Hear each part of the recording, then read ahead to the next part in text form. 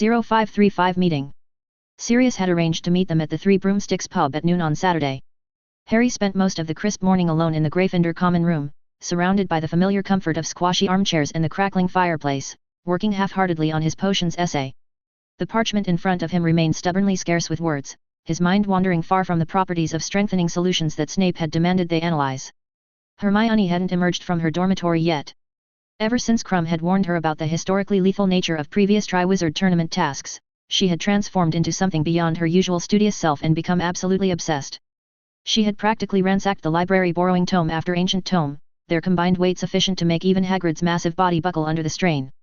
The books were stacked unsteadily around her bed like the walls of a literary fortress. She was frantically studying the behaviors of dangerous magical creatures and their countermeasures with her quill scratching frantically across parchment as she made detailed notes. Day and night blurred together as she memorized incantations, defensive spells, and obscure magical theories, her eyes growing increasingly bloodshot. Anyone brave enough to attempt interrupting her obsessive studying was met with a sharp tongue and an even sharper glare that would have made Professor McGonagall proud. Ron, perhaps seeking escape from the tension that had settled over their usual trio, had borrowed Harry's firebolt early in the morning. The racing broom, still gleaming despite its frequent use, had been whipped away to the grounds where Ron joined Dean and Seamus for some fun flying. When Harry had reminded him about their planned trip to Hogsmeade through the secret passage delivered with hopeful emphasis, Ron had hesitated. His freckled face showed a flash of something unreadable before declining the invitation yet again. The prospect of meeting Sirius had been the bright spot in Harry's thoughts ever since receiving his godfather's reply, but Ron's continued absence casted a shadow over his anticipation. Even without Hermione's usually shrewd insights, after years of close friendship, Harry was beginning to sense subtle signs that something was amiss. He was starting to suspect that Ron's strange behavior might not be solely due to concern for Hermione, as she had suggested, but something deeper, though he couldn't quite figure out what. The common room, normally bustling with activity, was conspicuously without any female students whom Harry could ask to send up to the girls' dormitory to remind Hermione of the time. The enchanted stairs, which would transform into a smooth stone slide at any male attempt to climb them, meant Harry could only wait anxiously by himself, watching the clock on the wall tick closer to their meeting time. "Sorry, am I late?" The words echoed in the unusually empty common room. When there were only 10 minutes remaining until 11, Hermione burst through the archway from the girls' dormitory stairs, her usually bushy hair even more disheveled than normal, resembling a brown thundercloud around her face. As she approached, Harry's eyes widened in shock at her appearance. "What happened to your face, Hermione?" Harry exclaimed, pointing at the red scratch marks on both of her cheeks. "Did you throw another one of Crookshank's caught mice out the window again?" He remembered the last time her cat had expressed displeasure at having his hunting trophies disposed of.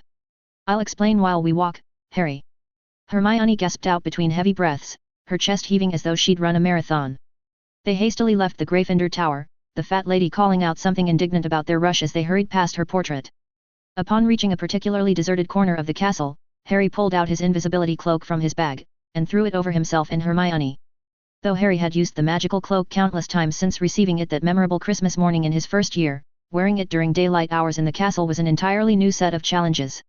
The corridors were swarming with students, far more numerous than during their nighttime adventures, forcing Harry and Hermione to move with care.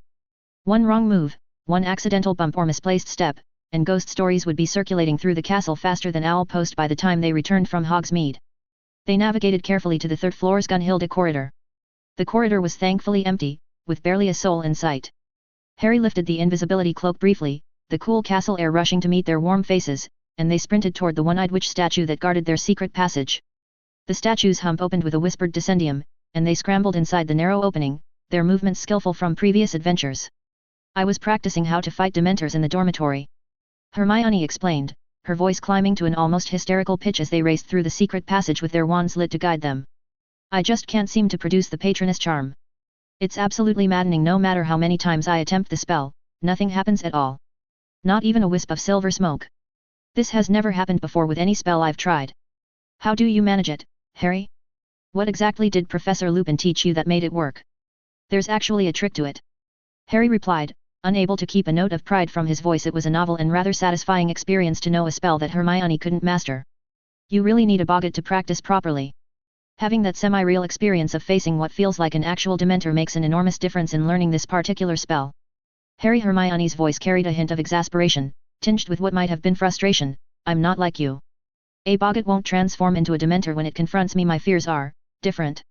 Besides," she added practically, "boggarts aren't exactly like sweets at Honeydukes that you can simply purchase with a handful of galleons." "Oh, Right, I hadn't thought of that, Harry said awkwardly, feeling rather foolish. Well, the key is really concentrating on happy memories. The more powerful and meaningful the memory, the better your chances of successfully casting the spell. Yeah, Hermione's voice became distressed once more, her words tumbling out in a rush. As you can probably tell from my current state, all I can see when I close my eyes are lovely, happy memories, not dementors, werewolves, vampires, and other such delightful creatures that might try to kill us all. Harry, recognizing the sarcasm in her tone, wisely chose to remain silent on that particular point. The secret passage between Hogwarts and Hogsmeade, while safer than traveling above ground, was not a short journey. Harry recalled from their previous year's adventures that the underground route was typically long and uncomfortably dark, but this time, despite maintaining a running pace throughout, they weren't particularly exhausted. He realized that maintaining good physical condition was becoming increasingly valuable for him even as a wizard, something he hadn't previously considered important. When they had first entered the passage, weak autumn sunlight had been filtering through thin clouds above the castle grounds, casting pale shadows across the grass. However, upon emerging from the sweet-scented cellar of Honeydukes, they were startled to find the sky had transformed dramatically. Dark clouds had gathered ominously above, and a fine, misty rain had begun to fall, creating a silvery haze that softened the edges of the village's thatched roofs and cobblestone streets. Quick, Harry, we must avoid those girls there from Beauxbatons, Hermione whispered urgently, tugging at his sleeve. During normal times, Honeydukes typically only had local village children as customers. But now Hermione had spotted several tall young women in powder blue uniforms examining the shelves of sweet with far more enthusiasm than they'd shown during their initial tour of Hogwarts Castle. How did they manage to get out here? Harry wondered aloud, crouching low and following Hermione's lead as they made their stealthy exit from the sweet shop. Outside on the rain-dampened street, they noticed more foreign students who stood out clearly from the local villagers with their distinctive uniforms. They're guests of the school, aren't they? Hermione responded matter-of-factly, showing no surprise at their presence. It's only natural they'd be granted certain privileges. Harry, we need the invisibility cloak again. I strongly suspect we'll encounter some of them at the Three Broomsticks as well. I've already spotted several Durmstrang students heading in that direction. Hermione's prediction proved remarkably accurate. Upon reaching the Three Broomsticks, they discovered not just a few, but a substantial group of Durmstrang students. Unlike Beauxbatons students' interest in sweets, the Durmstrang students appeared far more attracted to the pub's alcoholic drinks. They crowded around the bar, demanding Madame Rosmerta bring out the strongest drinks in the house, much to her evident eye-rolling displeasure. Harry's eyes quickly scanned the rowdy group, but Krum was nowhere to be seen. He wondered if he had chosen to remain at the castle to avoid creating yet another commotion with his presence. Still concealed beneath the invisibility cloak, Harry and Hermione carefully maneuvered through the crowded pub, dodging elbows and avoiding collisions as they searched the room. After several tense moments of careful observation, they finally located Sirius. Despite occupying a perfectly visible position, Sirius had managed to make himself remarkably inconspicuous, a skill likely honed during his years as a fugitive. He was casually holding a glass of beer, which was barely touched, while watching the rowdy Durmstrang students with an expression that could only be described as wary less than friendly gaze. Sirius. The moment Harry caught sight of his godfather, joy erupted in his chest like a warm explosion, trying to overflow. He instinctively reached to pull off the invisibility cloak, eager to properly greet him, but Hermione's quick reflexes prevented the impulsive gesture. We can't reveal ourselves, Harry, Hermione hissed nervously, her fingers gripping his arm with surprising strength. Don't forget we're not supposed to be here at all. Sirius was far more perceptive than either of them had anticipated. He immediately detected the presence of two invisible visitors approaching his table, his facial features momentarily sharpened into an alert expression. However, within a few seconds, his face transformed into a warm, knowing smile. Ah, Harry and Hermione, I see you've brought James's invisibility cloak with you. A very prudent decision indeed. How did you manage to identify us so quickly, Sirius? Hermione asked, her voice filled with both amazement and curiosity as Harry guided her into one of the two chairs Sirius had thoughtfully positioned close to himself. You both still have much to learn about the art of stealth. Sirius chuckled softly, gesturing toward the floor with a subtle movement of his hand. Harry and Hermione looked down to discover a telling trail of wet footprints leading from the pub's entrance directly to their current position, the distinct patterns clearly belonging to one teenage boy and one teenage girl. Oh, that's rather clever, Hermione admitted, her tone carrying both admiration and a hint of embarrassment at overlooking such an obvious detail. How have you been, Sirius? Harry asked eagerly, leaning forward across the wooden table. Sirius looked much as he had when he'd arrived to get Harry from the Dursleys during the summer, his skin weathered and tanned by wind and sun, perhaps slightly thinner than before, but his eyes still sparkled with the same resilient good spirits. Though Sirius couldn't see Harry's expression through the magical cloak, the obvious joy in his godson's voice told him that Harry must be grinning at him. He carefully weakened his responses, mindful that to any casual observer, he would appear to be sitting alone at his table, and too much sound might draw unwanted attention. Apart from being exceptionally busy, I'm finding it difficult to describe my current situation any other way, Harry Sirius replied, using his beer mug to hide a small smile. But what about you, Harry? Is everything going smoothly at school? Everything's fine, Harry responded quietly, his voice barely carrying above the noise of the pub. 2 months into the school year, and he hadn't encountered any life-threatening situations or mysterious dangers yet, possibly a first in several years. Well then, Hermione Sirius stared at the swirling depths of his beer contemplatively, maintaining the appearance of someone lost in thought. I suspect your recent experiences haven't been quite so uneventful lately, have they? For more chapters, patreon.com/FicFrenzy. 0536 Suspicions. Unlike Harry's deep and almost familial bond with Sirius, Hermione's relationship with Sirius had initially been more distant and cautious. However, the weeks they had spent together at the Burrow during the summer, coupled with their shared connection through Harry, had gradually transformed Sirius into a trusted friend. Moreover, as a Muggle-born witch, Hermione had come to view Sirius as something of a worldly mentor figure in the often bewildering wizarding world, despite or perhaps because of his own complicated relationship with it. Hermione began to open up about the increasing pressure that had been crushing down on her like an invisible weight. Her voice, barely above a whisper, trembled as she described the suspicious glances and whispered conversations that seemed to follow her through the castle corridors.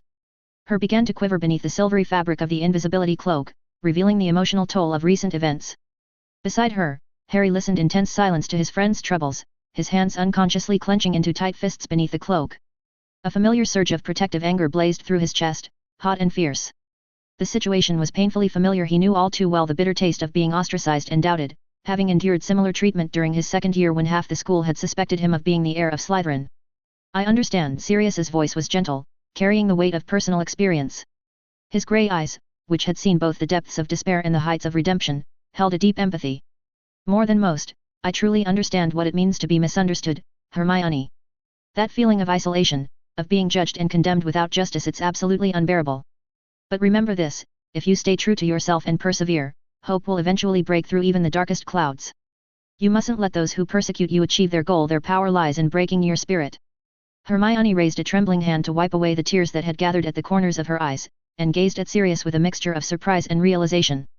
Then she realized her own troubles suddenly seemed to shrink in perspective as she considered the magnitude of what Sirius had endured. He had spent 12 years in Azkaban, wrongly imprisoned for betraying his best friends, surrounded by soul-sucking dementors that forced him to relive his worst memories day after day. Even after his escape, he had lived as a fugitive, surviving on rats and sleeping in caves, all while pursuing the true traitor who had destroyed his life. Yet here he sat, offering comfort and wisdom born from his trials, living proof that acceptance and vindication were possible even in the darkest circumstances. Thank you, Sirius. Hermione's voice was dense with gratitude as she pressed her lips together, fighting to maintain her composure. Do you have any leads, Sirius? Harry asked eagerly, leaning forward with such enthusiasm that the cloak shifted, momentarily revealing a glimpse of his trainers. I'm not entirely certain. Sirius released a weary sigh. I have some theories forming, but since both Brian and Dumbledore have chosen to maintain their silence on certain matters. His voice trailed off suggestively, leaving the sentence hanging in the air like an unfinished spell. Sirius's cryptic explanation hung in the air like an unsolved riddle. Neither Harry nor Hermione could quite decipher the hidden meaning behind his words. Catching himself, and apparently deciding he shouldn't burden the young ones with too much anxiety, Sirius straightened in his chair and adopted a more businesslike demeanor. Hermione, he said solemnly, his voice dropping even lower, I need you to recount everything that happened after your selection as champion. Every detail, no matter how insignificant it might seem, could help me form a more accurate assessment of the situation. Hermione had previously shared the details of that argument in the antechamber behind the Great Hall with Harry, Ron, and Ginny. Now, revisiting those moments made her heart race as though she were experiencing it all again. Though the raw desperation of that night had somewhat faded, her pulse still quickened noticeably as she began her explanation. After what seemed like an endless debate, Barty Crouch finally confirmed my position as champion, she whispered, constantly scanning the crowded pub for any sign they'd been noticed. He told the Durmstrang and Beauxbatons headmasters that if they considered it unfair, Hogwarts' overall score would be calculated as an average of mine and Cedric Diggory's performances. That essentially ended the immediate argument. The busy atmosphere of the Three Broomsticks forced Hermione to frequently pause her narrative. The constant flow of patrons, the clinking of glasses, and the rowdy laughter of the Durmstrang students made it necessary to time her words carefully. What might have been a straightforward retelling stretched into a 15-minute exercise in patience and vigilance as she carefully reconstructed the events of that evening in the Great Hall. Well. Harry's voice vibrated with barely contained anticipation.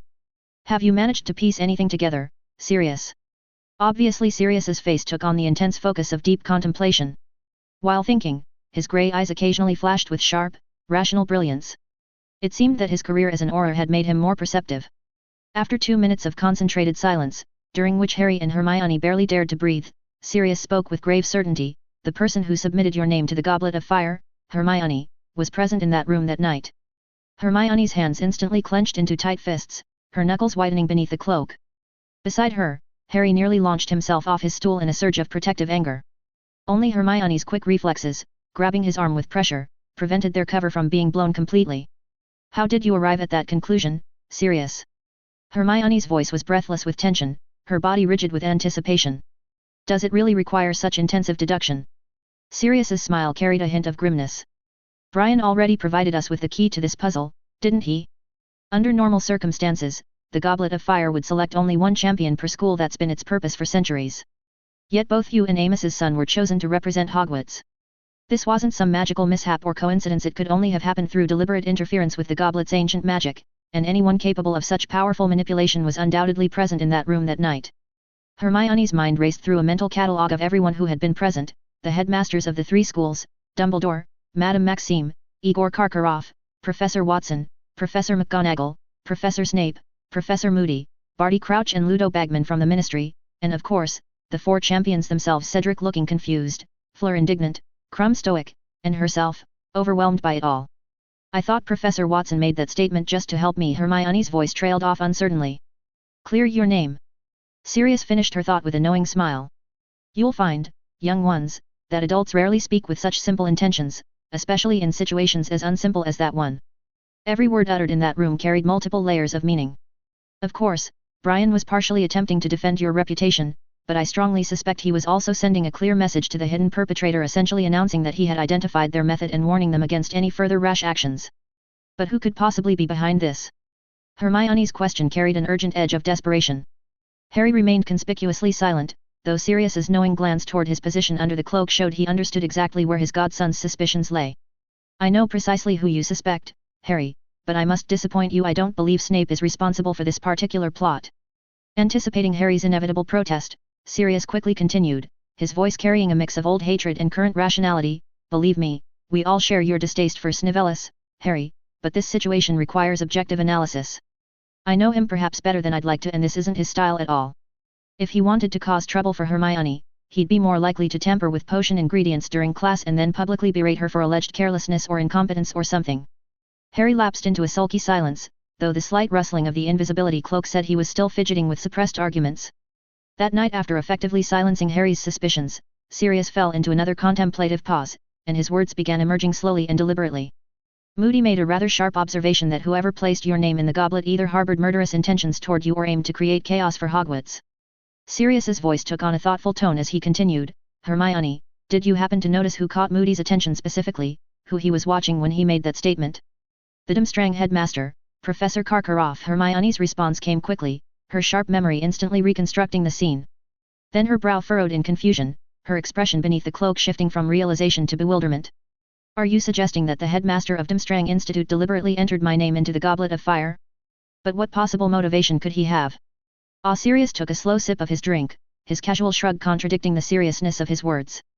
"I'm not alone in this suspicion. Moody clearly shares similar thoughts. Don't underestimate Alastair Moody's instincts. Though he's officially retired now, he was absolutely legendary in the Auror department.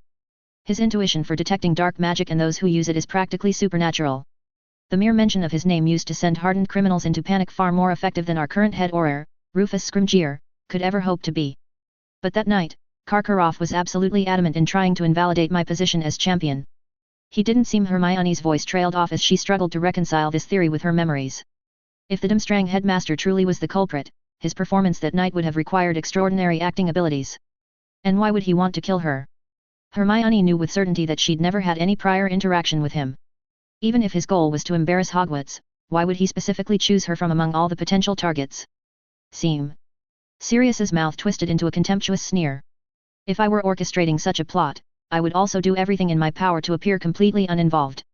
Hermione, those who harbor truly dark intentions are far more cunning than you might imagine, particularly someone of Igor Karkaroff's background.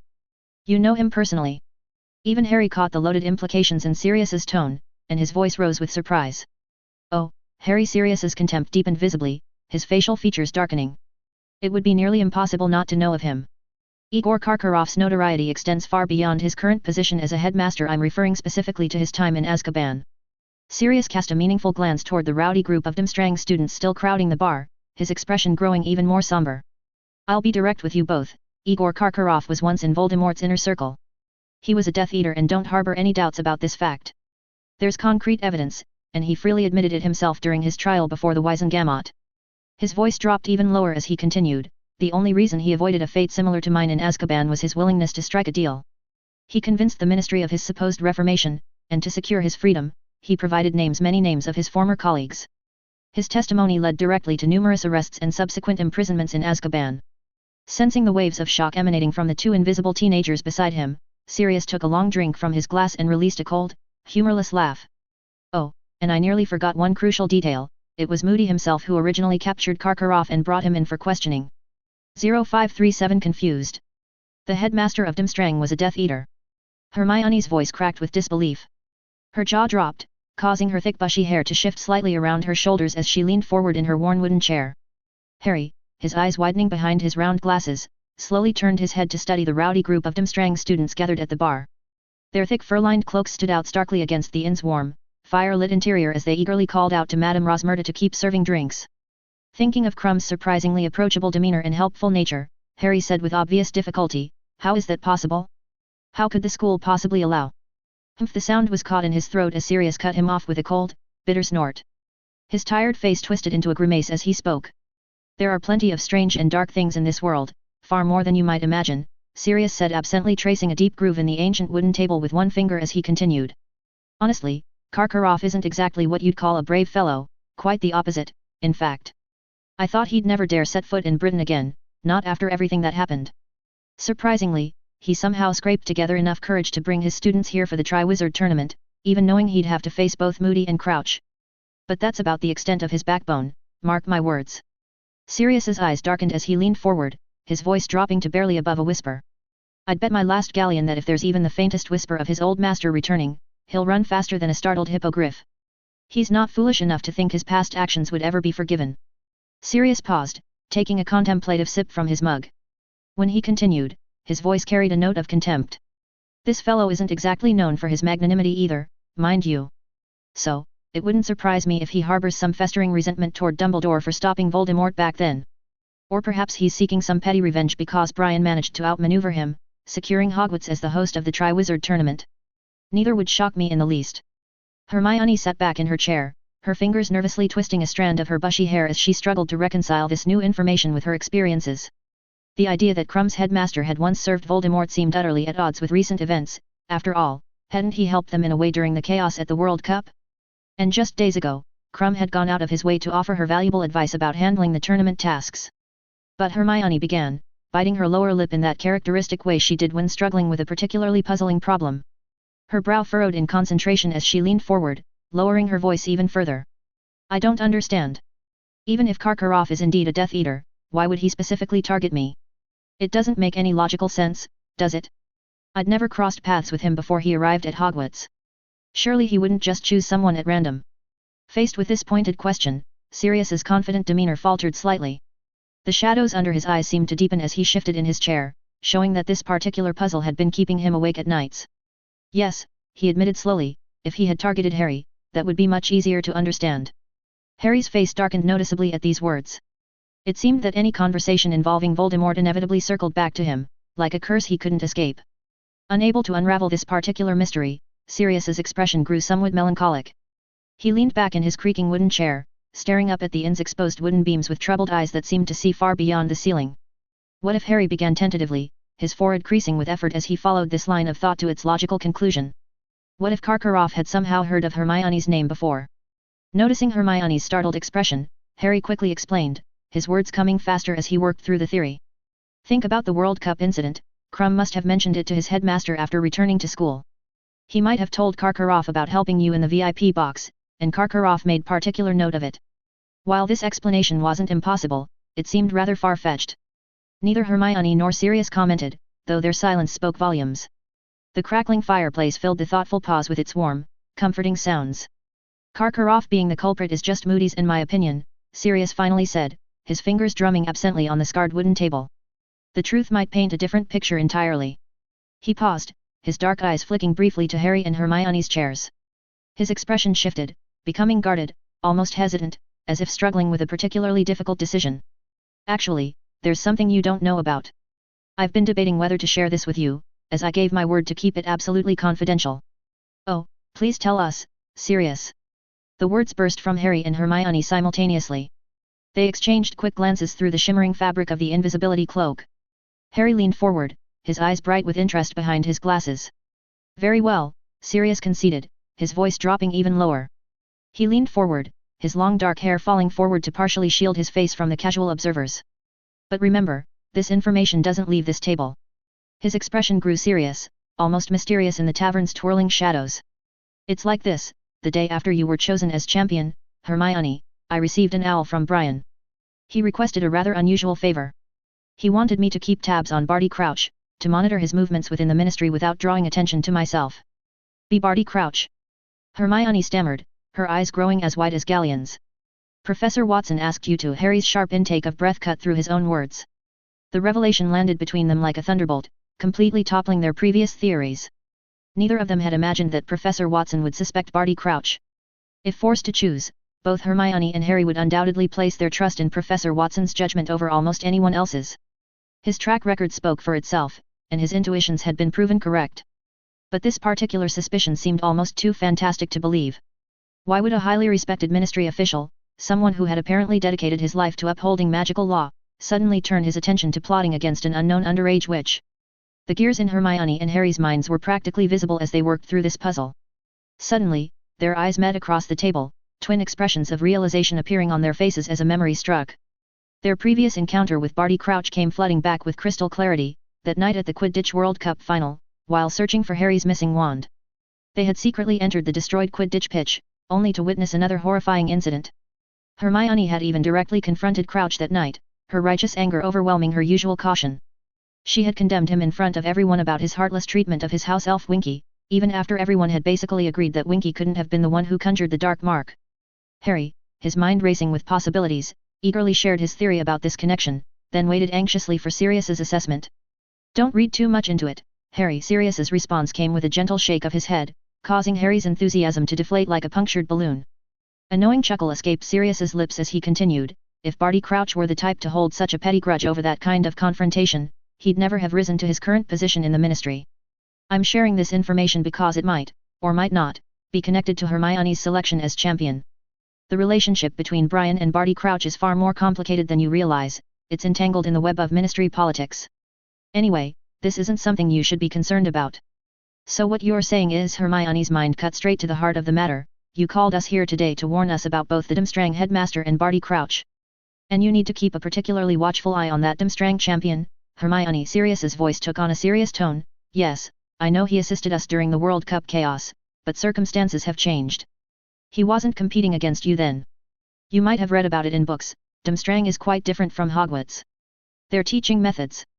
He paused, choosing his words carefully. Let's say they're considerably more aggressive in their approach. You understand my meaning, don't you? If presented with an opportunity to eliminate competition, I doubt he'd hesitate to seize it. His voice dropped even lower, barely audible above the growing noise of the pub. Teaching dark arts is deeply woven into their school's traditions. It shouldn't come as a surprise that they'd choose someone like Karkaroff, a Death Eater with a notorious reputation, as their headmaster. Beneath the protective cover of the invisibility cloak, Hermione and Harry exchanged meaningful glances. While neither voiced their disagreement with Sirius's assessment of Krum, their silence spoke volumes about their skepticism. As the hands of the clock above the bar crept toward noon, the three broomsticks began filling with its usual diverse crowd, local villagers in their thick wool cloaks, elegant Beauxbatons students who seemed to float rather than walk, and the fur-clad Durmstrang group. A hopeful customer eyed the seemingly empty chairs at their table, but Sirius smoothly deflected the inquiry, claiming he was expecting additional company. Despite the valuable intelligence Sirius had shared during their covered meeting, Harry couldn't quite shake a feeling of disappointment. He had harbored hope that Sirius would definitively identify the mastermind behind Hermione's mysterious selection and explain their motivations. Instead, they had more questions than answers. Outside the frosted windows, a fine misty rain had begun to fall, shrouding Hogsmeade in an ethereal veil. In the distance, perched atop its lonely hill like a brooding watchman, the shrieking shack loomed through the haze, its battered walls and boarded windows keeping watch over the peaceful village below. Through the flimsy curtain of rain, Hogsmeade seemed transformed into something out of a fairy tale, a village that time had forgotten, where every cobblestone and timber beam held centuries of magical secrets. "There's one more thing I need to warn you about, Harry." After a moment of silence, Sirius spoke again, his voice carrying an edge of carefully controlled concern that immediately captured both of their attention. Though he spoke softly, the seriousness in his tone made his words cut through the growing tavern noise like a knife. "What is it?" Harry straightened in his chair, instantly alert. He realized that Sirius had saved this matter for last, and something in his manner said that this was what had truly prompted him to risk meeting them in person. "I've been in regular correspondence with Remus," Sirius began, his fingers absently tracing the rim of his mug. "We've been discussing recent events. The World Cup incident needs no explanation, you lived through that nightmare. But there's more. The Ministry's investigation into those masked wizards from the World Cup has turned up some disturbing possibilities. Word is that those so-called Death Eaters were actually hired hands, and pulling their strings was someone far more dangerous, a genuine Death Eater." This account stood in stark contrast to the Ministry's official stance, as published in the Daily Prophet's reassuring articles. But neither Harry nor Hermione needed to think hard about which version carried more weight. Sirius's words and his connections had been proven reliable before. Harry's brow furrowed deeply as he absorbed this information, his mind already racing ahead to its implications. "There are many signs indicating," Sirius continued, "that the Death Eaters are stirring, becoming bolder again. And you have to ask yourself, what would give these cunning rats, who've spent over a decade skulking in the shadows of the gutters, the courage to show themselves now? The wizarding world isn't just protected by Dumbledore anymore, we have Brian as well. Unless... Unless what?" The unfinished sentence hung in the air like a curse. There was only one possibility, only one thing could encourage Voldemort's old followers, the sense that their master was regaining his strength. Many eyes are fixed on Hogwarts right now, watching both Dumbledore and Brian. And in the midst of all this scrutiny, we have this suspicious incident with the Triwizard Tournament. It's impossible not to see potential connections. So please, Harry." Sirius's eyes bore into his godson's with fierce intensity. "Stay alert at school. If anything seems out of place, don't try to handle it yourself. Dumbledore, Brian, or Moody are all trustworthy people, let them handle the problems." 0538 Talks. Harry pressed his lips together until they formed a thin, bloodless line, blinking rapidly as the harsh reality of the situation finally formed in his mind. He finally understood why Sirius looked so defensive. He believed that Voldemort was stirring from the shadows, gradually regaining his power, and would certainly make a move, inevitably setting his sights on Harry as his primary target. The timing couldn't have been worse, with the mysterious circumstances surrounding the Triwizard Tournament at Hogwarts now directly involving Hermione, his closest and most trusted friend.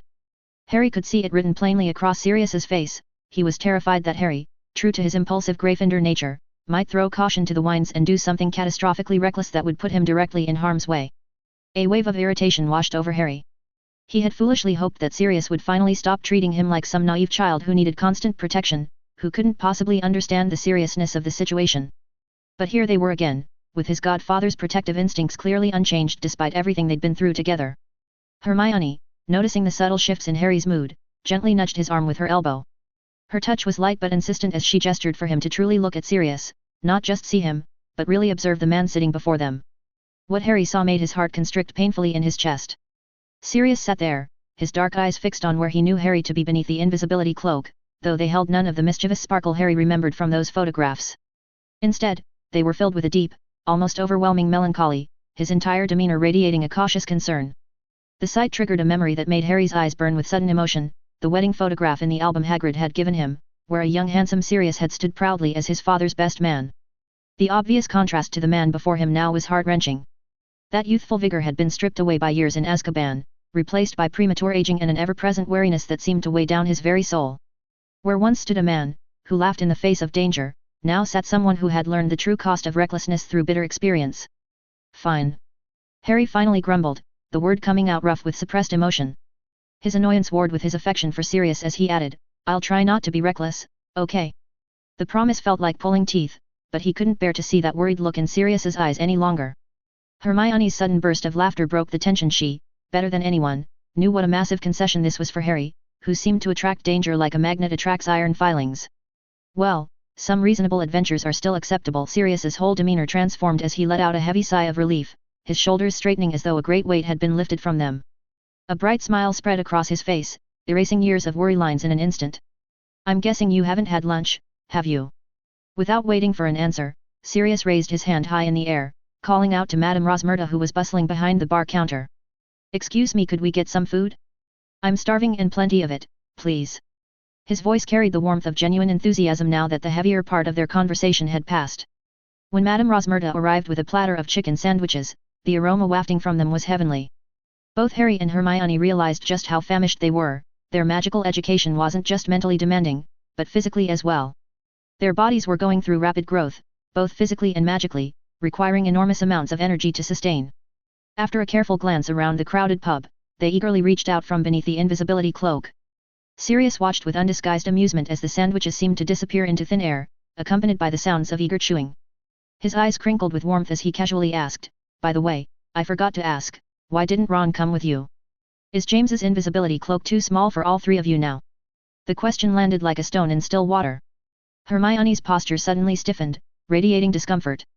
Though she knew Sirius couldn't possibly see her eyes beneath the cloak, she found herself avoiding his general direction nonetheless, as if his gaze could pierce through the fabric of invisibility cloak. While Harry forced down his mouth full of food, his voice tinged with unmistakable displeasure, "I invited him, but he didn't want to come. He borrowed the firebolt, said he wanted to play some Quidditch." "Oh." The simple word carried volumes of understanding as Sirius's smile dimmed slightly. He raised an eyebrow, his voice dropping to a gentle probe, "Has Ron been unhappy lately?" The timing of the question couldn't have been worse. Harry had just taken another large bite of his sandwich. His violent coughing fit as he choked on his food was mercifully masked by the general noise of the busy pub. He grabbed desperately for the butterbeer Sirius had secretly slipped under the cloak, taking several large gulps while Hermione patted his back with increasing concern. Finally, with his face flushed crimson from the ordeal, he managed to recover his composure. "How did you know?" The words burst from Harry in a gasp, his eyes wide with shock as he stared at Sirius. "Isn't it obvious?" Rather than showing satisfaction at his insight, Sirius's expression deepened with genuine concern. "Harry, Hermione, and Ron, you three have always been inseparable, the closest of friends. Harry, your fame has always been a given, everyone knows the boy who lived. And now Hermione has become a Triwizard champion, in what I'm hearing will be the most significant tournament in history." Sirius leaned forward slightly, his voice dropping to ensure privacy. "Brian has apparently negotiated an agreement with the goblins to broadcast the competition throughout other European countries. The only reason the Daily Prophet hasn't been hounding you for interviews, Hermione, is because they're pouring all their resources into promoting this historic event. Once the competition begins, Hermione will become an international celebrity in her own right. That leaves only Ron." He trailed off meaningfully.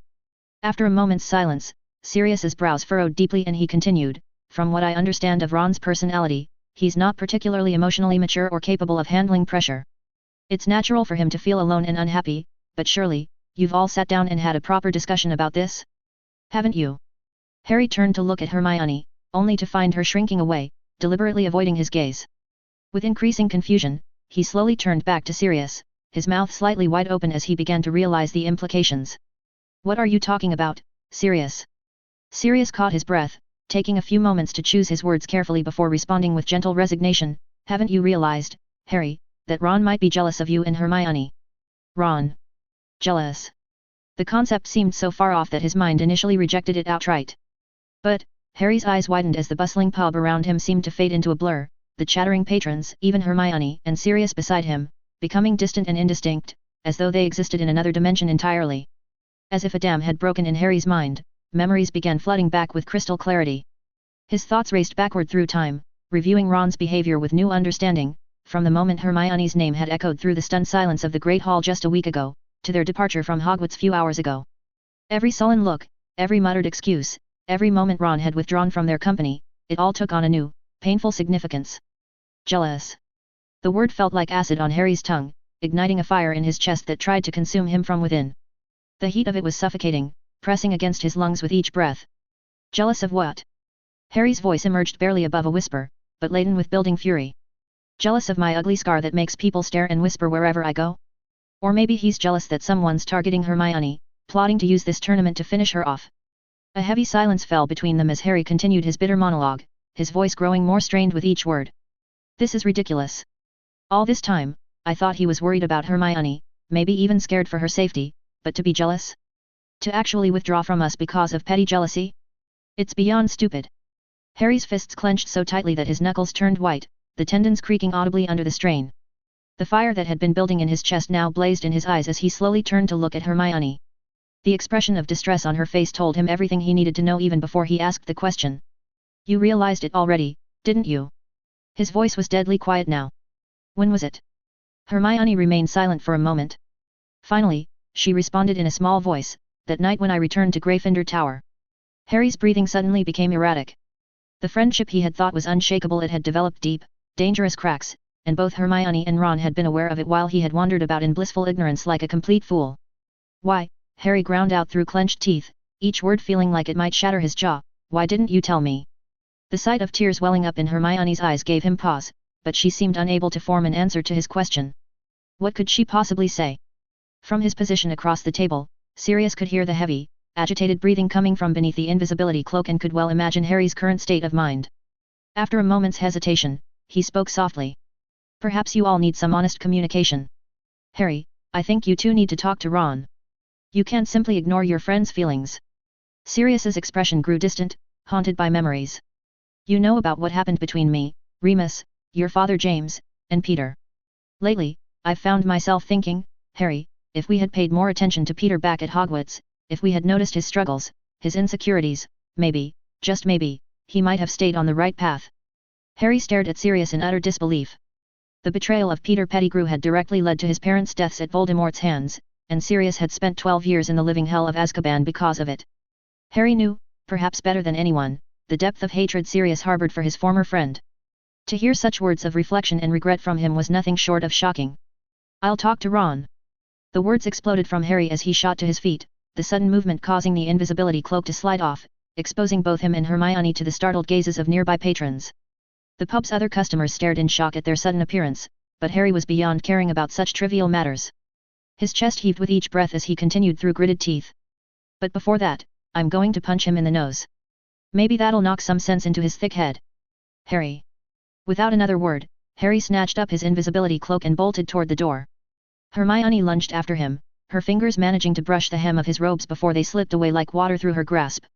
Harry rushed forward, ignoring the curious stares following his progress through the pub. The fire of betrayal burning inside him threatened to consume all rational thought.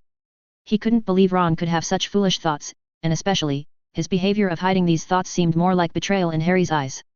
Just as he was about to push open the door, someone outside pulled it open first, intending to enter the three broomsticks. Harry's momentum was too great to stop. He crashed headlong into the entering customer. The collision was violent, and the person on the other side clearly wasn't prepared for such an impact. A pained cry pierced the air as she was thrown backward, directly into the arms of the man standing behind her. Brian Steadfleur, who had suddenly fallen into his arms, looked at her tear-filled eyes and bleeding nose, then glanced at Harry who was holding his forehead against the bar counter, and was rendered speechless. 0539 Hogsmeade. The cobblestone streets of Hogsmeade, usually echoing with nothing more than the soft whispers of winter wind, had taken on a different character in recent days. The magical village's shops, their wooden signs creaking gently in the breeze, primarily catered to the young witches and wizards of Hogwarts School of Witchcraft and Wizardry. On days when Hogwarts wasn't hosting student visits, most shopkeepers could be found lounging lazily in their doorways, basking in the weak Scottish sunlight that filtered through the perpetually misty air. Their lively conversations inevitably turned to the upcoming Triwizard Tournament, their eyes gleaming with excitement as they discussed about it. The arrival of the visiting students from Beauxbatons and Durmstrang, though relatively few in number, had transformed the village's usually subdued atmosphere. Their presence brought an unexpected vitality to the otherwise tranquil streets, their foreign accents and colorful uniforms adding splashes of life to the village's traditionally somber Scottish character. The initiative to introduce these international students to Hogsmeade had originated from young Gabrielle Delacour's innocent request, and both Brian and Dumbledore had recognized it as an excellent opportunity to ease the subtle tensions simmering between the three schools. Fla's enthusiastic response to the village had caught Brian completely off guard. Having observed her proud demeanor and generally dismissive attitude toward all things Hogwarts-related, he hadn't expected her sudden and intense fascination with Hogsmeade. In the span of 3 painstakingly long hours, their group had barely managed to traverse a quarter-mile of the main street, as both Delacour sisters were entranced by every shop window, magical display, and curious object they encountered. Brian was painfully reminded of how exhausting it was to shop with women. The last time he'd experienced such torture was literally in his previous life. He couldn't very well let 2 delicate ladies carry their packages, especially when one was even younger than magical education age. Out of politeness and chivalry, he offered to carry their bags, and afterward, the 2 girls went completely wild with shopping. The sisters' wealthy background became increasingly apparent with each purchase. their golden galleons flowing freely as they acquired one exotic magical item after another. Their shopping spree showed no signs of fiscal restraint, each whimsical desire immediately transformed into a new purchase. The rising collection of packages soon began to overwhelm Brian entirely, forcing him to resort to levitation charms just to manage their extensive purchases, that included everything from mountains of Honeydook's finest sweets to an alarming quantity of Filibuster's fireworks. Gabrielle had bought many, perhaps finding Hogwarts nights too dull. Walking down the street, Brian felt like a walking spectacle. He drew amused glances and poorly concealed snickers from passing villagers. Some even went so far as to pulling out the magical cameras. More concerning were the increasingly suggestive looks and whispered conversations that seemed to focus on him and Fleur, creating an air of juicy gossip. The situation reached new heights of absurdity when the sisters emerged triumphantly from Scrivenshaft's quill shop, adding yet more packages to the orbital dance of shopping bags floating around Brian like peculiar satellites. Fleur finally noticed Brian's increasingly darkening expression, but rather than showing any sign of remorse, she simply tossed her silvery hair with elegant defiance and flashed him a dazzling smile, an action that only worsened matters. The villagers, with their relatively weak resistance to magical influence, were particularly vulnerable to the Vila's natural charm, even more so than the young wizards at Hogwarts. Brian realized with growing unease that his presence was likely the only thing preventing an avalanche of admirers from approaching Fleur. The villagers' increasingly pointed looks sent a chill down his spine. The last thing he needed was to become the subject of scandalous rumors in the magical community. With sharp determination, he called out Riga. His voice cut through the murmur of the street, and with a distinctive pop, the house elf he had previously assisted materialized before them. Riga, now fully recovered from her earlier period of weakness, executed a deep bow that brought her long nose nearly to the cobblestones. "Great Professor Watson, how may Riga serve you?" Her squeaky voice rang with earnest devotion. Though Beau's batons employed house elves in their own right, making the sight not entirely foreign to Fleur, she couldn't help but watch with curious interest as Brian interacted with the creature. "If you please," Brian's voice softened considerably as he addressed the eager house elf, "I'd appreciate it if you could deliver these ladies' purchases to their quarters." "It would be Riga's highest honor." The house elf's bow deepened even further before she disappeared with a crisp snap of her fingers, taking the impressive collection of packages with her. "Miss Delacour," Brian began tactfully, pressing his lips together as he chose his words carefully, "I've just recalled some rather urgent matters requiring my attention, if you wouldn't mind." "Oh!" Fleur's sudden exclamation of delight cut through his attempted escape. She pointed eagerly toward a shop in the distance, her blue eyes sparkling with renewed excitement. "That's Gladrag's Wizard Wear. It's quite famous, with a branch in Paris. The weather here is so much colder than I anticipated, I simply must get some new clothing." Brian couldn't help but note how women always needed new clothes, regardless of whether the weather had any actual bearing on the matter. Fleur's swift departure toward the shop rendered Brian's carefully planned excuse utterly useless, leaving him standing alongside young Gabrielle.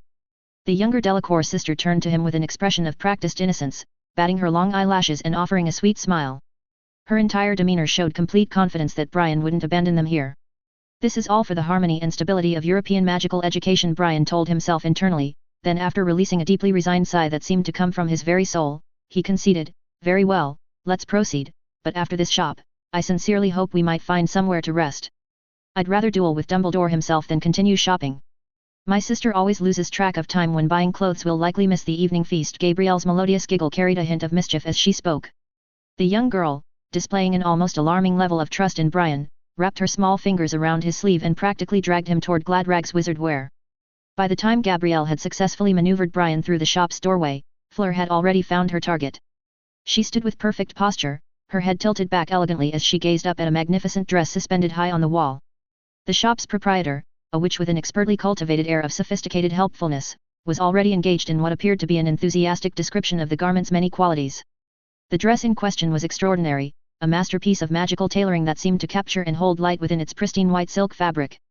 The cut was perfect, creating flowing lines that suggested both grace and dignity. Along the hem, enchanted crystals caught and reflected light like captured stars, creating an effect that somehow managed to convey both noble elegance and untouched purity. The overall effect was breathtaking, though Brian couldn't help but think it entirely impractical for daily wear at a wizarding school. "What are your thoughts?" Fleur's voice carried a note of genuine pleasure as she turned to face Brian, her eyes sparkling with an enthusiasm that matched the dress's crystalline embellishments. Brian chose his words with polite care. "While the dress is undeniably beautiful, I must point out that it seems rather impractical for attending classes or traversing the castle grounds. Furthermore, I doubt it would provide much protection against the Scottish Highlands' notorious chill." Gabrielle covered her mouth to suppress a giggle, while Fleur's response was to wrinkle her nose and huff in obvious disapproval of his practical considerations. Without further discussion, she instructed the eagerly hovering shopkeeper to retrieve the dress and prepare it for fitting. Brian observed with growing resignation how the peculiar female obsession with clothing transcended age barriers. Gabrielle was just like her older sister, becoming completely absorbed in examining the rainbow of magical garments hanging throughout the shop. Seizing his opportunity, Brian quickly claimed the shop's sole chair, a rather worn piece of furniture that nonetheless felt like a sanctuary after their lengthy shopping spree. To be honest, this was Brian's first time entering this shop. During his early years at Hogwarts, financial constraints had limited his options. His scholarship fund barely covered essential educational expenses, forcing him to purchase his school robes from the more economical Madame Malkin's shop. Even after he began earning some extra galleons in his later years, he had chosen to invest his modest wealth in magical research rather than frivolous clothing expenses, though he well remembered how some of his wealthier Slytherin housemates had regularly boasted about their purchases from this very shop. As his gaze wandered listlessly around the shop's interior, Brian found himself somewhat underwhelmed. To his practical eye, many of the displayed garments seemed to differ only in minor decorative details, a sash here, a pendant there, various embellishments that seemed to serve no purpose beyond inflating the price. However, something unexpected caught his attention, causing him to abandon his hard-won seat. In an easily overlooked corner of the shop, far from the elaborate gowns and refined robes that dominated the space, hung several unremarkable garments crafted from double-layered fabric. Their design was surprisingly practical, bearing a striking resemblance to Muggle athletic wear. Approaching the display, Brian reached out to examine the fabric, nodding unconsciously as his fingers assessed its quality. The material impressed him, smooth to the touch yet clearly durable, with properties that suggested both comfort and functionality. Taking a few steps backward, he studied the grayish-blue garment with growing interest. His expression shifted from casual observation to intense concentration as various possibilities began forming in his mind. "Has that particular outfit caught your fancy?" Fla's voice, tinged with surprise, suddenly broke through his contemplation. "It seems rather ordinary, doesn't it?" "Oh, not exactly," Brian replied, running his fingers over the practical garment once more. "Actually, I believe this would serve excellently as competition wear." 0540 Shopping. Brian slowly turned his head to look at Fleur. She had transformed herself by changing into the white silk formal dress from earlier. The dress wasn't just tailor-made for Fleur, it was as if it had been conjured from pure moonlight specifically for her body. The exquisite craftsmanship was evident in every stitch and seam, the fabric flowing like liquid silver as it traced the elegant curves of her figure with an artist's precision. Her exposed collarbones caught the light like fine porcelain. The diamonds meticulously embedded along the dress's hem weren't merely sewn on, they seemed to capture and release light in a mesmerizing dance, creating a constellation of sparkles that followed her every movement. The fringe that cascaded from the half-sleeves swayed with ethereal grace, each strand emitting a pure white luminescence that seemed to create a subtle halo around her arms. The true genius of the design lay in its restraint. A few precious inches of delicate white gauze joined above the strapless bodice, creating an artful veil across what would otherwise have been a revealing neckline. This ingenious addition, rather than diminishing the dress's allure, elevated it to something approaching haute couture. Fleur stood there in the shop's warm lighting, becoming the gravitational center of the room, drawing all eyes inevitably toward her radiance. Gabrielle, who lived with her sister's beauty as a daily reality, was also momentarily stunned by this particular manifestation of it. The shop owner, a woman whose 40-plus years in the fashion industry had surely immunized her against most displays of beauty, couldn't help but stare at Fleur with unconcealed admiration. The spell was broken, however, when Fla's perfectly shaped brows drew together in a frown, her eyes fixed with obvious distaste on the particularly utilitarian sportswear displayed behind Brian. "You seriously expect us to appear before the entire European magical community wearing those ugly clothes?" Her French accent became more distinct with her distress, adding musical notes of indignation to her words. Brian's response came with the calm detachment of someone examining a mildly interesting academic problem. He spoke as if he were completely immune to the vision before him, his voice maintaining the same measured tone he might use to discuss the weather. "I think they're quite nice, actually," he replied, continuing with official precision, "to better present the tournament to the audience, and for your own safety, champions must wear uniform attire during the tasks. Didn't you know? It's specified in the tournament regulations." "Impossible," Fleur declared with absolute certainty. Her voice rang through the shop. "I know every single regulation by heart, down to the last comma and period, and there has never been any rule about champions' attire." "Not one word." Brian's response came with a casual dismissiveness. That was before. Noting the gathering storm in Fla's expression, he smoothly added, "It starts this year." Before she could voice her arguments, he continued, "I'll add this clause to the Champions Safety Protocol regulations when I return. Champions who don't comply will lose points even if they execute their tasks with absolute perfection."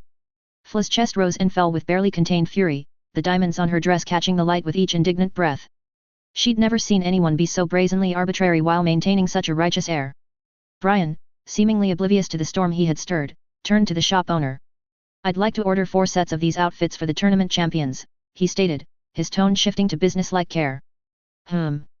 He paused thoughtfully. "I'll notify you when to come to Hogwarts to measure the champions. How long will it take, and what would be the cost?" The shop owner's hands trembled with barely contained excitement, her eyes lighting up at the marketing possibilities in Mr. Watson's order. "Only 2 days, Mr. Watson," she exclaimed, her voice quivering with enthusiasm. "As for the cost," her voice dropped to an eager whisper, "not a single nut, Mr. Watson, if you'd permit me to." "Ah," Brian cut in smoothly, having anticipated this exact proposal, "I'm afraid I must decline your request." He shook his head with skillful regret. "I cannot allow advertising on the competition uniforms. If you wish to pursue promotional opportunities, you'll need to negotiate directly with the goblins. I've already inquired." The shop owner's excitement deflated slightly, replaced by a frustrated grumble. "Those black-hearted goblins charge enough to buy an entire full-grown Hungarian horntail." "But Mr. Watson," she continued, her business acumen shining through, "I can offer you a very reasonable discount. Considering each champion needs to participate in 3 tasks, 12 sets would be sensible. Including the service fee, you'd only need to pay 150 galleons." Brian's eyebrow arched appreciatively at the owner's meticulous planning. "Very well," he conceded, "we'll proceed as you suggest. When you come to Hogwarts to measure the champions, I'll have Argus handle the payment." "You truly intend to make us wear those hideous clothes in the competition?" Fla's voice cut through their business discussion like a blade of pure ice. Her eyes were wide with disbelief. "No, you absolutely cannot do this." "Of course, I can, Miss Delacour." Brian's reply was accompanied by a series of sharp neck cracks as he twisted his head, the sound echoing in the quiet shop. He rubbed his brow with weariness and said, "Are we finished here? Have you decided whether to purchase this dress?" The sudden shift in topic caught Fleur off guard, momentarily derailing her building tirade. His reminder brought her back to her original purpose in trying on the dress. "What? Oh, the dress." Taking several deep breaths to compose herself, Fleur made a conscious decision to temporarily set aside the uniform debate, unwilling to let it completely spoil what should have been a perfect moment.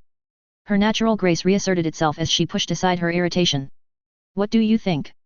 The pretty smile that was her birthright returned to her face as she executed a perfect twirl, her arms spread wide in an elegant gesture that showed off the dress to its full advantage.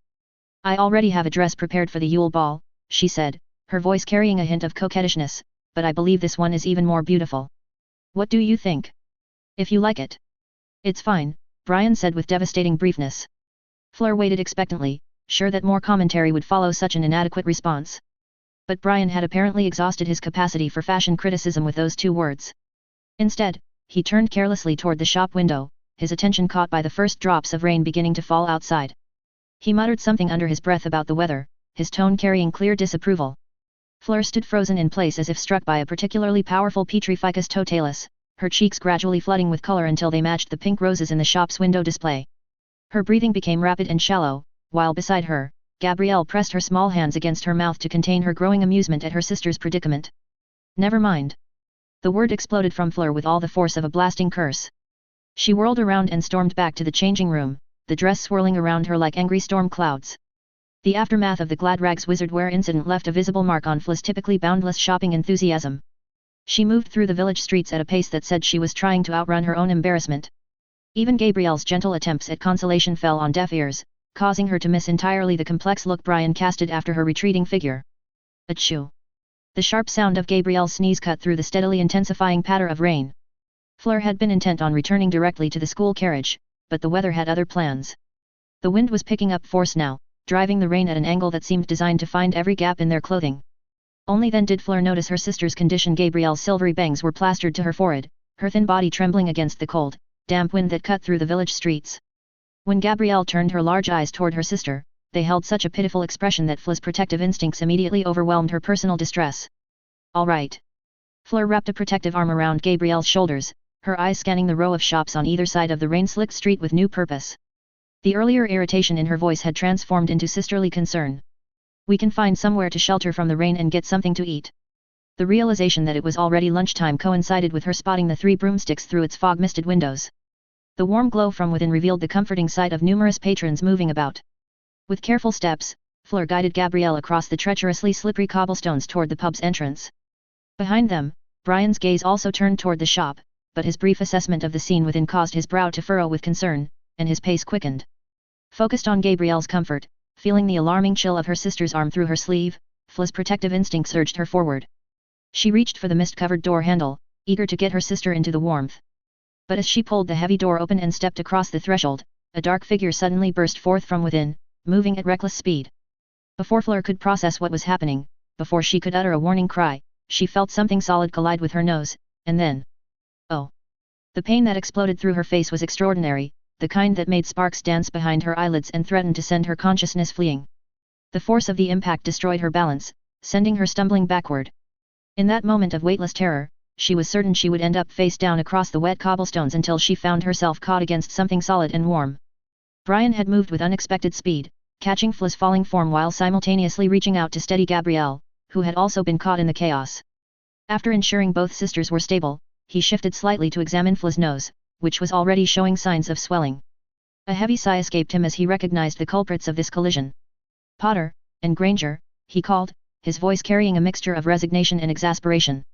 His gaze moved between Harry, who stood near the bar holding his forehead with an expression of shocked panic, and Hermione, who was hurrying over with equal parts concern and guilt written across her face. "Is today a Hogsmeade visiting day?"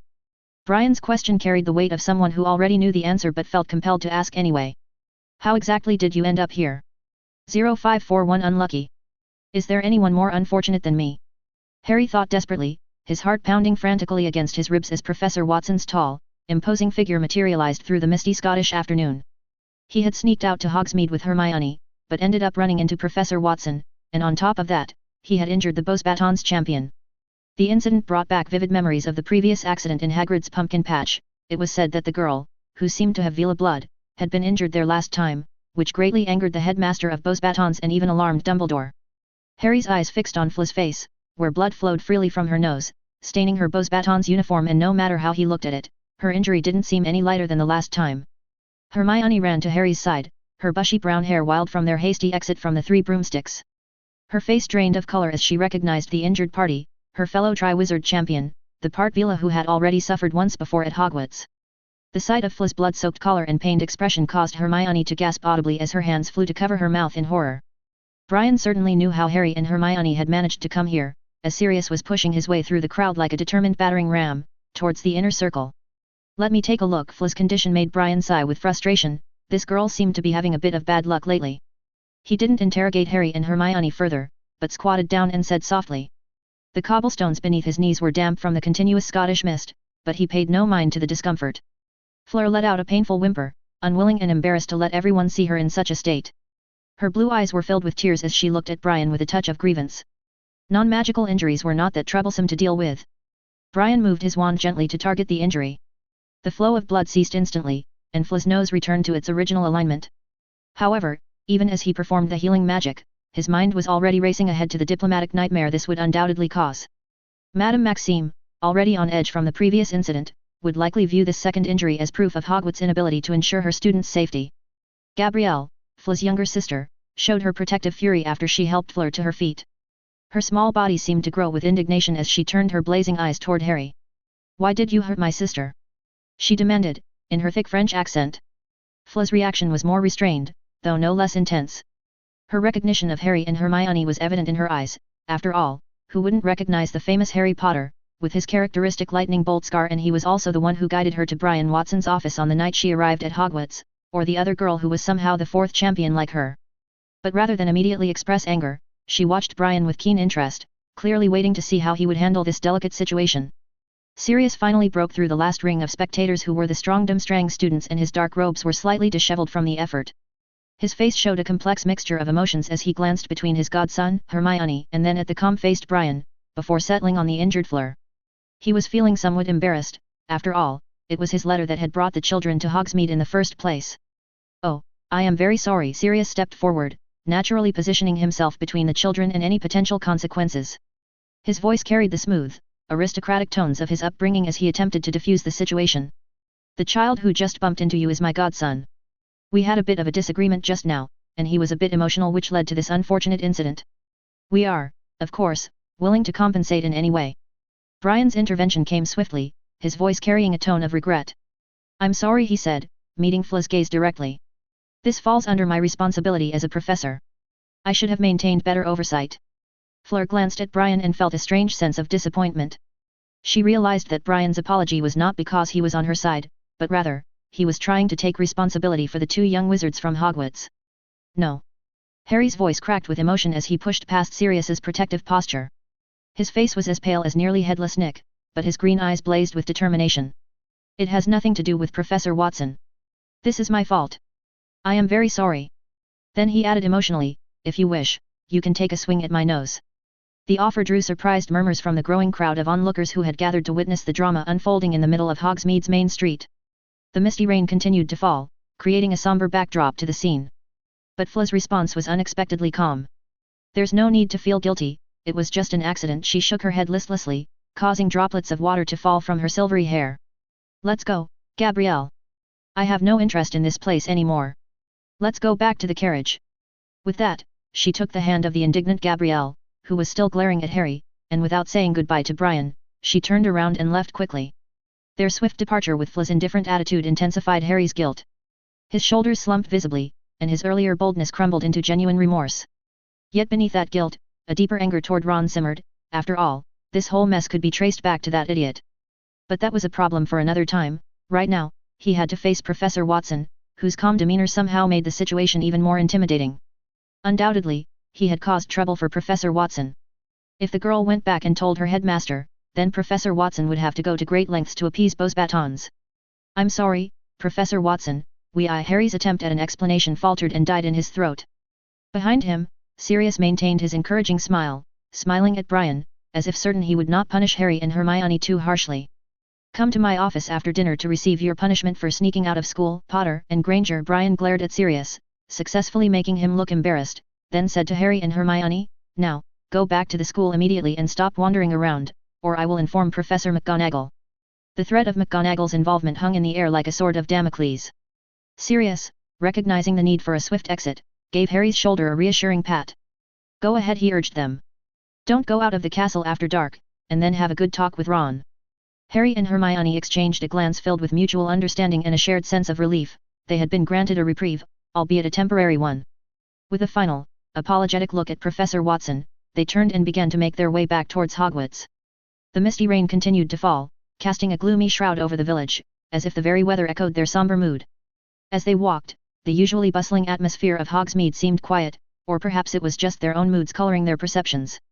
The brightly colored signs of the various shops, Honeydukes, Zonko's joke shop, Scrivenshaft's quill shop, all seemed dulled and less inviting than usual. The delicious scents wafting from the Three Broomsticks and Madame Putafoot's tea shop, normally so enticing, now seemed sickly and overly sweet. Meanwhile, Sirius and Brian watched as the two young Gryffindors disappeared into the mist. Sirius turned to Brian, as a wry smile appeared at the corners of his mouth. Would you like a drink, Brian? My treat, of course. I had planned to, Brian said with a dark expression, but now I'm not in the mood. Sirius nodded understandingly, his smile fading. Brian's gaze shifted to the alley opposite the Madame Putafoot's tea shop, his mind already moving on to the next issue that required his attention. Clearly, this place is no longer suitable for conversation, he said, his voice barely audible over the murmur of the crowd. Would you mind if we stepped somewhere more private?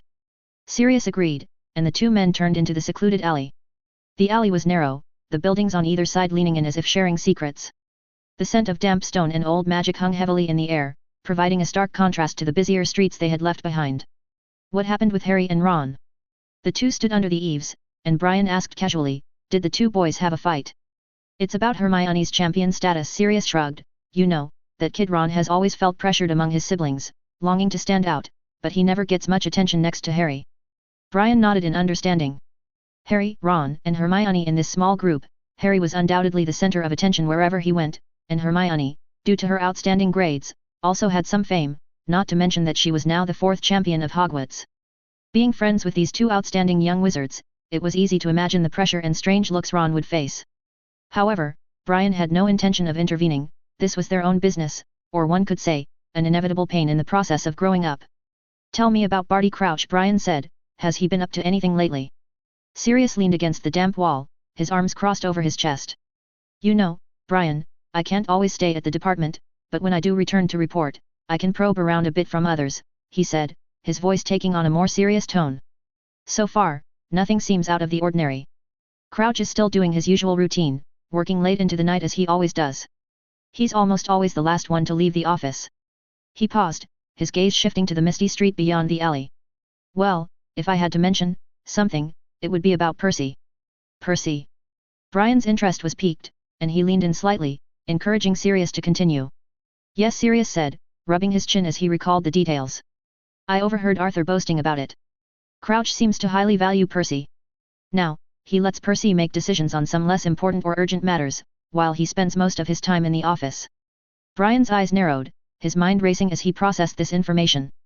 Sirius continued, but this actually isn't anything unusual. It's said that he was injured during a visit to Hungary and should have gone to St. Mungo's for a period of recovery, but we all know he wouldn't waste his precious time there.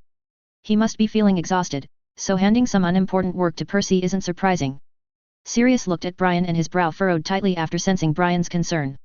What's going on, Brian? Why do you want me to keep an eye on Crouch? Do you think what's happening at Hogwarts is related to him? Brian's eyes flickered briefly, his expression carefully neutral. He met Sirius's gaze steadily, but offered no immediate response. Seeing his expression, Sirius immediately understood that he wouldn't get any answers from Brian. Not yet, at least. All right, Sirius sighed, resignation evident in his voice. I know you have many important things to think about, but I hope you can help keep an eye on Harry, and Hermione and Ron too. They are already overwhelmed by the champion matters. Brian and Sirius didn't talk for long, after all, they had already exchanged information through letters. As for Sirius's final request, he understood Sirius's concern, but he also knew the delicate balance he had to maintain. Before Voldemort's wish was fulfilled, he had to ensure a certain distance from these three youngsters, no matter how much he might wish to intervene more directly. The rain was misty, and only the Green Mountains could be seen. Brian turned out of the alley, hoping to return to Hogwarts immediately, but there were still many Beauxbatons and Durmstrang students in Hogsmeade. He had to wait until dinner time to gather these students and return to Hogwarts together. After thinking for a moment, he decided to go to the Hog's Head Inn to pass the time, at least during the day, it was quite peaceful there. But after turning around, Brian hesitated and looked back towards the Gladrags Wizardwear store they had just left. 0542 Fool! Harry! Harry! Hermione's desperate cries echoed through the ancient, crumbling secret passage, her voice bouncing off the stone walls that had witnessed centuries of Hogwarts secrets. The musty air filled her lungs as she pushed herself harder, her feet pounding against the uneven ground. Despite all the physical training she'd done since joining the Brian's PE class, the difference in their athletic abilities was apparent. Harry's longer legs and years of Quidditch training gave him an advantage with each passing second, the distance between them grew like an ever-widening chasm. Stop, Harry! She called out, her voice cracking with desperation. As the passage began to curve in a familiar arc, Hermione's heart raced faster. Her mind, always quick to analyze, recognized they were approaching the castle. And regret crashed over her in waves, about to drown her resolve. Two distinct realizations tormented her racing thoughts. First, she cursed herself for mentioning that Professor Watson wouldn't hold him accountable for injuring Fleur, since the professor's evening office detention was just for sneaking out of school. That single piece of information had effectively removed the last thread of hesitation holding Harry back, like removing the final barrier before a flood. But even more devastating was her second regret, the crushing weight of having kept Ron's conflicted feelings hidden all this time. She now understood this was the true reason for Harry's explosive anger. The betrayal he felt cut twice as deep, not just from Ron's jealousy and little thoughts, but also from Hermione's silence in all these happenings. She had observed everything yet chose to remain quiet in a misguided attempt to maintain their friendship, which made things even worse. Please listen to me, Harry. Hermione's voice shattered the darkness, dense with emotion and wobbling on the edge of tears. Her chest burned with each breath, and her hair had become a wild storm of curls, dampened with sweat and the tunnel's moisture. Harry could hear every desperate call, every pleading note in Hermione's voice that seemed to break into sobs. But the fire raging in his chest consumed all reason. The fire of betrayal spread through his veins like molten metal, setting every nerve ending burning. Running was his only release, the physical exertion the only thing that could possibly match the intensity of his emotional turmoil. As he sprinted through the oppressive darkness, memories flooded his mind with cruel clarity. Every moment shared with Ron and Hermione over their years at Hogwarts played like a bitter slideshow, from that first meeting on the Hogwarts Express, where everything seemed so simple and full of wonder, to this very day.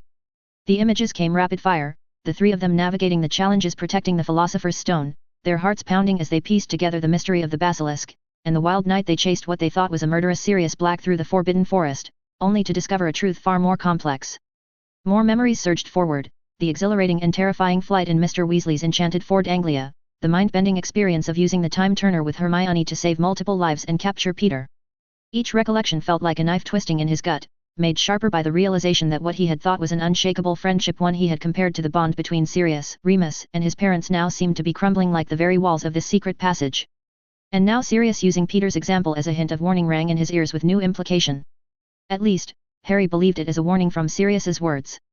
The similarity was almost impossible to ignore, as it was a tale of friendship corroded by jealousy and doubt.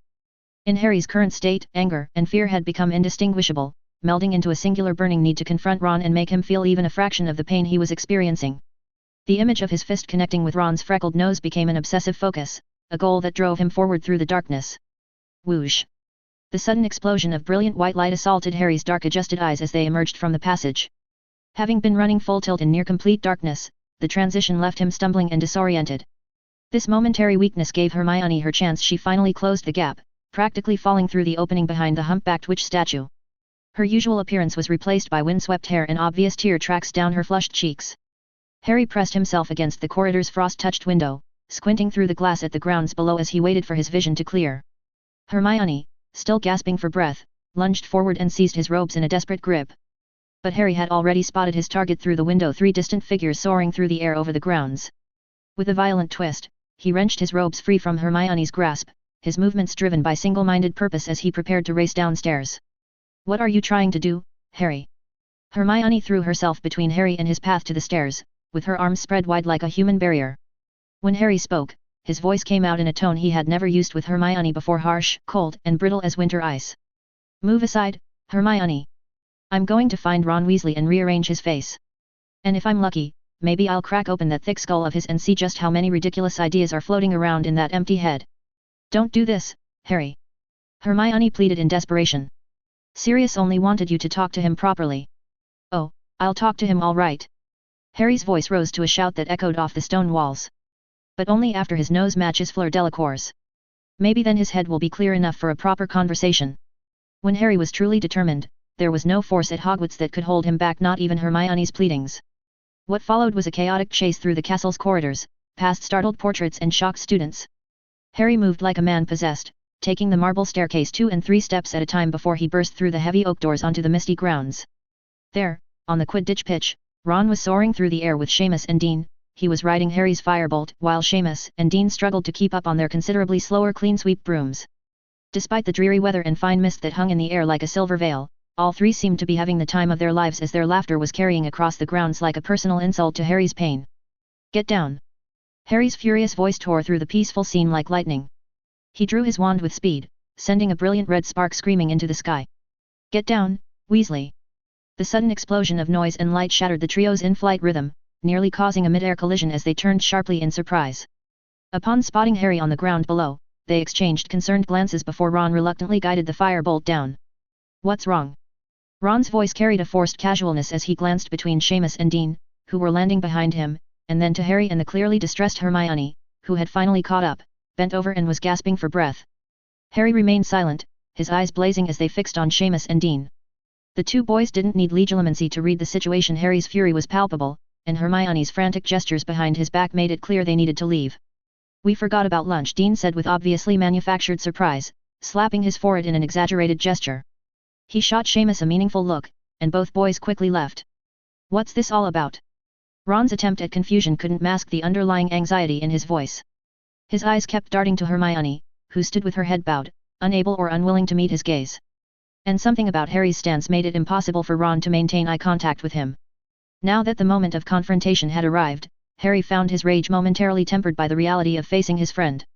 The desire to physically lash out still burned beneath his skin, but the words he had rehearsed in his mind seemed to evaporate like the mist surrounding them. "Didn't you go to see Sirius?" Ron finally forced himself to look at Harry directly, though a flash of unease crossed his face before he quickly looked away again. "Yet." Harry's response came out in sharp, clipped bursts between heavy breaths. "Thanks to him, I finally understood some things, like how you've always wanted an ugly scar on your forehead too." "Harry, please don't." Hermione's voice was barely a whisper as she poked his side, her lower lip trembled as fresh tears began to spill from her eyes. The color drained from Ron's face as though he'd seen a ghost, his pupils contracted as fear began to conceal the defensive light in his eyes. His reaction sent conflicting emotions coursing through Harry, a twist of guilt quickly followed by a surge of vindictive satisfaction. Truth be told, he hadn't been having an easy time lately. Hermione had been chosen as the Triwizard Champion, and many theories suggested this wasn't just a prank but a carefully planned conspiracy. He'd been worried about this constantly, and Ron, he had thought Ron would be just as concerned, perhaps even more so than himself, but the reality turned out to be completely different. Don't understand, do you? Harry's fists were clenched so tight his knuckles had turned white, and his eyes bored into Ron's pale face. What were you really thinking about Hermione becoming champion? Hermione's lower lip was bleeding slightly from biting it. She hugged herself and turned away, not wanting Harry and Ron to see her tears. Ron's face had moved beyond pale to ashen, looking as though all the blood had been completely drained from his body. His eyes fixed on the firebolt in his hands with such intensity it seemed he was considering making a desperate aerial escape from this confrontation. What's wrong? Got nothing to say. Harry's words came out between heavy breaths, dripping with bitter satisfaction. Perhaps you've finally realized what a fool and idiot you've been. I'm not a fool. Ron's head snapped up suddenly, his eyes meeting Harry's with unexpected ferocity. Gone was the evasion, replaced by raw anger as he roared, and I'm not an idiot. 0543 Rage.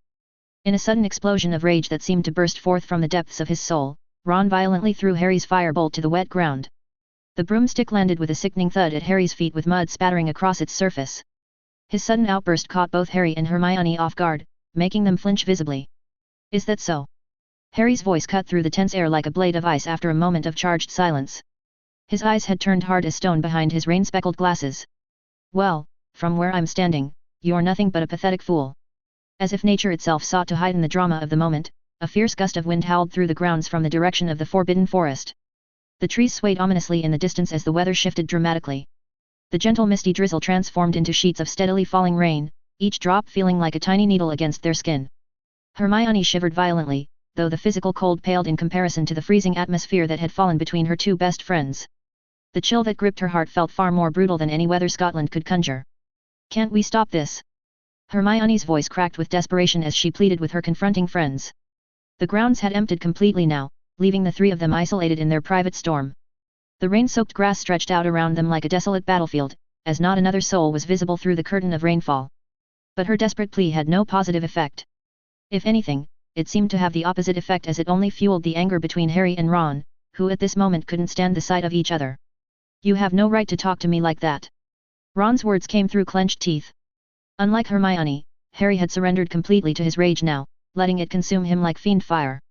He glared at Ron with unprecedented loathing, finding every detail of his former best friend's appearance suddenly intolerable, from his sopping ginger hair to his hand-me-down robes that exposed his ankles. The wind and rain drenching him barely registered in his consciousness, as all his senses were focused solely on his target. You know, being a champion isn't what Hermione wanted. Harry's shout tore through the rain-filled air, his vision swimming either from the rainwater or pure fury. Each word he hurled at Ron felt like a release valve for his anger. You know she's going to face ridicule and mockery. You know the dangers she will face might go far beyond just the tournament tasks. But you ignore all that, obsessing over those stupid galleons and fame, and you still don't think you're being an absolute fool. Don't you dare act like you're the only noble one here, Potter. Ron's answering roar was raw in his rage, drowning out even the thunderous crashes of waves against the distant cliffs. For one terrible moment, his hands twitched with the overwhelming urge to smash Harry's glasses into his face. Only a last thread of restraint held him back. Seeing how his words had stunned Harry, it gave him a rush of savage satisfaction, but he also couldn't bear to remain there any longer. His eyes flickered briefly to Hermione, who stood helpless and shivering in the downpour. His lips parted slightly, conflict and hesitation twirling in his eyes, but whatever words might have come died unspoken. Instead, he turned sharply toward the castle, his movement sending water flying from his sopping robes. Don't you dare walk away, you coward. The accusation of cowardice was the final spark needed to ignite the powder keg. Harry, totally enraged by Ron's attitude, lunged forward with a furious cry just as Ron spun back around, completely losing control. Meanwhile, his use of the word coward also made Ron lose his mind. In the crescendo of falling rain, the two boys who had once been closer than brothers raised their fists against each other. Their bodies collided with brutal force as they crashed onto the muddy lawn, rolling and grappling like wild animals. Guttural sounds of rage and pain came from them as they fought with desperate fury. The howling wind and stinging rain seemed to mock their struggle, as if nature itself was laughing at these young boys experiencing their first real taste of friendship's bitter ending. Hermione threw herself into the fight with desperate courage, trying to wedge herself between the fighting boys. But she was no match for two adolescent boys consumed by blind rage. In the chaotic tangle of limbs, someone's elbow connected sharply with her front teeth. She let out a painful cry and stumbled backward, nearly losing consciousness from the sudden explosion of pain. Oh, dear! The wet ground trembled beneath massive footsteps as Hagrid's enormous figure came charging across the lawn with his moleskin overcoat flapping like giant wings. His beetle black eyes widened with disbelief at the scene before him. Moving with surprising speed for someone his size, Hagrid reached the wrestling boys and, with the casual ease of someone plucking daisies, grabbed each of them by an arm and hoisted them clear off the ground. Even when suspended in midair, Harry and Ron continued their assault, swinging wildly with their free limbs and hurling curses at each other. The sight might have been comical if not for the raw hatred evident in their faces beneath the coating of mud. Merlin's beard. Hagrid's eyes darted between the two mud-covered figures dangling from his massive hands, as if struggling to recognize the boys he'd known for years. Seamus and Dean came runnin' ter tell me ya might be fightin'. Thought they were havin' me on. I was busy teachin' Freedom how ter handle the blast-ended scroots and got delayed. But what's this all about? Can someone explain why ya two are tryin' ter kill each other? Oh, and Hermione, your teeth look real nasty. Let me go, Hagrid. Harry's demand came out as a strangled roar. Despite his best efforts to break free, his struggles were as effective as a flobberworm trying to wrestle a dragon. Hagrid's grip remained steady as a stone pillar. I'm going to flatten this idiot's face. Harry continued to rage, his glasses misaligned and splattered with mud. Try it then. Ron shot back with savage defiance, his face nearly as red as his hair. Let's see whose face gets flattened first. Not bloody likely. Hagrid's voice boomed with unprecedented sternness. Neither of yes touching ground till ya shake hands and make peace. Hey! The boy's continued stubbornness finally ignited Hagrid's temper. He shook his massive arms, causing Harry and Ron to swing like ragdolls in the wind. The world spun dizzyingly around them, and both felt as though their bodies might fly apart at any moment. Why don't ya take a good look at Hermione first? She's worse off than both of ya combined. Harry barely managed to suppress the urge to vomit as the world stopped spinning. When his vision cleared, he finally noticed Hermione's condition properly. She was clutching her mouth with both hands, but crimson streams of blood still seeped between her trembling fingers. Her robes were plastered to her body by the rain, and she was shivering from the cold. Ron had roughly the same reaction, finally realizing that in their conflict, Hermione had ended up being the most seriously injured. Seems you've finally come to your senses, eh? Hagrid's anger was evident in his gruff voice as he carefully lowered the now subdued boys to the ground. Right then, all three of ya, to my cabin. We'll sort this mess out proper like.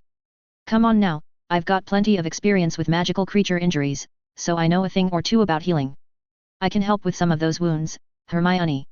Saying this, Hagrid gently wrapped one massive arm around Hermione's shoulders, nearly engulfing her small body as he guided her toward his cabin. Harry, consumed with worry for Hermione, followed immediately in their trail. They had nearly reached Hagrid's door before they realized Ron had vanished from the grounds, leaving only muddy footprints that were quickly being erased by the rain. Better come in then, Hagrid sighed heavily, noting Ron's absence as he pushed open his thick wooden door. The interior of Hagrid's cabin was transformed into a haven of warmth and light by the cheerfully burning oil lamps. The usually messy floor had been swept to spotless condition, and the various animal parts that typically decorated the ceiling beams had been properly cleaned and stored beneath Hagrid's enormous bed, eliminating the cabin's usual musty odor. As Harry stepped anxiously through the doorway, the cozy warmth actually intensified his awareness of his physical state. His mud-caked robes clung to his skin like a cold, wet second skin, making him shiver violently. A large pot of stew simmered invitingly on the iron stove, its rich aroma clearly indicating it wasn't one of Hagrid's usual culinary experiments ahem Hagrid's cooking. The smell suddenly reminded Harry that his lunch had been interrupted by this whole disaster. Mistress Granger. A small black figure burst from behind a stack of wooden crates in the corner, rushing to Hermione's feet as Hagrid carefully settled her on the edge of his massive bed. It was Freedom with his snow-white fur gleaming in the lamplight and his enormous eyes the exact shade as Hermione's but now swimming with tears and nearly the size of tennis balls fixed on her with devastating concern. Mistress Granger is hurt. The house elf wailed, her high-pitched voice trembling with distress. Freedom failed to protect Mistress Granger. Freedom is an unworthy house elf. With a heart-wrenching sob, Freedom made a desperate dash toward the hot stove. Based on Hagrid's alarmed reaction, the house elf intended to punish herself by sticking her head into the flames. Hermione's severely swollen lips prevented her from properly protesting, but fortunately, Hagrid's quick reflexes saved the day. He snatched Freedom up by her large ears and tossed her safely aside with surprising gentleness. Don't go making things worse now, will ya? Hagrid grumbled irritably, then hurried to retrieve a jar of ointment from the shelf above his bed. Blimey, ya really went at it, didn't ya? Hagrid shot an accusing glare at Harry, who stood guilt-ridden by the stove, before carefully applying the pungent-smelling ointment to Hermione's injured lips. As Hagrid had said, he did have some skill in healing after all, dealing with potentially dangerous magical creatures meant frequent injuries, and running to Madame Pomfrey for every scratch and bite wasn't practical. Years of experience had taught him to handle most wounds himself. The effect of the ointment was immediate. The burning pain in Hermione's lips transformed into a soothing coolness, and the tension in her face visibly decreased. Your front teeth look a bit loose, Hermione. Hagrid produced an enormous handkerchief from one of his many pockets and offered it to her to wipe away the excess ointment, but Hermione made no move to take it. Best let Poppy have a look at that later. Thank you, Hagrid, I will. Hermione's gratitude was slightly muffled but sincere as she accepted a cup of warm water from Freedom to rinse the metallic taste of blood from her mouth. With a snap of her fingers, Freedom then dried their wet clothes instantly, her house elf magic making quick work of the task. The beef stew continued to bubble enticingly on the stove, its appetizing aroma causing both Hermione and Harry to swallow reflexively. Their mad dash between Hogwarts and Hogsmeade through the secret passage, followed by the soaking in the rain and, in Harry's case, the physical exertion of the fight, had left them famished. Harry's stomach betrayed him with 2 loud growls, as his body was demanding fuel after such an intense expenditure of energy. Freedom immediately sprang into action, presenting them with gleaming bowls of stew and an enormous rock cake. Her eagerness to serve was evident in her every movement. Thank you, Freedom. Hermione's gesture of thanks was accompanied by a dejected expression. I don't think I can manage to eat this right now. The cake's different now, Freedom's improved it. Hagrid attempted to lighten the mood. Just not as, challenging to chew anymore. Well, never mind about the cake. Hagrid's expression turned serious as he stared at Hermione and Harry with stern disappointment. Now then, can either of ya explain what happened out there? Harry, how'd ya end up fightin' with Ron? Thought ya only saved that kind o' energy for Malfoy. 0544 Hagrid's wisdom. The ancient wooden beams of Hagrid's cozy hut creaked softly as Harry settled into the oversized chair. Hagrid had always been among one of their most trusted friends, and Harry, feeling the weight of recent events pressing heavily upon his shoulders, found himself unable to keep his thoughts contained any longer. After Hagrid asked the question, Harry's words came tumbling out like a rushing stream, his voice rising and falling with emotion as he recounted everything that had happened over the past week.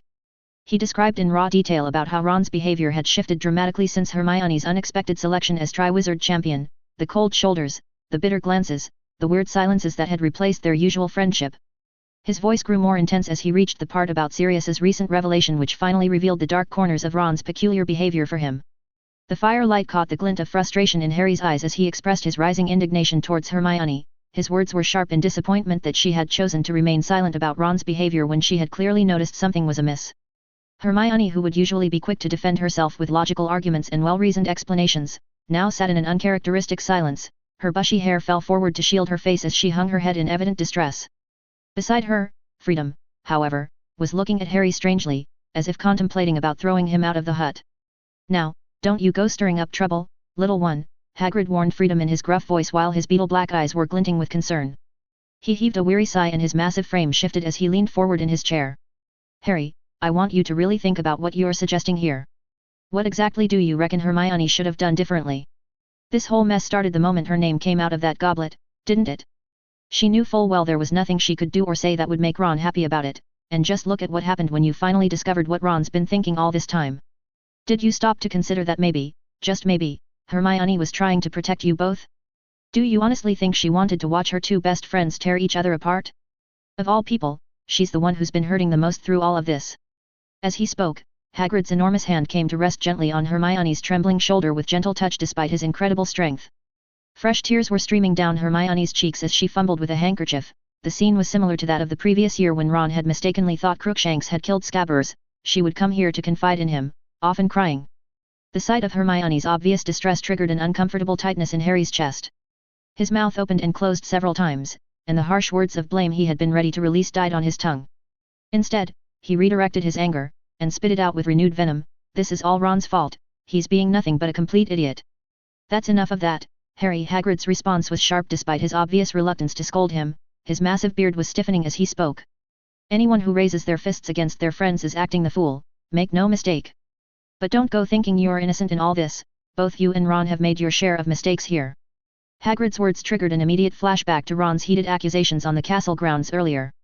Harry practically leaped from his seat, eager to explain his side, but Hagrid's enormous hand waved away his protests before they could begin. I know exactly what you're about to say, Harry, Hagrid continued, his dark eyes reflecting weariness. From where you're standing, Ron's jealousy of your fame and Hermione's status as a champion seems completely ridiculous. You're friends, after all, and neither you nor Hermione asked for any of this attention. But have you stopped to consider that Ron's been shouldering burdens he could have chosen to walk away from? What exactly do you mean by that? Harry's brow furrowed deeply, while Hermione remained motionless beside him, her silence telling she had already anticipated the direction of Hagrid's thoughts. "Think about it, you two little ones," Hagrid continued, his voice rumbling as he settled more comfortably in his enormous chair. "Since the very first day you both stepped through those castle gates, Ron's been right there beside you. One of you is the boy who lived." Hagrid's eyes flickered meaningfully toward Harry. "While the other's brilliance has earned the admiration of every professor in the school. And there's Ron, standing in the shadows cast by both of you, watching as everyone's eyes simply pass over him. Has he ever once complained about it? Has he ever made you feel guilty about it?" The fire crackled in the hearth, casting twirling shadows across the rough wooden walls as Hagrid's words hung heavy in the air. "Harry, have you ever considered that Ron's life might be simpler if he chose to spend his time with Seamus and Dean instead? You know the Weasleys' situation better than most." Hagrid's voice softened with compassion. After spending his entire life being overlooked at home, why should Ron be expected to silently accept the same fate at school? "And let me tell you something, that boy's got real talent of his own. Remember that chess game in your first year? The one you told me about? Not many fully grown wizards could have managed that, let alone a first-year student." Throughout Hagrid's emotional speech, Harry's mind had latched onto one particularly troubling detail, the possibility of Ron abandoning their friendship in favor of Dean and Seamus. His stomach churned at the thought, and when he spoke, his voice came out heated and raw with emotion. "Well, it certainly looks like that's exactly what he's trying to do." The words tasted bitter on his tongue, and his heart twisted painfully in his chest. Hagrid spread his massive hands in a gesture of frustration, nearly knocking over a copper kettle in the process. "Don't you see what I'm getting at here? You share some responsibility for how Ron's feeling. You've never properly acknowledged his struggles, worse, you've never even noticed them. But did Ron ever throw that in your face? No, he kept it all bottled up inside, bearing it quietly. And now, with Hermione being chosen as champion." Hagrid shook his head sadly, his wild hair catching the firelight. "It was the final straw, wasn't it? Both his best friends achieving fame, while he remains in the background, forgotten. But that's not our fault." Harry exploded, jumping to his feet with such force that his chair scraped loudly against the floor. His voice dripped with sarcasm as he continued, "Oh, sure, if he'd like to be an orphan or have a dark wizard conspiring to kill him every year, maybe he could become famous too. How are you still not seeing the point?" Hagrid's patience was wearing thin now, his voice growing as rough as his appearance. "Now you know Ron's pressure is real, not just some dramatic act he's putting on. So I'll ask you again, why should he have to bear the weight of being your friend? He could have walked away the moment he realized what it would mean, but he didn't. Isn't it obvious that Ron values the friendship more than his own comfort?" Hagrid's words cut through the air like a knife, each one striking home with uncomfortable precision. "Ron never breathed a word about his struggles because he wanted to preserve your friendship. Yes, he's having some issues lately, but isn't that normal? You can't expect someone, especially an underage wizard, to always maintain such noble principles. He was bound to need to release that pressure eventually." The hut fell into a suffocating silence, broken only by the occasional popping sounds from the blast-ended scrutes in their boxes against the wall. Harry stood rigidly, his fists clenched so tight his knuckles had turned white. The anger still coursed through him, but it had nowhere to go now, deflated by the weight of Hagrid's words. For the first time, he was forced to confront an uncomfortable truth. He had never once considered that being friends with him and Hermione might have placed an additional burden on Ron's shoulders. When Harry finally spoke, each word seemed to cost him great effort and his voice became tight with suppressed emotion. "So, what you're saying is that this is actually Hermione's and my fault then?"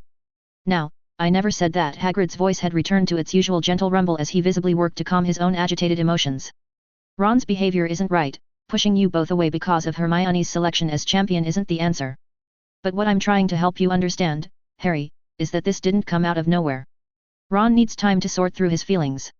Once he does, I believe you'll all find your way back to each other. That's far better than what you're doing now, demanding to know why he's not living up to some impossible standard of nobility." The echo of Ron's earlier words suddenly rang in Harry's ears with clarity, "Don't you dare act like you're the only noble one here, Potter." Harry's face grew stiff with the realization, and suddenly the air in the hut felt suffocating. His eyes sought out Hermione, guilt clouding his expression as another revelation struck him. Earlier, when she had desperately tried to catch up with him in the secret passage, was this what she had been trying to tell him? Had she been holding back, trying to give Ron the space and time he needed to work through his feelings? So, had he, in his righteous anger, actually been the one to make everything worse? "What do you think we should do now, Hagrid?" Hermione's voice, though quiet, seemed to fill the entire hut. When she finally raised her head, her eyes were still glistening with tears, causing Freedom to let out a sympathetic whimper behind her. I can't give you a perfect answer to that. Hagrid heaved another mighty sigh as he made his way to the old cast iron stove, his massive figure blocking most of the light as he carefully adjusted the damper valve with his thick finger. But if you're asking my advice, I'd say don't go rushing off to find Ron just yet.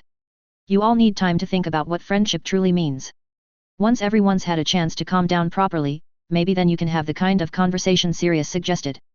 Harry shifted uncomfortably in his chair, anxiety and insecurity gnawing at his insides.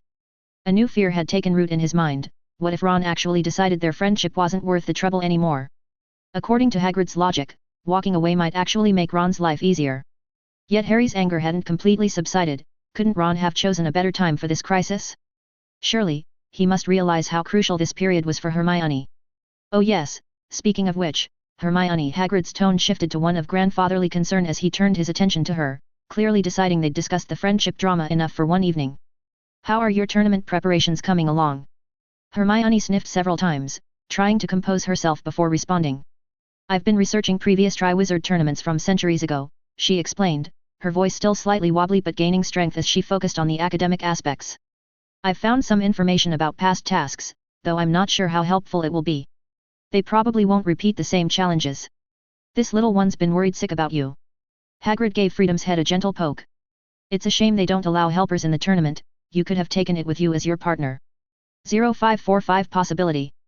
Hagrid's casual remark sent an electric current of inspiration through Harry's mind. He whirled toward Hermione so quickly that his chair creaked in protest. Is it possible? The words tumbled out of his mouth with barely contained excitement. What? Hermione's brow furrowed in confusion, her tear-stained cheeks still glistening in the flickering firelight as she tried to interpret Harry's sudden enthusiasm. Harry's mind raced with memories of house elf magic, which was powerful but often underestimated by most in the wizarding world. The prejudice that dismissed these creatures as simple servants had never taken root in Harry's mind, certainly not after his experiences with their extraordinary abilities. His thoughts flickered back to that day at the start of second year, when Dobby had used his magic to seal platform 9 3/4, leaving him and Ron stranded and helpless. The image of Dobby effortlessly knocking Lucius Malfoy off his feet in Dumbledore's office also floated to the surface of his mind. If Hermione could bring her loyal house elf into the tournament, their odds of success would increase exponentially. I mean, Harry leaned forward eagerly, his glasses catching the orange glow of the fire. Do the tournament rules specifically prohibit Freedom or house elves from participating in the tasks with you? Bring Freedom to the competition? That's impossible, Harry. Crouch clearly said that we can't accept help from anyone. During the tasks, we can only rely on our own wands. Hermione's eyes widened with shock, her voice rising slightly as she stared at the small house elf beside her. Her initial instinct was to refuse outright, but Harry watched as something shifted in her expression, her eyebrows arched upward in that familiar way that told him she was beginning to analyze the possibilities. This subtle change in her demeanor caused Harry's face to light up with renewed hope. That means it's not explicitly forbidden, right? Harry pressed his advantage, speaking more quickly now in excitement. Freedom is a house elf, not a wizard or witch, and she belongs to you, doesn't she? Can Freedom help, Mistress Granger? The little house elf drew herself up to her full height, which barely reached Hermione's hip, trying to appear as capable as possible. Her high-pitched voice trembled with enthusiasm as she repeated, Freedom wants to help Mistress Granger in the tournament. Freedom wants to help. Freedom tilted her head pleadingly with her enormous eyes each the size of a tennis ball gleaming intensely in the firelight. Hagrid shifted uncomfortably in his massive chair, clearly taken aback by how seriously Harry had interpreted his offhand comment. His dark eyes, barely visible through his wild tangle of hair, flickered uncertainly between Freedom and Hermione as he wrestled with the implications of what he'd inadvertently suggested. No, Hermione's voice cut through the silence. Harry's suggestion was undeniably tempting, having an assistant during the tournament would certainly ease the burden of whatever challenges lay ahead. But as she gazed down at Freedom, noting how the house elf's head barely reached her thigh and how delicate her stick-like limbs appeared, Hermione drew in a deep, steadying breath. Her voice, when it came again, carried the unmistakable weight of conviction. I can't do this, Harry. It's simply too underhanded. Seeing Harry's mouth open to argue further, Hermione quickly pressed on, her voice growing stronger with each word. You've seen the records of past Triwizard tournament tasks, Harry. They're absolutely horrific. Freedom is still practically a baby, not even a year old. I will not, knowingly put her in harm's way.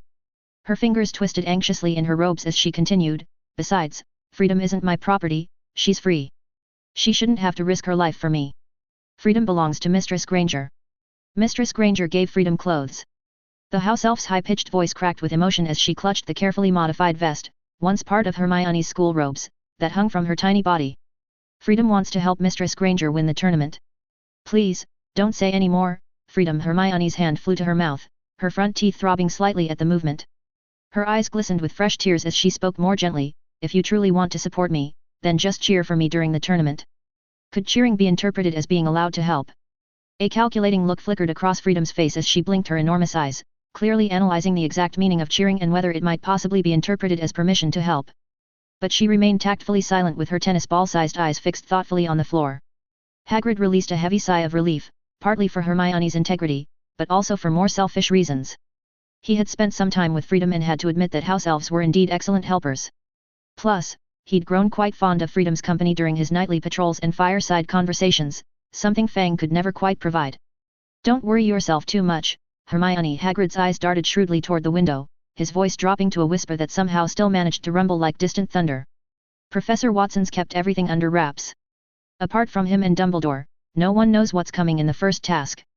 But you know me. A knowing smile crept through his tangled beard.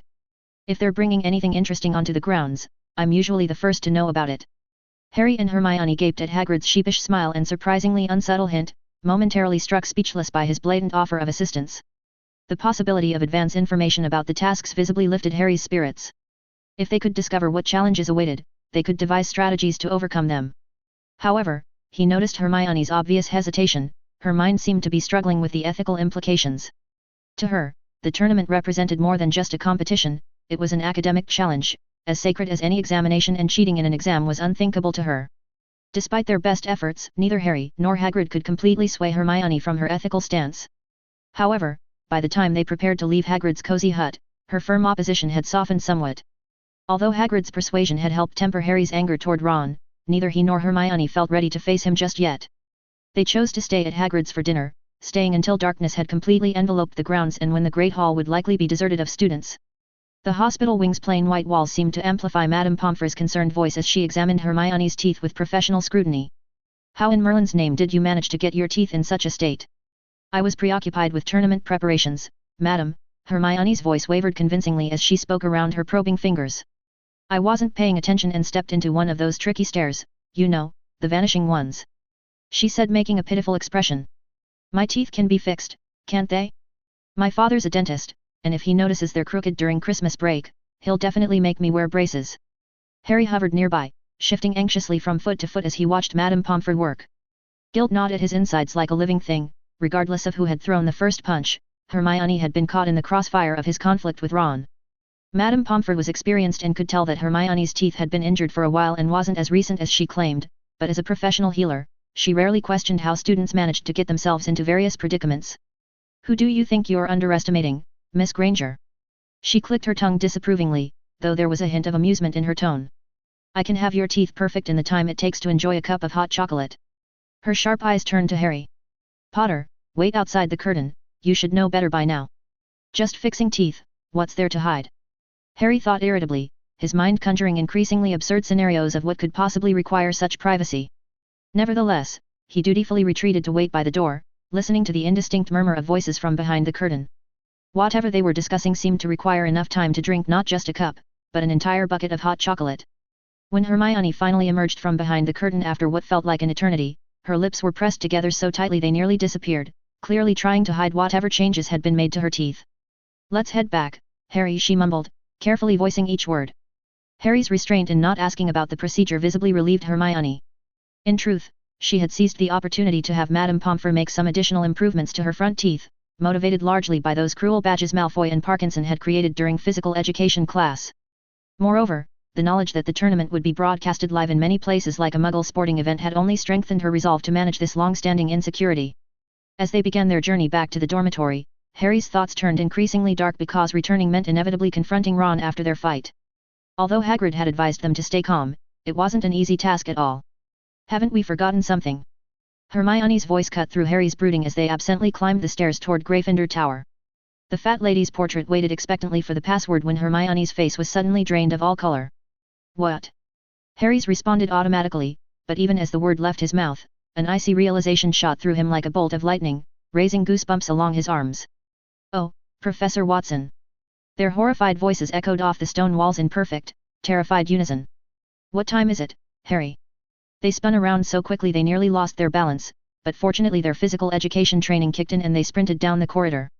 While running down the stairs, Hermione displayed previously unknown athletic prowess as she vaulted clear over a banister like a seasoned gymnast. 9 o'clock. Harry's panic-stricken voice bounced off the castle walls as he checked the watch Professor Watson had given him. His words came out in desperate gasps between breaths. It's over, Hermione. Will Professor Watson think we're deliberately defying his punishment? What's he going to do to us? Will we get the same treatment he gave George in physical education? Don't ask me. Hermione's voice was shrill with terror as she performed another impressive leap over a section of railing, as her words echoed through the empty corridors. I don't know anything. 5 agonizing minutes later, they finally reached Professor Watson's office, with their robes disheveled and their lungs burning. They knocked on the heavy wooden door with trembling hands and their hearts were threatening to burst from their chests. Inside, they found Brian seated at his desk, staring thoughtfully at a large gift box before him. If you two hadn't come. As Harry and Hermione burst through the door, looking like they'd just escaped a dragon's den, his lips curled into an unsettling smile. I was just about to collect you from Gryffindor Tower myself. 0546 Apology. The flickering candlelight casted twirling shadows across Professor Watson's normally warm office. Harry and Hermione stood awkwardly before his massive oak desk and their hearts were pounding in their chests. The atmosphere was thick with tension, making even the gentle crackling of the fireplace seem somehow ominous. Harry could feel beads of sweat forming on his forehead despite the evening chill that permeated the castle. Beside him, Hermione fidgeted nervously with the hem of her school robes. Harry and Hermione were probably the only students who interacted most privately with Professor Watson. They were both well aware that, in private, he was not the type of wizard who liked to flaunt his authority. Every time they came to his office, he would kindly ask them to sit down before formally discussing matters. However, this time, Professor Watson merely had them stand there, looking at them with an unfriendly stern gaze. This subtle change made Harry and Hermione feel a sense of unease. It seemed that the trouble they caused today really annoyed Professor Watson. And this was hardly surprising. Sneaking out of school grounds was one thing, but causing harm to a visiting champion from Beauxbatons was an entirely different matter. The political implications alone were enough to cause serious concern, and both of them were well aware of it. The Triwizard Tournament was meant to foster international magical cooperation, not create diplomatic incidents again and again. Harry's mind raced with possibilities, each more worrying than the last. Had Madame Maxime, Beauxbatons' headmistress, already stormed the castle demanding explanation? Thinking about this, Harry mustered his courage and stole a glance at Professor Watson behind the desk, seeing a face that revealed no emotion in the flickering candlelight, which only made him even more nervous. Sorry, Professor. Hermione was the first to break the suffocating silence and her voice was trembling like a leaf in autumn wind. We ran into some trouble. Brian's stern expression softened almost imperceptibly. He knew that after returning to Hogwarts, Harry and Hermione had probably gone to find Ron, and he could foresee that they might have had some conflict. Brian shook his head noncommittally. So, Hermione, are you prepared for the Triwizard Tournament tasks? Hermione's body trembled violently, and her heart raced in her chest. Hagrid had previously told her and Harry that Professor Watson was keeping the competition tasks tightly under wraps, though Hagrid still planned to help her obtain some insider information. I am reviewing previous competition records, she managed to stammer out, her fingers unconsciously twisting the fabric of her robes. I thought it might be helpful. Brian's thoughtful hum resonated in the quiet office. His gaze was fixed on Hermione, who stood as rigid as the suit of armor in the corridor outside. Normally, providing Hermione with a bit of extra help would be understandable. After all, she was the youngest among the champions and hadn't intended to become one. However, upon further reflection, Brian dismissed the idea. Regarding the champions' competition process, neither he nor Dumbledore should interfere too much, and besides, she might already have some assistance. Brian's voice took on a formal tone as he delivered his verdict. For sneaking out of the school, Gryffindor will lose 20 points. The magical hourglass containing Gryffindor's rubies would soon reflect this loss, though the punishment seemed remarkably lenient. Of course, detention would have been inevitable, but considering the pressure you're under from the tournament tasks, I'll refrain from imposing any additional punishment. What? The simultaneous exclamation from both students echoed off the office walls, startling several of the dozing portraits. Harry's emerald eyes widened with disbelief, while Hermione's mouth fell open in shock. Is that all, Professor? Harry's voice cracked slightly with surprise. Of course not. Have you forgotten about Miss Delacour, whom you injured? Brian's reminder brought an immediate change to Harry's expression, his face falling faster than a dropped remembrall. Brian's subsequent chuckle, however, seemed to ease some of the tension in the room. The night had grown late. Through the office windows, the darkness pressed against the glass like a living thing, broken only by the occasional glimmer of stars. Brian, aware of the late hour, decided to cut to the chase. Harry, I know you didn't intentionally injure Miss Delacour. Normally, I wouldn't punish you for this, but you should understand that she is a Beauxbatons champion with a sensitive status. If we casually treat this as a minor incident, it would be inappropriate. Therefore, Hogwarts should express an apology to her. Even without Professor Watson saying so, Harry and Hermione understood the matter. They could easily imagine the diplomatic headache this situation might cause. Putting themselves in her shoes, Fleur was indeed unfortunate. She had been at Hogwarts for only a week and had already been injured twice, though both were accidents. It was understandable for Beauxbatons to have concerns about their champion's safety. What do you need us to do, Professor? Harry's asked, his voice steady despite his nervousness. Brian's hand moved to a beautifully wrapped package on his desk, an elegant box tied with silver ribbon that seemed to shimmer in the candlelight. I've prepared a gift for Miss Delacour. Address. His fingers drummed lightly on the box as he gave Harry a meaningful look. I hope you'll personally deliver it to her, as a token of apology. Of course, it will be in your name, Harry. Harry and Hermione's attention were immediately drawn to the gift box. Harry thought that the box was given to Professor Watson by someone else. After all, with Professor Watson's current fame, it was not strange to receive gifts from fans. However, he never expected that this was a gift Professor Watson had purchased to apologize on his behalf. Harry's mouth opened slightly, feeling a mix of nervousness and touched emotion. If Miss Delacour asks why you bought this, you can tell her you sought my advice on how to apologize to her, and this was my suggestion. Now go, it's already quite late. Use the invisibility cloak, and if other professors or prefects catch you, I won't cover for you. The journey from Professor Watson's office to the entrance hall passed in a blur of confusion and gratitude. It wasn't until the bitter night air struck their faces that Harry found his voice again. Do you think I should pay Professor Watson back for the gift, Hermione? Hermione's brow furrowed in thought, her breath visible in the cold air. Harry had indeed raised a good question, and she couldn't immediately provide a definitive answer. Logically, he shouldn't let Professor Watson pay for his mistake. But Hermione believed that Professor Watson probably felt he bore some responsibility in their incident, which was why he had taken the initiative to buy the gift. The grounds of Hogwarts stretched before them like a vast black sea. Only faint rectangles of light from the castle windows provided any illumination, creating isolated pools of dim yellow light on the wet grass. The wind howled like a banshee, whipping their robes around their legs as they stumbled toward the Beauxbatons carriage. The invisibility cloak offered protection from prying eyes but did nothing to shield them from the treacherous terrain. The day's rain had left the ground treacherous, a slick mixture of mud and wet grass that seemed determined to topple them. They slipped and fell several times and their robes became increasingly caked with mud, but the gift box was held protectively above the dirt. The Beauxbatons carriage loomed ahead of them with its powder blue surface gleaming faintly in the darkness. Since Beauxbatons and Durmstrang had arrived at Hogwarts, no one had entered their quarters. The Beauxbatons carriage seemed to be protected by some kind of warning magic. As they approached the door, marked with its distinctive crossed golden wands, they could feel the subtle buzz of protective magic in the air. The door swung open as if sensing their presence, revealing a boy in pale blue robes who peered out cautiously. Hogwarts students, ah! I remember you, you're Hogwarts' second champion. The boy spotted Hermione and Harry standing at the bottom of the golden stairs and easily recognized Hermione, which made him even more alert. What do you want? He asked sharply and defensively. Harry drew in a deep breath of the cold night air, and his words came out stiff and formal. We'd like to see Miss Delacour, about what happened earlier today. Earlier today? The Beauxbatons boy was puzzled. Did something happen? His question, in turn, made Harry and Hermione confused. Could it be that Fleur hadn't mentioned being injured again? But many people had witnessed the scene that day, though thinking about it, most of the people in the Three Broomsticks that time had been from Durmstrang. Hermione's quick mind sprang into action, and she nudged Harry's ribs cunningly. We've come to bring something to Miss Delacour, something she bought in Hogsmeade today but forgot to take with her. We happened to find it. Oh, didn't the house elf deliver everything already? The boy muttered, looking somewhat annoyed. However, he didn't question Hermione's explanation, and after telling them to wait, he shut the door with a snap. The light inside the carriage clearly illuminated the white breath coming from their noses and mouths. The weather was truly cold. Harry could even hear the ice fragments on the black lake's surface pushing and colliding against each other. Before the two of them were completely frozen into popsicles, Fleur finally appeared. She pushed open the carriage door, wrapped in a thick cloak, but the cold wind that rushed in still made her shiver. The cold climate clearly didn't improve her mood. She wrapped the cloak tightly around herself, carefully descending the stairs, then suspiciously eyed the box in Harry's hands.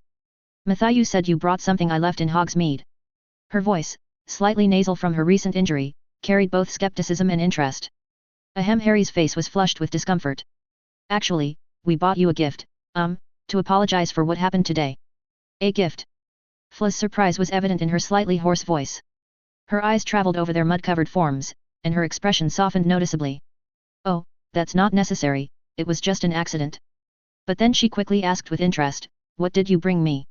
"A dress," Harry blurted out, thrusting the box forward eagerly. Professor Watson had already gone to great lengths, and if they failed to deliver a gift, that would be terrible. Perhaps touched by Harry's sincere attitude, Fleur, who had not intended to accept it, extended her hand from the cloak's opening, showing a light blue fitted shirt. She gently pulled the box's ribbon and lifted one side of the lid. "Oh, this is," her exclamation was cut off abruptly as suspicion returned to her facial features. With just one glance, Fleur confirmed it was the dress she had liked in the Gladrags wizardwear store during the day. So, she instantly realized something was amiss. "How did you know I liked this dress?" Harry hastily repeated what Professor Watson had instructed, but unexpectedly, Fleur didn't let the matter drop. She looked at him, her suspicious look not entirely dissipating. "Is that so?" Fleur muttered. "This dress isn't cheap, it's too expensive for an apology gift. How much did you spend?" Harry was tongue-tied. Professor Watson hadn't covered this scenario, so not knowing how to answer, he looked at Hermione. "We're quite familiar with the store owner. She gave us a discount. It only cost us a few dozen galleons." At the critical moment, Hermione spoke without batting an eye, having anticipated the dress wasn't that cheap. In Harry's view, Hermione's answer was near perfect. But for some reason, when Fleur heard this response, she suddenly burst into laughter. The suspicion on her beautiful face disappeared, and she even seemed delighted. She reached for the gift and her cloak slipped to the ground in the process. One glance was enough to make Harry's face turn red. He quickly averted his eyes, but Fleur herself moved closer, giving him a light kiss on the cheek. Harry immediately felt the spot where Fleur had kissed him burning. Then, Fleur tried to kiss Hermione too. "Oh, don't!" Hermione jumped back in shock, staring at Fleur in horror. "Okay." Fleur's graceful shrug was accompanied by a knowing smile as she retrieved her cloak. "Thank you. I accept your apology." She ascended the golden stairs with evident pleasure, holding the gift box close, but before entering the carriage, she suddenly turned back to the still stunned Harry with a mischievous smile and said, "And please thank Mr. Watson for me." 0547 Secrets. Fleur delicately closed the carriage door with a soft click, leaving Harry frozen in place, and his fingers lingered on the spot where her soft lips had brushed his cheek. His eyes remained fixed on the golden design on the door with two wands crossed in a perfect X catching the last rays of the setting sun. The warmth of the kiss seemed to linger on his skin, making time stand still in that moment. Humph! The sharp sound woke him from his reverie. "What's wrong?" Harry asked in confusion, though the moment the words left his mouth, he knew exactly what had triggered the reaction. Hermione's angry snort had shattered the silence, and as Harry turned to face her, he was met with an expression of barely contained fury. Her brown eyes were blazing, her bushy hair seeming to crackle with indignation while her hands were clenched at her sides. "Savoring the moment, are you?" Hermione's voice dripped with sarcasm. Her eyes darted between Harry and the carriage, her face flushed with what appeared to be more than just the evening chill. "If you're missing it already, you could always knock on the door and ask if she'd like to kiss your other cheek too." Oh, Harry felt heat rush to his face, a deep crimson blush spreading across his cheeks. He felt thoroughly wronged by the accusation. After all, Fla's kiss came completely unexpected. Who could possibly have prepared themselves for such a sudden gesture? The heat of embarrassment spread down his neck as he struggled to find the right words to defend himself. "Shouldn't we go see Professor Watson again?" Harry said carefully, desperately trying to change the subject as his mind whirled with confusion at Hermione's reaction. Girls' thoughts were truly a mystery, he reflected ruefully. But he wisely chose not to pursue that topic. Now that his relationship with Ron had hit a rough patch, he treasured his friendship with Hermione even more. So, he clumsily changed the subject. "Why?" Hermione's eyebrows shot up questioningly, her voice still carrying a sharp edge. "To tell Professor Watson we completed the task," Harry explained, trying to keep his voice steady and matter-of-fact. "Besides, Fleur asked us to convey her thanks to Professor Watson." The words had barely left his mouth when he realized his grave error. Mentally kicking himself for mentioning Fleur again, he watched helplessly as Hermione's expression darkened further. He still couldn't fathom what exactly Fleur had done to provoke such a weird strong reaction from her. "Hopeless," Hermione muttered under her breath, her voice barely audible. She turned on her heel and stormed off toward the castle, her footsteps heavy with anger against the damp grass. The journey back became an exercise in awkward coordination. The invisibility cloak, usually a relief, now felt like a burden as Harry struggled to keep it covering both of them while maintaining a distance from Hermione as she angrily refused to walk beside him. Hermione's determined stride forced Harry to shuffle along behind her, stretching out uncomfortably to hold the invisibility cloak for both of them and stumble forward as they sprinted. As they approached the warm glow emanating from the castle windows, disaster struck. Harry accidentally stepped in a deep puddle and suddenly lost his balance.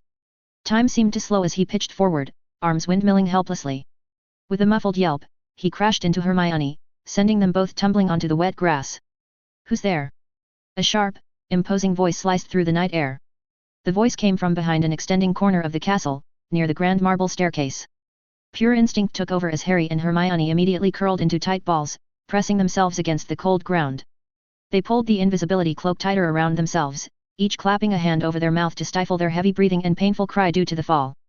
Professor Watson's warning echoed in their minds. They were on their own. If they were caught by other staff members or prefects, he wouldn't cover for them. "Who's eavesdropping there?" the voice demanded again. A dazzling milky white light suddenly burst forth from behind the corner, illuminating the darkness and casting long, menacing shadows across the grounds. The light revealed a face that made Harry's blood run cold, a face he knew all too well, with its sallow skin, hooked nose, and curtains of greasy black hair.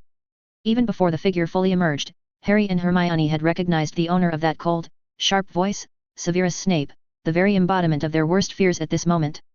Harry and Hermione exchanged terrified glances in the harsh wand light, their hearts pounded so loudly they were almost certain Snape would hear them. The wet grass beneath them seeped through their robes, the mud and moisture creating an uncomfortably cold sensation against their skin, but they didn't dare move a muscle. Instead, they tried to make themselves even smaller, pressing closer to the ground despite the discomfort. "Don't try to fool me, I've seen you." Snape's voice carried its typical sneer as he advanced slowly with his wand sweeping back and forth like a searchlight. His black robes curled ominously in the night breeze, making him appear even more bat-like than usual. Harry saw through Snape's bluff immediately. While the invisibility cloak wasn't perfect, Harry had encountered a few people who could see through its disguise, but he knew Snape wasn't among them. Still, Snape's closeness made their every breath feel dangerous. "Stop searching, Severus." A new voice came from the darkness, causing Harry and Hermione to nearly jump out of their skin. The voice belonged to Igor Karkaroff, the Durmstrang headmaster, who emerged from the shadows like a ghost. His silver fur robes caught the light from the entrance hall, creating an almost ethereal glow around his tall figure. His face, however, showed clear signs of impatience and agitation. "Perhaps it was just a fox from the forest that happened to break its leg," Karkaroff suggested dismissively as he approached Snape from behind, his boots making soft crunching sounds on the frozen grass. Harry observed as Snape's thin lip twitched visibly in annoyance. It seemed he wasn't ready to give up so easily. His dark eyes narrowed as he continued to pace around the lawn methodically, searching for any sign of the intruder who made the noise. By some miracle, or perhaps the first stroke of luck Harry had experienced in weeks, Snape never came close enough to where they lay to discover their fresh footprints in the dew-covered grass. "Stop wasting time, Severus. Why did you call me here?" Karkaroff's impatience was becoming more obvious with each passing moment. Hermione's mind was already working through the implications of Karkaroff's words. The meeting wasn't chance encounter. Snape had arranged it for the two of them to meet here. But how did these two know each other well enough for Karkaroff to address Snape so familiarly? As the questions arose in her mind, Hermione's expression changed.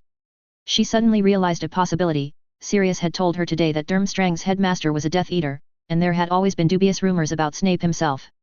Finally accepting that his search was futile, Snape extinguished his wand with a quick motion and drew himself up to his full height, turning to face Karkaroff. His voice, when he spoke, was soft but carried an unmistakable edge of threat. "I have something to ask you, Igor. For the sake of our past association, I hope you'll tell me the truth. You know lies don't stand up well before me. What do you want to know?" Karkaroff's response came with a hint of wariness.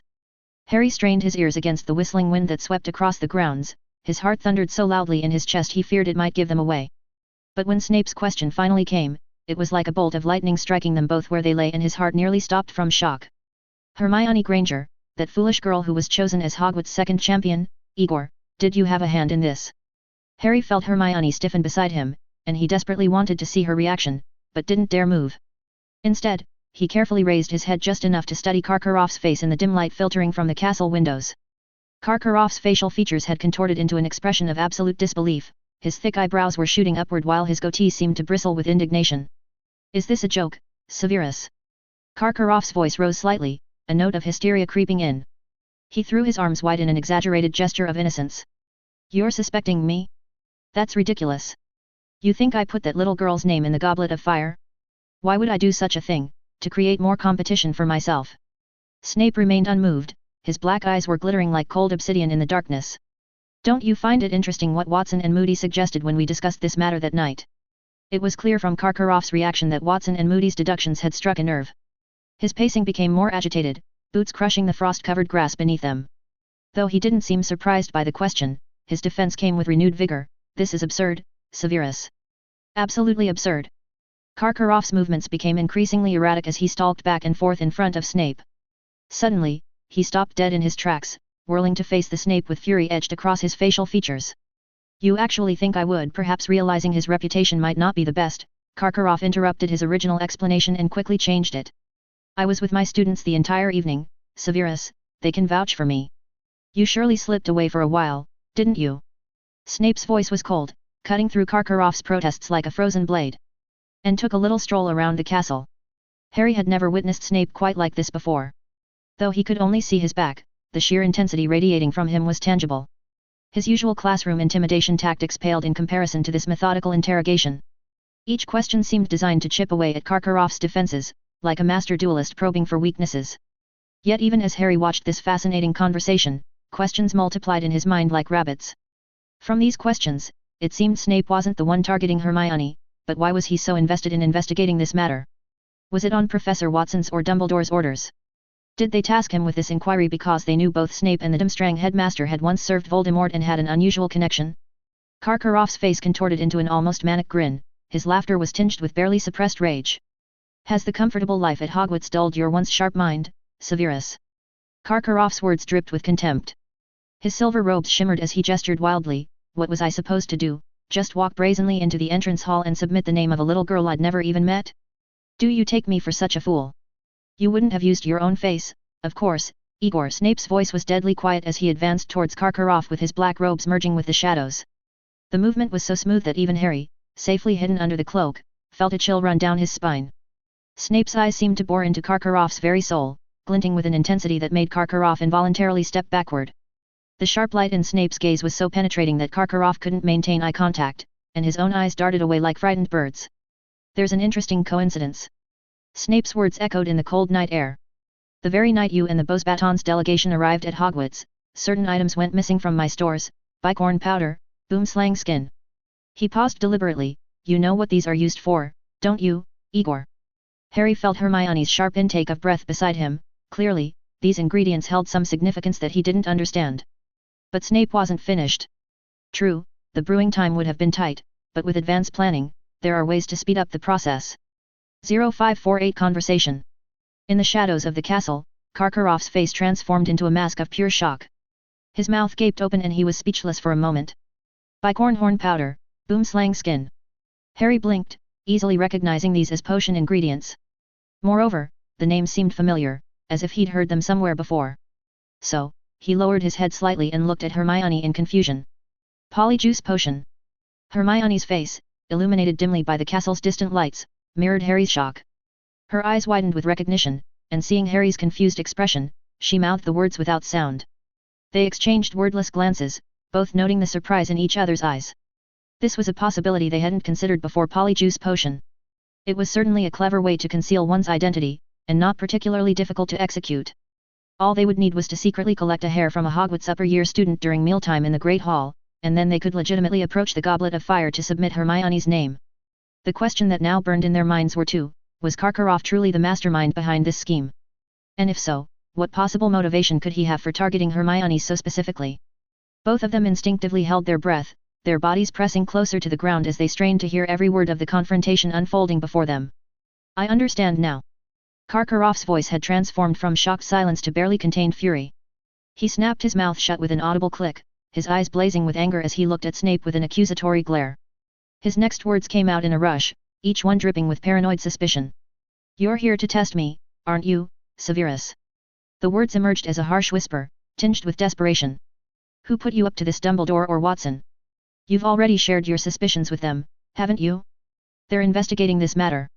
He caught himself here, his thoughts visibly redirecting. No, that's not important. Severus, have you completely pledged yourself to their service now? The darkness seemed to deepen around Snape's tall, imposing figure as he remained unmoved by Karkaroff's outburst. Answer my question first. His obsidian eyes bore into Karkaroff's with unwavering intensity, his wand gripped so tightly that his knuckles showed white against the dim light. This has nothing to do with me, Severus. Karkaroff's voice trembled with stress.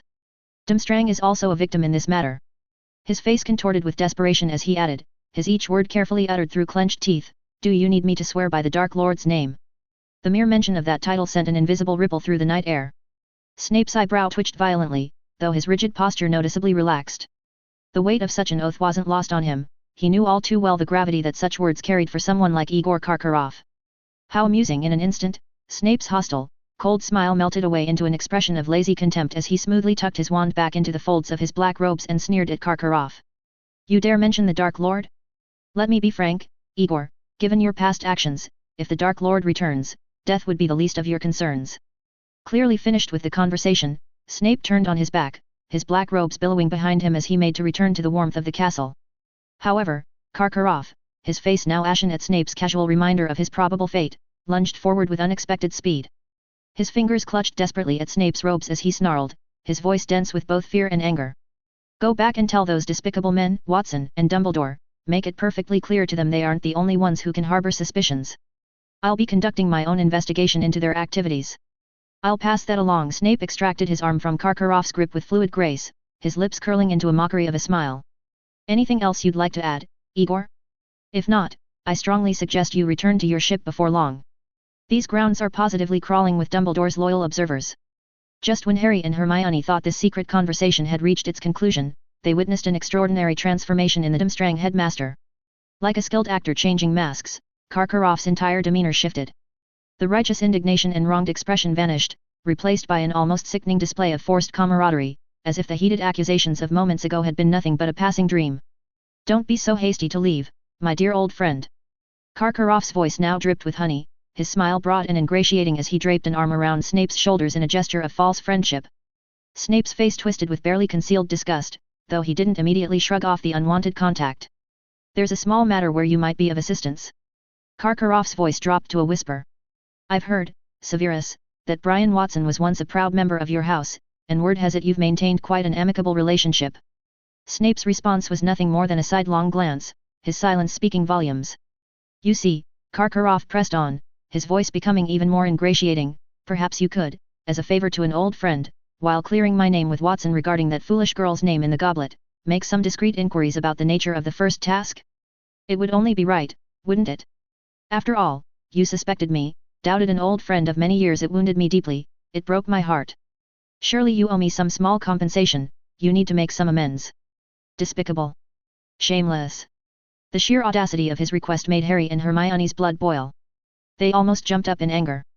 This was the same man who, few minutes ago, had been hurling threats about investigating Professor Watson, and now he had the gall to seek inside information through such calculating means. Hermione's cheeks flushed red with anger. Earlier during the day, when Sirius told them that Igor Karkaroff had been a Death Eater, they were more surprised than anything else, but now, witnessing this scene firsthand, she truly understood just how low this man's character was. Harry and Hermione were thinking along similar lines, but Harry gave Hermione a meaningful look. The irony wasn't lost on either of them. If Durmstrang's own headmaster was willing to stoop to cheating to aid his champion, perhaps accepting Hagrid's offered assistance wasn't such a big moral compromise after all. They strained forward, eager to hear Snape's response to this brazen request, but fate had other plans. A thunderous roar from the marble staircase in the entrance hall shattered the tension like glass, causing both of them to jump in their skins. "Caught in the act, et." The familiar voice bellowed across the grounds, followed by the distinctive thump-clunk of wooden leg against stone as its owner descended the stairs. The scene that unfolded before them was almost theatrical in its timing. Even Hermione, despite her usual seriousness, couldn't help but appreciate the dramatic irony, while Harry's lips curled into a satisfied smirk of schadenfreude. Despite Moody's distinctive limp, there was nothing diminished about his intimidating presence. If anything, the irregular rhythm of his steps added to the rising tension, like the drumbeat before an execution. His magical eye whirling frantically in its socket fixed itself upon Snape and Karkaroff with unsettling intensity. The scar that marked his face seemed to come alive in the shadows, writhing like a restless centipede across his facial features. You should have been more cautious, Harry thought with a mixture of satisfaction and slight malice as he observed the two men's reactions. Moody's appearance was hardly surprising to those who knew his habits. Even in retirement, the legendary Auror maintained his famous constant vigilance, routinely patrolling the castle grounds after nightfall. He was also known to often assist Hagrid in monitoring the Forbidden Forest. The effect of Moody's arrival on Karkaroff was visible. His body language transformed in an instant, his previous facade of friendly confidence crumbling like a sandcastle before the tide. Karkaroff's initial impulse to flee wasn't just a momentary reaction, it was deep-seated, perhaps a remnant of old guilt. He had already taken a backward step, his body half turned toward escape, and if not for Snape's quick reaction in grabbing his arm, he might have already vanished into the darkness. Snape, while maintaining better composure than his companion, couldn't entirely hide his discomfort. The usual sallow complexion of his face took on an even more ashen hue as he faced Moody, though his voice remained steady as he attempted to defuse the situation. "What do you mean, Moody? We were merely having a conversation." Something peculiar occurred then. Moody's step faltered unexpectedly, giving a brief break in his intimidating approach. But he recovered with remarkable speed, his scarred face splitting into a fierce grin that held no warmth as he advanced on the pair. "Just talking, you say? Lies, Snape." Moody mercilessly exposed this obvious excuse. Two former Death Eaters who narrowly escaped Azkaban's embrace, skulking about in the darkness and bitter cold, avoiding the populated courtyards all for a friendly chat about old times? What's really on the agenda tonight, gentlemen? Sharing tips about dodging justice, or perhaps hatching new schemes? Despite being outnumbered, Moody's presence seemed to fill the space around them, as if he had somehow managed to surround both men through sheer force of personality. The intimidation radiating from him was almost palpable. "Tell me." The roar that erupted from Moody's throat echoed across the grounds. "Confess everything now, or I'll have you both in Dumbledore's office before you can draw your next breath." "You're mad." Karkaroff's voice came out in desperate pants as he stumbled backward, his composure completely shattered. "What we discuss is our business, Moody, it has nothing to do with you. The Ministry has cleared my name. You have no right to question me." "Oh, is that so?" Moody's laughter was cold enough to freeze the marrow in one's bones. "Perhaps you think betraying your former associates has washed your hands clean, but I remember the filth you've wallowed in, Karkaroff. Shall we review some of your greatest hits? Show me if you've learned any new tricks. For instance, your method of slipping Hermione Granger's name into the Goblet of Fire was quite ingenious. I must admit your magical abilities have improved considerably since our last encounter 15 years ago if you managed to fool an artifact as ancient and powerful as the goblet. You're completely deranged." These were the last words Karkaroff managed to force out. His eyes, wide with undisguised terror, remained fixed on Moody as he stumbled backward, his feet tangling in his expensive furs before he finally turned and fled headlong into the encompassing darkness of the grounds. What happened next left Harry and Hermione more puzzled than anything that had come before. Professor Moody, contrary to his reputation for relentless pursuit, made no move to chase after the fleeing Karkaroff. He simply stood there, allowing Karkaroff to escape into the night. "Coward!" The word was spat out with pure contempt, echoing across the grounds before Moody turned his attention to Snape, whose face had taken on an interesting bluish tinge in the dim light. "You seem to possess more spine than your friend, Snape. Perhaps you'd care to share something of interest." "I have nothing to say to you." Snape's words came out in rapid bursts, his breathing clearly affected by Moody's oppressive presence. His thin lips pressed together so tightly they almost disappeared. "If you have questions about me, take them to Dumbledore." With those words, Snape wrapped his black cloak tightly around himself, the movement similar that of a bat folding its wings before flight. He strode past Moody with as much dignity as he could muster, his footsteps echoing in the entrance hall before fading into silence. The grounds fell into an eerie quiet, broken only by the whistle of the bitter wind.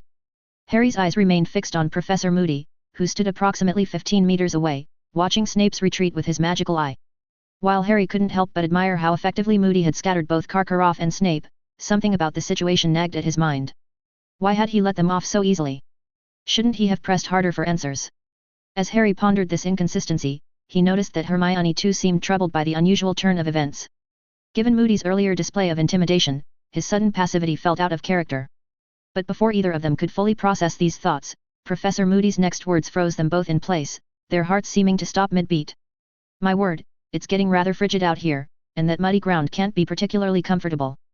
Mr. Potter, Miss Granger, why don't you both stand up so we can have a proper conversation?" 0549 Disbelief. Harry's mind reeled in utter disbelief as the reality of the situation sank in. The shock of being discovered by Professor Moody left him paralyzed, his body refusing to move from where he lay sprawled on the cold, damp ground. Beside him, Hermione was no less terrified than him, perhaps even more so, because she realized that Professor Moody might not be as lenient as Professor Watson in letting them off the hook, especially since Moody seemed to be in a foul mood at the moment.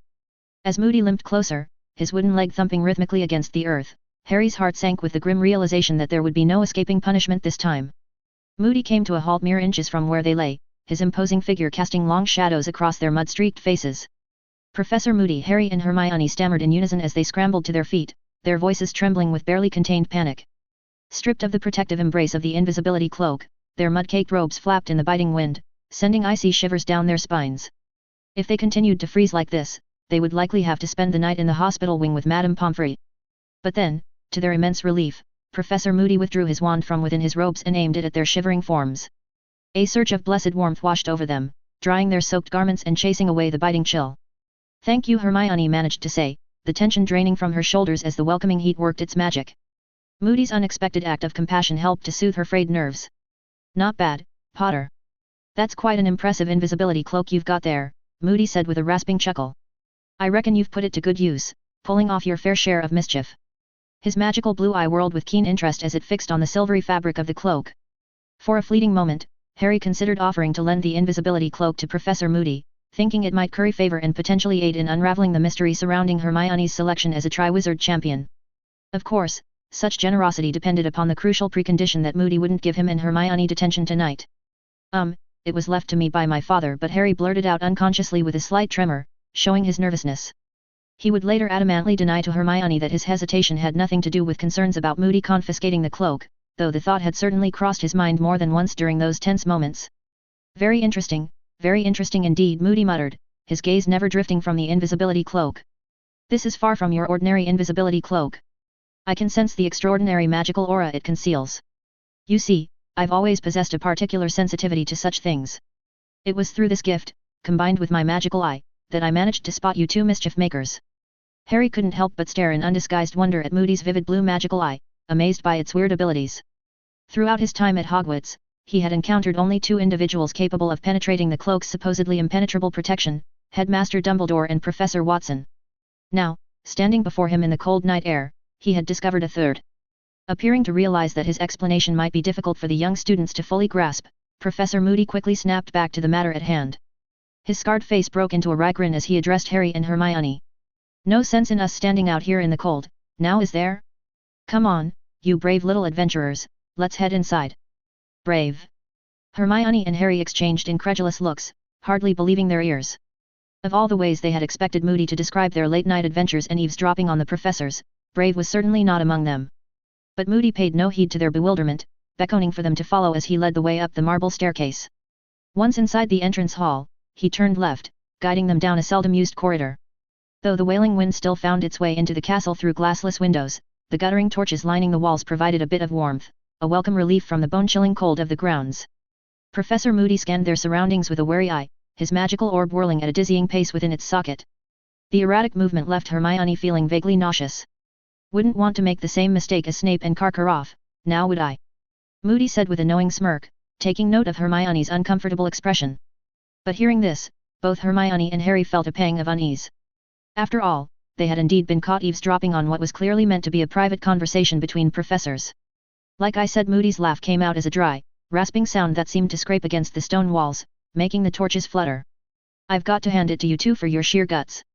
The truth, though Dumbledore might not want me saying it, is that you just faced off against a pair of right dangerous schemers. You held your own, and that's no small feat. Looks like my constant preaching about vigilance hasn't been a complete waste after all." Harry, while unsure of the reasoning behind Moody's unique perspective, found himself in complete agreement with Moody's scathing assessment of Snape. He couldn't help but flash a sheepish grin in response.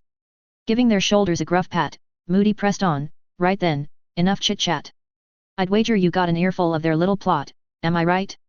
Out with it, tell me everything you heard. Who wants to start? Miss Granger, perhaps you should take the lead.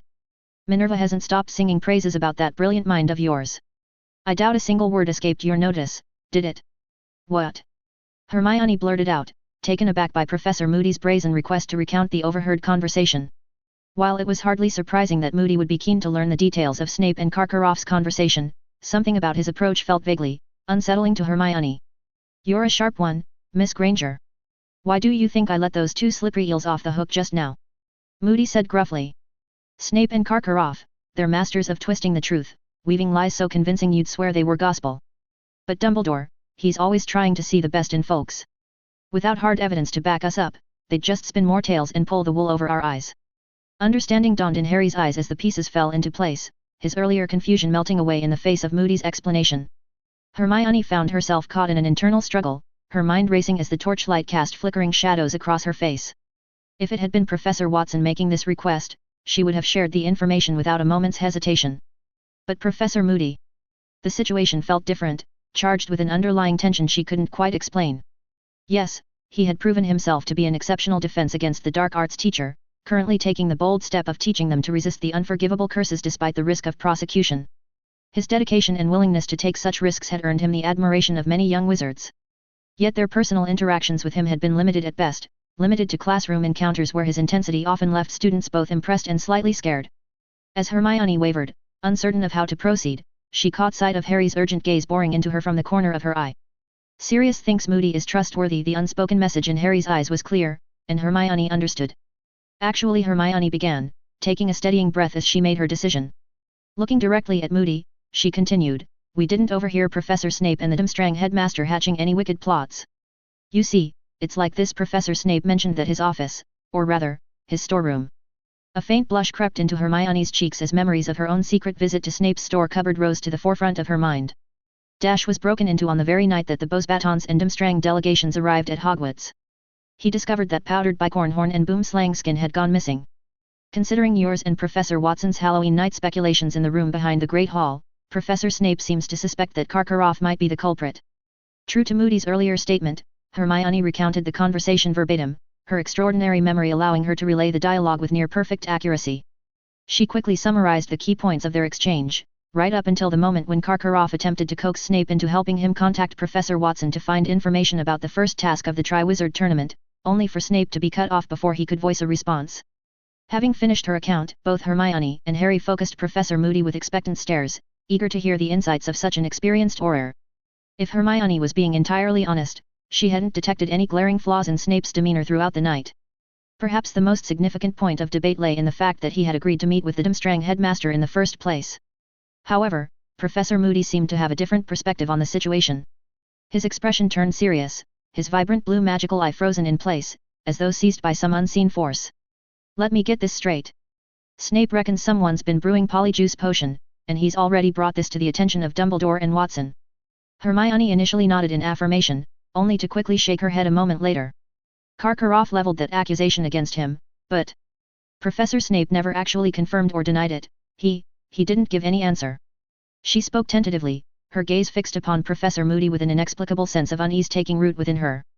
For the briefest of moments, she could have sworn she detected a flicker of fear in Moody's face, but no sooner had the thought crossed her mind than she dismissed it as a trick of the light. What could possibly strike fear into the heart of a person like him? It must surely have been an illusion of her overactive imagination. Harry, meanwhile, watched Moody with bated breath, silently hoping that he would unearth some damning evidence that would land Snape in hot water. Karkaroff believes that Dumbledore or Watson put Snape up to this, that they sent him to investigate. Ha! What a load of codswallop. If they genuinely suspected Karkaroff of using Polyjuice Potion, they wouldn't be sending Snape as a messenger. Did Snape actually tell Dumbledore and Watson that someone in the castle was secretly brewing Polyjuice Potion? And if so, why had they seemingly failed to take any decisive action? Moody fell into a prolonged silence, his brow furrowed in deep contemplation, leaving Harry and Hermione to fidget uncomfortably in the face of his pensive demeanor. It was only when they finally mustered the courage to speak up to remind him, that he seemed to return to the present moment. "No need to fret, Miss Granger, Mr. Potter. I'm quite all right, and you have my thanks," Moody assured them, his spirits appearing to have lifted. "The intelligence you've provided is precious, absolutely crucial now. I want you two to hurry back to your dormitories. Leave Snape and Karkaroff to me. I'll be keeping a very close eye on their every move." His piece said, Moody sent Harry and Hermione on their way with a gruff nod of dismissal, his magical eye whirled with renewed purpose as he watched their retreating forms disappear down the torch-lit corridor. 0550 Fantasies. The common room was dim and empty, the only light flickering from the dying embers in the fireplace. The smoldering pine logs gave off a last bit of warmth, but it was fading fast. Despite the tense events of the day, as Harry and Hermione returned to the familiar space, they felt their spirits finally relax.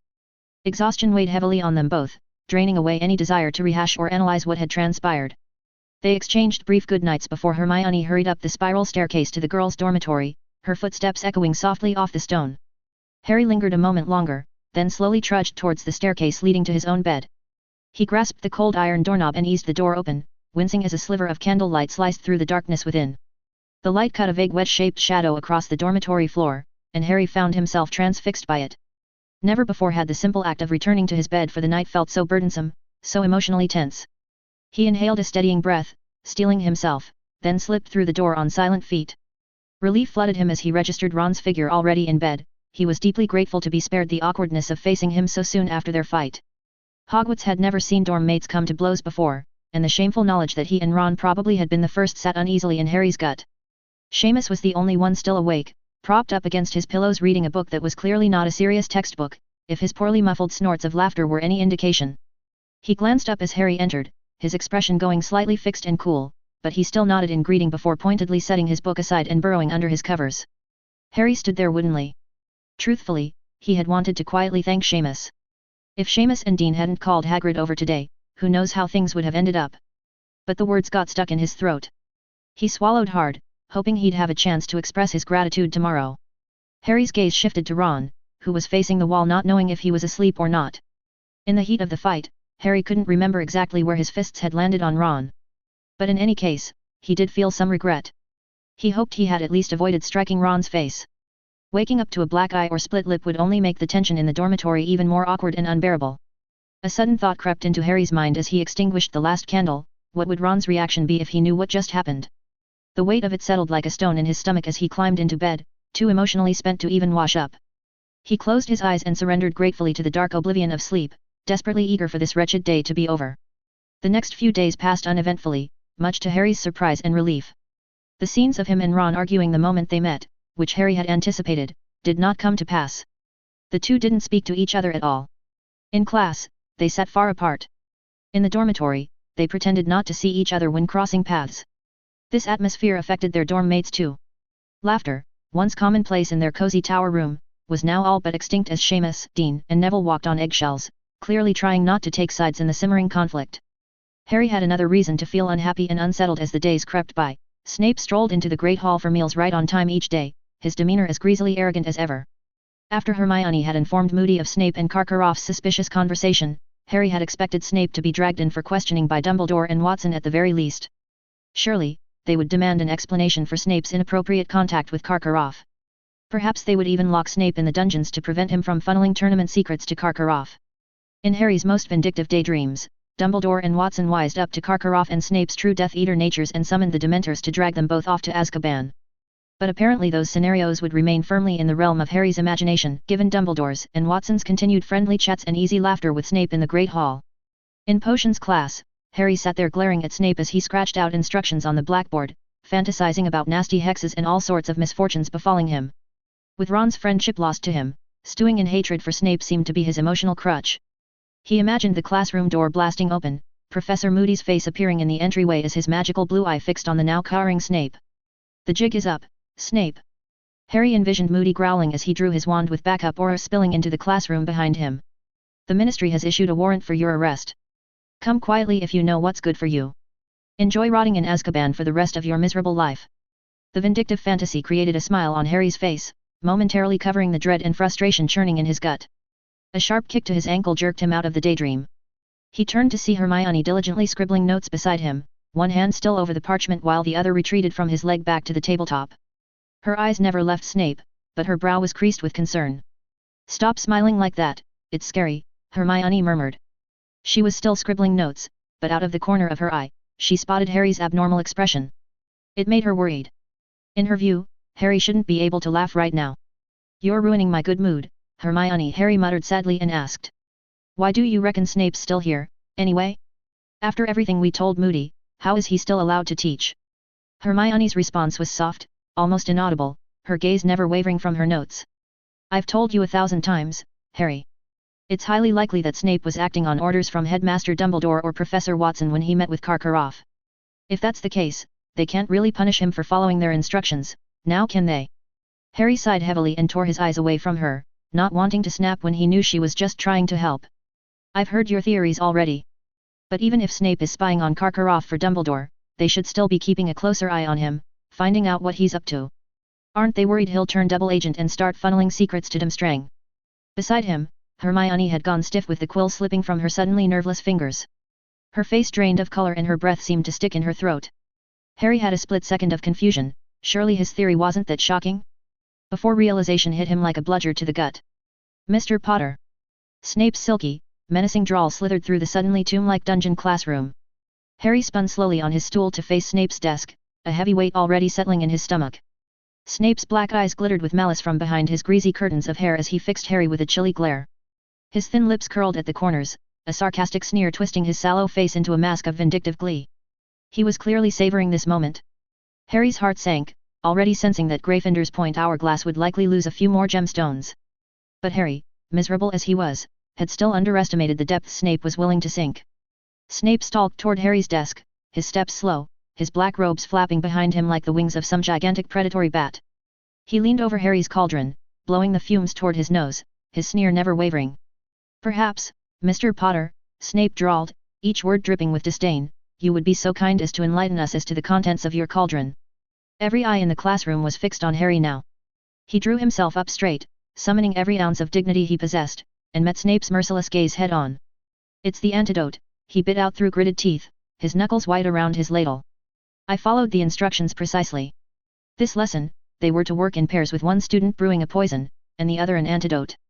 Hermione, of course, had taken on the poison, leaving Harry to sweat over the corresponding antidote." "Oh really?" Snape's mocking smile grew.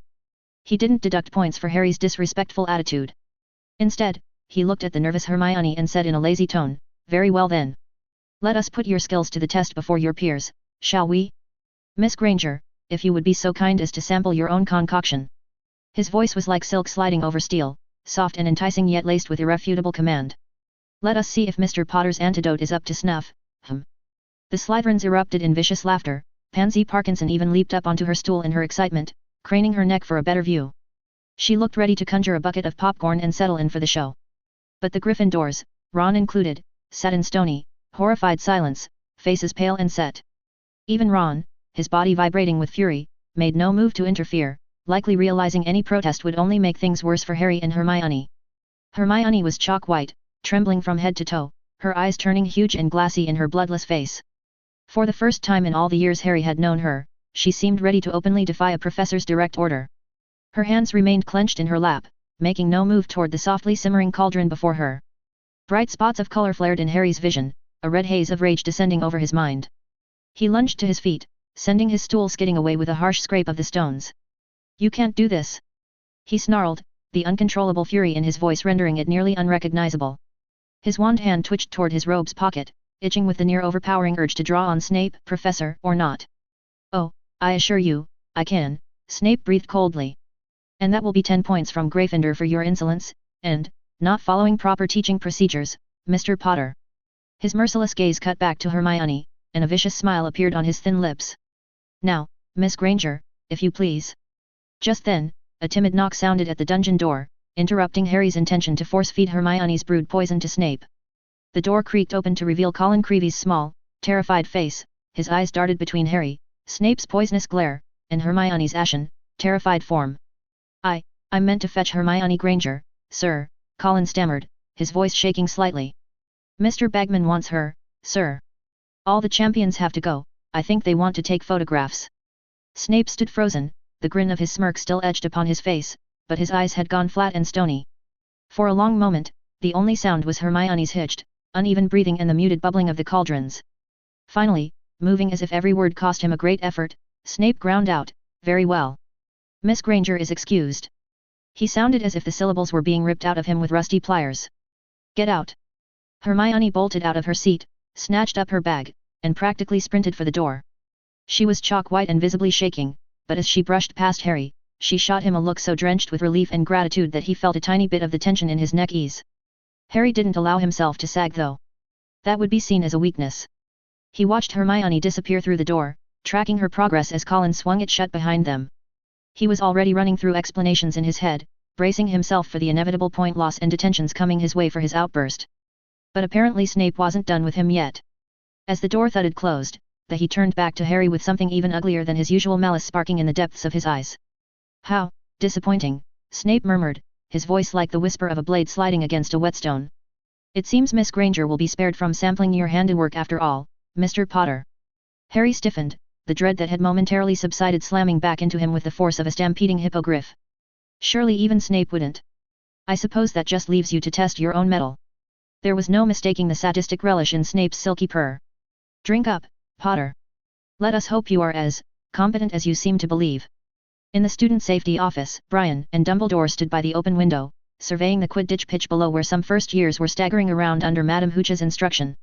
The open window sent in late autumn wind laced with an icy breath. It seemed the footsteps of this year's first snowfall were approaching.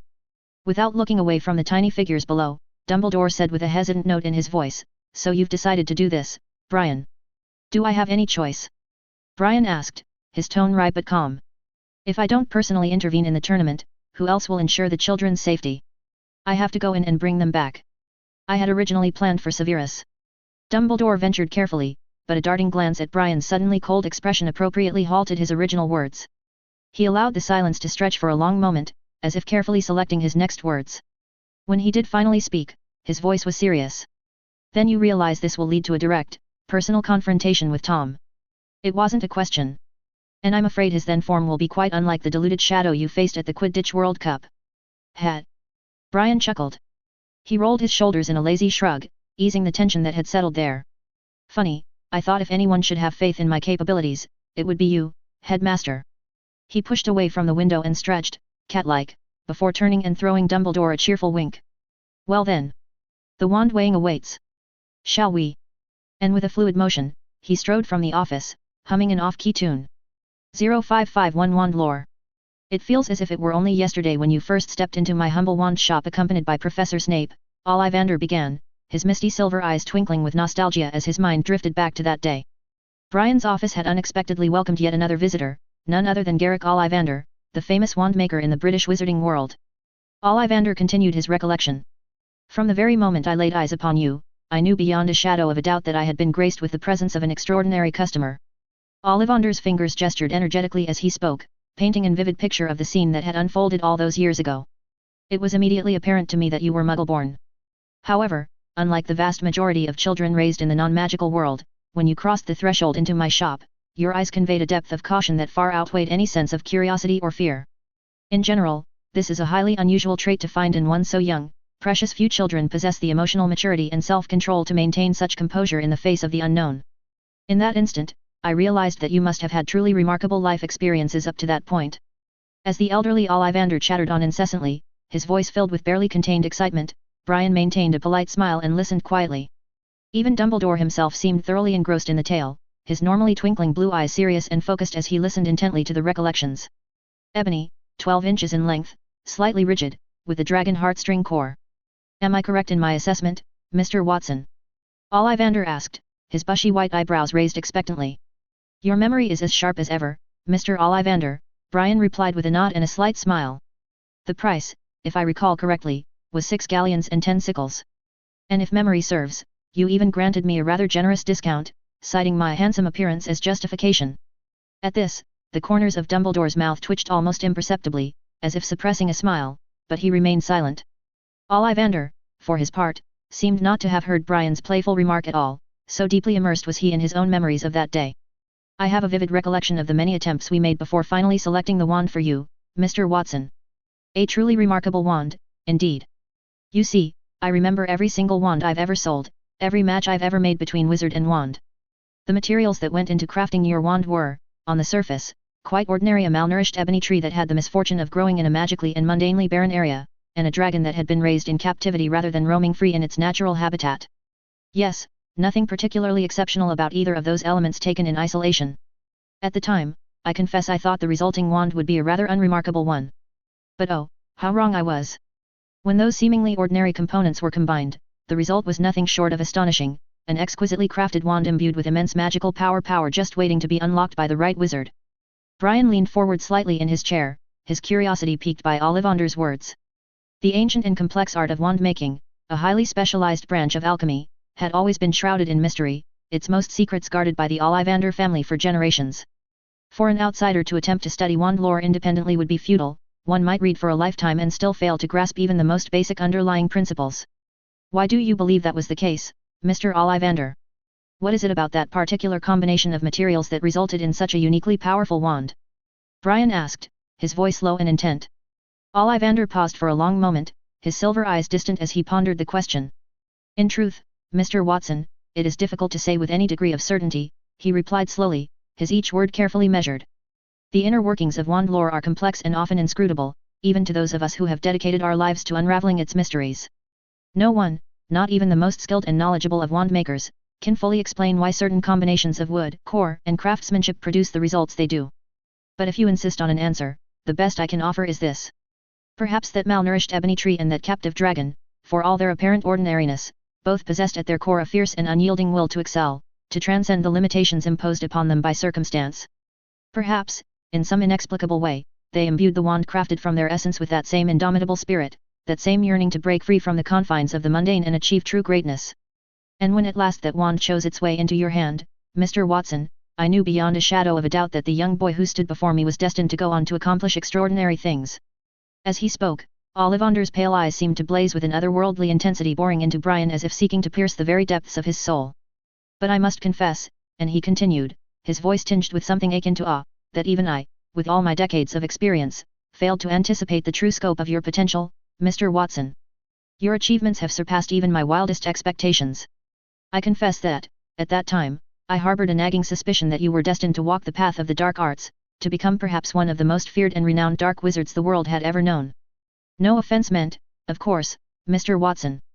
It was simply that I sensed in that wand a profound longing to serve a master who would be relentless in his pursuit of power, someone who would never rest in his quest to transcend all limitations and gain greater power. Brian laughed without any misgivings. It would seem, then, that I was fortunate enough to receive the proper guidance and support along the way, to steer me away from that darker path. Not entirely, Mr. Watson, Ollivander replied, shaking his head slowly. While it is true that the influence of those around you no doubt played a role in shaping your destiny, in the end, it was your own fundamental nature that was decisive. The purity of your spirit, the innate kindness and compassion that reside at your core, these are the qualities that allowed you to resist the siren song of power for its own sake. In choosing the path of light over the path of darkness, you demonstrated a strength of character that is all too rare in this world. And it was that strength, I believe, that ultimately earned you the true allegiance of your wand. I must admit, Brian, Dumbledore interjected with a wry smile, I doubt you ever imagined that a wand maker you met only once, however briefly, would be able to see through you simply by virtue of the wand he crafted. Seeing Ollivander now looking at him resentfully, Dumbledore glanced over at him and continued. And as for you, Garrick, as I recall, you've made a point of expressing your regret over a certain matter during our last several meetings. I hardly think there's a need to dredge up the subject yet again. Oh, but why ever not? Brian asked, his curiosity plainly piqued as he looked back and forth between the two. What is this matter you speak of? If it's not too much trouble, Mr. Ollivander, I would be most interested in hearing more. Dumbledore's expression immediately shifted to one of resignation, as if he knew that his own small secret was about to be laid bare. It pains me to say it, but Albus made the decision to give up the wand he originally obtained from my father, Ollivander said with a note of old resentment coloring his voice. I feel I must tell you, Albus, that even on his deathbed, my father was still muttering about your decision. Is that so? Brian said, unable to conceal his surprise at this revelation. That is indeed a most unusual thing for a wizard to do. Under normal circumstances, one would never even consider such a thing. And I assure you, Brian, it was not a decision I made lightly, Dumbledore replied, his voice calm and even. Unfortunately, due to my own carelessness and misuse in my youth, my original wand sustained significant damage in those years. In the end, I was left with no choice but to seek out a replacement. As I recall, it was in the aftermath of that world-shaking duel Ollivander interjected, a sly note entering his voice. At his words, the corners of Dumbledore's mouth twitched once more, as if he were physically restraining himself from responding. Ah, I see, Brian murmured, his eyes narrowing thoughtfully. In the past, he had seen Dumbledore wield his current wand on numerous occasions. It was a peculiar elder wand. It was also a peculiar choice of material for wands, one seldom seen in the hands of modern wizards. At the time, Brian had thought little of it. However, after Ollivander's reminder and Dumbledore's reluctance to discuss it further, he vaguely sensed that the matter was not simple. This wand is Brian stared thoughtfully at Dumbledore's sleeve, where he usually kept his wand. I'm afraid we have little time for further discussion on the matter, Brian, Dumbledore interrupted, the Triwizard champions will be arriving in the classroom downstairs at any moment, and it is necessary for us to be there to greet them. He glanced over at Ollivander, a hint of regret entering his eyes.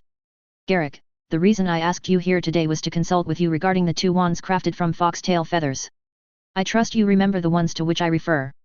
Ah yes, the wands of he who must not be named and Harry Potter, Ollivander replied, his eyes gleaming with sudden intensity. The only two wands in existence to share a core taken from the same phoenix. It's the stuff of wand lore legend, Albus. To think, the most terrible dark wizard our world has ever known, and the boy who against all odds managed to defeat him, both linked by a common thread. If that's not a clear sign that their fates are inextricably intertwined, I don't know what is. Forgive me, Mr. Ollivander, Brian interjected, but would you mind clarifying your meaning a bit?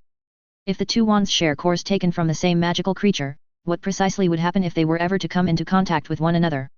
Ah, Mr. Watson, that is the question, isn't it?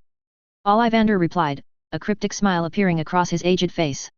You see, contrary to popular belief, it is the wand that chooses the wizard, and not the other way around. I've made a point of sharing that bit of wisdom with every young witch and wizard who's ever stepped through my door, but alas, precious few seem to grasp the true significance of it. The fact of the matter is that wands are not mere tools to be wielded, they are living things in their own right, imbued with a form of sentience that cannot be easily explained. They have their own thoughts. Therefore, wands do not necessarily have to obey the commands of the wizard they belong to. However, from the moment a wand first bonds with a witch or wizard, it becomes an inextricable part of them, an extension not just of their magic, but of their very being. Brian's thoughts flickered rapidly. He immediately understood the meaning of the first half of Ollivander's explanation.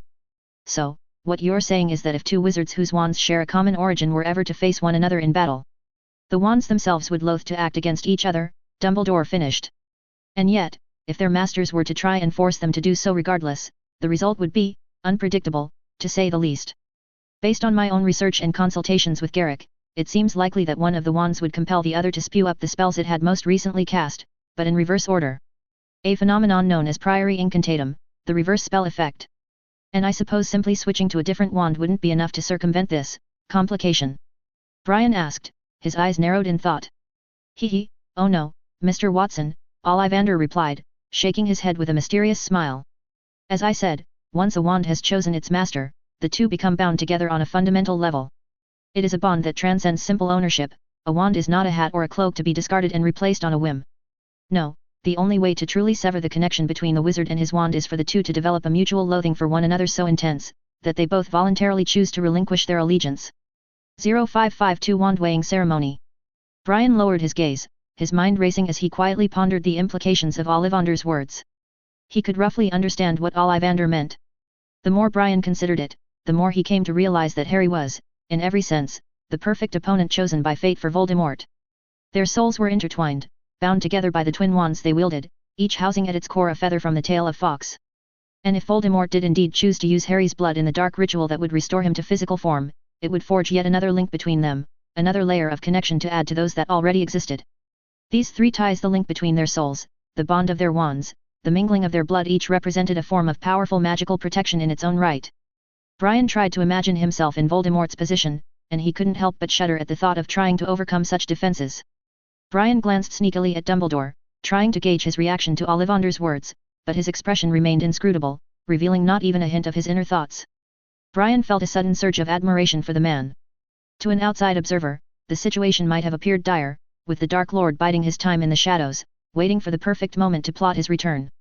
But Dumbledore had already mapped out the path to Voldemort's ultimate defeat. Perhaps the only remaining obstacle in Voldemort's demise were his Horcruxes.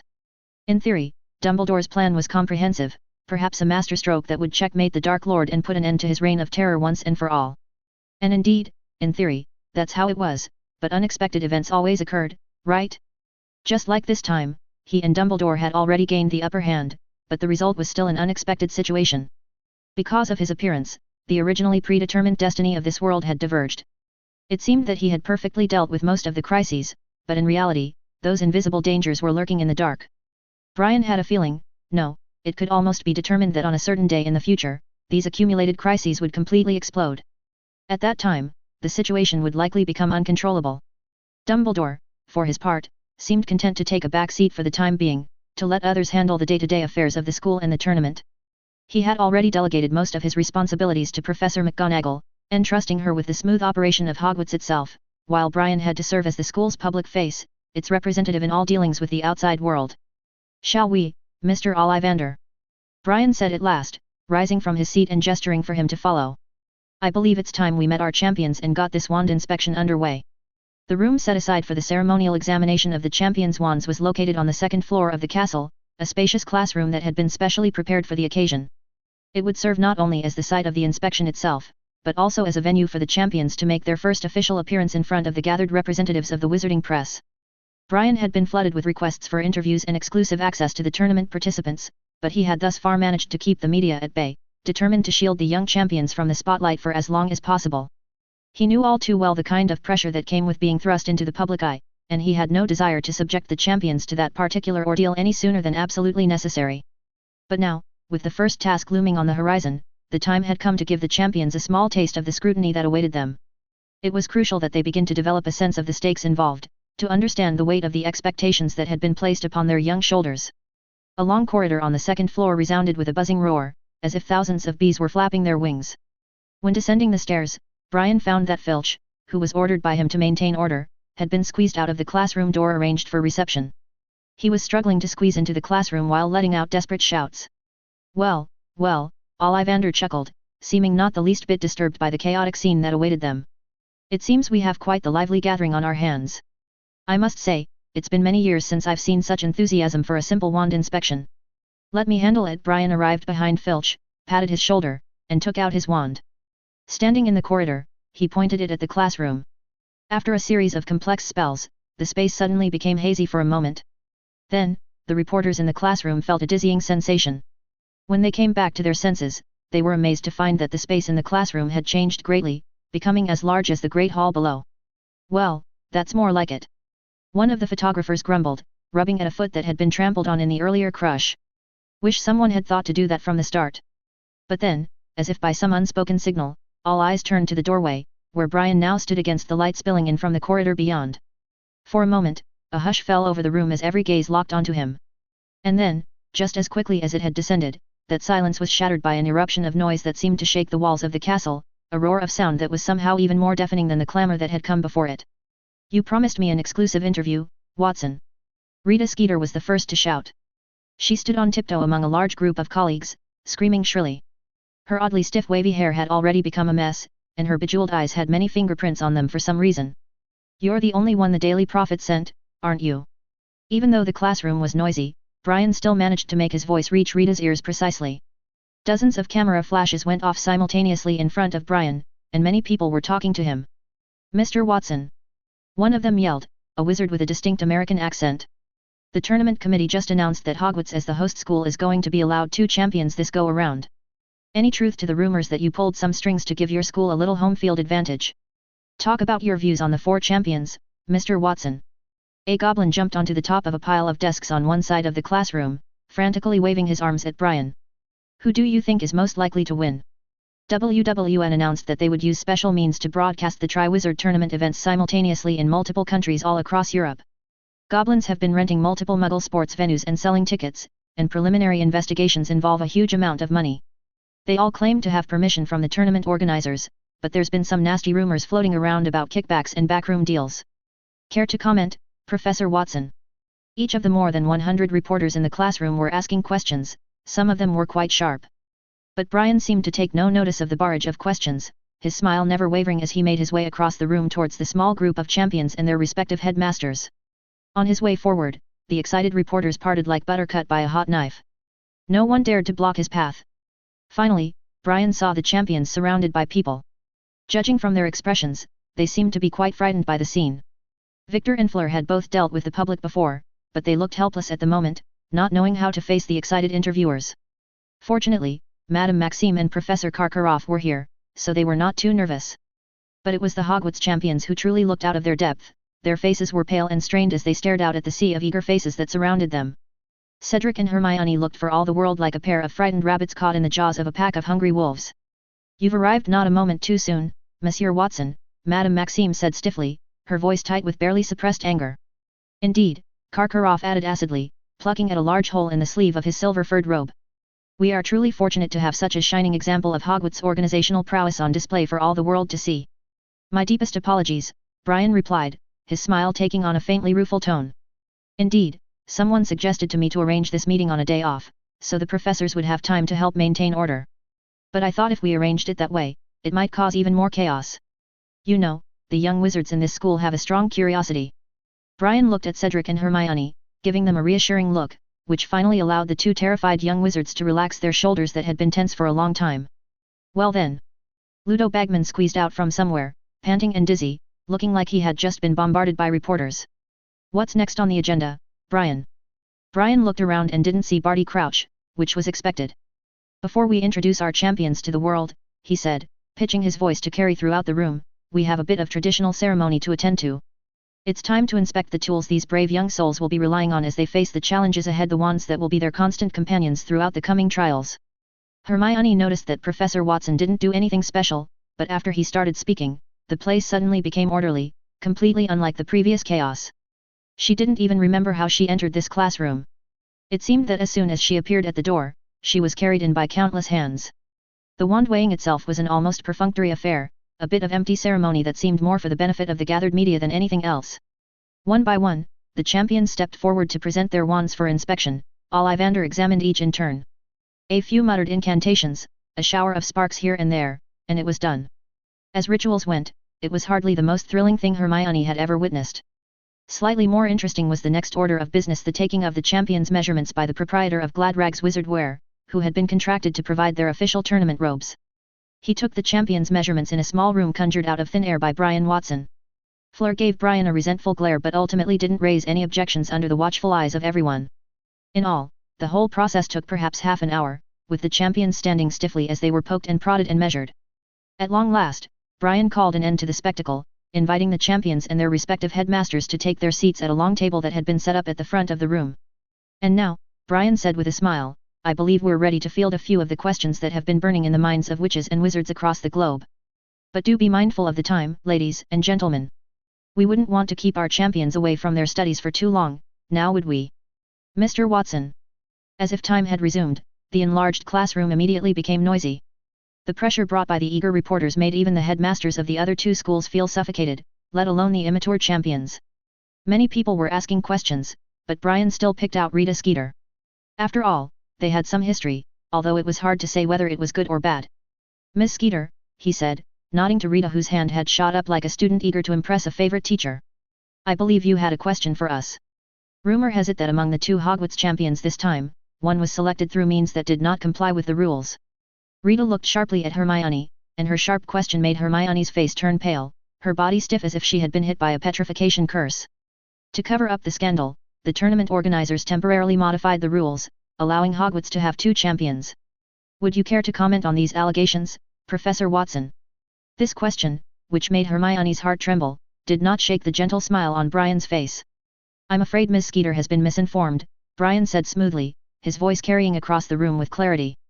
The truth of the matter is far less sensational than the striking imaginings of the rumor mill. He paused for a moment, as if gathering his thoughts, and then continued. As many of you may recall, this is the first Triwizard tournament to include an age restriction for potential champions. In years past, any student was eligible to compete, regardless of their age. But out of caution, and a desire to ensure the safety of all participants, the organizers of this year's tournament found it appropriate to limit the champions to only those students who are of age. After another pause, Brian continued. Needless to say, this decision was not universally popular among the students of the three schools. Many underage students felt that they were being unfairly excluded, that their skills and abilities were being overlooked simply because of an arbitrary age limit. And so, in the spirit of fairness and inclusivity, the Hogwarts administration decided to conduct a bit of an experiment. He gestured to Hermione then, and she felt the weight of every eye in the room settle upon her. Miss Granger here was one of a select group of outstanding students chosen to participate in this trial run. Their names were submitted to the Goblet of Fire alongside those of their older peers, as a way of testing the feasibility of expanding the champions in future tournaments. And as you can see, the Goblet found Miss Granger worthy of representing her school on the grandest stage our world has to offer. She will compete on behalf of not just Hogwarts, but of every underage witch and wizard who has ever dreamed of testing their mettle in this competition. It was a lie. A complete and utter fabrication, spun out of whole cloth with nary a shred of truth to it. Hermione could hardly believe the ease with which the words flowed from Professor Watson's lips, the sheer audacity of the tale he had concocted on the spot. How could he stand there, bold as brass, and spout such blatant lies in front of so many witnesses? If Brian knew Hermione's thoughts, he might smile and say to her, "You're too naive. The truth always spreads only in a very small circle." Even if all Hogwarts students could tell that something was wrong, it was still a minority.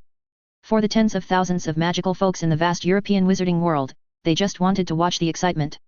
They would even hope that the Triwizard tournament would produce as many champions as possible. As for the reason behind this incident, a logically sound explanation was enough for them. 0553 guests. As the long-awaited Triwizard tournament drew ever nearer, Brian found himself increasingly besieged with a flood of responsibilities and tasks that demanded his time and attention. In an effort to maintain order and safety on the day of the competition, Hogwarts had made the decision to release only a limited number of spectator seats to the eager public. For the European magical community, which had been blessed with an extended period of tranquility and peace, the chance to witness in person the opening task of the first Triwizard Tournament in centuries was an opportunity that countless socialites and dignitaries were desperate not to miss. Applications to secure a spot to watch the tournament poured into Hogwarts like snowflakes blanketing the grounds in winter. It was not only Brian and Dumbledore who were besieged with requests, but all the teaching staff and faculty members of Hogwarts, each of whom had their own network of friends, relatives, and acquaintances. Many of the countless letters that flooded into the school in recent days contained subtly expressed requests, hoping to be allowed into Hogwarts on the day of the task. Even Professor Snape requested a spot for a friend who was well versed in potions. This delicate matter of sorting through the overwhelming influx of requests and determining who would be granted entry fell directly on Brian's already overly burdened shoulders. It was impossible to accommodate everyone who wished to attend, and so difficult choices had to be made, with only a select fortunate few being given the green light to watch the tournament in person. For those whose applications were not approved, Brian sent letters expressing his sincere apologies and conveying his regret. Based on his usual style, this was not a task that Brian liked or was particularly keen on undertaking. But he was aware that he no longer represented only himself, he had become a living symbol of Hogwarts. In the complex and interconnected web of relations that encompassed the wizarding world under the sun, it was a blunt reality that it was simply not feasible to always act solely according to one's own whims and desires. In addition to the task of coordinating the spectators, the complex logistics of broadcasting the tournament to the wider wizarding world also consumed an immense deal of Brian's time and energy. The Goblins of Gringotts and the Wizarding Wireless Network, WWN, had already successfully reached a cooperation agreement, and the process of securing and setting up the necessary venue rentals was also proceeding at a fast pace. WWN had generously sent over several pieces of their latest equipment previously used for transmitting radio signals to assist with the broadcast.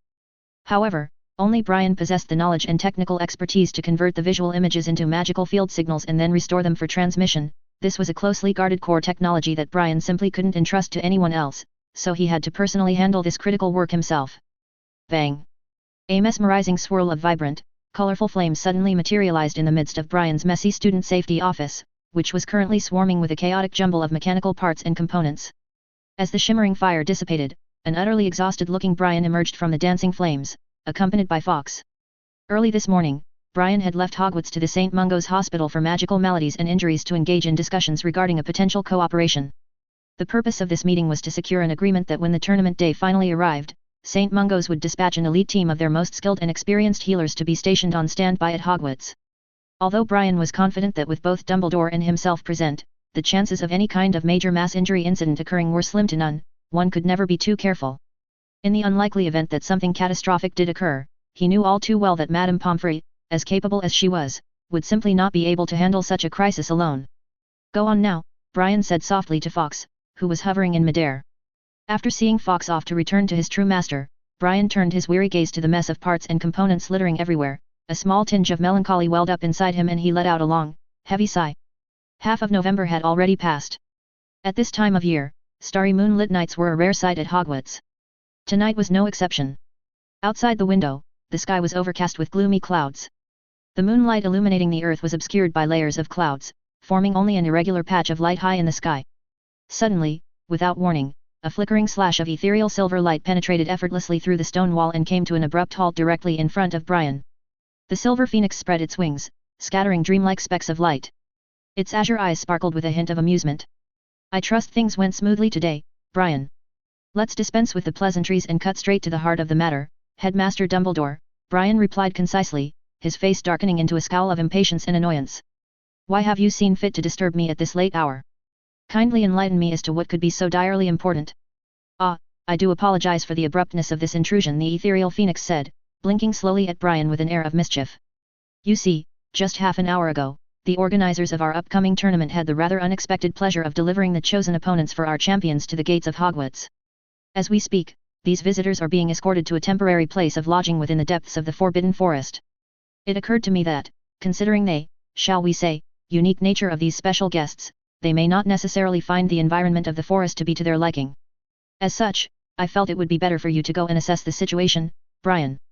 And why, pray tell, are you not attending to this matter yourself, Headmaster? Brian said bluntly. Alas, I would not dream of imposing upon you in this way under normal circumstances. The phoenix exclaimed, blinking at Brian with an exaggerated air of innocence. But surely you would not have the heart to force a poor, frail centenarian such as myself to endure the biting cold wind and nighttime dew to go and face a fearsome group of dragons in the dark of the forest at this late hour? My old bones simply couldn't bear it. Besides, I thought you might be happy to catch up with young Charlie Weasley, who has been tasked with accompanying these guests on their journey to Hogwarts. You're more black-hearted than those alchemy workshop owners, Headmaster Dumbledore. Ignoring the Phoenix patroness's chuckling, Brian walked straight out of the office. It was 8 o'clock in the evening now, and there weren't many young wizards and witches in the castle. However, almost every young wizard he met had a face full of anticipation and eagerness, and the air in the castle was tinged with a sense of anxiety. These young wizards were all looking forward to next Wednesday's arrival, so they could watch the spectacle to their heart's content. They must have noticed that for the sake of this event, Professor Watson, who passed by them, had been working day and night for many days. The location where the dragons were to be temporarily stationed had been meticulously selected well in advance, and therefore Brian required no guidance to navigate the grounds. He knew exactly where he needed to go. Brian wondered why the team escorting the dragons had arrived a day earlier than originally scheduled. And with this question in mind, he quickly made his way along the lakeshore. About 20 minutes later, Brian turned into the Forbidden Forest along a small path. At this point, recognizing the direction was no longer particularly difficult, because through the dense trees, the dark depths of the forest occasionally erupted with intense flames and angry roars. Brian swiftly circled around a small grove of ancient oaks and found himself standing at the edge of a massive enclosure, its high walls constructed of thick, sturdy wooden boards. The sight was familiar to him. After all, he himself had been responsible for a great deal of the intricate spell work that had gone into reinforcing and warding the structure to ensure it would serve as a suitable place of confinement for its intended inhabitants. However, much to Brian's surprise and consternation, it appeared that the guests from afar had not yet taken up residence in their designated new accommodations.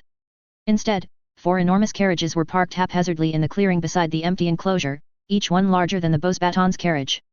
The wooden boards comprising all 4 sides of each carriage had clearly been hastily dismantled, revealing the iron-wrought cages contained within and the agitated, writhing forms of the dragons imprisoned inside them. "I've had enough!" A voice suddenly cried out in pure exasperation from amidst the group of wizards who were cautiously gathered around the 4 cages at a safe distance. "For the love of Merlin, let's just stun the bloody things and get them into the blasted enclosure so we can be done with this." As he spoke, the clearly frustrated wizard raised his wand, his stance indicating his firm intention to cast a spell at the unruly dragons. But before he could utter so much as a single incantation, a short, sturdy figure hastily interrupted him with hands raised in a pacifying gesture. "Hold on there, Lovek!" The red-haired newcomer called out urgently. "Don't do anything rash, now. Firing off stunners will only enrage them further. They're bound to be a bit wary and on edge in a strange new place after such a long journey. We have to be patient and handle them carefully." "Patient?" The first wizard sputtered incredulously, his face flushing a shade of red as he glared at his companion. "You must be joking, Charlie. We've been trekking non-stop for over half a ruddy month to bring these scaly monstrosities here, in case you've forgotten. At this point all I want in this life is to down a bottle of Ogden's finest in one gulp and then collapse onto the nearest available bed and sleep for a week. So, forgive me if I'm not overflowing with patience at the moment." In their cages, the 4 massive dragons shifted and snorted, smoke curling from their nostrils. Each beast wore a sturdy iron chain as thick as a man's arm around its neck, and though they weren't precisely making an excessive amount of fuss, they were clearly on high alert, their eyes scanning their new surroundings with open suspicion and hostility. Whenever one of the dragon handlers attempted to approach the iron cages to examine the locks, the dragons would immediately let loose with ear-splitting screeches of warning and send blistering gouts of white-hot flame shooting toward the witches and wizards. Tisk, tisk, how much would this be worth? Brian thought to himself, observing the chaotic scene with an air of keen interest tinged with amusement. To be honest, half a month of travel had exhausted Charlie as well. Before this, he had never escorted dragons on such a long-distance relocation. So even though he was reluctant to use magic to quiet the dragons, he had to seriously consider Lovek's suggestion. Brian stepped forward out of the concealing darkness of the trees and into the brightness of the flare-lit clearing. "Having a spot of trouble, are we, Charlie?" Just as Charlie was determined to call his companions to cast spells on the dragons, the sudden voice behind him startled him. Then, his face lit up with pleasant surprise. "It's you, Brian." As soon as the words left Charlie's mouth, however, an astonishing change came over the 4 dragons, who had up until that moment been crouched warily within their cages, growling out with displeasure at the dragon keeper's continued efforts to cage them into their new enclosure. The dragons fell into a collective stupor upon seeing Brian approach. Then, in the blink of an eye, the 4 pairs of fierce pupils were filled with towering fury. Roar! Boom! For half a month, these dragons had tried countless times to break free from the iron cages. They knew they couldn't succeed, but after the grey-haired, purple-eyed wizard approached, the dragons let out a unanimous roar. They struck the cages as if their lives depended on it, opening their bloody mouths full of fangs. The next moment, flames as intense as the blazing sun filled the vision of all the dragon handlers. 0554 Suppression. Whoosh! The sudden eruption of the dragon's fiery breath was a sight to behold. A vortex of swirling, searing flames roared forth, bathing the entire area in a blinding, scorching light. To the panicking dragon handlers, it was as if the gates of hell itself had opened up before them, unleashing an unstoppable avalanche of primal, draconic rage. The rising flames surged forward with the unstoppable force of magma bursting from the broken earth. In an instant, the cool night air transformed into a raging inferno. An oppressive, sizzling heat radiated out in pulsing waves, distorting the air into shimmering scarlet mirages. The dragon's breath extended like molten tentacles, hungrily lashing out to sear and consume everything in their path. Under the shrill, ear-piercing wails of the dragons were the handlers' terrified screams. Though the direct reach of the flames stretched around 40 feet, the blistering heat permeated out to 100 feet in all directions, turning the entire zone into a boiling cauldron where no one dared to remain. The trees nearest to the assault stood no chance. Before they could even catch flame, they instantly evaporated into wisps of charcoal black smoke, swept away by the scorching, howling winds.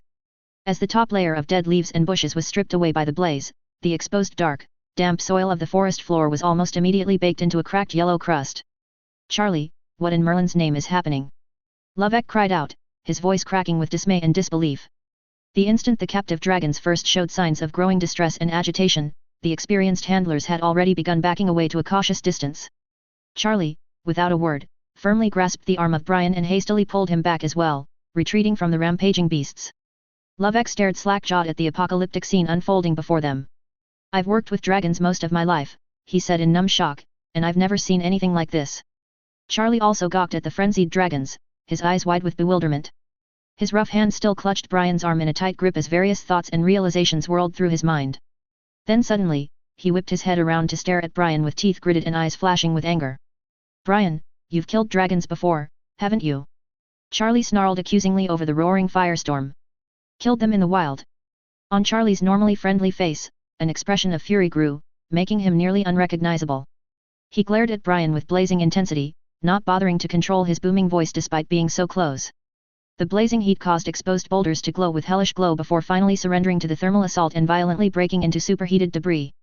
Covered in showers of fire, these blazing rocks arced through the air, burning like falling stars torn from the space before crashing back to the charred ground dozens of feet away. Yet for all the scale of devastation unleashed by the dragons, their outburst was not quite enough to alarm Brian. He still let Charlie to maintain his grip on his arm, continuing to observe the unfolding chaos with an air of interest. He had originally thought the dragon's strange behavior was because they sensed his presence as a threat, causing them to go berserk. However, Charlie's accusatory words surprised him. "Why would you think that, Charlie?" Brian asked, his eyes wide with mild puzzlement. "Dragons raised in captivity are completely different from their wild kin, Brian," Charlie growled through clenched teeth. "They're much more perceptive than you think. Somehow, they can tell you've spilled the blood of wild dragons before." "Is that so?" Brian replied, continuing to blink with an air of innocent bewilderment. "Is it not possible that the long, arduous journey here simply left them disoriented and hypersensitive? Couldn't their tense senses be mistakenly perceiving a threat where none exists?" "Not a chance." Under the blazing flame's illumination, Charlie's face still looked dark as he glared at Brian. "A dragon's senses are infinitely keener than a wizard's. Under normal circumstances, they would never lose control to this degree. At most, they might grow a bit agitated, perhaps try to break free and escape. But these dragons are all brooding mothers. In their current state, trapped and hysterical, they're convinced someone is trying to murder their precious eggs."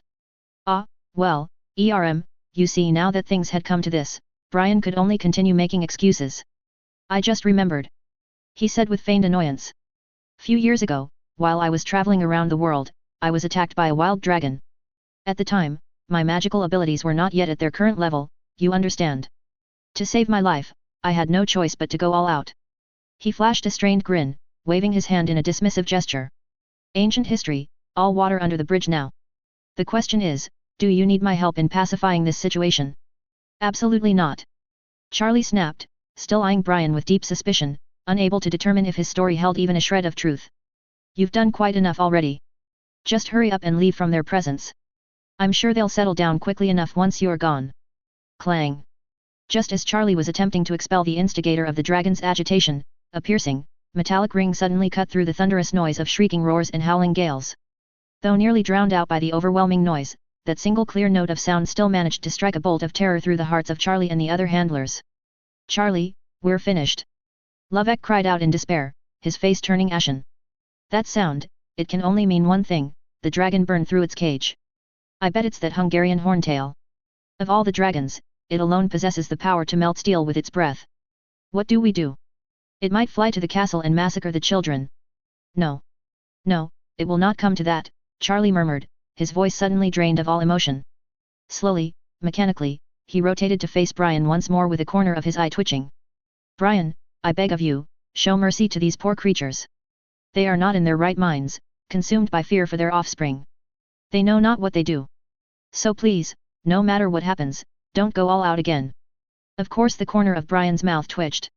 "If I knock the dragons out, I can't very well enter the arena and fight the champions myself." The moment he finished speaking, a ripple of purple flashed in Brian's eyes, and his wand had already appeared in his palm. Realizing Brian was about to take action, the handlers showed awe on their faces, Charlie included. After all, on the night of the Quidditch final, he had been present on the scene with Sirius and the others. Brian gave his wand a single, almost lazy flick, and a whispering wind raced out from him in all directions, invisible but palpably powerful. To the amazed eyes of the onlookers, it was as if an immense ethereal eraser had suddenly materialized in the ravaged air, attacking the raging inferno at its outermost edges. Starting from the farthest reaches where the dragon fire was already losing potency, the intangible force swept inwards, extinguishing the flames as easily as wiping a simple scribble from a classroom chalkboard. In the time of a few heartbeats, the hellish orange and crimson hues that had engulfed the night receded into oblivion, replaced once more by deep blacks and blues. The blazing waves of searing heat dissipated into the suddenly crisp and cool air. And the four rampaging dragons found themselves abruptly robbed of their voices and their fire and could only crouch mutely on the crumpled remains of their transport cages, craning their long necks to the sky as they howled soundlessly in confusion and despair. The Hungarian horntail, however, was not intimidated so easily. Driven to reckless fury by the primal need to safeguard its unborn child, it ripped itself free of the final shreds of its half-melted prison. Spreading its vast wings, which extended 30 feet or more from tip to tip, the beast released one last defiant roar. The spines and bony protrusions on its hide flashed like polished bronze in the starlight, and flexing the claws of its hind legs, the horntail snatched its sole remaining egg and flew into the sky with the egg clutched tightly to its chest. The dragon handlers cried out in horror and panic as they watched it flying into the darkness, knowing its escape could well mark the end of the Triwizard Tournament, and dozens of innocent lives. In unison, they drew their wands and sent torrents of suppressive spells lancing after it, but to no avail. The Hungarian horntail was simply too far away and too fast, and its magic-resistant hide was also too thick. Not a single spell found its mark, just flickered out of existence as they failed to connect with their target. In that dark moment, as all hope seemed lost, a deep rumbling began to build beneath the handlers' feet. Cracks opened out through the scorched earth with the ground churning like a storm-tossed sea. And then, as if the land itself had finally been drained by the attacks inflicted upon it, the broken soil and shattered rock flowed together like water, merging into a mighty humanoid form.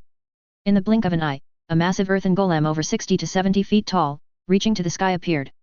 The handlers gaped at this stone giant. Its outline was rough, and even the most unskilled sculptor could carve a more beautiful statue. But no one would doubt the power of this giant. As they looked at it, a primal fear gushed from the depths of their hearts. Whoosh! The godlike giant stirred up gusts of wind with its movements. Extending one boulder-like hand towards the fleeing Hungarian horntail, the golem wrapped its thick fingers around the dragon's neck. With no more care than a farmer tossing a misbehaving chicken back into its coop, the giant tossed the thrashing, screeching dragon to the ground. The impact shook the forest for miles around, toppling many of the ancient trees that were near the clearing. Many towering ancient trees nearby that had escaped the blaze painstakingly pulled out their roots from the ground. At some unspoken command, they quickly walked over and surrounded the Hungarian horntail. After a series of complex transformations, a new rough enclosure appeared. The giant golem repeated the process, throwing the remaining 3 dragons inside as well. Then, like snow meeting sunlight, it melted away, returning its body to the earth. In the suddenly still and silent air, the only movement came from Brian himself. He strolled around the edge of the living cage, occasionally pausing to curl his wand as he muttered a list of protective spells and wards. Protego Maxima. Silencio. Salvio Hexia. Repello Inimicum. Fientu Duri. Fireproofing wards, anti-flight wards, shield charm, silencing charms. Charlie and the others watched woodenly as, within moments, Brian single-handedly transfigured the crude wooden structure into an impenetrable, magic-warded vault. Having done all this, Brian turned back to the others with a warm smile, casually brushing a few flecks of dirt from the sleeve of his robes. "Well," he said brightly, as if discussing nothing more remarkable than the evening's dinner menu. "That was a bit of welcome exercise. Nothing like some vigorous spell casting to make one feel properly awake and restored after a long journey." He stretched lazily, breathing deep of the crisp night air as if savoring the bouquet of a fine wine. Then, staring distractedly in the direction of the distant Hogwarts castle, he gave a small nod of satisfaction. "Oh, at this distance, it probably won't draw much attention," he muttered, smiling calmly at Charlie. "Probably won't attract a crowd of teachers like back then." Looking at Brian stretching his shoulders, Charlie clenched his fists, completely speechless. 0555 meetings. 4 massive, fierce-looking adult dragons were abruptly thrown into the sturdy wooden enclosure by Brian.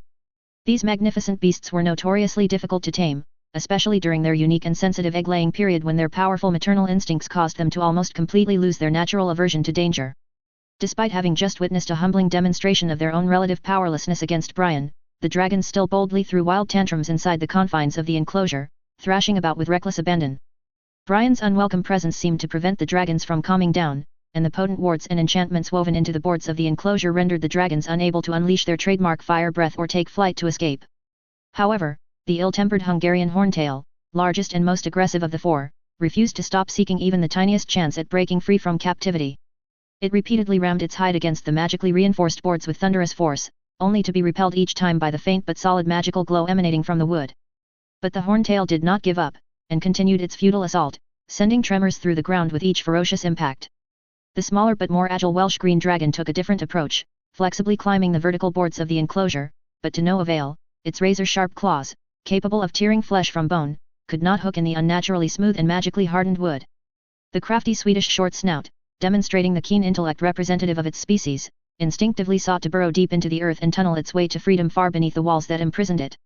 This clever tactic did not go unnoticed by Brian, who quickly cast an additional strengthening enchantment upon the ground itself, rendering it as impenetrable as the boards above.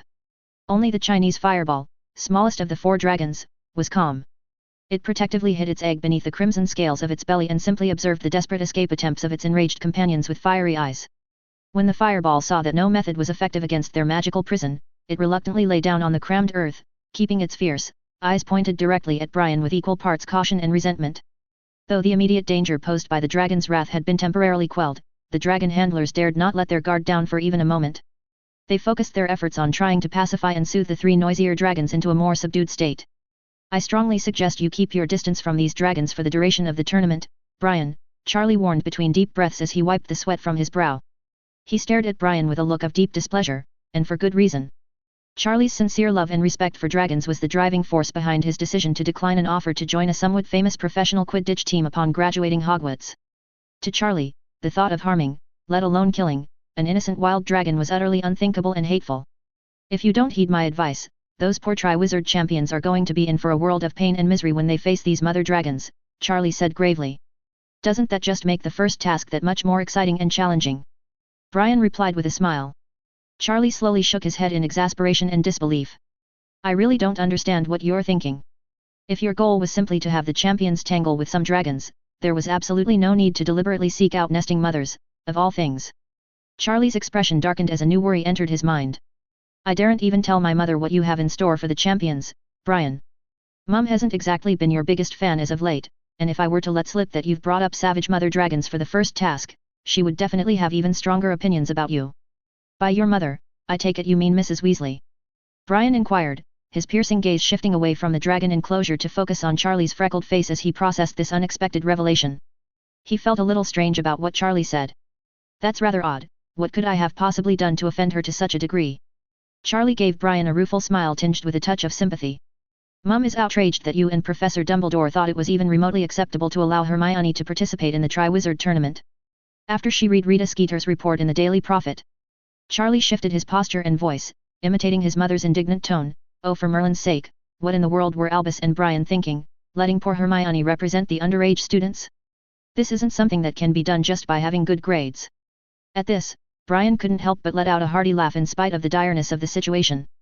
After a few more minutes of conversation, Charlie told that in order to keep the dragons sufficiently calm during the long journey to Hogwarts, he and his fellow handlers were forced to feed them with large amounts of sleeping potion on a daily basis. Unfortunately, they had underestimated how much potion would be required, and as a result, they had no choice but to make the dragons travel day and night without rest to avoid the risk of the dragons awakening in a crowded area. This necessary rush was the reason they arrived at the school earlier than Brian had anticipated. Despite the dragon handlers' heroic efforts and years of experience, they simply could not calm the agitated dragons.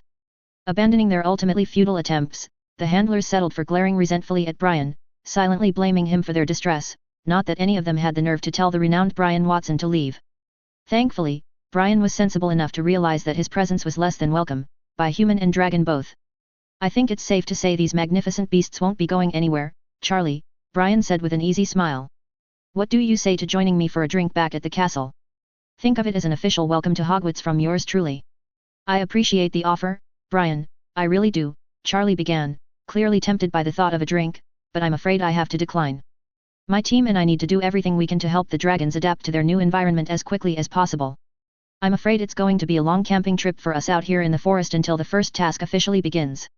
Charlie thought for a moment, then added, I actually sent an owl to Hagrid a while back about our arrival. We're counting on him to keep us well supplied while we're out here. Although, come to think of it. Charlie warily scanned the shadowy tree line that marked the boundary of the Forbidden Forest before continuing in a hushed tone, I was so certain that Hagrid would have been the first friendly face to greet us when we got here. You know as well as I do how much Hagrid adores dragons, the man even entrusted me with caring for an infant dragon he'd been secretly raising before sending it off to the preserve.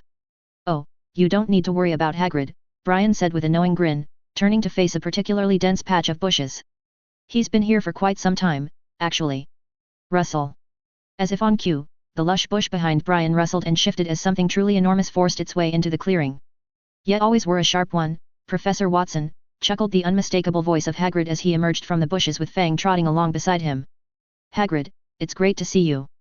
Charlie exclaimed, his eyes wide with pleased surprise. His brows then furrowed as he took in the sight of the frightened house elf accompanying Hagrid, trembling like a leaf before the dragons. Hang on a second. Hagrid, you brought a Hogwarts house elf out here with you? You know full well we're under strict orders to keep the tournament tasks completely under wraps, Charlie said, his voice colored with disapproval as he shot a meaningful glance at Brian. Achman Charlie, what's the harm? The little fella's been a huge help to me, and it ain't like I could refuse when he asked ter tag along. Besides, who wouldn't want ter get a look at these beauties? Hagrid said dismissively, walking over to the sturdy fence of the enclosure and gazing lovingly at the 4 captive dragons. Magnificent creatures, Hagrid murmured, simply magnificent. Charlie shook his head, equal parts amused and exasperated by Hagrid's attitude and characteristic dragon obsession. Changing tactics, Charlie fixed Hagrid with a serious stare and asked, at the very least, please tell me no one else followed you here. Hagrid abruptly tore his captivated gaze away from the dragons and began to fidget, his massive frame shifting guiltily. With eyes fixed upon the dragons, Hagrid mumbled, oh course not Charlie, I was real careful the whole way ya got my word on that. Yes, I'm sure you were as stealthy as a half-giant could possibly be, Brian murmured wryly, the corner of his mouth twitching as he resisted the urge to laugh. Brian knew full well that there were 2 other trespassers lurking behind the very bushes Hagrid had just bumbled through. He couldn't help but feel a twinge of sympathy for Madame Maxime, headmistress of Beauxbatons Academy and Hagrid's not-so-secret companion. She was currently twisted into what appeared to be a very uncomfortable position as she attempted to conceal her towering body behind the inadequate cover of the waist-high bushes. Of course, Hermione wasn't faring much better in her own hiding spot. Though she had the foresight to don the invisibility cloak before sneaking out to the Forbidden Forest, her nerves were threatening to give her away. Even at a distance of 30 feet, Brian swore he could hear the poor girl's heart beating like a frightened rabbit's. She was probably on the verge of a breakdown from anxiety. Needless to say, Karkaroff, who was farther away and had even climbed a tree to get a clear view of what was happening inside, was no better. As he took in the laughable sight of supposedly respected academic authority figures lurking like naughty school children, Brian had to admit that the heads of Beauxbatons and Durmstrang certainly couldn't be accused of not doing everything in their power to give their respective champions an edge in the Triwizard Tournament. And of course, Hagrid's contribution was indispensable. Coming back to the moment at hand, Brian heard Charlie repeat to Hagrid the vital importance of having enough meat on hand to keep the irritable dragons well fed before sunrise, since they had spent the majority of their journey in a charmed sleep and would surely be hungry upon waking. Brian, keenly aware that his continued presence would only make an already absurd situation even more awkward for certain parties, made his own polite excuses and turned to leave.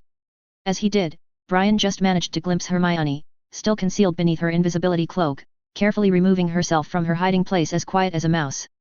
From what little Brian knew of Hermione's character, and given her close friendship with Hagrid, Brian guessed that Hermione had also assumed, quite correctly, that Hagrid would likely be spending the night with his beloved dragons. But Hermione still remembered that Harry was waiting for her in the common room. And so, after desperately taking one last look at the behemoths in the enclosure, Hermione didn't disturb the focused Madame Maxime and quietly retreated. 0556 Strategies. Ever since that Halloween night when Hermione's name had emerged from the Goblet of Fire, declaring her as Hogwarts' unprecedented second Triwizard champion, a suffocating sense of panic, unease, and anxiety had been steadily building within her like a toxic miasma. Now, crouched behind a tangle of bushes deep in the heart of the Forbidden Forest and face to face with the terrifying reality of her daunting first task, those dark emotions finally reached a crescendo, crashing over Hermione like a tidal wave as she stared in horror at the restless behemoths. If it weren't for Madame Maxime crouching just a few steps away, she might have screamed until she fainted. After Professor Watson left, Hermione quickly departed as well. With Harry anxiously awaiting her return in the Gryffindor common room and the possibility of an awkward encounter with Professor Watson in the entrance hall urging her on, Hermione bolted through the path Hagrid had led her at a frantic pace. In this mad dash, Hermione was immensely grateful for the countless grueling hours she'd spent training in Professor Watson's physical education classes as they allowed her to overcome the vines and potholes along the way. As she emerged from the Forbidden Forest at the edge of the school grounds, Hermione donned the invisibility cloak once more. It was then that she realized her robes had been drenched by the dew during her trek through the forest. Outside the woods, the wind felt more real, and Hermione felt as if countless small knives were slicing through her body, cold and painful. It would have been the simplest thing for her to cast a quick hot air charm and dry herself off, a feat she could have accomplished with ease as early as her second year. However, Hermione chose to keep her clothes damp, allowing herself to suffer a little. She didn't know why she did this, perhaps the pain made her feel real. With every step that brought her closer to the welcoming torchlight spilling from the castle's many windows, the fog of terror and adrenaline that had enveloped Hermione's mind began to dissipate. The world came into sharper focus, no longer the hazy, unreal dreamscape it had been when she first laid eyes on the nightmarish dragons and subsequently fled through the forest. It was only then, as she climbed the staircases leading up from the entrance hall, that Hermione's thoughts drifted back to Hagrid for some reason. After her close encounter with fully grown, nesting dragons, Hermione found herself marveling again at Hagrid's seemingly insane desire to raise one of those deadly creatures as a pet. But even as she inwardly questioned his sanity and survival instincts, Hermione couldn't help the swell of gratitude she felt toward Hagrid for the immense personal risk he'd taken in smuggling her and Madame Maxime out to the enclosure. She shuddered to think what might have happened if she'd been forced to confront the dragons for the first time on the day of the first task, with no prior warning or mind makeup. Hermione was almost certain she would have fainted on the spot.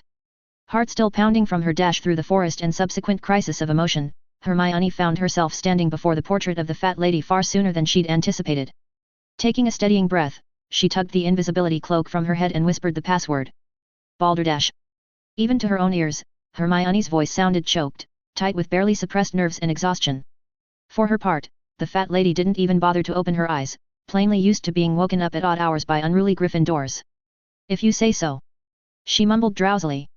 With those words, the portrait swung open, revealing the entrance to the Gryffindor common room. Hermione climbed in, looking around, and then... Over here Harry leaped up from the sofa in front of the fireplace, waving at her. The saying that pain makes one feel real was quite accurate. As she neared the fireplace with its small flames, Hermione realized just how frozen she had been. She touched her face, feeling as though she could no longer control her expressions, and her long lashes were covered in frost. Upon reaching the fireside and seeing the worrying state of Hermione, Harry wasted no time in grabbing the nearest bit of firewood, a bundle of dry pine branches stacked against the stone hearth, and tossing it into the flames. The wood immediately sent a riot of orange sparks gushing up the chimney, but the sudden influx of fuel also assisted to temporarily oppress the pre-existing fire. Clearly impatient for the blaze to build back up to a proper heat, Harry drew his wand and conjured a dancing ball of bluebell flames. These he directed into the fireplace with a flick of his wrist. By the time the fireplace was burning vigorously, Harry turned around to find that Hermione had already used her wand to dry herself. Hermione, Harry began, fighting to keep the nervous tremor from his voice. Tell me, what did you see out there? What are they going to make you face? Harry barely restrained himself from physically grabbing Hermione's shoulders and giving her a shake. After all, Hagrid had come to them only yesterday, secretly informing them that he would be taking them to see something tonight, and asked them to bring the invisibility cloak. However, considering that it would be more convenient for one person to move around while wearing the cloak, Harry had voluntarily given up the chance. Judging from Hermione's expression, he could guess that what they would face in the first task definitely wouldn't be something simply disgusting like Hagrid's blast-ended screwits. He asked urgently. So, Hermione recounted everything she had seen tonight. She told Harry that Hagrid had not only taken her but also brought Madame Maxime. They had traversed the Forbidden Forest together, reaching a place far from the castle. There, she saw Professor Watson, Charlie, and dragons. Hermione shivered slightly. Even though the fireplace was releasing waves of warmth, her fingertips remained pale and trembling. There were 4 of them, a Welsh green, a Swedish short snout, a Chinese fireball, and a Hungarian horntail. I heard Charlie say their names when Hagrid asked. Harry was stunned as a suffocating silence suddenly descended. Ever since Krum had reminded them in the library that they could find inspiration from the tasks of past Triwizard tournaments, Harry had accompanied Hermione in sifting through numerous materials in the library. Privately, they had also discussed the possible dangerous magical creatures and dark creatures that might appear. Hermione, in particular, had suspended all her advanced studies during this period, focusing all her energy on searching for information. Harry particularly recalled Hermione mentioning dragons in passing several times over the course of their long hours of research. As she had pointed out, dragons were far from the most mysterious of magical creatures, frequently cropping up in texts on everything from dragonhide gloves to the founding of Gringotts. At the time, Harry had mentally dismissed the possibility of dragons appearing in the tournament, unable to consider that any responsible adult would willingly put school children against these notoriously deadly creatures. But now, Harry and Hermione sat on the sofa by the fireplace, staring at each other in a heavy atmosphere. Harry's throat tightened, and he felt his head buzzing. Thus, it wasn't difficult for him to imagine Hermione's current state of mind. What do they expect you to do? He spit it out. What do they plan to make the champions do? Fight the dragons and then either dismember the dragons or be dismembered by them. Harry wanted to make a joke to help Hermione relax, but his joke was undoubtedly terrible because Hermione was one of the few people about to be dismembered. Hagrid, he asked Charlie the same thing. Hermione wasn't sure if she had caught a cold from being so chilled, but her head was starting to throb painfully, making her mind less sharp than usual. Charlie doesn't know either. The Ministry of Magic might not announce it until the start of the competition. But Charlie said all the dragons brought in are nesting mothers. Harry pressed his lips tightly together, his face flushed and looking as if he were suffocating. Was there even a need to guess? Stealing the dragon eggs from these mother dragons was most likely what the champions would have to do. Harry had never seen what a nesting dragon would be like, but dragons themselves were already enough to make one feel despair. For a moment, Harry was forcibly reminded of the summer before his first year at Hogwarts. He had been present when his cousin Dudley's best friend Piers brought over his new pet dog, a yappy little terrier that had recently given birth to a litter of pups. Dudley, in his typical pig-headed fashion, had ignored all warnings opposing and tried to take one of the puppies from its mother, resulting in him being bitten hard by the usually docile dog. Dudley had to get several stitches because of it. If that was how a thoroughly domesticated dog reacted to a seeming threat to its child, Harry shuddered to imagine the sheer murderous rage of a provoked mother dragon. Harry pulled his spiraling thoughts back to the present. Wallowing in dread would do nothing to help Hermione, he told himself firmly. The only way out was through, and the best thing he could do was buckle down and support her in any way he could. And so, over the next several days, Harry and Hermione practically took up residence in the library, leaving it only to attend classes and snatch a few precious hours of restless sleep. They dragged stacks of obscure tomes and books back to the common room, working by the light of the fire long into the night as they searched for any scrap of information that might give Hermione an edge against the dragon she would soon face. Late Wednesday evening found them once again fixed in their favorite overstuffed armchairs by the hearth, a disorganized pile of discarded books littering the rug at their feet. How to Clip a Dragon's Claws. Harry read the discarded book's title with a sarcastic snort. Yeah, because clearly your biggest problem is going to be overgrown toenails. Merlin's pants, who writes this stuff? Listen to this, he said frustrated, exhaustion tinging his tone as he read another from the chipped leather cover. Dragon Keeping, a guide for the dedicated enthusiast.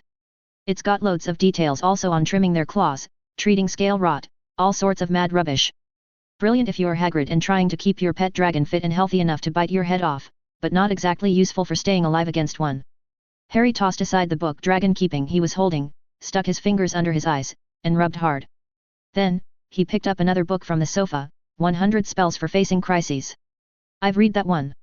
It's useless. Hermione flipped through the pages with a rustling sound. Out of the corner of her eye, she saw the book Harry was picking up and commented.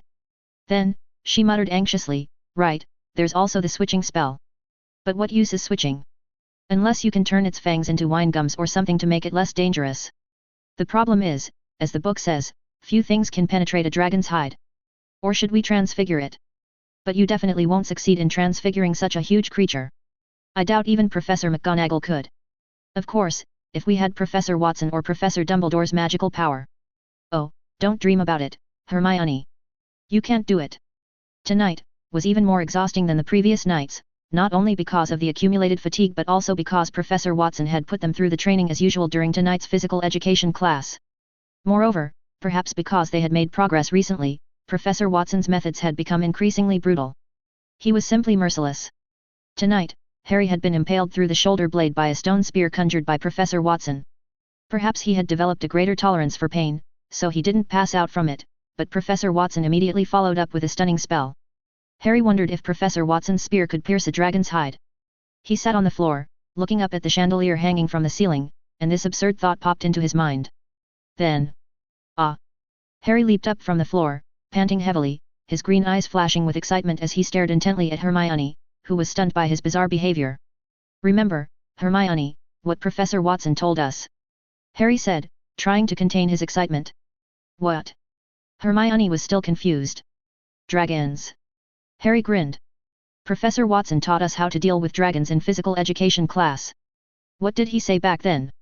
"I can't remember clearly, but you definitely remember, right?" Gradually, the bewildered and resigned look in Hermione's eyes brightened. "Dealing with dragons." The boy hiding behind the wall on the boys' spiral staircase heard these words, and the gloomy face in the shadows finally showed a hint of terror. 0557 Relief. Auxiliary spells cannot be used to directly attack, but they can create obstacles for opponents and help oneself get out of trouble during a duel, producing unexpected effects. For example, if you are facing a vicious and fierce dragon, you certainly can't defeat it. But you could use Oxio Charm to call nearby objects that might aid in escape or defense. Use Disillusionment Charm to hide in the surroundings. A well-cast fire extinguishing charm could neutralize dragon's flame breath. Finally, a targeted conjunctivitis curse could temporarily blind it, drastically reducing its ability to locate and attack you. Remembering Professor Watson's words, Hermione, like Harry, jumped up with excitement, her body trembling with exhilaration. Just as Harry had imagined, Hermione had written down everything Professor Watson said in class, also memorizing it word for word. "This," Hermione exclaimed breathlessly, her voice quivering with emotion, "this is Professor Watson's reminder to all the champions. He told us long ago that the chosen champions would likely emerge from among the students of his physical education class." Harry hadn't felt such a surge of excitement and anticipation since the moment Hermione's name had been pulled from the goblet of fire. The Disillusionment Charm, fire extinguishing charms, spells to blind the dragon's vision. He turned to Hermione, his eyes burning with eager curiosity. "How do we do that, Hermione?"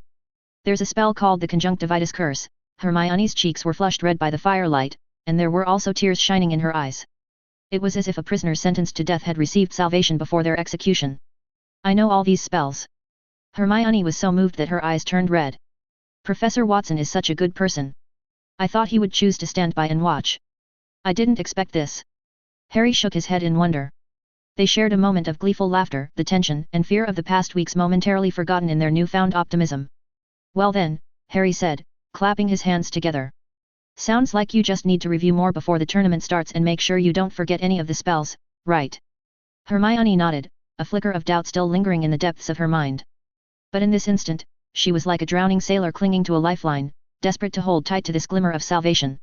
She refused to give up her grip on this fragile hope, and forcibly pushed aside any doubts that threatened to take root. As the initial wave of euphoria began to recede, an all-consuming exhaustion settled upon them.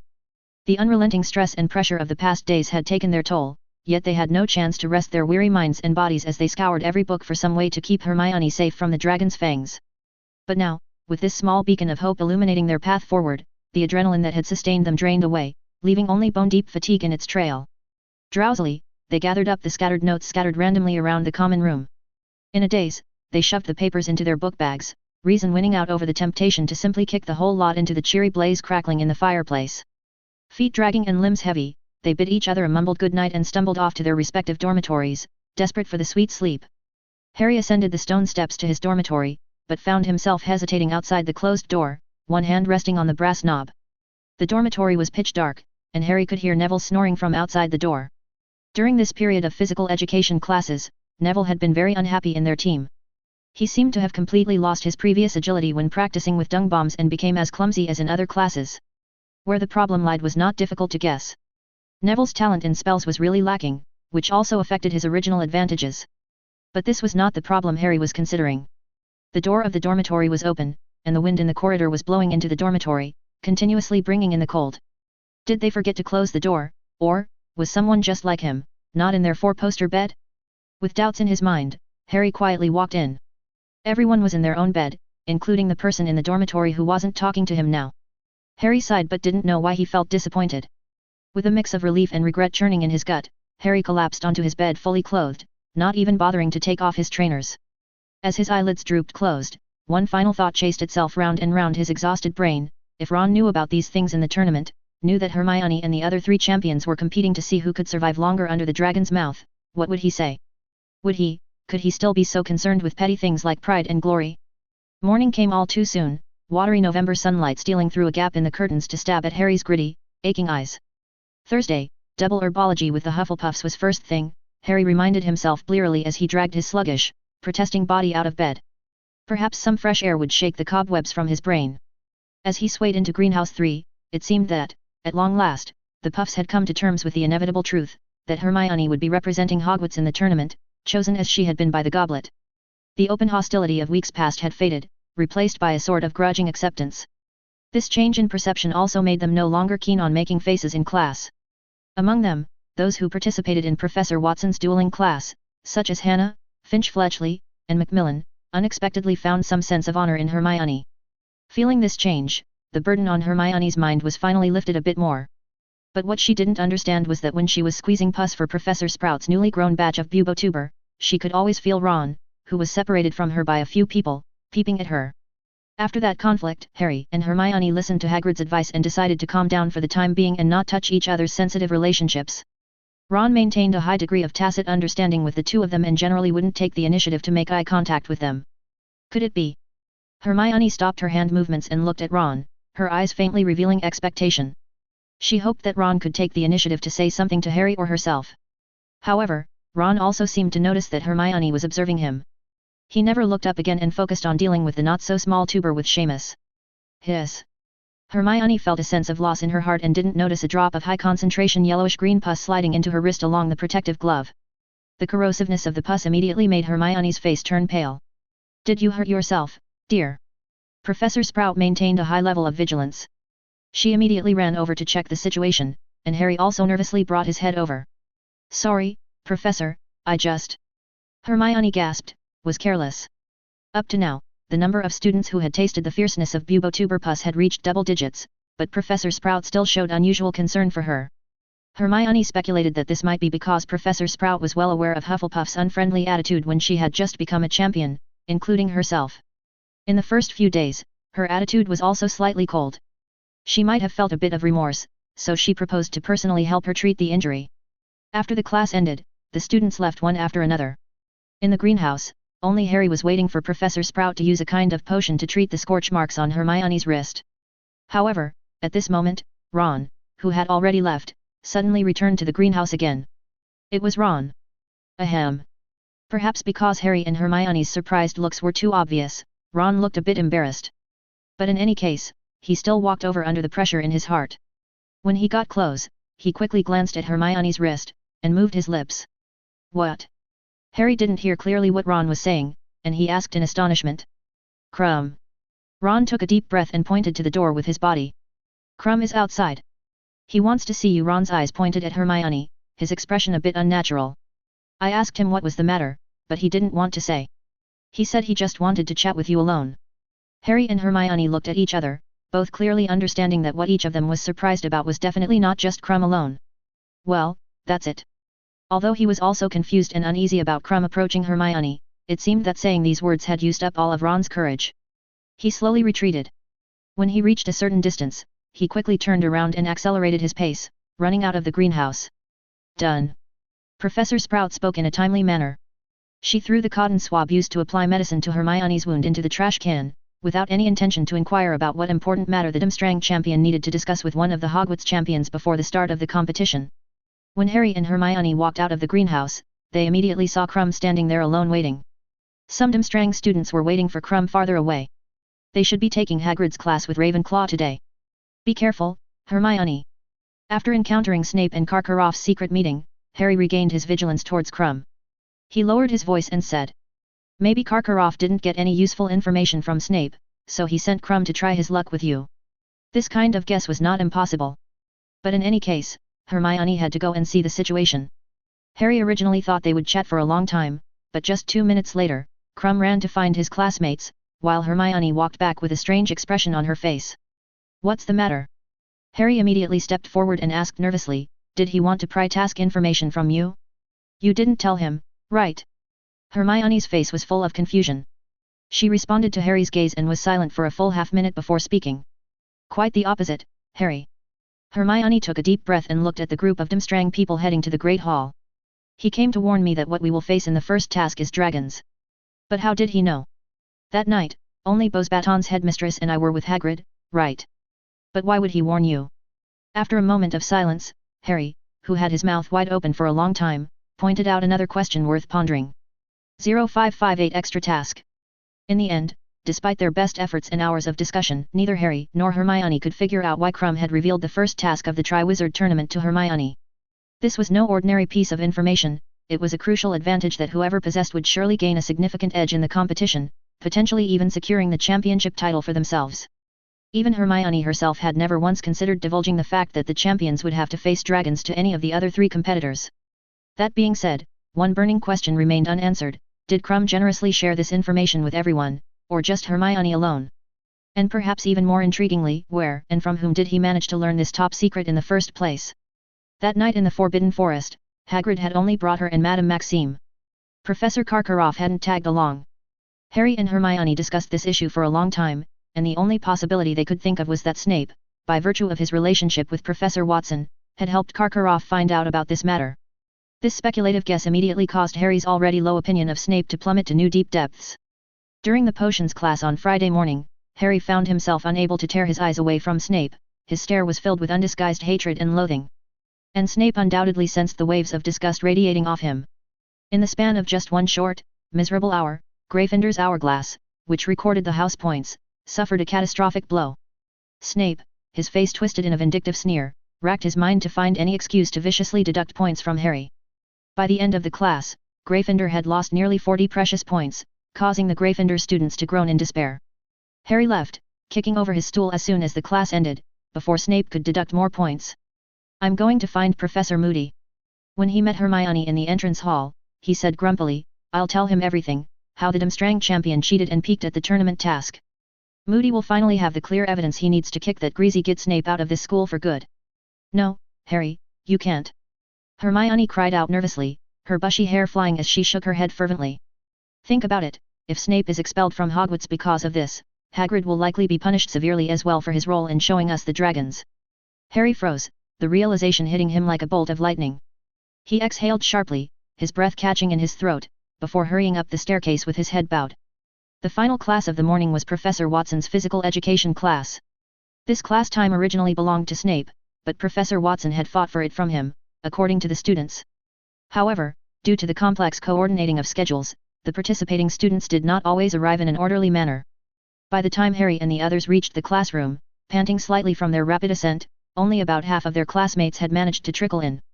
At this point in the term, the eager young wizards were well versed in the unique routines of this particular class. Before the lesson began, everyone hastily removed their cumbersome school bags and robes into a haphazard pile in the corner of the room.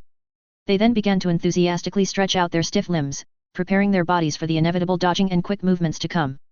Harry and Hermione rapidly joined their classmates, their worries temporarily forgotten as they focused on the task at hand. Meanwhile, Brian was still busy writing back to those who had applied to watch the competition. He had to finalize the spectators list today. Many people, caught up in the infectious excitement, may focus solely on the champions' awe-inspiring performances in the tournament. However, for dedicated individuals like Brian who worked tirelessly behind the scenes, the Triwizard Tournament is far more complex than it may initially appear. It is a grand, glorious affair, like a lavish banquet, providing a rare and valuable platform for exchange and communication among the members of the European wizarding world. About 10 minutes later, the students finally all arrived. Brian stuffed the letter into an envelope and handed it to a school owl perched on the windowsill. Turning around, he found the students observing him with slightly odd eyes. "What's the matter?" Brian asked in surprise, raising his eyebrows and asking Astoria, who was closest to him. The girl hesitated for a brief moment, carefully considering her words before responding cautiously, "Forgive me for asking, Professor, but did you perhaps encounter some trouble earlier? It's just that you seem to be in a rather serious mood today."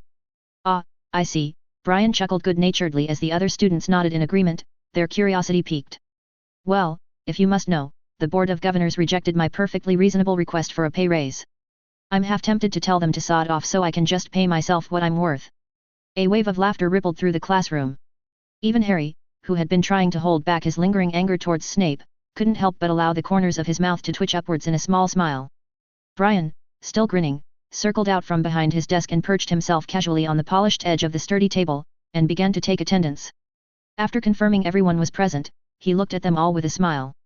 Now then, before we begin today's lesson, I have an important announcement to make. Due to the significant impact of the upcoming Triwizard Tournament, I must regrettably inform you that our physical education classes will be temporarily suspended next week. But we will resume our regular schedule the following week.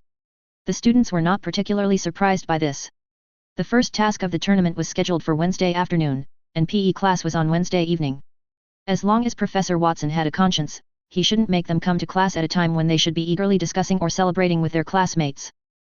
Also, all PE students, except for Cedric Diggory and Hermione Granger, will have their Wednesday morning classes cancelled.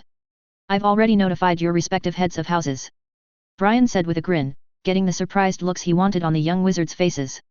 I have an extra task for you. What is it, Professor? Ernie Macmillan blurted out, his eyes shining with barely contained eagerness. Well, Brian clapped his hands, beckoning all the students to him. Facing the excited and curious faces, he said with a smile. I think there's hardly anyone who doesn't know about the terrorist attack at the Quidditch World Cup this summer. That attack had far-reaching and devastating consequences, with countless innocent lives tragically lost in the chaos. Now, as I'm sure you're all keenly aware, the Triwizard Tournament is another grand event that attracts immense attention from the wizarding world at large. I've discussed with Headmaster Dumbledore before, if some daring dark wizards really try to attack the spectators who come to watch. The sharper students, their minds racing to connect the dots, had already begun to piece together where Professor Watson's train of thought was leading. They leaned forward in their seats, hanging on his every word, their hearts pounding with anticipation. Normally, we should request some support from the Ministry of Magic and have them send some hit wizards for guard duty, but I think this is a rare opportunity. Brian cleared his throat and finally stopped tantalizing them. I need a dedicated and capable group of volunteers to arrive early at Hogsmeade Station next Wednesday morning. Your mission, should you choose to accept it, will be to warmly welcome the distinguished guests arriving via the Hogwarts Express. You will then escort them to the castle grounds according to your dueling practice teams. After everyone arrives, from the start of the competition until the end, you'll also need to perform the task of maintaining order on site. The room was silent, with no students speaking. Brian could only see pairs of eyes brewing with excitement. What? Brian deliberately frowned. And here I thought this would be a grand opportunity for you all to showcase your skills and represent Hogwarts on the international stage. But if you're unwilling... No, Professor. We're absolutely willing. Fred and George chorused in unison. Carrying out a mission, my God, how cool that sounded. Angelina Johnson raised her hand tentatively, her voice trembling with a mixture of excitement and nervousness as she asked, Professor Watson, do you truly believe that we possess the necessary skills to handle a potential terrorist attack? I mean, are we really prepared for such a task? Oh, of course, I've seen your rapid progress with my own eyes, Brian said with a grin. That being said, he continued, holding up a hand to stop any further questions, I must stress that I personally believe the likelihood of an actual terrorist attack occurring during the tournament is quite low. In all honesty, the most significant challenges you may face are likely to be the early morning wake-up call and the brisk autumn chill. However, this does not diminish the importance of your role in the slightest. By taking on this responsibility, you are demonstrating to the entire European wizarding community that Hogwarts stands united, that we are fully committed to ensuring the success and safety of this historic event. As Professor Watson's words washed over them, the students began to sit up straighter in their seats, their chests swelling with pride at the thought of representing their school on such a grand stage. This sounded much more interesting than wrestling with dragons, and more meaningful too. Hermione pressed her lips together, looking resentful. Now, I must warn you, Brian continued, his tone growing more serious, that this job will require a great deal of preparation and training. I mean, you can't appear amateurish or undisciplined in the eyes of our guests. Loose postures, nervous giggles, and sloppy wand work simply will not do. From this moment onward, including the upcoming weekend, we will be having an intensive emergency training sessions. You will learn about crowd control, basic security protocols, and how to maintain a vigilant watch without appearing blatantly aggressive. I trust that none of you have any objections to this additional commitment. How could anyone possibly object? The students' eyes sparkled with unrestrained eagerness, their hearts racing at the thought of playing such a vital role in the tournament. Even those who had initially harbored doubts found themselves swept up in the infectious wave of enthusiasm that had gripped the classroom. And this was such an interesting thing. Although they weren't champions, maybe they could also make an appearance at the Triwizard Tournament. Excellent. Brian clapped his hands together. Time is of the essence, so let us begin our training. With a knowing smile, Brian turned his attention to Cedric and Hermione, who stood somewhat awkwardly at the edge of the group, their expressions a mixture of disappointment and resignation. As for you, Mr. Diggory and Miss Granger, Brian said, his voice tinged with sympathy, I'm afraid there is little for you to contribute. Your focus must remain solely on preparing for the challenges that await you in the tournament. You have my permission to take your leave and attend to your own affairs.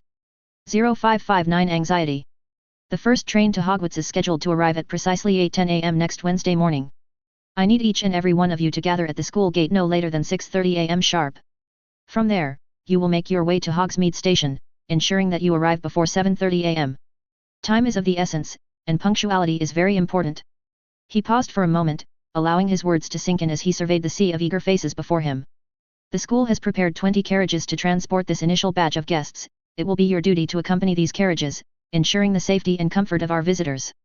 Upon arrival at the castle grounds, half of you will immediately return to Hogsmeade Station to await the next influx of guests, while the remaining half will guide those who have already arrived, arranging their seating with the utmost care and attention to detail.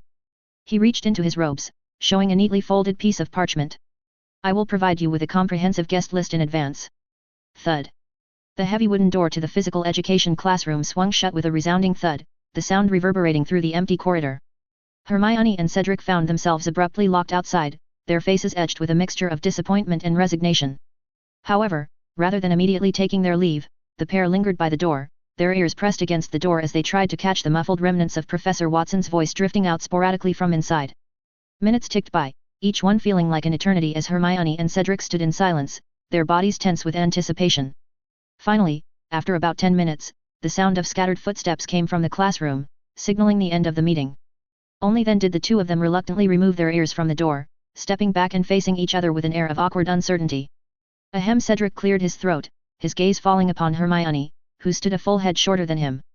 His expression was slightly unnatural with a mix of nervousness and hesitation appearing across his facial features. In fact, when Cedric had first been chosen as a champion, his heart had soared with excitement, the prospect of glory and fame filled him with an intoxicating sense of purpose.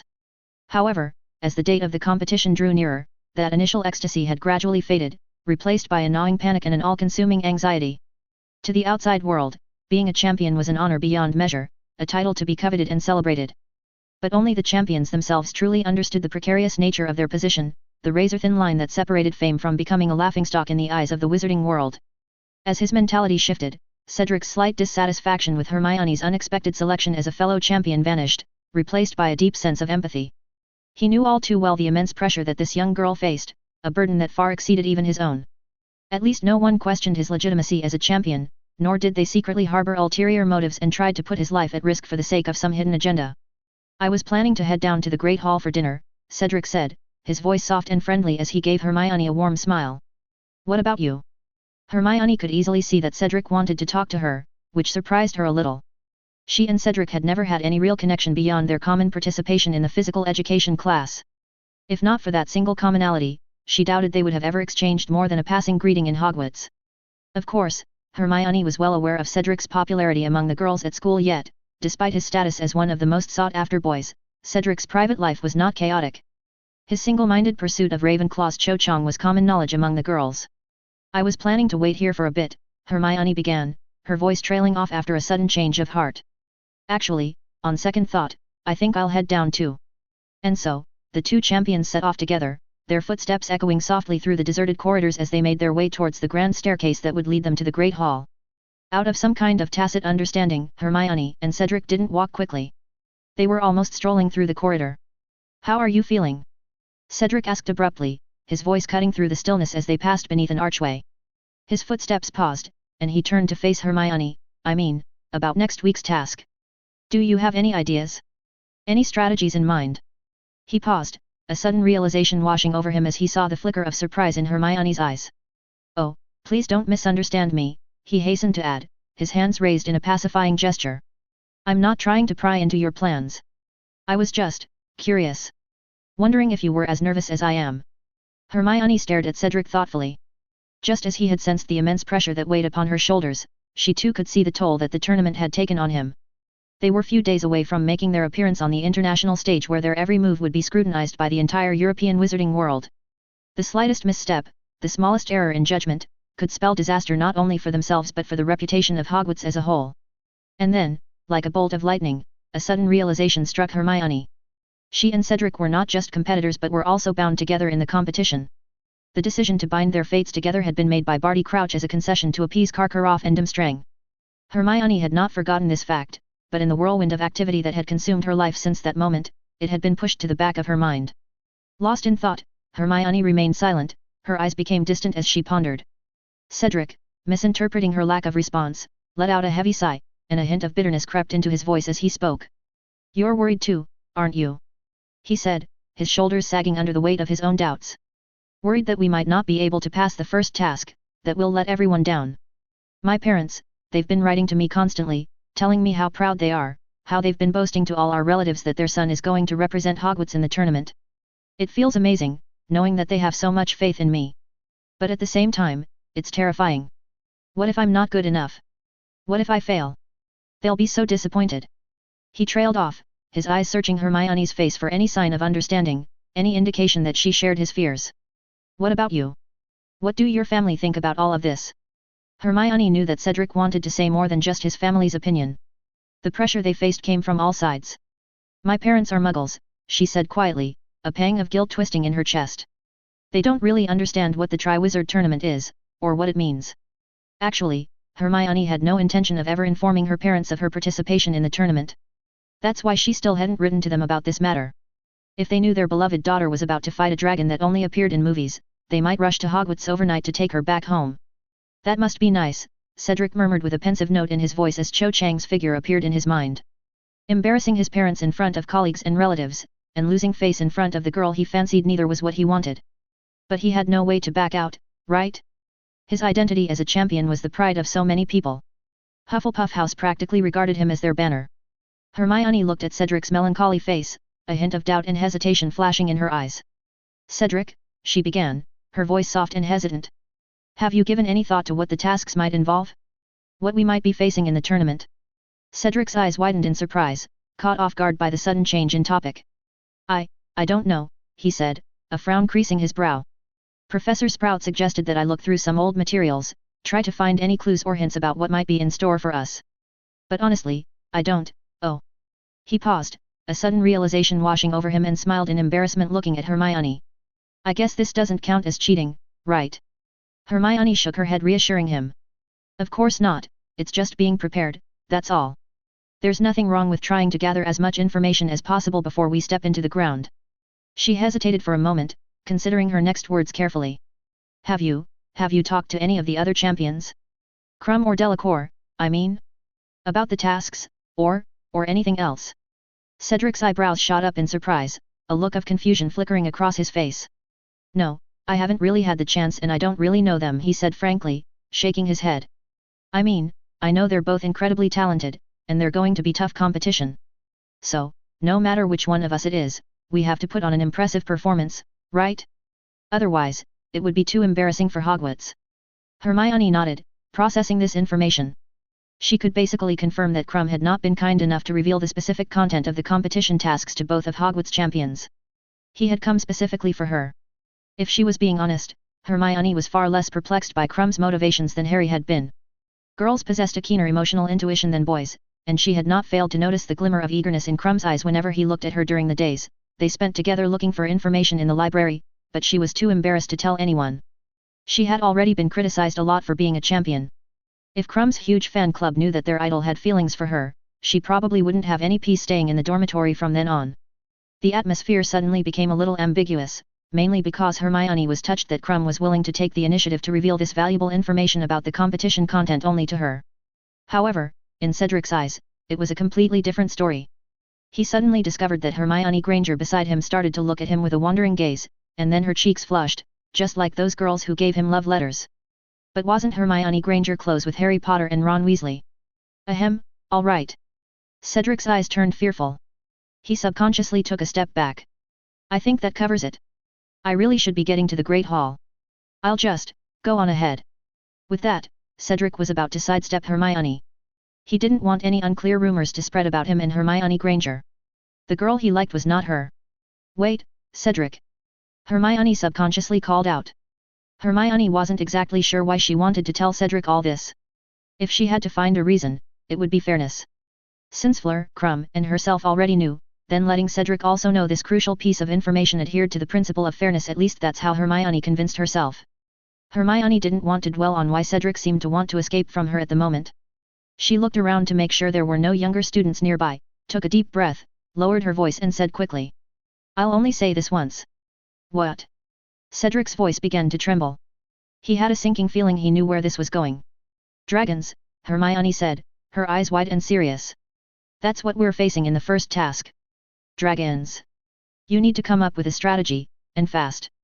After a moment's hesitation, Hermione didn't say the second reminder out loud. Cedric stood motionless, clearly still unable to snap out of the shock brought on by the information Hermione revealed. But Hermione didn't plan to wait for Cedric to come to his senses. She turned directly to leave.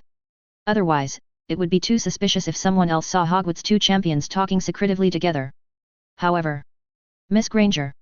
Just as Hermione had only taken 2 steps, the door to a room opposite them suddenly creaked open. Professor Moody's low, hoarse voice made both Hermione and Cedric's hair stand on end. A word in my office, if you please. 0560 problems. Moody's expressionless, scarred face startled both Hermione and Cedric as they suddenly realized with a jolt of panic that they had been chatting right outside the open door of Professor Moody's office. To make matters worse, as all the young witches and wizards at Hogwarts were well aware, a mere wall was no barrier whatsoever to Moody's magical eye. He must have seen the two of them conversing in the hallway before pressing his ear against the door to eavesdrop on their hushed conversation for some time. Professor, we can explain, Cedric started to say, eager to clarify the situation, but Moody abruptly cut him off before he could get another word out. The scars twisting Moody's cheeks contorted as he growled, Mr. Diggory, I believe you were on your way to the Great Hall for supper. Off you go then. I need to have a private word with Miss Granger. Though extremely reluctant to leave Hermione alone to face Moody's wrath, Cedric knew he had no choice but to comply with the professor's direct order. He took a hesitant step, glanced back over his shoulder with a worried expression, wavered for a moment longer, and then finally disappeared around the corner and down the stairs. Hermione could feel the blood draining from her face, leaving her skin ashen. She had no idea how Professor Moody would choose to punish her for this, but it was clearly a serious violation of the tournament rules that constituted cheating. If the consequence was limited to stripping her of her champion status, she could happily accept that. But the terrifying possibility that she might be expelled for this loomed in her racing mind. And if Hagrid somehow got implicated in this as well, Hermione knew all too well how terrified Hagrid was of breaking the law and losing his position at Hogwarts. Come in and sit down, Miss Granger, Professor Moody commanded gruffly, beckoning Hermione forward as he turned and limped back into his dimly lit office. Hermione had fully expected Professor Moody to waste no time in sternly rebuking her, immediately launching into a relentless interrogation similar to that of his days as an Auror passing judgment on wicked dark wizards. However, to her utter bewilderment, none of the harsh treatment she had steeled herself for came. So, you've figured it out, have you? Professor Moody said, his gruff tone oddly gentle, even bordering on pleased in a way Hermione couldn't understand. I don't, I mean. Hermione stammered helplessly, her mind racing as she tried to determine the wisest course of action. Should she come clean right away in a desperate bid for leniency or attempt to maintain a facade of innocence as long as possible? Having never landed herself in such dire straits before, Hermione felt unprepared to steer such an interrogation. A violent tremor tormented her from head to toe as her imagination uncontrollably conjured vivid images of herself and Hagrid hastily packing their bags and being driven out of Hogwarts in disgrace. Now, no need to look so distraught, Miss Granger, Moody said with an abnormal chuckle, perhaps noticing the terror written plainly across Hermione's ashen facial features and taking pity on her. His face softened into an almost kindly expression that seemed extremely out of place on his scarred face. You know, a bit of strategic cheating has always been a time-honored tradition in the Triwizard Tournament. Hey! Hermione's mind came to a screeching halt, certain she must have misheard or misunderstood the professor's shocking words. Moody, however, seemed carelessly unaware that he had just dropped a bombshell, casually unscrewing the cap of his hip flask and taking a hearty swig of its contents. From Professor Moody's undisguised twisted expression, the bottle probably didn't contain a delicious beverage. Hermione wrinkled her nose, feeling the smell was a bit familiar, very familiar, but she had no time to dwell on this issue. Let me clarify, Moody continued with a raspy chuckle, his piercing gaze taking in Hermione's gobsmacked expression. The Triwizard Tournament is designed to test the champion's mettle in a comprehensive manner. The true competition extends far beyond the official tasks, Miss Granger. Gathering critical intelligence is a crucial component of a champion's overall performance. And in that respect, it seems you've passed with flying colors. Mr. Diggory owes you a debt of gratitude. Hermione kept blinking dazedly for long seconds, her mind struggling to process this revelation. Only when the breath she hadn't realized she'd been holding burst from her lungs did she feel the lingering chill slowly melting away, color rushing back into her pale cheeks. So that's how it was. Suddenly, the pieces all clicked into place, and the fundamental structure of the Triwizard Tournament that had previously struck Hermione as blatantly absurd began to make a bit of sense. Ever since she had first learned the shocking details of the extremely dangerous tasks featured in past tournaments, Hermione had always thought it was simply too absurd.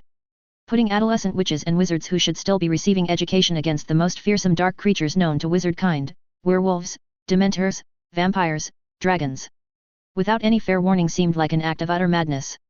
Even fully qualified adult witches and wizards would be struggling to survive such lethal trials without extensive preparation.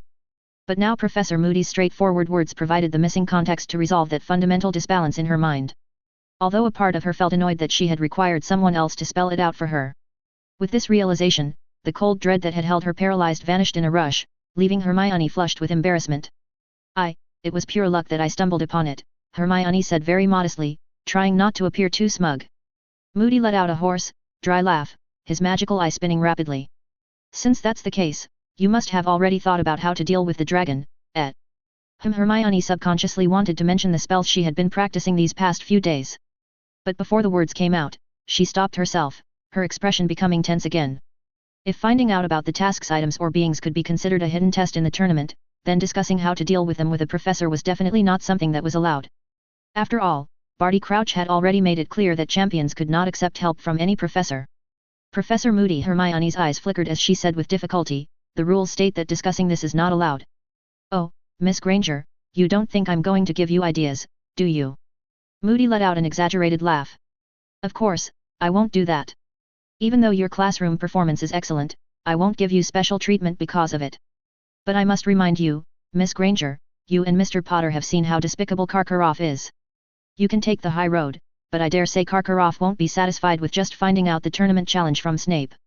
He might even hold a meeting, gather everyone from Durmstrang to come up with ideas for the Durmstrang champion. I'm just... Moody's eyes suddenly stopped moving, both eyes quietly staying in their sockets. They began to emit an extremely faint but alluring green glow, a bit like the color of Harry's eyes, Hermione thought blankly. She was completely unaware of how unreasonable this phenomenon was. But she suddenly had an urge to confide, and then she spilled out her entire plan. Brilliantly reasoned, Miss Granger.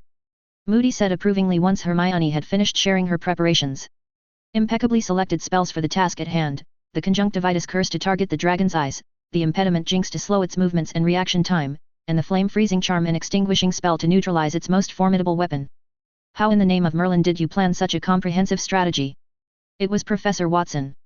Hermione blurted out without thinking. Too late, she realized her slip and shot to her feet in horror, nearly toppling the chair over backwards. How could this be? I shouldn't have exposed Professor Watson. Moody also looked stunned. He had not expected Watson to be involved in this matter. He didn't seem like someone who would pull strings for a young witch. Professor Watson He just gave our class some general tactical advice in a purely academic sense, using the example of an overwhelmingly powerful opponent to illustrate his point. Hermione scrambled to clarify, desperate to come up with an excuse for Professor Watson. He wasn't speaking about the tournament at all, I just inferred from his lesson to a real-world situation. Be that as it may. Moody said slowly, his gaze still curiously unfocused. Seeing Hermione ready to bolt for the door, he gestured for her to retake her seat. Please, sit back down, Miss Granger. We aren't quite finished here. Though hesitant, Hermione sat back down. The conversation had already reached this point, and she also wanted to hear what Professor Moody would ultimately say. The cracked faux glass on the desk scattered the sunlight from the window, forming strange, disorienting shadows on the wall. Hermione suddenly realized there were quite a few odd objects in this office. She had seen most of them in books, but there were also some things she couldn't make heads or tails of. Professor Watson's oversight is understandable, Moody finally said, his normal eye swiveling to refocus on Hermione while his magical one whizzed around seemingly on its own. His mastery of combative magic is unrivaled, so he can rely on his own exceptional power to carry the day. That luxury has perhaps blinded him to certain fundamental vulnerabilities in your strategy as it stands. What? Hermione had been feeling annoyed at herself for being so talkative just now. But hearing this, she asked in surprise. Admiration can cloud one's judgment, Miss Granger. I'd have thought a witch as brilliant as you would have spotted the problem, Moody said, his tone gently rebuking. The conjunctivitis curse requires pinpoint precision to land cleanly. You know, you're not targeting a block of wood. You're very likely to hit the dragon's eyelid or even head. One twitch at the crucial moment, and you've just angered a dragon without nullifying its most lethal asset. Hermione flushed at this oversight, silently criticizing herself for not anticipating that glaring flaw. Of course, landing such a challenging curse on a moving target at a distance under the intense pressure would be hard. How could she have staked her survival on such an obvious gamble? The impediment jinx and flame freezing charm are sound in theory but still risky, Moody continued relentlessly. I guess they'll certainly have an effect, but it's not guaranteed. You understand what I mean, Miss Granger? Against such a large magical creature, the intensity required to achieve the desired effect would be immense. If your magical power falls before the task is complete. Seeing the dumbfounded Hermione, Moody grinned smugly. Of course, as I said, these are all very useful little spells, just not very safe. I think you can give yourself a stronger trump card. An easily obtainable prop that will make you less conspicuous. 0561 Final preparations. A thin, wispy fog shrouded the area like a filmy veil as the first morning light glimmered faintly on the horizon. High above in the dim, grey pre-dawn sky, a yellowish-brown owl returning late from its nightly hunt glided silently on the cool wind currents. It circled past the tallest astronomy tower of Hogwarts and tiredly towards the Oloi to rest its weary wings after a long night of hunting for prey in field and forest. However, just as it flashed past the Ravenclaw Tower, the owl's sharp gaze captured a wondrous sight, a majestic, circular structure that had appeared as if by magic overnight on the sturdy stone overpass set up across the deep ravine separating Hogwarts from the nearby mountains. The owl's curiosity triumphed over its bone-deep fatigue. Intrigued, it tucked its wings and dived sharply, crossing several miles in the blink of an eye. Then, riding a lucky oncoming gust of wind, the brown owl quickly soared again with powerful beats of its broad wings. Eventually, it landed on the edge of a huge, rectangular screen. This enormous screen, suspended on a complex bird's nest-like steel frame structure, appeared black overall, as if a starless night sky had been captured and pinned in place. Up close, the owl could see it was pieced together by many square stone tablets fitted edge to edge. Each tablet was engraved with intricate magic runes. Tilting its head curiously, the owl lowered its hooked beak and pecked tentatively a few times at the strange surface with a hard tapping sound, but this curious probing attempt was apparently defined by the enchantments as an attack. As a result, a gentle but firm wave of invisible force surged out of nowhere, catching under the owl's wings and blowing the startled bird back up into the air. Hoo-hoo! The owl circled indignantly above the intriguing building, hooting its disgruntled protest after losing a few feathers to that sudden gust. Ruffling its remaining feathers with an almost offended air, the owl shifted its attention elsewhere, studying the transformed area spread out below. Relying on its exceptional dark vision, it immediately discovered that it was not the only one hovering in the air around the new structure.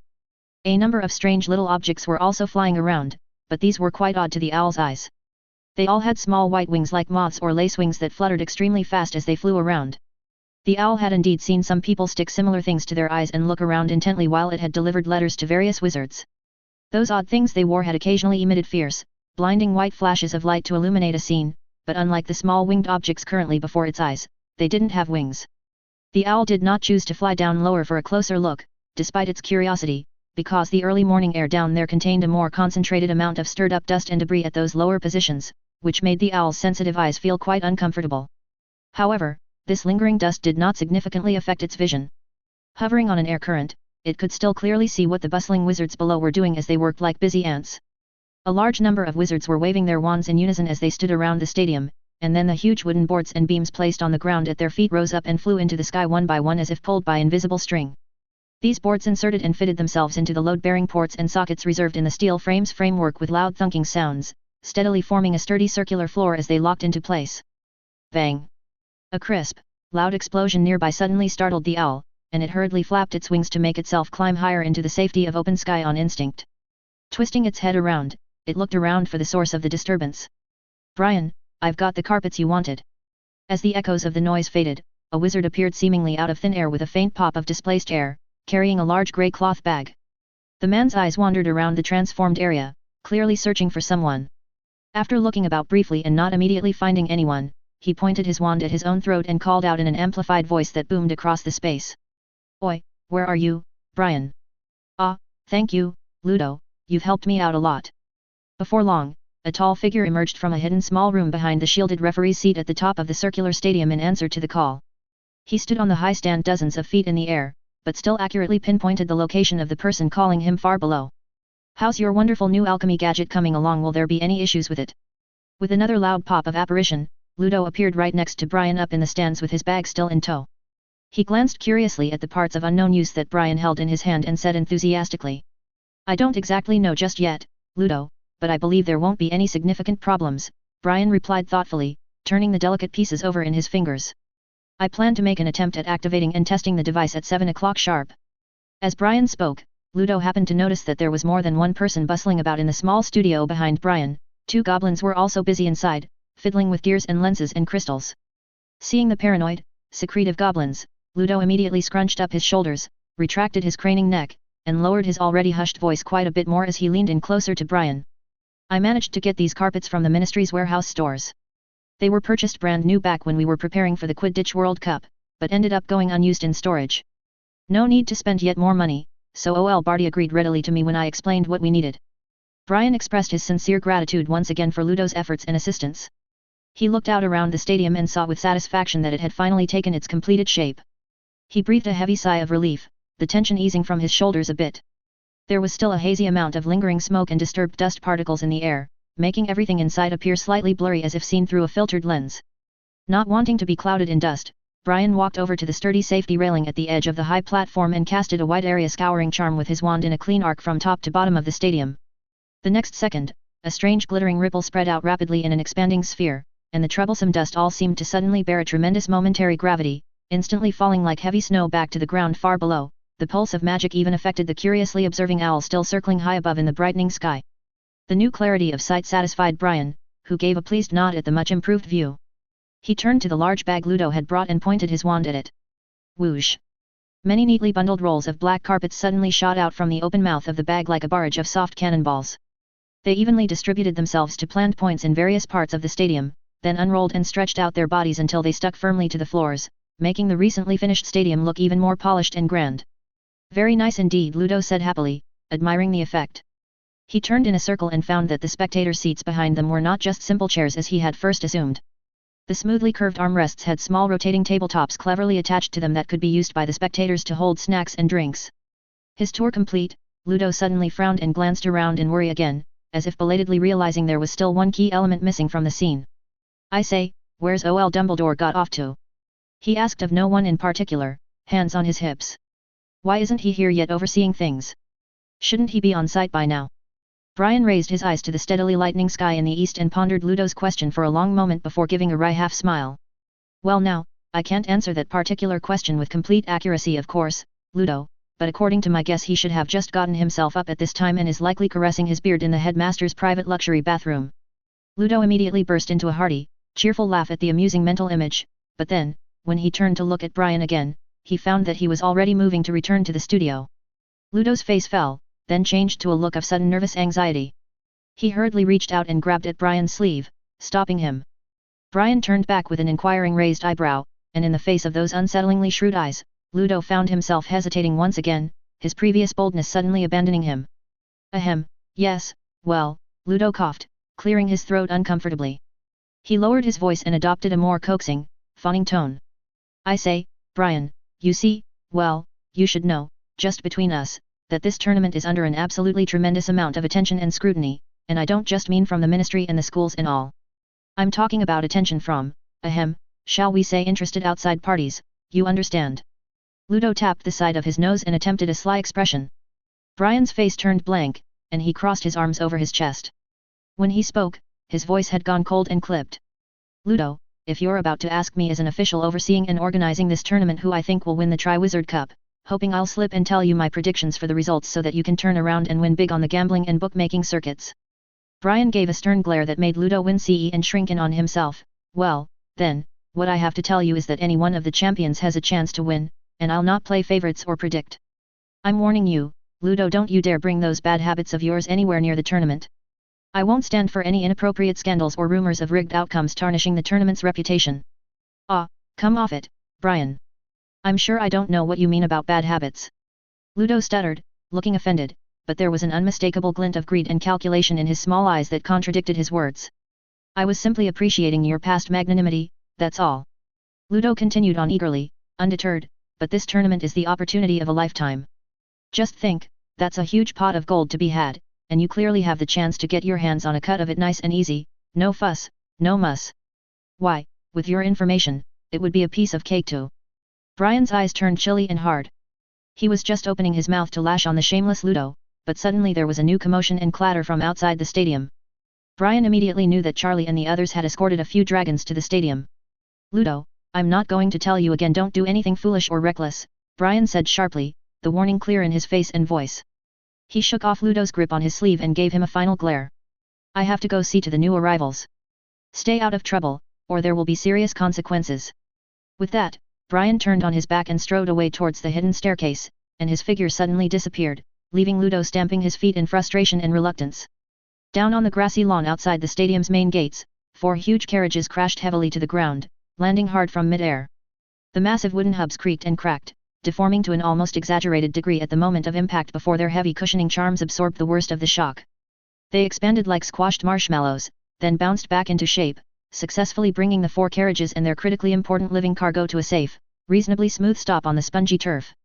Brian popped back into existence a few yards away just as Charlie scrambled down from the lead carriage's driver's box, as he gripped the side rails. "Ho there, Charlie!" Brian called out with a grin, striding over as Charlie jumped down the last few steps of the built-in ladder to land firmly on the grass. "How are our scaly protagonists of the hour, eh? No issues, I trust." "Sleeping soundly, Brian." Charlie also replied loudly, "I doubt they'll wake up for a good few hours yet. Before we dose them with the specially brewed extra-strength sleeping draught, Hagrid and his helpful little elf friend. Freedom, I think he said its name was. Fed the beasties to the gills for us. After all, you know a hungry dragon is 10 times more dangerous and feistier than a well-fed one, so we didn't want to risk it, not with the champions going up against them." A huge crack opened in the ground, revealing a ramp in everyone's sight, and at the other end of the ramp, a faint glow of fire could be seen. Charlie instructed his companions to slowly drive the carriages into this temporarily made dungeon, where the dragons would be housed before the start of the tournament. Another carriage moved up to the scene from the direction of the overpass, this one containing a complete temporary field kitchen staffed by a squad of Hogwarts house elves. They would be responsible for providing delicious lunches to the early arriving guests in the stadium, and during the spectating period, they could also enjoy delicious drinks. Although not quite as grand in size as the professional Quidditch World Cup Stadium, which could seat 100,000 spectators, the newly finished Triwizard Tournament Arena was still more than large enough to accommodate the sizable crowd that was expected to turn out for the event. Cleverly concealed in the misty valleys between the surrounding mountains, many massive magical broadcast antennas had been erected overnight by the crews, their rune-edged metal frames rising high into the fog. At the foot of each towering antenna, teams of goblins in Gringotts uniform and WWN staff technicians in burgundy robes hurried around the complicated-looking control panels, making last-minute adjustments and tapping their wands in careful patterns to fine-tune the sensitive equipment. As the golden rays of the morning sun finally broke through the last bit of gloom lingering low between the mountains and valleys, Brian stood in the center of the much-changed stadium and looked up at the enormous matte black screen hanging high above the pitch. He raised his wand and drew a complicated sharp-angled sigil in lines of glowing blue light, finishing it off with a twist and a decisive shot directly at the screen's heart. All at once, the runes etched around the screen's edges flared with blazing blue radiance, pulsing in perfect time with the dancing wand light still flowing from the tip of Brian's outstretched wand. The strange radiance swiftly spread inside in forks of crackling lightning until it engulfed the entire screen in a rippling field of energy. The black screen flickered, shimmered, then with a blaze of silver sparks, a stable image finally set itself out. A bird's-eye view of the finished Triwizard Stadium appeared as if seen from a great height, perfectly showcasing not just the stretch of the pitch itself, but also the grounds and the complex terrain of cliff, forest, and lake shore surrounding it on all sides. It was a breathtaking sight, and Brian felt his heart swelling with pride and satisfaction as he observed it. From half a year ago to this day, all the long days and nights of work had finally borne fruit. Smiling, Brian raised his wand high above and sent up an enormous fountain of red and gold sparks to sparkle in the brightening sky like celebratory fireworks. Far above in the dissipating mists, the tired owl saw the dazzling display and, taking it as a sign, turned around and soared off for the Oloi with a final hoot. 0562 Wait. At the darkest hour before dawn, the sky outside held an inky blackness blurry from the moments just before falling asleep. The clock struck 6 on this chilly winter morning, and though many would struggle to leave their warm, cozy beds at such an early time, Harry found it less painful thanks to the habituation from his morning exercises during the earliest physical education classes. It took him a few dozen seconds to recollect his motivation for setting the alarm at this unusual hour. He quickly dressed himself, slid out from beneath the covers, and made his way to the bathroom to freshen up and prepare for the day ahead. Harry had meticulously prepared for today. His boots gleamed, spotless and polished to a high shine. The wizard robes were neat, without a single wrinkle or crease to be found. He had even asked Hermione the previous night, before returning to the dormitory, to ensure his glasses were absolutely clean and clear with magic. The only aspect of his appearance that refused to cooperate was his unruly hair. No matter how much Harry wet it, combed it, or attempted to smooth it down, it continued to stick up messily all over his head. With a resigned sigh, he gave it up as a lost cause. Neville's four-poster bed was empty with the covers pulled up and the pillows neatly arranged. The other three boys, however, were still sound asleep, snoring softly. This was hardly surprising, as they had all stayed up far too late the night before, pestering Harry and Neville with endless questions about the escort mission the two were tasked with carrying out today. Upon descending the stairs and entering the common room, Harry found it deserted. However, as he made his way to the Great Hall for breakfast, he encountered Ginny seated at the Gryffindor table. "Good morning, Harry." "Good morning, Ginny," he greeted her, his eyelids flickering in surprise as he took in her appearance. He could see that Ginny must have also spent time dressing herself up. She looked notably prettier than usual, though Harry couldn't help but feel she still fell slightly short in comparison to the beautifully smiling girl at the Ravenclaw table. "Are you here alone?" Harry inquired. Ginny responded, her cheeks flushing a shade of pink as her eyes darted nervously. "A group just left a moment ago, but I hadn't finished eating yet, so I stayed behind." Harry nodded with a touch of awkwardness in his demeanor. "Well, it seems we should probably hurry and finish up too." He lowered his gaze and focused intently on finishing his breakfast at a rapid pace, sensing Ginny's resentful eyes upon him as he ate. By this point, Harry had grown accustomed to facing Ginny's obvious admiration with a relatively calm and composed attitude, helped in part by the fact that as she matured, Ginny had become more restrained in expressing her feelings. The majority of the students from the physical education class had already gathered at the school gate by the time Harry and Ginny hurried to join them. Each student was dressed in what appeared to be brand new wizard robes, and an excited chatter filled the air as they stood waiting. "I want you lot to pay attention and remember the rules, you hear me?" For once, even Filch had made an effort to dress for the special occasion, though his moth-eaten, rotten tailcoat was still a far cry from stylish. His face was red from shouting at the top of his lungs in an attempt to capture the students' wandering attention. "Remember, you lot, you're representing Hogwarts today," Filch roared, his face reddening with the effort. "Any behavior, and I mean any behavior, that damages the school's reputation will be punished severely. Professor Watson himself gave me these orders. And mark my words, you mangy little troublemakers, I've already submitted an application to Professor Watson for permission to bring back some of the old ways of dealing with disobedient students like yourselves. If any of you are itching to test me, step forward and give it a go. I dare you." Perched on Filch's shoulder, Mrs. Norris, her coat even oilier than usual, let out a menacing growl right on cue. "Pfft, that old fool's useless, the only thing he's good for is writing with a quill plucked from a chicken's back," Fred muttered sarcastically under his breath. He had been in the midst of a conversation with Angelina, but he still managed to shoot a mocking look at Filch. Harry, who was close enough to overhear the comment, had to choke back a laugh. It was well known that Filch harbored lofty dreams of one day shackling misbehaving students in the castle dungeons, but everyone understood such aspirations would never come to fruition. As it became increasingly apparent that even Professor Watson's order couldn't establish any real sense of authority over the unruly group of students, Filch's spirits visibly deflated. Snorting angrily, he spun back, retrieved a large iron key from his pocket, and unlocked the heavy gate with a resounding clunk. Seeing this, the students surged forward eagerly. The path leading away from Hogwarts went through a dense forest with the ground covered in a thick layer of wet, decaying leaves. In the pre-dawn gloom, the towering trees created an oppressive darkness, and it wasn't until the group emerged from the woods and began ascending a rocky hillside that the first hints of daylight became visible. As they climbed the hill, the students let out a collective gasp of surprise. There, standing tall on top of a neighboring peak, was an immense metal pole just like an antenna. "I overheard Professor Flitwick discussing it," Cho Chang said, her voice tinged with awe. "Apparently it's some sort of alchemical device Professor Watson invented to transmit live footage of the match. I think I see something moving near the base of it." Neville stammered, squinting and raising a hand to shield his eyes from the glare of the rising sun. "It sort of looks like a house elf." "It's a goblin," Harry said with certainty. A passionate discussion immediately broke out regarding how exactly Professor Watson planned to broadcast what was happening on the Hogwarts grounds in real time to the wizarding communities scattered all across Europe. Those who were already privy to at least a superficial explanation of Professor Watson's groundbreaking television project, were only the three Weasley siblings and Harry. "The magic and process involved are bloody mind-boggling," George muttered to Harry as they trekked along the path, his freckled face serious for once. "We've been trying to wrap our heads around it for ages. Fred and I have made attempt after attempt to recreate a prototype, but we just can't seem to crack it. This is not something that can be done by knowing a little about transfiguration and alchemy." Since sneaking into Professor Watson's office early last year and seeing that set of magical equipment, Fred and George had been obsessed with it. Harry knew that they had been trying every means to produce it themselves but failed. This was not surprising, as this kind of wonderful alchemical tool was not the joke product that Fred and George were good at.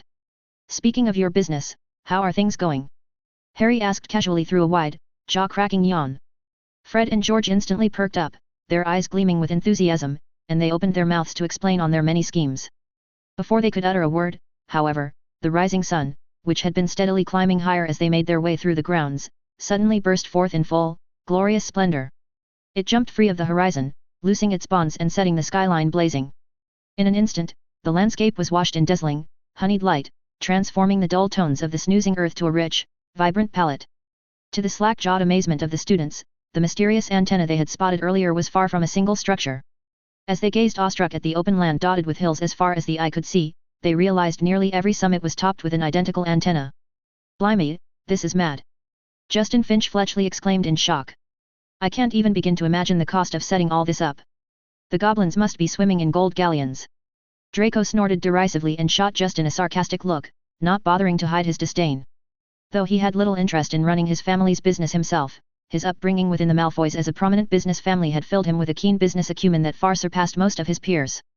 He understood that while the goblins' newly constructed equipment undoubtedly carried a hefty price tag, the potential profits to be gained from broadcasting the match live to the entire wizarding world would more than justify the initial investment. Moreover, if the goblins could secure Professor Watson's cooperation in sharing the underlying technology, the equipment's value would extend far beyond this single event. By partnering with the Wizarding Wireless Network, they could introduce an entirely new form of entertainment to magical society, a venture that promised untold riches for those with the foresight to seize the opportunity. As the students finally arrived at Hogsmeade Station, they were greeted by an unusual sight. The normally bustling platform, which typically only saw a relief from the constant comings and goings of Hogwarts students during the brief calms of summer vacation, Christmas holiday and the start of the school year, now stood nearly deserted, staffed only by a handful of Hogsmeade villagers. A neat row of gleaming carriages awaited the students, ready to transport them back to the castle grounds. The vehicles had been meticulously washed and polished until they shone, and a plush red carpet stretched from the station's exit to the boarding area. Colorful flower baskets lined the walkway at regular intervals, adding a festive touch to the scene. Entering the station, Harry's eyes were immediately drawn to the two massive steel columns that supported the main structure. On each column, a flag bearing the Hogwarts crest had been erected, and between them, an enormous banner proclaimed, "Warm welcome to people from all walks of life in the wizarding world to visit Hogwarts School of Witchcraft and Wizardry." Millicent clicked her tongue approvingly as she surveyed the decoration. Whose idea was all this? She wondered aloud. Definitely not Dumbledore's doing, Draco replied with casual certainty, his own gaze roaming over the flower-adorned station with interest. This has Professor Watson written all over it. As the first weak rays of sunlight finally broke through the clouds, casting a gentle glow over the ancient landscape, a distant whistle echoed through the mountains. The students, realizing the significance of the sound, quickly assembled themselves into the formation they had rehearsed, their chests swelling with pride as they stood tall and ready. Today, they knew, the castle beside the lake would once more find itself at the center of attention, not only for the European magical community, but for the entire wizarding world. 0563 Arrivals. Lucius gazed out the window of the Hogwarts Express compartment in a pensive frown as the train chugged through the lush Scottish countryside. Truthfully, Lucius had little desire to return to Hogwarts controlled by the pretentious, twinkle-eyed old fool he despised most in the wizarding world. Each time he was forced to endure the sight of that infuriating smile on that old face, Lucius felt a deep, instinctual discomfort that manifested both physically and psychologically. In the past, duty and position had compelled him to make an annual visit to the school. After all, he was a director on the Hogwarts Board of Governors and needed to come to exercise his authority. However, ever since that humiliating incident the previous year when Dumbledore had essentially kicked him off the board, Lucius had seriously avoided entertaining even the merest thought of setting foot at that unpleasant school, except for one desperate visit to seek help from Brian Watson. And yet, in a surprising turn of events, here he was, within a private compartment on the Scarlet Steam engine with his beloved wife Narcissa by his side. It was not any sudden, inexplicable interest in the Triwizard Tournament that had lured him back, nor a desire to check in on his son Draco's academic progress. No, the sole motivating factor behind this unanticipated journey was a personal invitation from Brian Watson. If there was one person among Hogwarts staff that he was willing to see, it would definitely be Watson. The moment he received the invitation letter from Brian Watson, Lucius had been genuinely taken aback. He harbored no illusions that Watson would prostrate himself before the Malfoy family like so many other flatterers and social climbers. If anything, Lucius was very aware that in this particular relationship, he was far more likely to be the one currying favor. Mutual use. This was something Lucius Malfoy had long figured out. The intersection of their goals was the Dark Lord. At this point, Lucius saw very clearly that the Dark Lord's true purpose was not at all to lead them in restoring the glory of pure-blood families. He was a thorough tyrant who only wanted domination and for everyone to be his slave. Lucius yearned to break free from the suffocating grip of his enslavement, but he was aware of his own limitations and lacked the courage to take that step. No one knew better than he the gruesome fate that awaited those who dared betray the Dark Lord. On far too many occasions, Lucius himself had been the one that carried out those merciless retribution. Watson's intention to oppose the Dark Lord was also not deliberately hidden. He was apparently aware of the difficulty, so he hoped, no, perhaps he saw some value remaining in the Malfoy family and thus granted an opportunity to be exploited. Lucius could not refuse either side, so he could only hedge his bets on both. This behavior was dangerous, but fortunately, this was precisely what the Malfoy family excelled at. Dear. The sweet tones of his wife's voice pulled Lucius from his brooding contemplation. Narcissa slid open the compartment door with a soft whoosh and walked inside. She observed her husband with a questioning tilt of her head, noting his distant expression as he gazed out the window. Lucius responded distractedly, the noncommittal noise emanating from deep within his throat.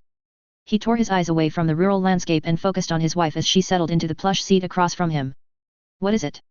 Who did you encounter? I just ran into Mrs. Fudge in the corridor, Narcissa replied, smoothing an invisible wrinkle from her spotlessly tailored robes. The minister himself didn't accompany her, but he secured her an invitation. We made plans to go shopping together in Paris next Monday. Lucius muttered something indecipherable under his breath, his brow furrowing slightly at the mention of the minister's wife. After a moment's hesitation, Narcissa raised a subject that had been weighing on her mind. There are quite a few notable individuals aboard the train, Lucius, she said carefully. Perhaps we should take advantage of the opportunity to network and strengthen our connections. As a businessman, Lucius was keenly aware of the crucial role connections and relationships played in the pursuit of profit and power. Once, not so very long ago, he would have leaped at such an opportunity, working his calculated charm on all the right people, quietly building alliances and gathering potentially valuable tidbits of information. But today, faced with his wife's suggestion, Lucius shook his head. He was in no mood, of course. Where once he would have walked into Hogwarts with all the casual arrogance of a king surveying his land, today he could only come after receiving an invitation like an unwanted guest. Lucius's bad mood lingered like a cloud over him as the train at last shuddered to a halt and he stepped onto the platform, only to stop short in surprise at the sight that greeted him. Hogsmeade Station had been transformed, the quaint but rather dilapidated building of his memory had been renovated and expanded. Cheerful welcome banners fluttered in the crisp Highland breeze. Artfully arranged flower baskets added a touch of warmth and whimsy to the station, their fragrant blooms perfuming the air with the sweet scent of spring. But it was not the beautifying enhancements that captured Lucius's attention.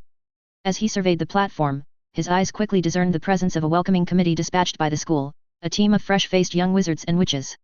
This soured Lucius' mood a bit. In his view, this represented a lack of importance. When he spotted his son Draco among the young wizards, his brows shot up. Draco! Narcissa called out, her voice filled with pride and affection as she and Lucius made their way towards their son. Draco, however, remained stoically at his post, his gaze fixed straight ahead as he seriously ignored his parents' approach. When Narcissa reached his side, her face burning with pleasure at seeing him in such good spirits, he acknowledged her presence with a brief nod. Why are you here? I'm here on official business, mother, he said through gritted teeth, his voice low and clipped. I have duties to attend to. Lucius, meanwhile, had turned his attention to the other young wizards and witches assembled on the platform, his eyes narrowed as they came to rest on a boy with a distinctive scar on his face. After a moment, he withdrew his penetrating gaze and focused once more on his son. All of this was arranged by Watson. Before Draco could voice a response, Lucius's attention was diverted by the arrival of Mrs. Fudge and Madame Bones, who strolled past the Malfoys deep in conversation. Mrs. Fudge, her eyes wide with wonder, exclaimed over the changes that had taken place since her last visit to Hogwarts. Oh, it's been ages since I was last here, she said, her voice trembling with emotion. And to think, Professor Dumbledore even arranged for carriages to transport us to the castle. How marvelous! I remember in the old days, we had to walk the entire way. If we were lucky, a kind villager might offer us a ride part of the way. Dumbledore has always been a thoughtful and considerate host, Madame Bones, her expression one of quiet amusement, shook her head slightly. But I rather suspect that the bulk of the credit for today's arrangements belongs to someone else. A carriage bearing the crest of St. Mungo's Hospital for Magical Maladies and Injuries rattled past, its occupants, a team of healers and medi-wizards, settling in for the short journey to the castle. A trio of young wizards, their faces filled with expressions of grim determination, immediately followed alongside the carriage, their wands at the ready to provide an escort. After the carriage drove away, the goblin leader Barnus shifted his gaze from this scene to the antennas erected on the distant mountaintop and a glimmer of amusement shined through his cloudy eyes. Nearby, a middle-aged wizard and his daughter were engaged in a lively discussion as they prepared to board their own carriage. The young woman, a striking beauty with glossy dark hair and sparkling eyes, gazed up at her father with undisguised admiration. Papa, how did you manage to secure us an invitation? She asked, her voice breathless with excitement. I had no idea you had connections at Hogwarts. The wizard, puffing up his chest with pride, coughed lightly into his fist before responding. Don't forget, Beatrice, he said, his voice dripping with affected sternness, we are still one of the sacred 28. The Follies may not have the same influence they once did, but our name still carries weight in certain circles. He paused and a sly smile appeared on his lips. Ahem, and of course, it doesn't hurt that I have a long-standing friendship with Mr. Watson.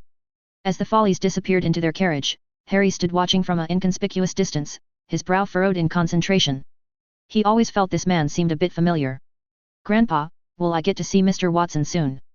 A few feet away, an energetic young boy tugged at his grandfather's sleeve, his eyes shining with anticipation. Do you think he'll still remember saving me before? Vipperdregern smiled gently down at his grandson, his old face softening with affection. I'm sure he will, Ludwig. But even as he spoke, his eyes were drawn irresistibly toward the looming silhouette of Hogwarts Castle, and his expression turned complex. One carriage after another slowly departed Hogsmeade Station under the escort of young wizards. Narcissa lifted the curtain and watched her son following closely beside the carriage, eyes full of pity.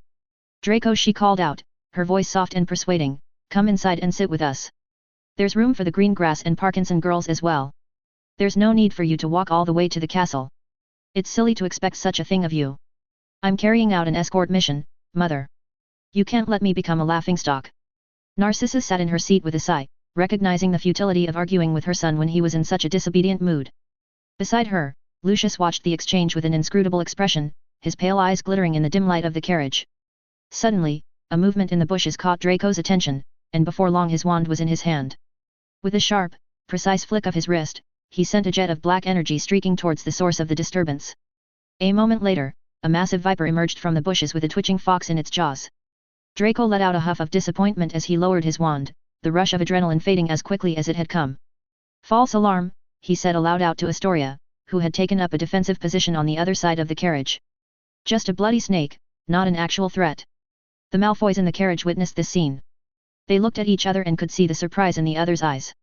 The speed and precision with which Draco had acted was impressive, especially coming from a boy who had once been more concerned with his own comfort than with honing his magical skills. It was a telling indication of just how much their son had changed during his time at Hogwarts, and it left them both feeling strangely unsettled. Narcissa no longer tried to persuade Draco to board. She looked at the castle growing distinct amidst the towering woods and said in a tone laced with complex emotions. Hogwarts has finally become somewhat presentable, hasn't it, dear? What are you trying to do, Brian Watson? Lucius was not as happy as he imagined he would be. Through the curtain, he watched his son with a solemn face and his heart was filled with worries.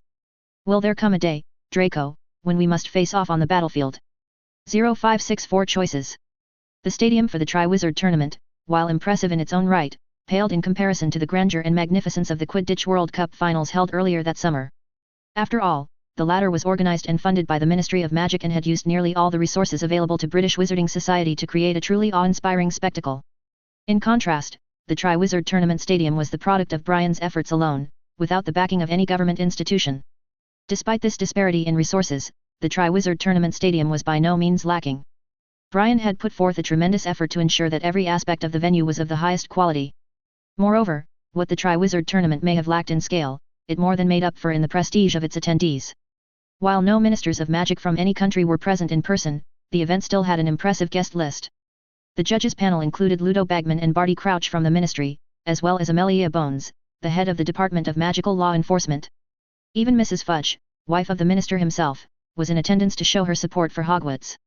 But perhaps the most remarkable presence was that of Jerson Barna, the president of Gringotts World Bank and leader of the Goblin Nation. Barna, who had not been seen in public for nearly half a century, also attended the event in person, perhaps both for the Goblin's business and to support his friend, Brian Watson. Not to mention, the event also gathered the chairman and vice-chairman of the International Confederation of Wizards, Albus Dumbledore, Vipperdregern, and Brian, who also held the title of vice-chairman. Keku's Folly, who could be considered a magnate in the underground world of magical Britain and held a pivotal position in the shadowed world of the entire European magical community, was also present at the scene. Sitting in the section filled with pure-blood wizard families, Lucius raised his head and watched Keku's Folly chatting amicably with Brian Watson. His face turned pale with hatred, and he clenched his jaw tightly. He finally figured out how Brian had seen through the grand stunt he had created at the Quidditch World Cup to please the Dark Lord, whose return was possibly imminent.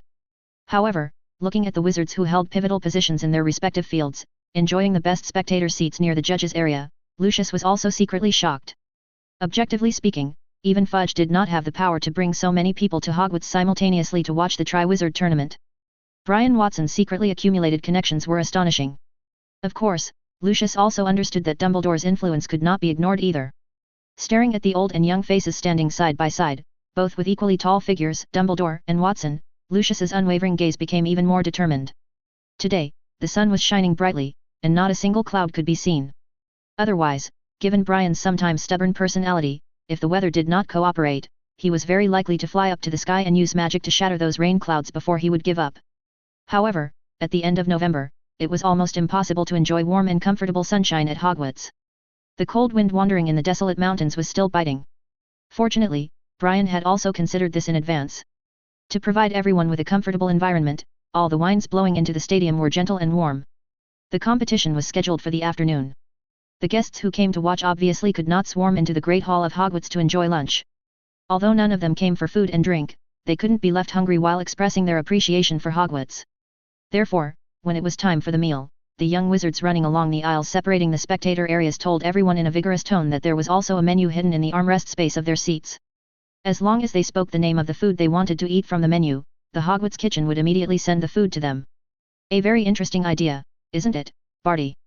Ludo seemed to have already forgotten about the failed negotiation with Brian earlier in the morning. He said to Barty, who still looked unwell, with a smile, "The next time the Ministry of Magic holds a big event, we can also learn from this idea. Let me think."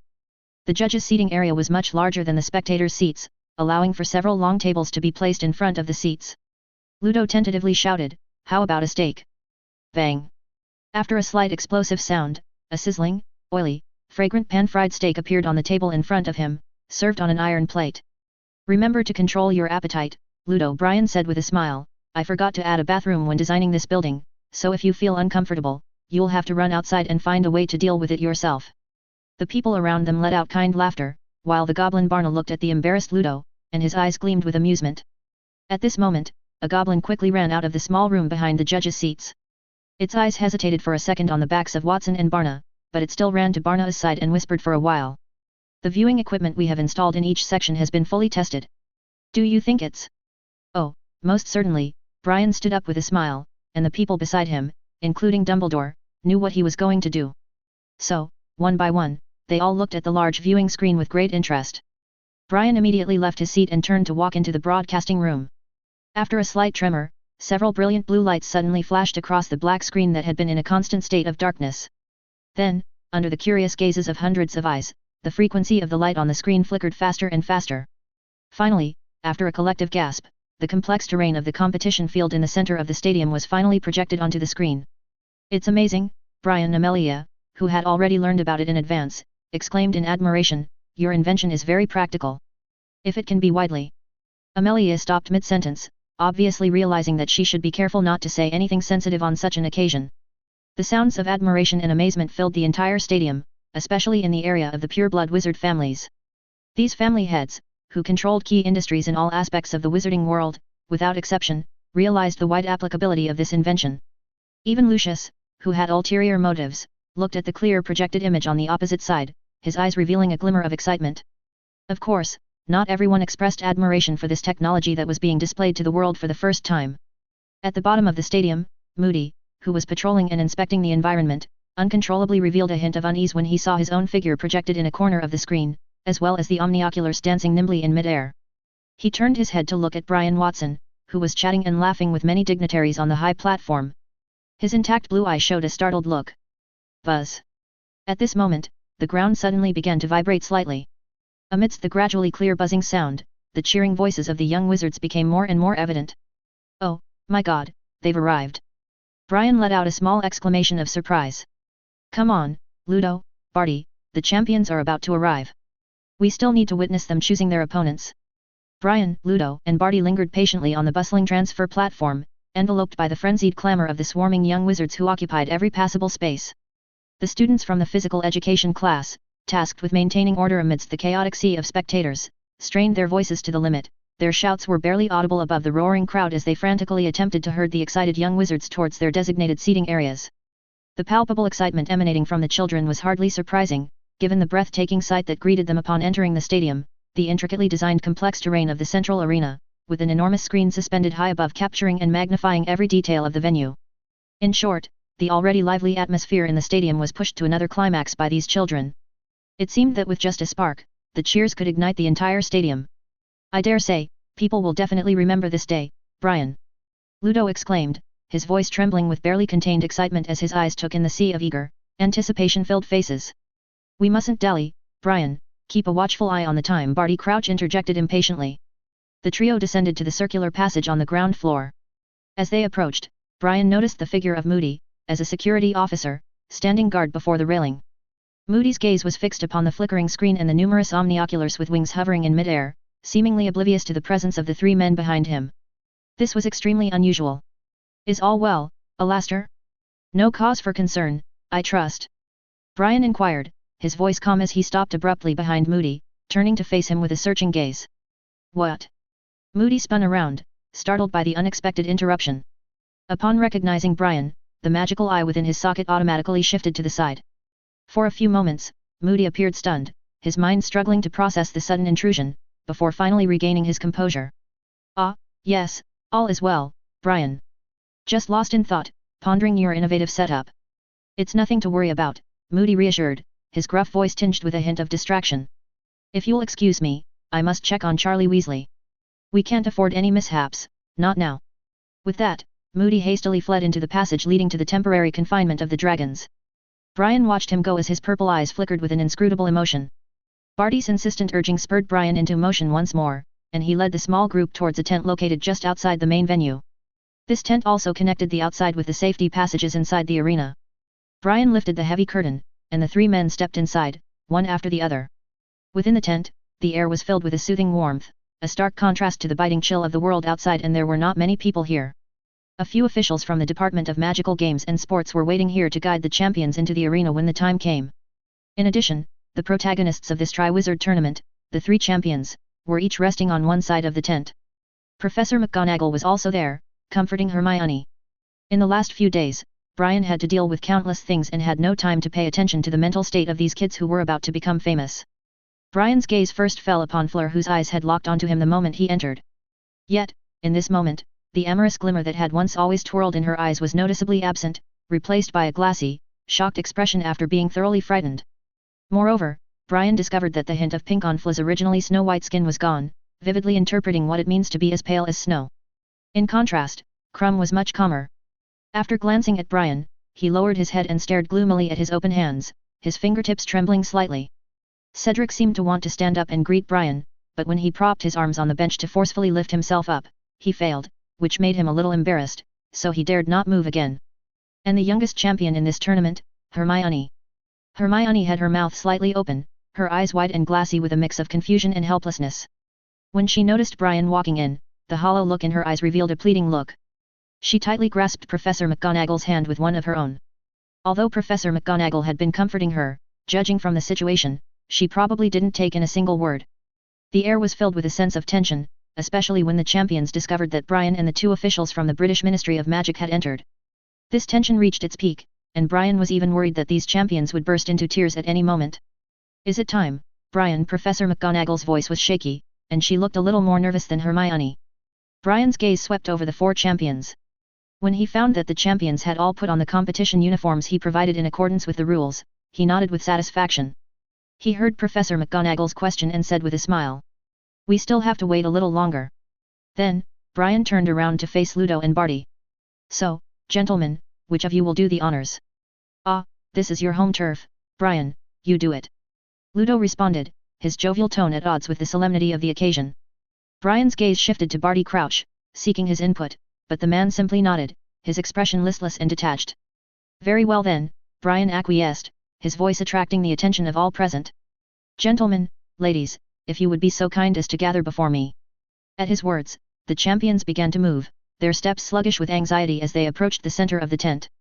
A member of the staff insightfully handed a purple small silk bag to Brian. The kids all stared at the bag in Brian's hand at the same time. Their expressions were surprisingly consistent: panic, rejection, unwillingness to face it. "Relax everyone," Feel free to show your courage, strength, and wisdom. I can assure you that no one will die miserably here today. Brian said humorously. Ludo was amused and laughed holding his belly, but none of the champions showed a trace of relief on their faces, and Professor McGonagall glared at him fiercely. Ahem. Brian coughed awkwardly a couple of times. Then, he flicked out his wand from his sleeve to unlock the magic on the silk bag, while gripping the mouth of the bag with the other hand. It's quite simple. The shouts from the arena outside were surging and Brian knew he had to hurry. He smiled at the champions and said. This bag contains models of a few things you'll need to wrangle with later. You need to snatch a golden egg from them. That golden egg is put together with normal eggs, it's very obvious, you'll know it when you see it. So, any questions? It's indeed snatching eggs from dragons, this thought flashed through Hermione's muddled mind. Then, before her thoughts could become muddled again, Brian had already handed that terrible purple bag to her. I think there should be no objection to letting our youngest champion choose first. Come now, Miss Granger, your fate rests in your hands. Hermione's lips, chapped and raw from the constant worrying, were pressed together in a thin line. Her mind was still repeatedly memorizing the few spells she had practiced these days, until Brian urged her again. Only then did she come back to her senses. She found that everyone's eyes were on her, and she also felt her heart beating wildly in her chest, so much so that her chest was aching with occasional pain. Let fate decide, she thought, steeling herself as she plunged her hand into the depths of the bag. Clatter. A soft clatter, barely audible over the howling wind that whipped around the tent, echoed from somewhere outside, the sound too faint to draw the attention of those gathered within. In that same instant, unseen by any eye, a tiny bolt of lightning arced through the inky depths of the bag, guiding one of the 4 miniature models into Hermione's waiting palm with precision. Hermione subconsciously retracted her hand, and then her choice was revealed to everyone. Ah, the Chinese fireball, Ludo exclaimed, his initial excitement giving way to a flicker of suspicion as he turned to Brian. It seems you've drawn the 4th slot, my dear. To prevent from losing, changed the order. Brian's expressionless gaze withdrew from the corner of the tent. Just now, a short, dark shadow flashed by there. Is that so? Ludo mumbled something that only he could hear. Then, he seemed to understand something. The suspicion in his eyes vanished when he looked at Brian. He looked at Hermione, and his cheeks were flushed due to excitement, and his eyes burst with a sharp glow. 0565 surprises. After Hermione, it was Fla's turn. With a trembling hand, she reached into the depths of the bag, feeling the miniature dragon figurine squirming in her fingers. Her heart pounded in her chest as she grasped one and carefully withdrew it.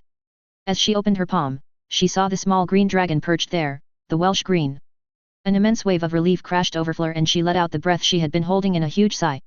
Although facing a dragon was still frightening, at least she knew she wouldn't have to be the first champion to enter the arena. That dubious honor went to one of her male competitors. Unfortunately, neither Krum nor Cedric were as lucky in their draws.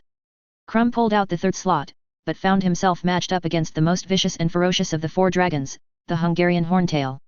Cedric, on the other hand, would have to battle the Swedish short snout right out of the gate as the first champion. No sooner had the champions seen their fate than 2 tournament staff members sprinted out of the tent, clutching the parchment recording the results of the draw. One dashed off to inform the dragon handlers of the order the beasts should be brought into the rocky arena. The other hurried over to the broadcast booth to deliver the news to the commentators so they could share it with the eager crowd. All right, champions, you have just a few short minutes to collect yourselves and make any final adjustments to your strategy, Brian said calmly. When you hear the whistle, follow the directions of the tournament staff and make your way through the outside tunnel. Understood. The 4 young competitors nodded stiffly, their faces etched with lines of tension and worry, indicating they understood. There was nothing more for Brian to say. The rest depended on their own preparations. Giving them a brisk nod, he turned to exit the tent. But before he could take more than a step, Fleur suddenly broke away from the cluster of champions. She rushed toward him, her clear blue eyes flickering with a tempest of emotions, fear, doubt, determination. When she spoke, her voice quivered and her words tumbled out in a breathless gush. What if something goes wrong? What if the dragons break free of their restraints and rampage out of control? Brian met her anxious gaze, wanting to offer reassurance but knew he couldn't indulge the champions or give them false confidence. After all, they had to be prepared for the danger they faced. Professor Dumbledore and I will do everything in our power to control the situation and prevent any tragedies, Miss Delacour, he said solemnly. But you, and all of you. He raised his voice slightly and looked around at the other 3 champions, must understand and accept that the tasks of the Triwizard Tournament are inherently dangerous. I wish I could promise you'll emerge completely unscathed, but that's simply not realistic. Sustaining some injuries, even serious ones, may be unavoidable. In the end, once you step into that arena, you'll have to rely on your own skills, instincts, and determination to overcome the obstacles in your path. He hadn't wanted to dampen their spirits, but he felt it was necessary to give that sobering reminder of what they were up against. Fleur paled slightly and took a step back, but lifted her chin, and gave him a slight nod. Breathing a small sigh, Brian exited the tent with Ludo and Barty trailing behind him. The three men began ascending the stairs to the tall circular viewing platform that surrounded the arena below. But halfway up, Brian halted abruptly. Ludo, Barty, go on ahead and get settled. I'm going to check in with Charlie and the other dragon handlers one more time. I'm worried something unexpected might happen when the dragons enter the arena.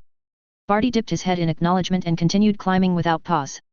But Ludo lingered for a moment, watching Brian's tall figure striding back down the stairs and towards the tunnel leading outside. A pleasant smile appeared at one corner of his mouth, but after a moment he turned and rushed after Barty. The large scoreboard screen at one end of the screen shimmered and dissolved into a new image.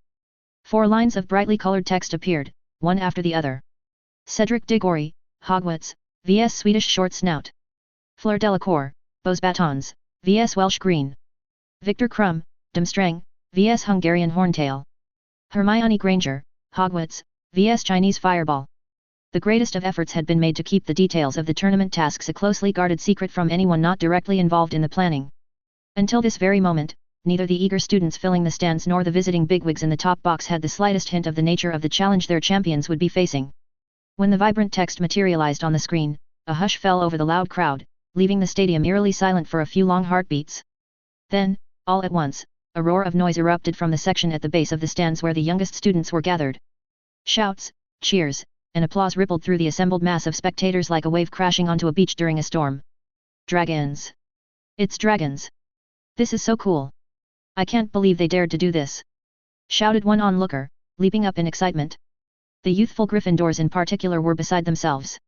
Seamus leapt up from his seat, accidentally toppling a full goblet of pumpkin juice in the process and sending a mini flood of orange liquid flowing across the tabletop.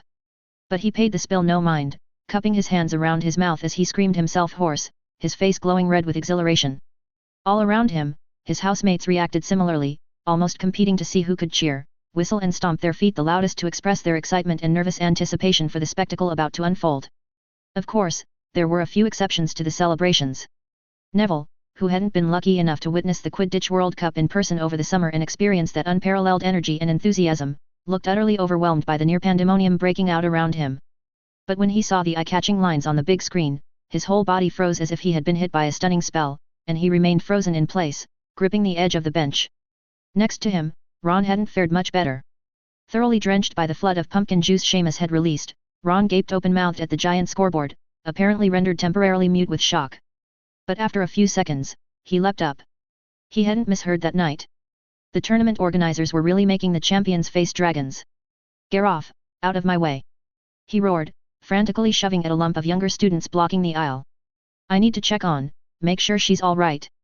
Bloody hell, I still can't believe they're making her battle a dragon, what are they thinking?" But the others, all caught up in the jubilant emotions, paid no attention to him or made way for him.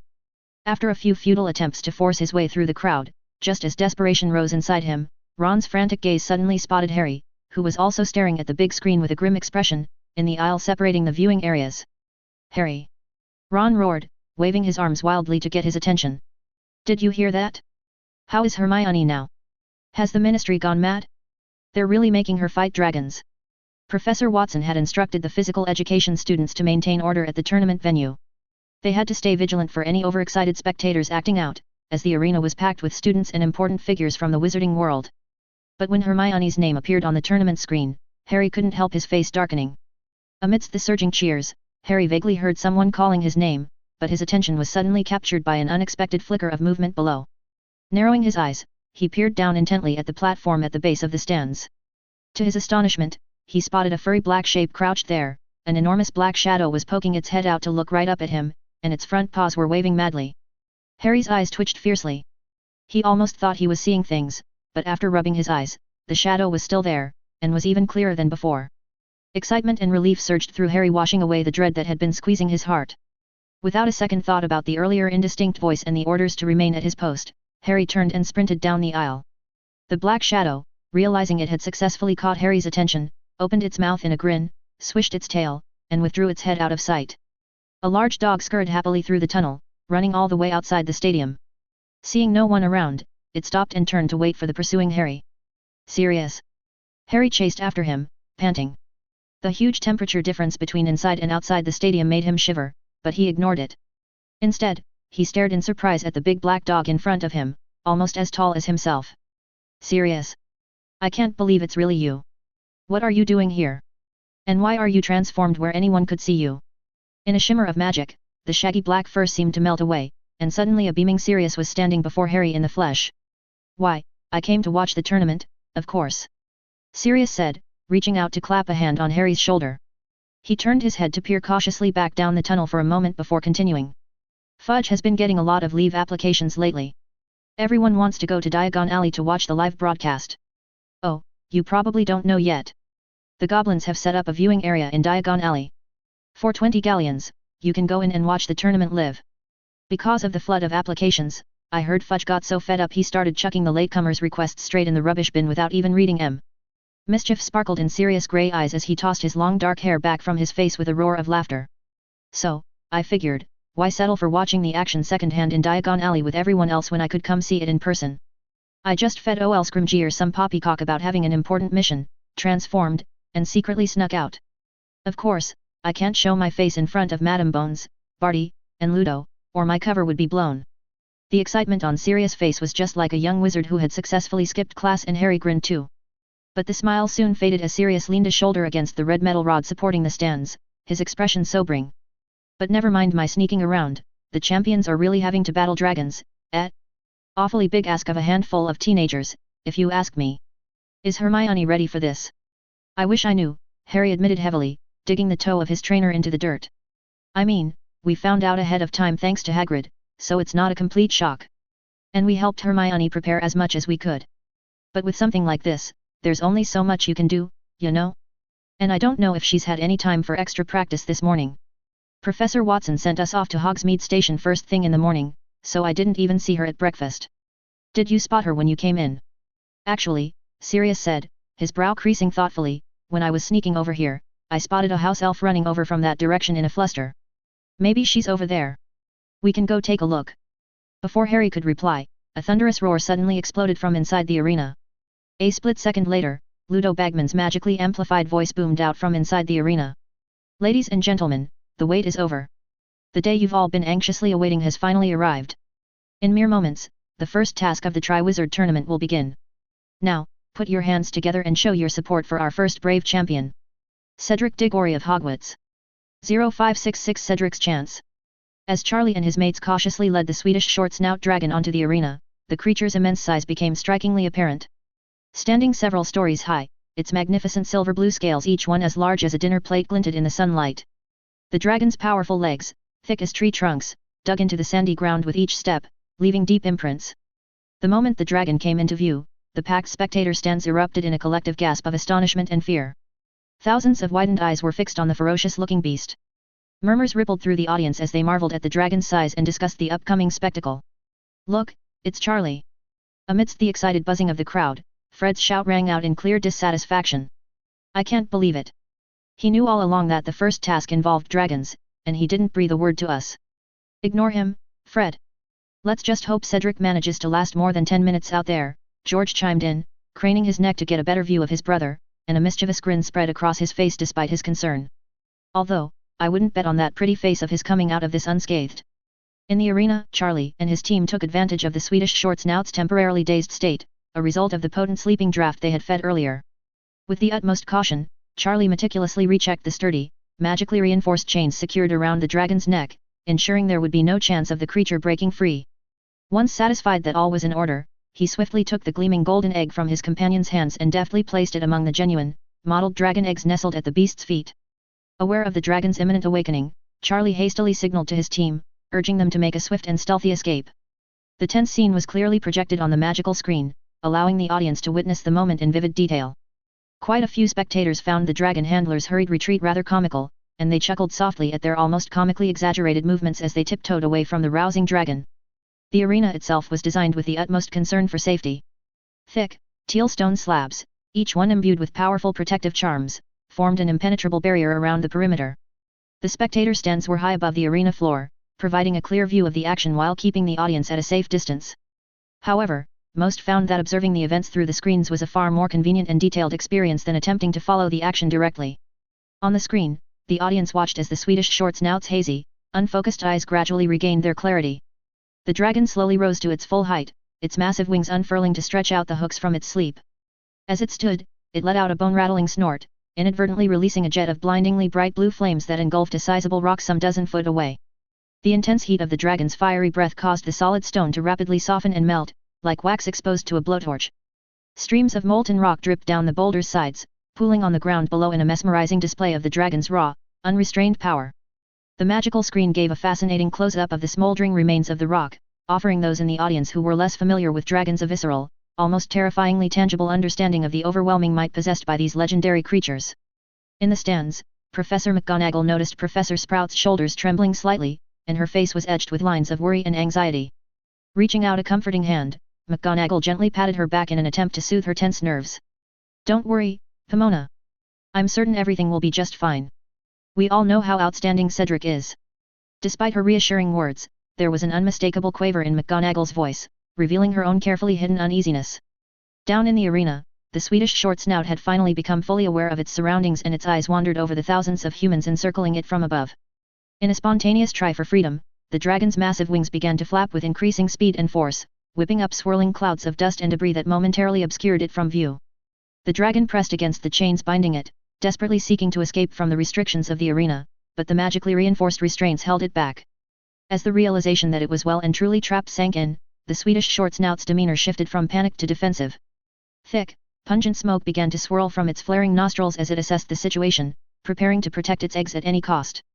It nimbly folded its wings around itself, forming a protective cocoon that completely enveloped its own body and the eggs at its feet, shielding them from any potential threats. The audience was so utterly captivated by the dragon's every move that they almost failed to notice the arrival of the first champion on the scene, and would have missed it entirely if not for the timely interjection of Bagman's magically amplified voice cutting through the charged atmosphere. "Ladies and gentlemen," Bagman boomed, his voice brimming with barely contained excitement, "let's hear a rousing round of applause for the first competitor, Hogwarts' very own Cedric Diggory. Here's hoping he's able to wow us all with a truly spectacular performance." Bagman's words helped to firmly redirect the audience's collective gaze from the dragon and back to the arena floor, where they scanned the boulder-scattered area for any sign of Cedric.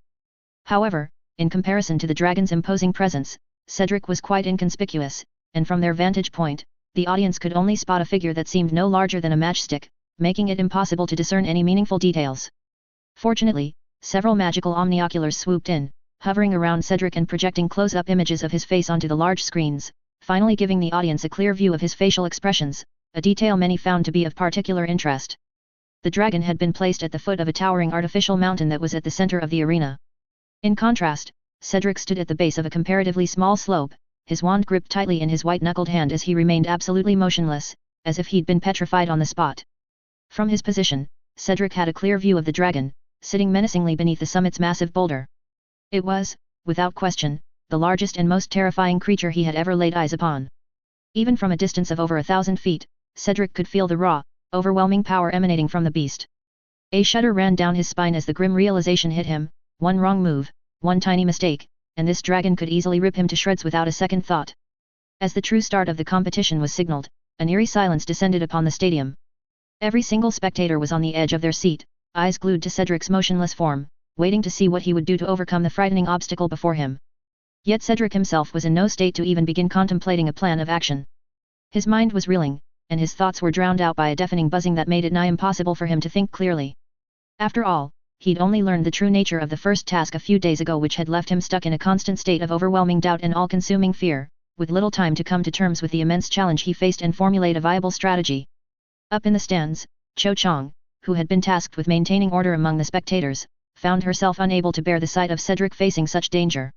She covered her eyes with trembling hands, her heart pounding in her throat as she silently prayed for his safety. Meanwhile, in a small, hastily constructed building not far from Diagon Alley's bustling commercial district, Amos and his wife sat huddled together with their hands clasped tightly and faces edged with lines of worry.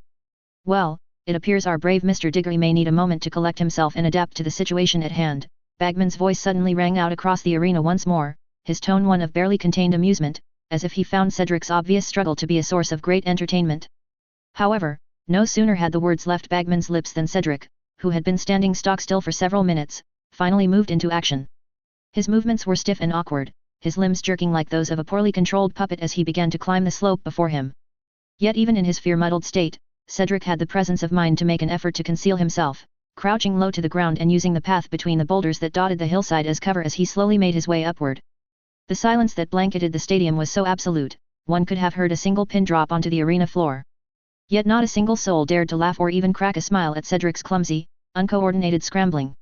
After all, the fact that he had managed to overcome the paralyzing terror that had initially rooted him to the spot and was now actively trying to confront the challenge head-on was a testament to his courage and determination. Well, would you look at that? It seems Mr. Diggory has managed to conquer his initial bout of nerves and is now making a valiant attempt to approach the dragon. Bagman roared, sounding positively giddy with excitement. Let's all wait and see what strategy he'll employ to emerge victorious. For Cedric, the distance between his starting point and the waiting dragon seemed to stretch out into infinity, a huge chasm of roughly a quarter mile, or around 1,000 feet. It was, he realized, comparable to the grueling length of the dung bomb dodging courses he'd been subjected to during his physical education classes. The difference was, while Cedric had eventually managed to master evading the dung bombs during those training exercises, the prospect of approaching the dragon made those challenges seem like child's play in comparison.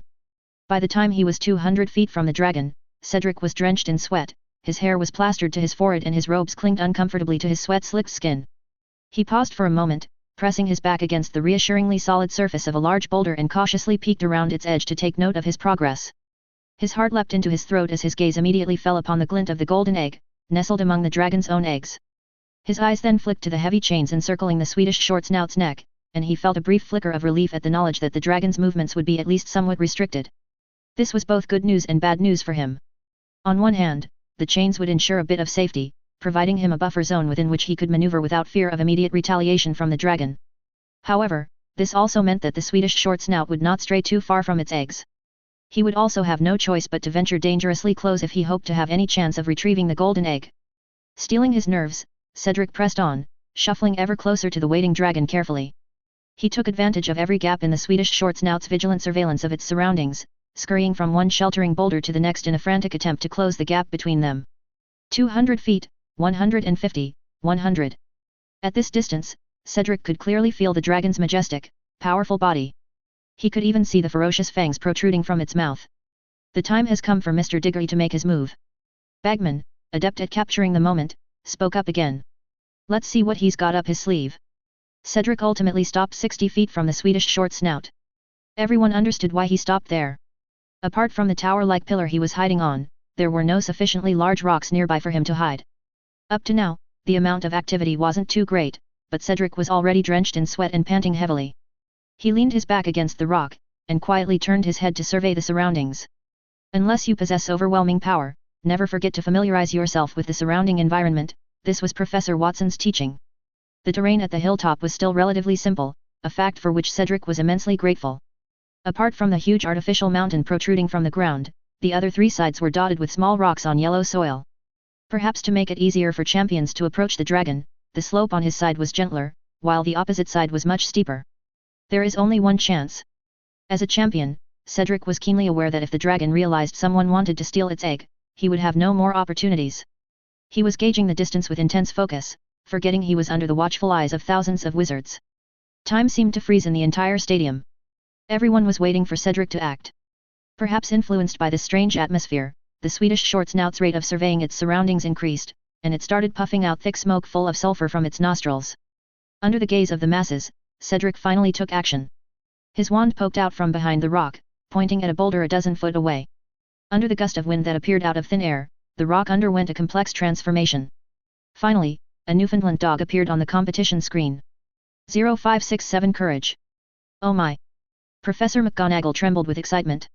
Cross-species transfiguration, a highly advanced and extraordinarily perfect form of transfiguration magic. If this were performed in my classroom, I would not hesitate for a moment to award Cedric a well-deserved 20 points for his skill and ingenuity. Aha, what a delightfully clever little trick! Bagman commented happily, his jovial voice booming out over the arena as the tense atmosphere among the spectators eased slightly. Our valiant first champion has finally taken decisive action. Oh, it's not at all difficult to discern his cunning intention, now is it? Just as Bagman had shrewdly observed, the massive Newfoundland dog that Cedric had transfigured from the boulder rushed out the very instant it gained mobility. However, rather than charging directly towards the Swedish short snout dragon, the hound ran swiftly along a carefully considered arc, barking wildly as it headed towards the opposite side of the rocky slope. This clever Swedish short snout had already set its keen sights on the newly transformed dog the moment the stone had shape-shifted. As the hound began its planned run, the dragon rose up from its crouching posture to stand at its full height. The Newfoundland dog was approximately the size of a young calf, but in comparison to the towering, nearly 3-story high Swedish short snout, it appeared as nothing more than a tiny, insignificant dot against the dragon's scaly body. The dragon refrained from immediately pouncing to tear the hound to shreds or annihilating it with a scorching blast of its dragon breath, and instead took a moment to shrewdly judge what exactly this audacious dog was trying to do. Woo! Woo! To be perfectly honest, the strange appearance of a dog's high-pitched, insistent whimpering echoing through the stadium of the Tri-Wizard tournament was quite an amusing and interesting scene to witness. "Did you see that, everyone?" Bagman called happily, his amplified voice tinged with barely contained glee. "Cedric is having his hound provoke the ferocious dragon. He wants to lure the beast away, a very wise and calculated move on his part." Just as Bagman had accurately described, the hound came to an abrupt pause directly in front of Cedric. Boldly ignoring the huge size difference between its own body and the dragon, the dog decisively turned its head and barked wildly. The short snout unfurled its massive, sail-sized wings with an audible snap. Already uneasy and highly irritable, the dragon was even further annoyed by the seemingly insignificant, yapping thing in front of him. A surging torrent of blue flame gushed out of its flaring nostrils on pure instinct, and the air in its vicinity was instantaneously scorched to an unbearable degree. Feeling the intense heat wave striking their faces, the audience exclaimed in unison, shock and awe mingling in their collective gasps. But much to everyone's amazement, after the dazzling display of blue flames, flames heavily imbued with the dragon's deadly breath, dissipated into dissipating tendrils of smoke, the Newfoundland dog remained unscathed. The hound had deliberately put itself in a relatively safe location, cunningly out of reach of even the most intense blast of the dragon's fiery breath. And of course, since the dog was not a true animal of flesh and blood, but rather one transfigured from stone, it did not have to worry whatsoever about the devastating effects of the oppressive high temperature.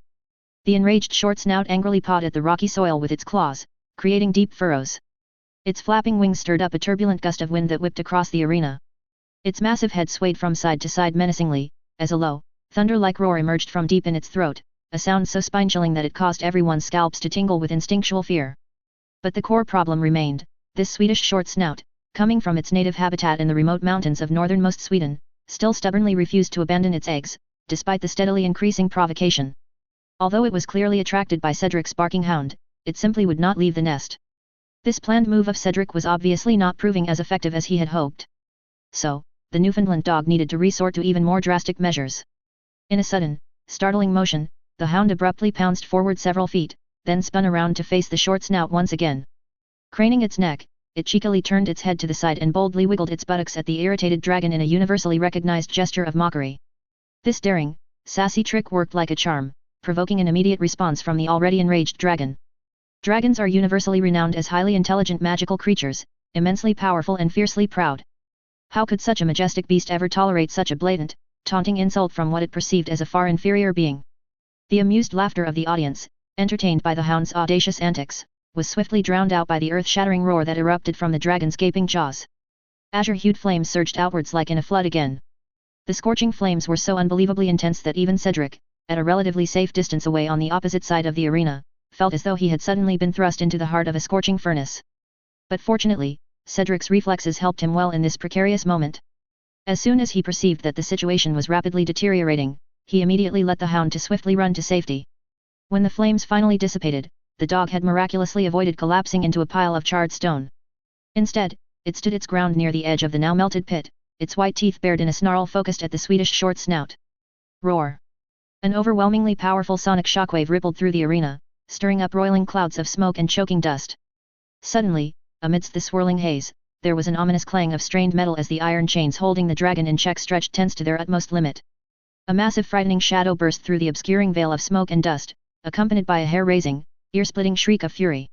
In a terrifying display of raw power and aggression, the Swedish short snout pounced with astonishing speed, lunging straight at the comparatively tiny Newfoundland dog. Now! This was the moment. Cedric's agile mind went blank for a fraction of a second, then kicked into overdrive. He surrendered his body completely to pure, honed instinct.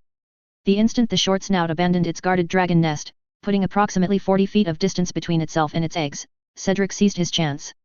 Without a second's hesitation, he leaped out from his hiding place behind the massive boulder. "Merlin's beard, everyone, look at Mr. Diggory go!" Bagman shouted, his voice cracking with excitement. Can you believe the incredible speed he's demonstrating? That young man is moving so fast, it's simply astonishing, no, unbelievable. Mere moments ago, Cedric had been about 60 feet away from the golden egg nested among the other dragon eggs. But in the 4 or 5 seconds it took for Ludo Bagman to exclaim in shock, he had crossed that distance so swiftly, he appeared to be flying across the rocky terrain rather than running. By the time Ludo's amplified voice fell silent, Cedric had already appeared at the very edge of the dragon's nest. Roar! Another earth-shaking roar reverberated through the arena. The Swedish short snout, momentarily distracted as it single-mindedly pounced on the infuriating hound, seemed to suddenly notice that something was amiss. Its head turned around abruptly, and its eyes widened as it saw a tiny, insignificant creature darting close to its cherished eggs. Before the dragon could completely turn its bulky body around to face this new threat, it instinctively brewed up a scorching stream of its signature blue dragon breath, ready to unleash hell upon the foolishly brave creature. Keen-eyed observers could clearly see that the short snout's gaping mouth and flared nostrils were glowing an even more brilliant, pulsating blue, far brighter and more intense than ever before. However, Cedric, who had already swooped in with such astonishing speed, didn't appear to have any possible escape route. He had been far too focused on reaching his goal to spare a thought for planning his retreat. At such a little distance from the enraged dragon and with his forward momentum propelling him ever closer to danger, he had virtually no chance of successfully dodging the impending blast. From their carefully concealed vantage points in the specially constructed tunnels surrounding the arena, the dragon handlers hired for the task raised their wands one after another, prepared to intervene at any moment. Even Dumbledore rose from his seat at that critical moment. Just when the breathless spectators were convinced that Cedric was going to tragically fail in his daring attempt, missing out on seizing the golden egg that was now so close, the Cedric did something completely unexpected. In a desperate, last-ditch maneuver, he abruptly pounced forward and shouted an incantation in a strong, steady voice, Glacio. He aimed his wand directly at the rocky boulder upon which the dragon was. Boom! The sound of the mighty dragon's massive body crashing to the ground was so thunderous, it was as though a massive bolt of lightning had unexpectedly struck the earth out of a clear blue sky. Despite the short snout's abrupt tumble, it still managed to release the scorching jet of fire that it had been brewing up. However, thanks to its sudden loss of balance and stability, the scorching flames did not engulf Cedric as intended. Instead, the deadly stream of dragon fire rushed past Cedric, missing him by 2 or 3 feet before striking the rock wall with a bone-rattling crash. The entire arena trembled violently in the aftermath of that explosive impact, but not solely because of the dragon's earth-shaking roar or the force of its misdirected blast. No, the primary reason for the stadium's quaking was the deafening cheers that erupted from the spectators as they witnessed Cedric's success. Did you see that? Did you all just witness that incredible feat? Bagman shrieked elatedly, bouncing up and down on his commentator's podium as if the wooden planks were a trampoline. Our first champion has done the unthinkable, he's successfully claimed the golden egg for his own. The dragon handlers rushed forward. And with their coordinated spellcasting, at least a dozen brilliant red beams of light shot out from their outstretched wands, enveloping the massive Swedish short snout in a net-like web of pulsating magical energy. But in that particular moment, no one in the crowd paid the slightest bit of attention to the impressive feat of the handlers subduing the rampaging dragon. Instead, every single spectator was utterly focused on loudly cheering for Cedric Diggory, the daring young champion who had just achieved the unthinkable. The young wizards of Hufflepuff House were simply crazy in joy. Each and every one of them leaped on the nearest bench or table, and laughed with pure elation as they jumped up and down, pumping their fists in the air and screaming Cedric's name over and over again until they went hoarse. Professor Sprout was so moved that she kept wiping her tears, and Cho Chang in the tunnel was also looking at Cedric with tears of relief and admiration gleaming in her dark eyes. That's my son. In the viewing seat of Diagon Alley, Amos stood up and shouted loudly. That's my son out there. Oh, Amos, congratulations. Arthur said sincerely, reaching out to firmly clasp his shoulder. That was a truly wonderful performance by your Cedric. Yet even as he spoke those words of genuine praise, there was a hint of regret in Arthur's eyes as his thoughts momentarily drifted to his own children. He found himself silently pondering that if only his elder sons, Bill, Charlie, or even Percy, had been fortunate enough to participate in the Triwizard Tournament during their own times at Hogwarts, they too might have become champions. If only. Down on the rocky floor of the area, an exhausted Cedric lay flat on his back in the dust, his chest heaving as he gulped in great lungful of air. His one arm was curled around the golden egg that he had successfully seized from the dragon's nest, clutching tight to his chest. Cedric was clearly aware that there had to be countless spectators cheering their hearts out for him at this moment, and yet, he could not seem to muster up even the tiniest flicker of reciprocal happiness in his heart. The only emotion he could perceive was a deep, knee-weakening sense of all-consuming relief after his incredibly narrow escape from the dragon's deadly flames. Following the heart-stopping conclusion of Cedric's task, the hidden passageway leading into the arena abruptly opened, causing the disheveled Cedric to raise his head slightly off the ground to peer in that direction. In the wavering heat haze still emanating from the scorched and scarred stones, he managed to catch a fleeting glimpse of Madame Pomfrey rushing towards him. Behind her, a horde of healers from St. Mungo's hospital poured out of the passageway, and their faces were etched with undisguised horror, the kind of stark, bone-deep fear that only manifested when one had just witnessed something truly dreadful beyond the reach of the average imagination. "I'm fine," Cedric called out, his voice coming out as little more than a dry, raspy croak. He drew in another deep, shuddering breath and made an effort to lever himself up into a sitting position, wanting to ease Madame Pomfrey's concerns and convey to her that he had no need for such a massive assembly of medical personnel. However, the instant he shifted his body and attempted to rise, the entire left half of his body did not respond to his instinctual call at all, and was in fact completely numb. Alarmed by this disturbing discovery, Cedric looked down at himself in shock. "Don't move a muscle, Mr. Diggory," Madame Pomfrey cried out sharply as she stopped beside him. She had clearly seen the expression of distress twisting Cedric's soot-streaked face, and her tone brooked no argument. Dropping to her knees in the dust, she quickly but carefully examined Cedric's bloody left arm, which lay exposed to the smoky air. She couldn't quite suppress the multiple gasps that escaped her as she took in the gruesome sight. "You should thank Brian for providing you with specially enchanted competition robes," Madame Pomfrey said with a serious face, "otherwise, you might not have been able to keep this arm." 0568 Next. Ludo Bagman's voice rang out across the arena, filled with genuine admiration. Cedric Diggory displayed truly commendable courage and quick thinking in the face of such a fearsome adversary. It's clear to all who witnessed his performance that Mr. Diggory had formulated a brilliant plan for dealing with the dragon before ever setting foot in the arena. From the very start of the task to its thrilling finish, every action he took was carefully calculated and flawlessly executed according to his impressive strategy. I firmly believe that everyone here today will wholeheartedly agree that Mr. Diggory possesses an extraordinary level of wisdom and composure, especially for one so young. After all, before entering the arena, the champions were kept completely in the dark about the nature of the challenge that awaited them, just like the rest of us spectators. Suddenly, an omniocular zoomed through the air and came to hover directly in front of Bagman's broadly grinning face. As soon as he realized that his face was being projected in extreme close-up on the enormous magical screen, Bagman's excitement seemed to notch up to entirely new heights. "As you all saw," Ludo continued, his words spilling out in a giddy rush, "we initially assumed that Mr. Diggory's somewhat less than graceful entrance into the arena was due to understandable shock upon unexpectedly coming face to face with a fully grown dragon. However, the indisputable facts that rapidly unfolded before our very eyes serve as convincing proof that in the span of mere minutes, this talented young wizard created a nearly flawless strategy to overcome the obstacle in his path. Cedric Diggory's show here today is richly deserving of the most enthusiastic round of applause we can muster." As if on cue, a hurricane of cheers and applause erupted from the spectators, with the noise filling every inch of the spacious stone arena and lingering for an impressively long time before finally dying back down to a dull roar. All across the stands, Hogwarts professors were congratulating a beaming Professor Sprout. And indeed, it would have been nigh impossible to deny that Cedric's spectacular performance, from his outstanding display of advanced transfiguration skills to that final, crucially timed charm, had earned him the near universal admiration and respect, with one notable exception. Up at the judges' table, Karkaroff's demeanor could not have been colder. His posture was stiff and his thin lips were compressed into a tight, disapproving line as he scowled down at the arena, radiating an almost palpable disdain. Unfortunately, despite Cedric's brave and unquestionably impressive efforts, he had not quite managed to emerge from his trial by fire completely unscathed. The scorching heat of the Swedish short snout's final, desperate blast of flames had left his left hand and forearm badly burned, a serious injury that would undoubtedly have a negative impact on his overall score.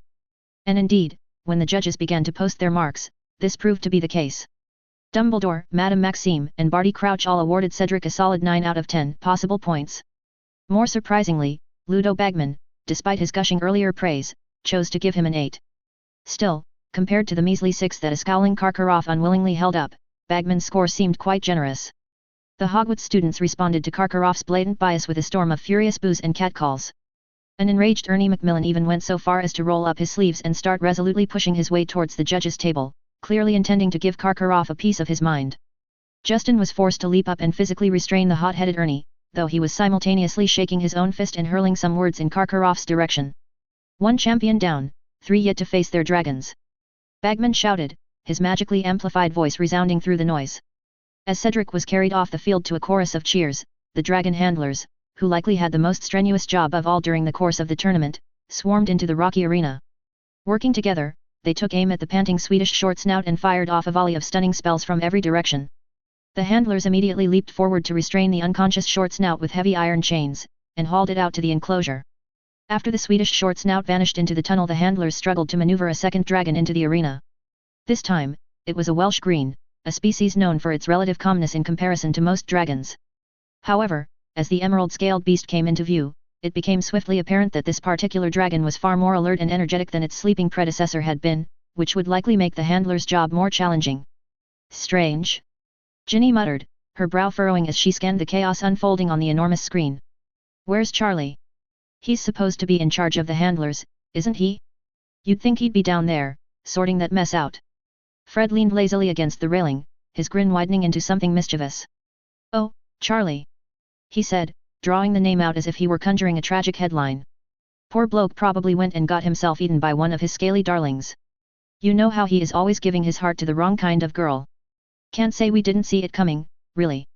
Ginny glared at him, though the corners of her mouth twitched. Fred. What? Fred shrugged, his eyes twinkling. At least he died doing what he loved. That's every dragon lover's dream, isn't it? Just then, a piercing whistle shrilled across the stadium, attracting the crowd's attention as Bagman roared with renewed delight, and now, the time has come for our second champion to make her entrance. Miss Delacour, if you would be so kind as to join us in the arena. Everyone's eyes fell upon the big screen. 2 minutes later, Fleur, dressed in her tournament uniform, walked out of the tunnel and appeared in the arena. As the most dazzling among the many lovely girls of Beaux Batons, on normal days at Hogwarts, except when facing a certain professor, Fleur Delacour always had a proud temperament, as if nothing here was put in her heart. But perhaps precisely because of this demeanor, Fleur's popularity has always been high. Privately, the number of boys expressing admiration for Fleur is no less than Crumb's huge group of female fans. But today's Fleur did not have her usual proud expression. When Fleur first entered the arena with her hair in a high ponytail, her performance was the same as Cedric's. She stood at the foot of the hill, gazing at the summit. Her pale cheeks were full of helplessness. But this soft demeanor exuded a unique allure. Many boys wished they could jump directly into the arena and duel the Welsh green on Fleur's behalf. Ludo Bagman, however, seemed far more interested in stirring the pot than talking about playing the chivalrous knight in shining armor. As anyone who's been following the media coverage leading up to the tournament is doubtlessly already aware, he announced with theatrical pleasure, Miss Fleur Delacour of Beaux Batons has blood of the Vila running through her veins. And I think we'd all agree that it's her unique heritage that's bestowed upon her such truly incomparable beauty, beauty that seems to literally radiate from her. Oh, Miss Fleur Delacour versus the Welsh green, I cannot help but be put in mind of that classic fairy tale so popular among muggles, the story of Beauty and the Beast. He paused to let out a hearty laughter at his own witticism, then merrily continued, well, I think I speak for all of us here today when I say that I'm waiting with bated breath to see what sort of brilliant feat the breathtaking Miss Delacour has in store for us. Up in the judges section, Madame Maxime let out an audible huff of indignation at Bagman's frivolous words. Ahem. She coughed pointedly, rotating to face the grinning man with a murderous glare. After a few seconds of this heavy eye contact, Bagman seemed to abruptly recall that antagonizing a giantess was a foolish life choice, and swiftly adopted a more sober tone.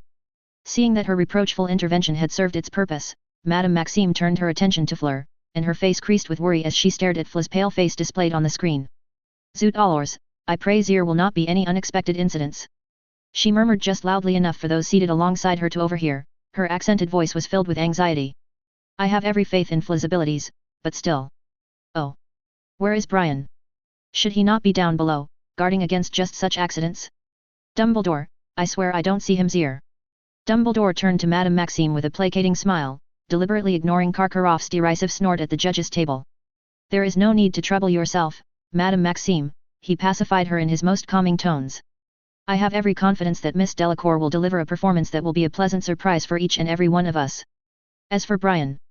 Dumbledore paused briefly to scan the crowded stands, his blue eyes eventually coming to rest on a point outside the arena, upon which they seemed to briefly sharpen with recognition.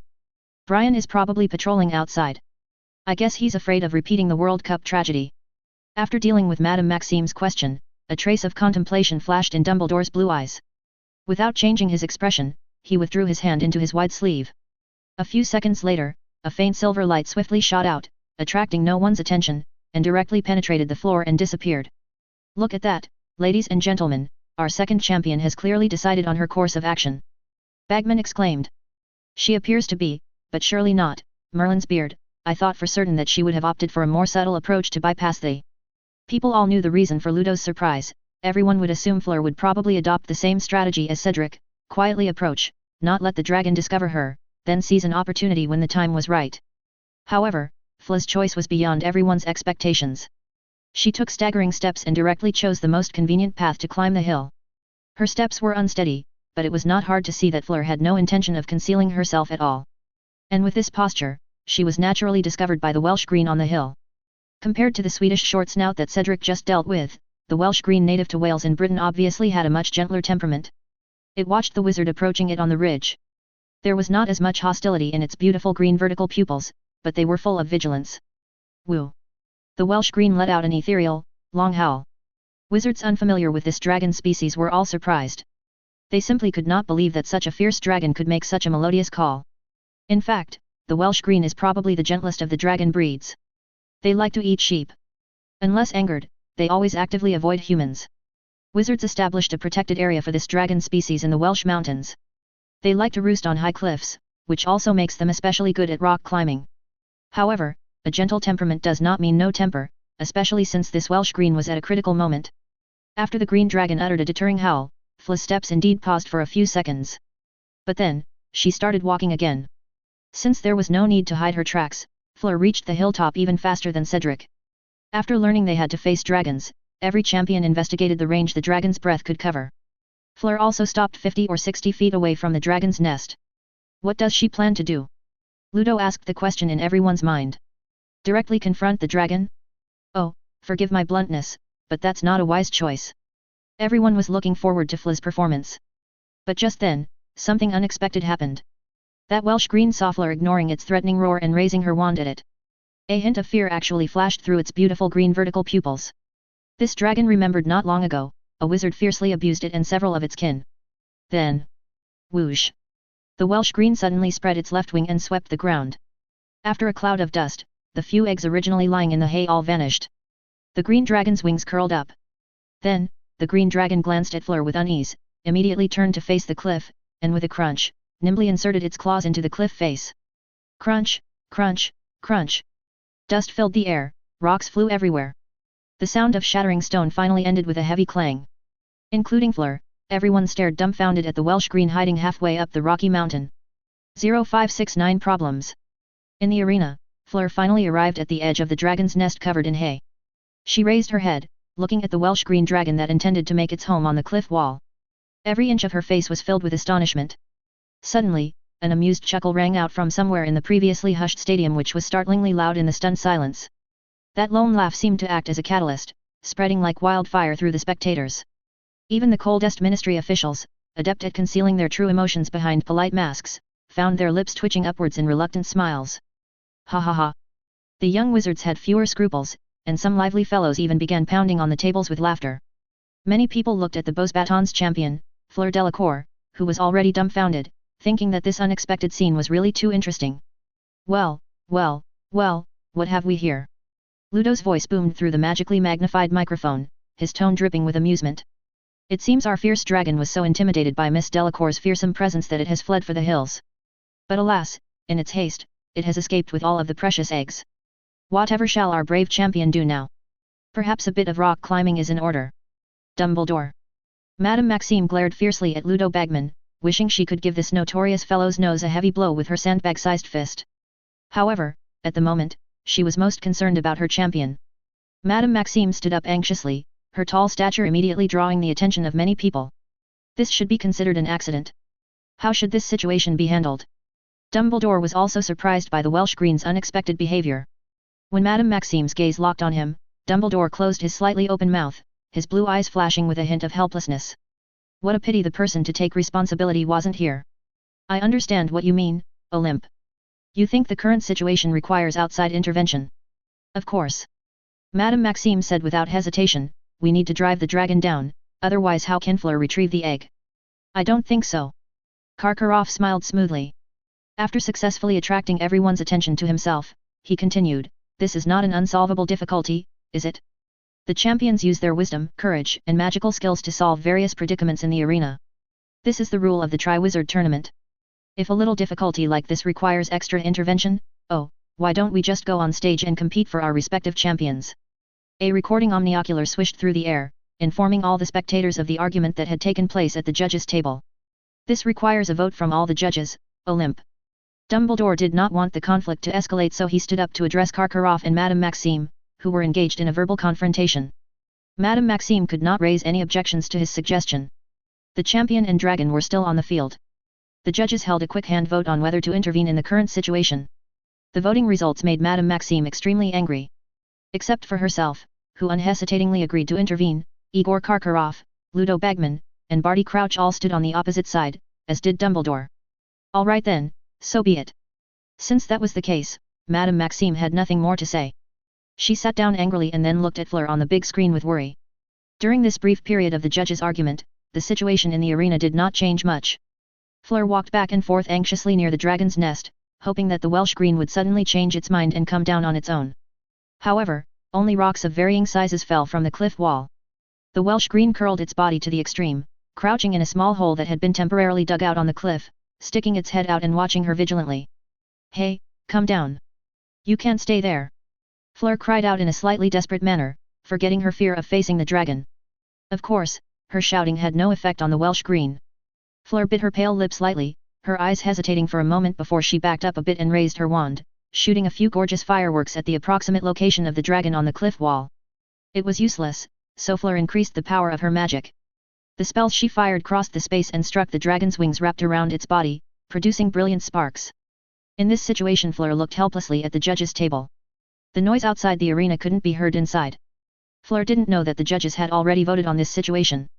You have to solve the difficulty on your own, Miss Delacour, Ludo conveyed this unfortunate decision to Fleur's ears through a special channel. Well, Fleur looked even more desperate, but she knew that her every word and action was being watched by thousands of eyes. Clang clang. The chains restraining the dragon shook, as if a giant were standing below, desperately shaking the chains, trying to pull the dragon down. People looked at Fleur expectantly, wanting to see if her new idea would work. However, the power of the spell could not shake the dragon. Instead, it angered the mild-tempered Welsh green. It roared at Fleur a few times, and a beautiful flame like bluebells surged from the sky. Although the flames could not reach Fleur, the surging heat still made Fleur's face change in surprise, and she retreated some distance. Oh, what a pity, Ludo said disappointedly, Miss Delacour is trying very hard, but her methods have all failed. Could it be that Fleur would be defeated in the first round of the challenge? If that were the case, Beau's batons would be disgraced. Although the Welsh green's breath might not be known for its power, it was still a dragon's flame. Fleur, who was licked by the heat of the flame, had sweat rolling down her cheeks. She hid behind a rock, brushing aside a few strands of dry hair, and looked up at the Welsh green that had made up its mind not to come down. Struggle flashed in her blue eyes. She did have some ultimate moves to deal with the dragon, but she couldn't use them now. Because this green dragon was at least 100 feet above the ground, if the dragon lost consciousness and fell.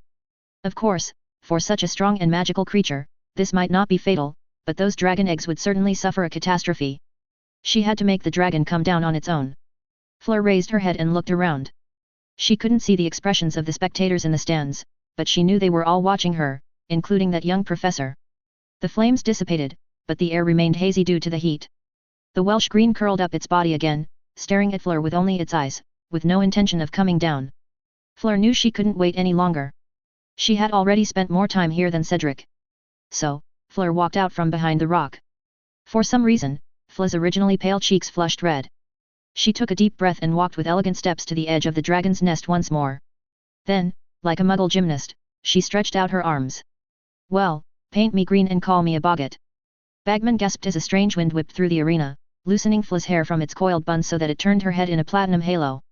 Our Miss Delacour has decided to put on an impromptu performance. In the arena, a gust of wind came out of nowhere. Fleur's upright high ponytail automatically loosened, and her silvery hair floated slightly in mid-air. Fleur, holding her wand in her right hand, began to dance gracefully. As her enchanting dance moves were displayed, Fleur's fair skin began to emit a luminous glow, like the bright moonlight of a summer night. Fleur spun faster and faster, and a mysterious ripple began to radiate outward. This invisible and mysterious ripple encompassed a vast range, even affecting the spectators in the stands. The scene from the World Cup, when Bulgaria's mascot took the stage, was repeated. However, this time, it was not only the young wizards who were affected. The girls of Hogwarts were also looking at the enchanting Fleur in fascination. Of course, the adult wizards invited by Brian were all elites. Even if they were affected, they could still control their behavior. Oh, this is extraordinary! Ludo Bagman exclaimed. He looked back at Dumbledore in a daze. What exactly is this? Ah, Dumbledore smiled calmly, this is a special kind of mental magic. It should be Miss Delacour's inherited talent, right? But, Ludo said, puzzled, the allure of Avila should only work on males. Look at those young wizards, And, that's a female dragon in the arena. Ludo stared at Madame Maxime in utter bewilderment. He believed that Fleur was her student, so surely Madame Maxime must know something about the extraordinary situation unfolding before their very eyes. However, Madame Maxime did not respond to Ludo's questioning gaze. Instead, she kept her mouth tightly shut, and her olive-colored face flushed a deep shade of crimson. What could she possibly say? How could she even begin to explain to the gathered crowd that the mesmerizing dance Fleur had just performed was no ordinary dance, but rather a magical ritual used by Vila to attract and court potential mates? A dance possessing an extraordinary, almost lethal allure that could captivate and enchant all species and genders alike? Look, the dragon has come down. Miss Delacour has overcome the obstacle. Ludo exclaimed suddenly, his voice tinged with equal parts surprise and relief. Left with no choice but to focus on the situation at hand, he turned his attention back to the arena, and his eyes widened as he took in the latest development. And what a development it was! As Fleur's courtship dance had proven to be immensely, almost lethally effective. All around the stadium, young wizards with insufficient mental resilience began to rise from their seats as if in a trance, and gazed at Fleur in fascination. Some of the more unfortunate souls even toppled forward onto the seats in front of them, causing quite a commotion. Fortunately, the students from Brian's physical education class had undergone round after grueling round of mental tempering and resilience training. As such, they were not so easily bewitched by Fleur's allure, and remained unwaveringly devoted to maintaining order amidst the growing chaos. But if so many young wizards at a distance were affected so intensely, one can only imagine the impact on the Welsh green dragon, Fleur's main target of enchantment. Although this majestic creature possessed a powerful physique and scales imbued with excellent magic resistance, its mental fortitude was not necessarily superior to that of the average wizard. As Fleur's dance reached a fever pitch, the vertical pupils of the Welsh green dragon began to flash with confusion and primal desire. Wisps of pungent dragon breath escaped from between its jaws as its claws, once firmly embedded in the rock wall of the cliff, began to loosen their grip. Step by step, the dragon began to descend from the cliff wall, but the last remnants of its reason forced it to keep its wings curled protectively around its precious eggs. But with each passing moment, its resolve weakened, eroded by the irresistible pull of Fleur's magic. Seeing this, a complex mix of emotions flashed across Fleur's face, a glimmer of joy and triumph mixed with hints of shame and regret. Boom! With an earth-shattering impact that shook the stadium, the mighty Welsh green leapt down from the rocky heights to land on the ground below, 20 feet from where it had started its descent. But rather than pouncing on Fleur as one might expect, the dragon instead spread its majestic wings wide and extended its long neck, emitting a series of melodious, almost gentle calls, as if seeking to respond to and join in Fleur's bewitching dance. For a moment, Fleur's eyes glinted with undisguised delight as she snooped the scattered dragon eggs lying on the ground. At last, the path to victory lay clear. And then, without warning, Fleur abruptly stopped her dance, causing the dragon to snap out of its trance-like state. Before the beast could fully shake off its confusion and react to the sudden change, Fleur launched into a new dance, one completely different in tone and tempo from the first. Gone was the seductive power of before. In its place arose a soft, soothing melody of gentle movements and calming grace, as if the warm breeze of summer and the golden glow of autumn sunshine had merged into a single, intoxicating lull. Unable to resist this new charm, the Welsh green became drowsy. It elegantly flapped its wings a few times and then lay down to sleep. But while the dragon now slept peacefully, Fleur herself staggered on the brink of utter exhaustion. As the strain of her magical dance had taken a heavy toll, draining not only her physical strength but also placing a tremendous burden on her mind and spirit. As the dragon's rumbling snores began to echo through the arena, Fleur at last allowed herself to collapse to the ground. Sweat flooded her forehead and cheeks, and her eyes were also hazy, but even in this state, she never once lost sight of her ultimate goal. With trembling fingers, she reached out and grasped the one egg that stood out from all the rest, the golden dragon egg.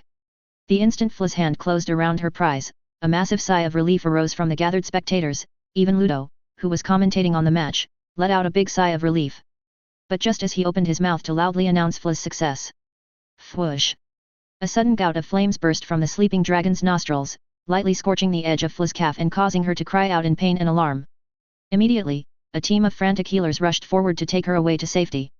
After Fleur was carried off the field in haste by those group of healers, Madame Maxime immediately wanted to leave her seat to visit Fleur, but Dumbledore pulled her sleeve. "Don't worry, Olympe," Dumbledore said calmly, gently tugging the headmistress of Beauxbatons back into her seat. "I believe the competition uniforms provided by Brian have a certain protective effect. The most critical thing now is to score Miss Delacour's outstanding performance. If it weren't for the unexpected flame at the end and her hesitation in figuring out how to bring the Welsh green dragon down earlier, with her extremely charming magic, she should surely have been able to surpass Cedric." In the end, the judges were unanimous in their praise, with Dumbledore, Crouch and Bagman each awarding Fleur a score of 8, while Madame Maxime gave her a generous 9. Only Karkaroff found it appropriate to give a 7. Still, the final score was clear. Fleur Delacour had secured herself a well-earned second place, a 1 point behind the current leader, Cedric Diggory of Hogwarts. Hogwarts is temporarily in the lead. Ludo roared into his microphone as the crowds erupted into thunderous applause and cheers. Harry had just gone with Sirius to find Hermione, but they didn't manage to talk to her much. The staff in the tent did not allow them to disturb the champions at this time, so the two returned dejectedly. Because Sirius could not show his face, the godfather and godson were both hiding in the exit passage. Seeing the scores on the big screen above the arena, Harry happily swung his fist, then said indignantly, "The headmaster of Durmstrang only gave Cedric 6 points. I'd like to see how he plans to score when his champion takes the stage." "Don't even think about it, Harry." Sirius let out a small chuckle at Harry's outrage, then patted him comfortingly on the shoulder. "It's unrealistic to expect someone like Karkaroff to be so objective and impartial. In fact, I'd bet my last galleon that as long as Crumb manages to complete the challenge in the end, no matter how badly he performs, Karkaroff will give him full marks, guaranteed." Harry was about to express his indignation at Sirius's opinion when a huge figure suddenly flashed into his sight. He subconsciously wanted to remind Sirius to hide quickly. "Don't worry, Harry, it's Hagrid." Sirius blocked Harry's hand, grinning and ready to go and greet Hagrid. However, upon seeing Hagrid's panicked expression, Sirius frowned and his expression became solemn. "What's the matter, Hagrid?" "Oh, Sirius." Hagrid obviously did not expect to see the godfather and son here either. He paused and said in surprise, "And Harry, what are ye two doing hidin' here?" "Never mind that now, Hagrid." Harry also realized that something was off with Hagrid. He asked anxiously, "What happened, Hagrid? Where are you going?" Faced with the questioning of the two, Hagrid's expression was hesitant. But under Harry's repeated urging, he carefully looked back to make sure no one was there. Hagrid wiped the sweat from his forehead and said nervously in a low voice, "Phew, you guessed right, something went wrong." Panic was evident in Hagrid's beetle-black eyes. He said, panting, "Professor Watson just secretly sent me a message. A dragon, oh, the one Hermione is supposed to face, is in an unusual state." At this moment, many thoughts flashed through Harry's mind. What's going on? Is it related to Hermione again? What's wrong with that dragon? "Speak clearly, Hagrid," Sirius said sternly. I mean Charlie and his group of dragon handlers, they fed the dragons several potions to restore their energy. Before that, they used a sedative to put the dragons to sleep. The other 3 all woke up smoothly. Hagrid said, panting heavily, "Only the Chinese fireball that Hermione is supposed to face remains asleep." Charlie and Professor Watson examined it and think that someone fed this Chinese fireball an overdose of paralyzing potion, which reacted with the sleeping potion, causing the Chinese fireball to be unable to wake up. Paralyzing potion. A potion. Harry's face turned pale, and Snape's name immediately popped into his head. "Then what are you going for, Hagrid?" Sirius frowned heavily. "What does this have to do with you? I mean, if Charlie and Brian need someone who understands potions, shouldn't they go to Snivellis?" "Oh, that's where the problem lies." Hagrid still couldn't overcome his nervousness, and the sweat on his forehead was endless. Charlie said that during this time, they have been inseparable from the dragons. Even at night, someone would keep watch. They haven't seen any strangers approach the dragons, let alone feed them medicine. "Only I." Hagrid gulped down a mouthful of saliva, looking like he was facing a great disaster. "Only I have been responsible for providing food to the dragons." 0570 The truth. Impossible. Harry's thoughts froze for a few seconds before he finally regained his senses. Shock, disbelief, and a growing sense of dread coursed through him as the seriousness of the situation sunk in. He took a deep breath, steeling himself, and resolutely said, "Professors Watson and Charlie would never suspect you of poisoning the dragon Hermione's going to face, Hagrid. You're the last person who would ever harm a creature, especially a dragon." Hagrid stammered in a panic, his massive hands trembling slightly. "I don't rightly know," he began, his gruff voice laced with uncertainty and dread. "I was just about to go and check on the situation myself." "Where are they keeping the dragons, Hagrid? Show us the way and let's go together," Sirius said firmly, his tone making it clear he fully understood the dire seriousness of the predicament. Now, at this very moment, the eyes of the entire European wizarding world were focused intently on Hogwarts, waiting with bated breath for the spectacle to unfold. If anything went wrong in front of such a massive audience, in full view of so many influential witches and wizards, there was no telling what people might say. The consequences could be catastrophic. Rumors would fly from ear to ear like wildfire, surely growing more outlandish with each retelling. Reputations could be shattered, the school's prestige would be tarnished. The ministry might even get involved. The consequences were truly catastrophic. They had to get to the bottom of this, and fast. So, Under Hagrid's hurried lead, the three of them set off swiftly. They circled nearly half the perimeter of the massive circular arena. The distant roar of the excited crowd faded into the background as they jogged, reaching closer to the sloping tunnel where the dragons were being temporarily housed before their grand entrance. As they reached the mouth of the tunnel, they found their path blocked by the dragon handlers who were in the process of transporting the still deeply sleeping Welsh Green into the holding area, using a sturdy wooden carriage. Harry, Hagrid, and Sirius had no choice but to wait restlessly on the side, shuffling their feet impatiently. After a minute or two, the Welsh Green was held inside and the dragon handlers hurriedly pushed out a terrifying black dragon that had been waiting deeper in the tunnel's shadows. Whoa! Sirius let out an involuntary exclamation of awe and not a little fear upon laying eyes on the magnificent Hungarian horntail. Harry too could not fully suppress the look of instinctive horror that flashed across his face. This particular dragon, with scales of the deepest obsidian black, looked utterly ferocious. Its muscular body was significantly larger than either the Swedish short snout or Welsh Green that had come first before it. Even when curled up within the cage, unable to fully extend to its full length, it had to measure at least 30 feet from its blunt snout to spiked tail tip. Moreover, its neck and lethal tail were covered in sharp bronze-colored spikes that looked like they could impale a troll with ease. This terrifying horntail was clearly far feistier and more aggressive than the two previous dragons upon being brought out to the arena field. It let out piercing ear-splitting roars one after another, throwing its immense weight against the bars of its cage, making the metal clang and shudder. The resolve of the dragon handlers escorting it clearly wavered, none dared to approach within lunging distance of the thrashing creature. They resorted to magically propelling the wheeled carriage forward from a safe distance. An absurd question suddenly burst from Harry's lips. Why isn't it breathing fire? They've had to use an extremely powerful fire suppression charm to restrict its fire-breathing abilities and movement. Although preoccupied with the looming trouble at hand, Hagrid's eyes still shone with a glimmer of longing as they remained fixed on the enraged horntail. Otherwise, absolutely no one would dare approach the beastie while it's awake and riled up like this. Harry shuddered to imagine how Crumb planned to contend with such a monstrous opponent.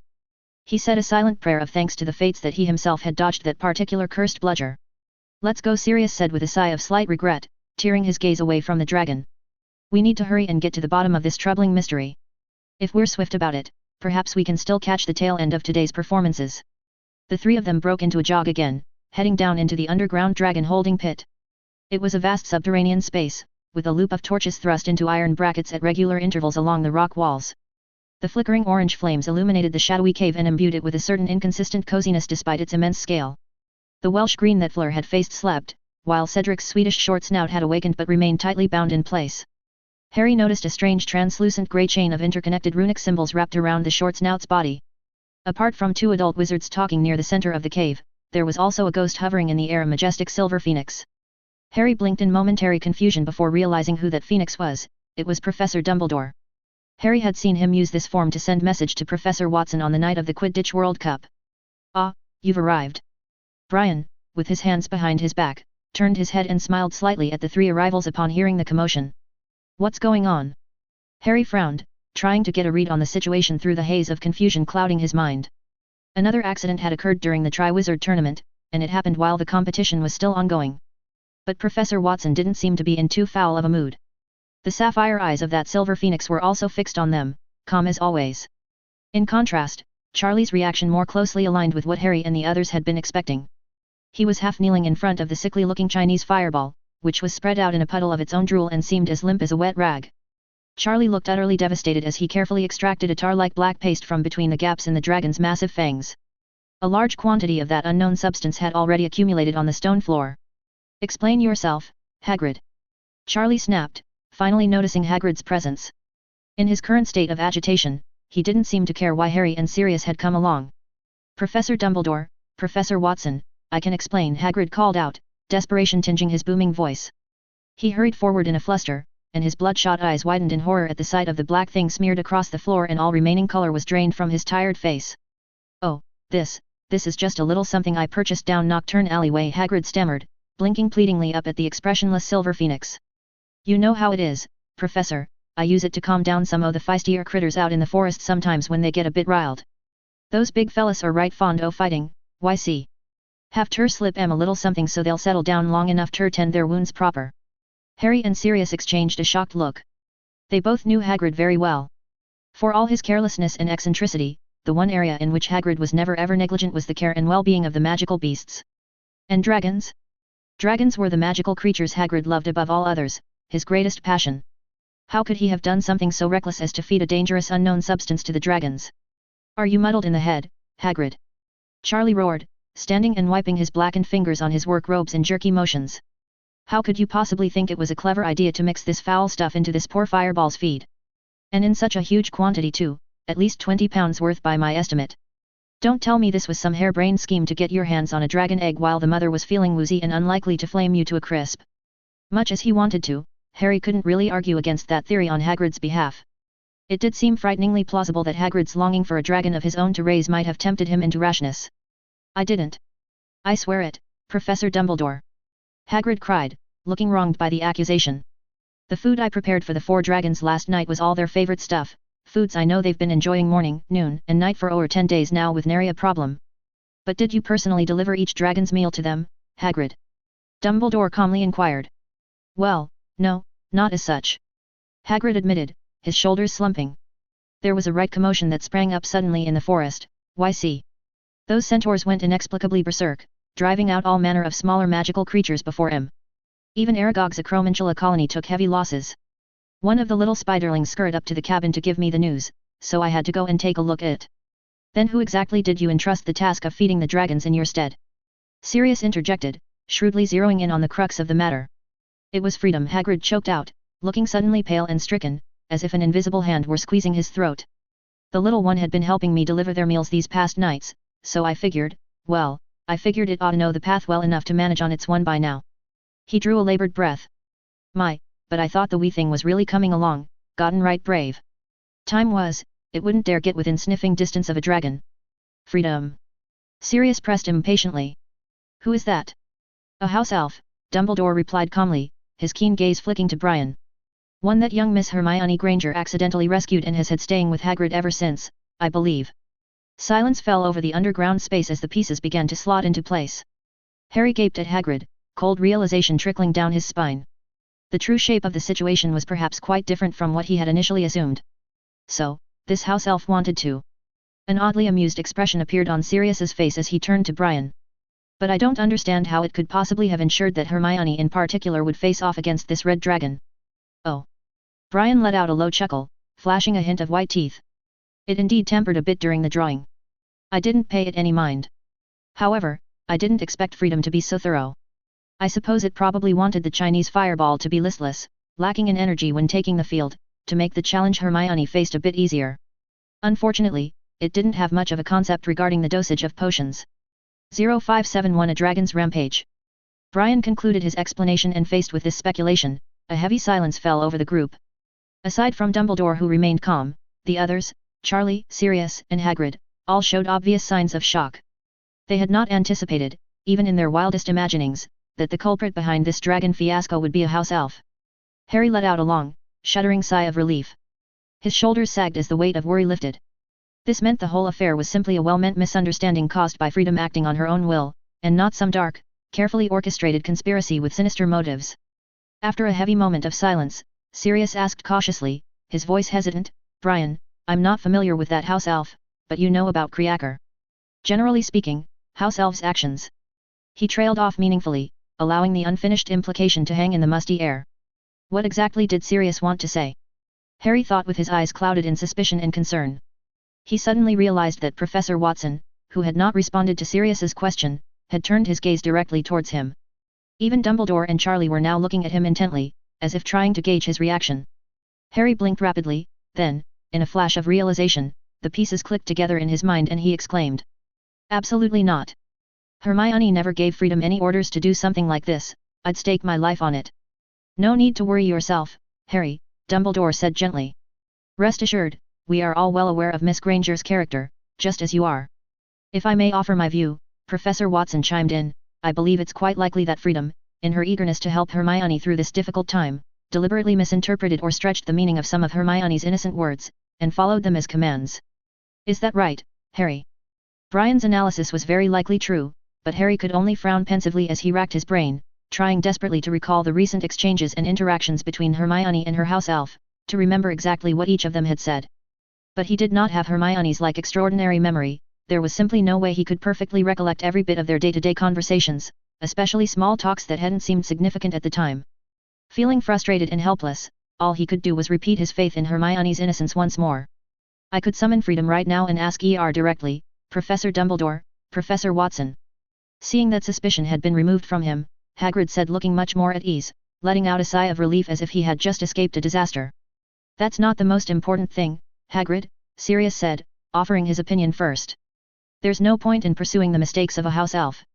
Right now, the urgent matter is what to do with this dragon. It certainly can't be used in a short time. Do you have any backup plan for this, Charlie? No, Charlie said in a bad tone, glancing at the sleeping Chinese fireball with a distressed expression. Transporting 4 stubbornly protective mother dragons and their eggs was already a nightmare. Harry naturally grasped the crux of the concerns. Tentatively, almost timidly, with a faint glimmer of hope, he gave a potential solution. Maybe Hermione could just skip her turn and advance directly to the next task. His voice was filled with hopeful uncertainty.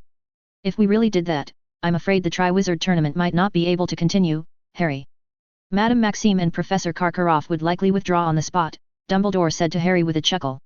Perhaps we could look. Sirius, who was actively participating in the discussion, turned his gaze to the Welsh green and Swedish short snout dragons that had already finished their rounds, and have one of these big guys work overtime. That would make people laugh their heads off. Sirius, Brian directly rejected this plan.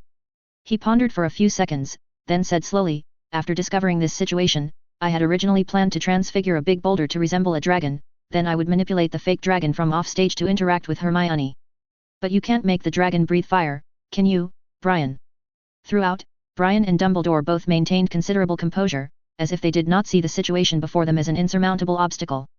And Dumbledore calmly pointed out the flaw in Brian's plan.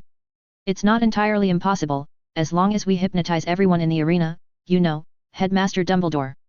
There are some illusion magics that could do it. But there are too many elite wizards here, it would be easy to leave loopholes. Now, I do have a new idea. What is it? Sirius asked. He was quite curious what clever idea Brian would come up with. However, Brian did not state his plan directly, but turned his gaze to Sirius with a smile, and his eyes glimmered with an odd light. Oh, the first Triwizard Tournament in several centuries, this opportunity comes once in a lifetime. Don't you think, Sirius? How about it, do you have any intention of personally participating? When the Hungarian Horntail was brought on stage by the dragon handlers, people looked at the massive dragon covered in sharp spikes and drew in a cold breath in unison. Without anyone spelling it out for them, the young wizards immediately realized that Victor Krumm's opponent would likely be very difficult. And now, witches and wizards, honored guests from far and wide, let us welcome with a loud round of applause the Durmstrang champion, Mr. Victor Krumm. Ludo Bagman shouted, his magically amplified voice reverberating through the stadium. The crowd obediently burst into excited cheers and ear-splitting whistles. I think no wizard who loves the sport of Quidditch will be unfamiliar with Bulgaria's genius seeker, Victor Krumm. At this year's World Cup, although Bulgaria was outmatched by the Irish team, Krumm still emerged victorious in his seeker duel against Lynch. His stunning Wronski feint was impeccable. We look forward to Mr. Krumm delivering an equally brilliant performance in today's arena. It must be said, Ludo did have some skill in stirring up the atmosphere. More and more people joined the ranks of those screaming Hogwarts senior witches, which created a lively scene even more wild than when Cedric and Fleur took the stage. However, Karkaroff could not laugh. He stared at the restless Hungarian Horntail, with gloomy eyes, and his champion Victor Krumm had nearly the same expression. Many had anticipated that Krumm would follow in the footsteps of Cedric and Fleur, taking a few steadying moments to assess the situation, bolster his nerves, and mentally prepare various strategies before proceeding. However, his actions were shockingly decisive, bordering on suicidal. After emerging from the tunnel into the rocky arena, Krumm probably only hesitated for 2 or 3 seconds before breaking into a sprint. Like Fleur, he did not choose to conceal himself, but launched an assault along the ridge line. His fierce momentum would lead one to mistakenly think he was preparing to engage in hand-to-hand combat with the Hungarian Horntail. Is he planning to confront this dragon head-on? Alicia asked, her questioning tone filled with admiration. If he were at Hogwarts, he would definitely be in our house. Not necessarily, Alicia, George said with mock seriousness.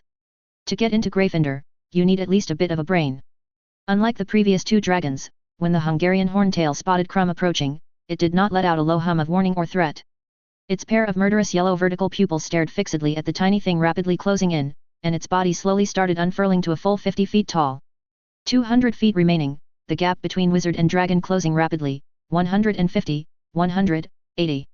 Krumm raised his wand at this moment, and the glow of a spell was already flickering at its tip, ready to be unleashed. My word, Mr. Krumm seems to be preparing for a direct confrontation with this Hungarian Horntail. Ludo said in surprise. He wants to force back this ferocious Hungarian horntail, but can he do it? Boom! Just then, an earth-shattering roar suddenly rang out across the arena, causing even the ground to tremble slightly. It was the Hungarian horntail. Tormented by that purple-eyed human wizard, followed by half a month of captivity, this Hungarian horntail's temper had been built up to a certain limit. And today, a seemingly insignificant human child dared to issue a provocative signal at it. This was more than it could bear. The Hungarian horntail craned its neck and let out a sky-splitting howl that made even the air ripple. Then, the horntail suddenly spun its body, and its thick tail covered in bronze spikes smashed into the artificial mountain with immense force. Countless head-sized rocks sprayed out like bullets, hitting the magical barriers around the arena and causing ripples. The arena was a haze, nearly half of it shrouded in thick dust, making it impossible to see the situation clearly. One could only hear the horntail's continuous roars and the ongoing rumbling of the artificial mountain being destroyed. Oh my! Ludo stood up uneasily like many others. He looked at the arena, then at the big screen that also showed nothing, and finally turned his gaze to Dumbledore. Is he still alive? Karkaroff also turned his gaze towards Dumbledore, and his dark eyes were filled with a mixture of worry and frustration. He opened his mouth as if to ask something, but the words seemed to catch in his throat, unable to escape. Don't worry, Mr. Crumb has hidden himself well, he is safe. At least for now, Dumbledore's calm, reassuring answer allowed everyone in the stands to breathe a collective sigh of relief. This Hungarian horntail was truly a terrifying beast. Its scales gleamed in the sunlight, each one as large as a dinner plate and harder than steel. Rather than saying it was simply attacking Crumb who was courageously trying to approach the golden egg, it was more accurate to describe the dragon as throwing a full-blown, earth-shaking tantrum, venting its immense anger and frustration on anything in its path. The horntail kept roaring with each roar loud enough to nearly rupture the eardrums of those in the stands. Its massive, spiked tail lashed back and forth with incredible force and speed, striking the rocky artificial mountain and hard ground, hurling boulders, soil, and debris in all directions. Rubble rained down, bombarding the magical barriers that protected the spectators. The entire stadium was trembling slightly under the assault of the dragon's fury. Dust filled the air, obscuring visibility. Even the usually indifferent big shots, the various officials and dignitaries, paled a little at the raw display of power and rage. They gripped the arms of their seats tightly, barely maintaining their composed facades. Although the Tri-Wizard tournament always had an unspoken casualty quota, where deaths and serious injuries were an understood risk, even if Victor Crumb actually died here today, Durmstrang would have no grounds to protest the results. After all, he was the one who selected this opponent himself, right? And even then, he knew the risks going in. But the actual situation certainly wouldn't be that simple if the worst happened. Crumb was far more than just another student participant, he was an international Quidditch superstar with countless adoring fans spanning the globe. If something really went tragically wrong, resulting in his untimely demise, the British Ministry of Magic and Hogwarts would have a full-blown crisis on their hands. They would have to scramble to find a way to appease those suddenly angry, heartbroken fans, not to mention Crumb's family and all of Wizarding Bulgaria. The political consequences alone were unthinkable. Do we need to intervene, Dumbledore? Madame Bones, seeing that Brian still hadn't returned, rose from her seat and came over to talk quietly with Dumbledore. Her face was grim and furrowed with worry. Considering the many judges and headmasters present, her wording was rather indirect and tactful, but her meaning was clear. Countless spectators are gathered here in these stands. We can't allow this rampaging dragon to completely demolish the arena. If this artificial mountain collapses under the assault, I'm afraid the consequences. Madame Bones' words seemed to strike a chord with Karkaroff. No longer minding his long-standing enmity with Dumbledore, he eagerly and adamantly agreed with her assessment of the situation, chiming in, exactly, Dumbledore, we must consider the safety of the spectators above all else. However, Madame Maxime gave Karkaroff a rather sharp sideways glance and spoke in a calm voice, the champions were well aware of the considerable risks when they entered their names.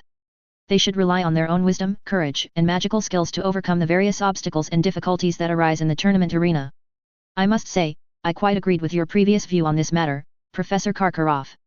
Well then, do we need to put it to another vote? Ludo Bagman asked in an overly loud voice, clearly trying to block the budding debate between the judges before it could derail the proceedings further. No, I don't believe that will be necessary at this juncture. Dumbledore withdrew his gaze from the chaotic arena, and spoke in a cheerful tone, I have full faith the current commotion will end quite soon. As Dumbledore spoke those cryptic words, 3 excruciating, heart-pounding minutes had passed since the spine-chilling ruckus first began. The mighty Hungarian horntail, perhaps finally beginning to tire after expending so much energy venting its rage, finally seemed a bit fatigued. It stopped ravaging the arena with its tail, panted slightly, spewing out small puffs of scorching white vapor as it slowly crouched down. Under the effect of gravity, the lingering dust and debris stirred up by the rampage finally began to settle slowly. Bit by bit, little by little, the audience could start to see the transformed arena again through the haze. The spectators stared in shock and horror at the rough cratered wasteland the arena had become. The broken landscape looked more similar to the surface of the moon than a proper wizarding tournament arena. What do you think is left of him? Of Crumb? Neville asked, shaking with fear. It's hard to say for sure, Neville. Hard to say. Dean swallowed loudly, and tried to take a nonchalant tone, but his voice sounded choked with barely suppressed fear. But if I had to wager. Maybe a few fingernails, a scrap of bloody rope? I suppose there will likely be a bit of something left to bury, at least.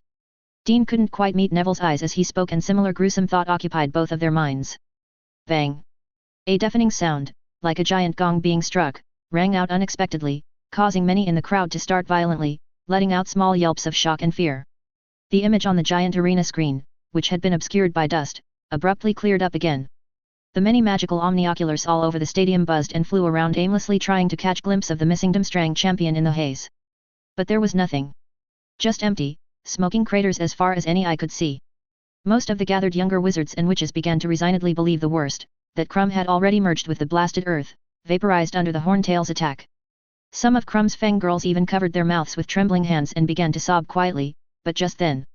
About 50 feet distant from the panting, crouching Horntail, one of the larger rocks half buried in the broken soil exploded without warning. And from the resulting large pit in the ground, a human figure emerged. Victor Crumb, whom most had already written off as certainly, gruesomely dead, jumped up out of the hole and landed steadily on its edge. A wave of total shock raced through the crowd, quickly followed by a tsunami of unrestrained, overjoyed cheers that nearly shook the stadium. Crumb was absolutely covered in a thick layer of crushed rock dust from head to toe. Even his eyebrows and short black hair were completely grey. He stood there on the edge of the deep crater, his chest heaving as he panted from his recent actions. As the omnioculars swarmed in, projecting a sudden close-up image on the arena screen, people could clearly see Crumb's tanned face was littered with dozens of small marks and cuts, leaking blood through the pale dust.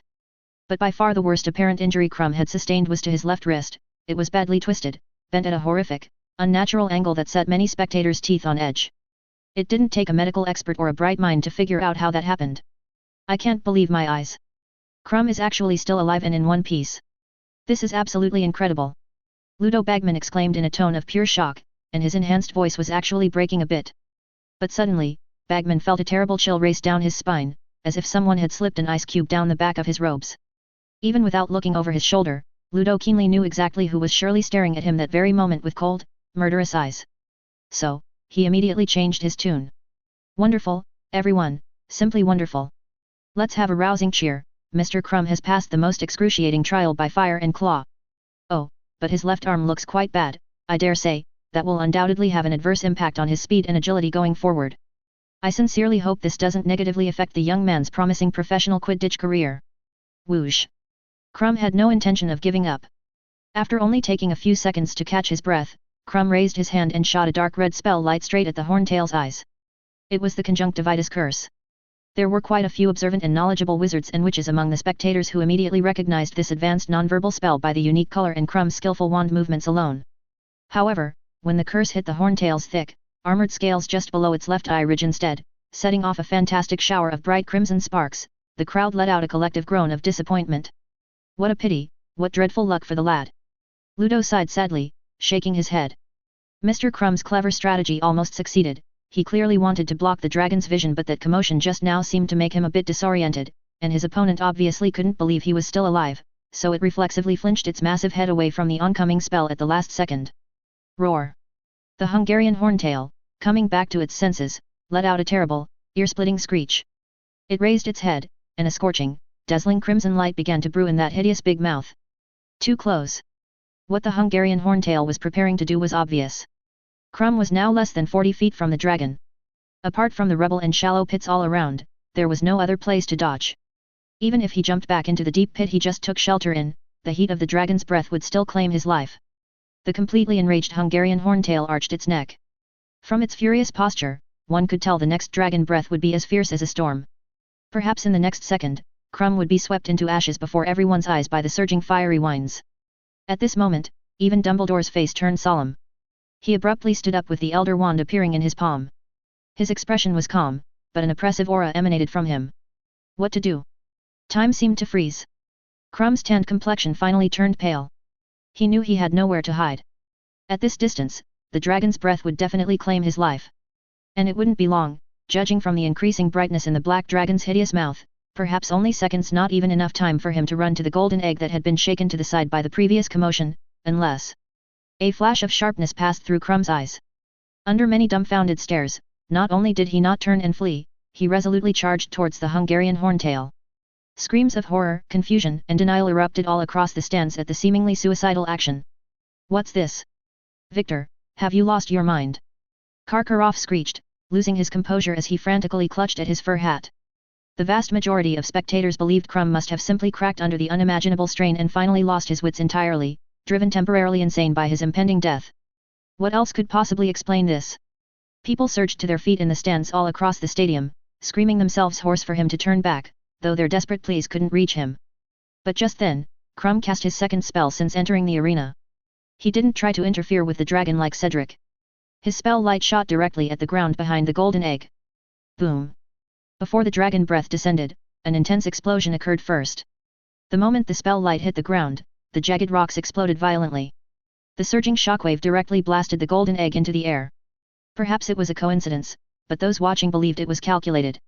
After all, Crumb was a world-renowned Quidditch player. In any case, that golden egg flew in Crumb's direction.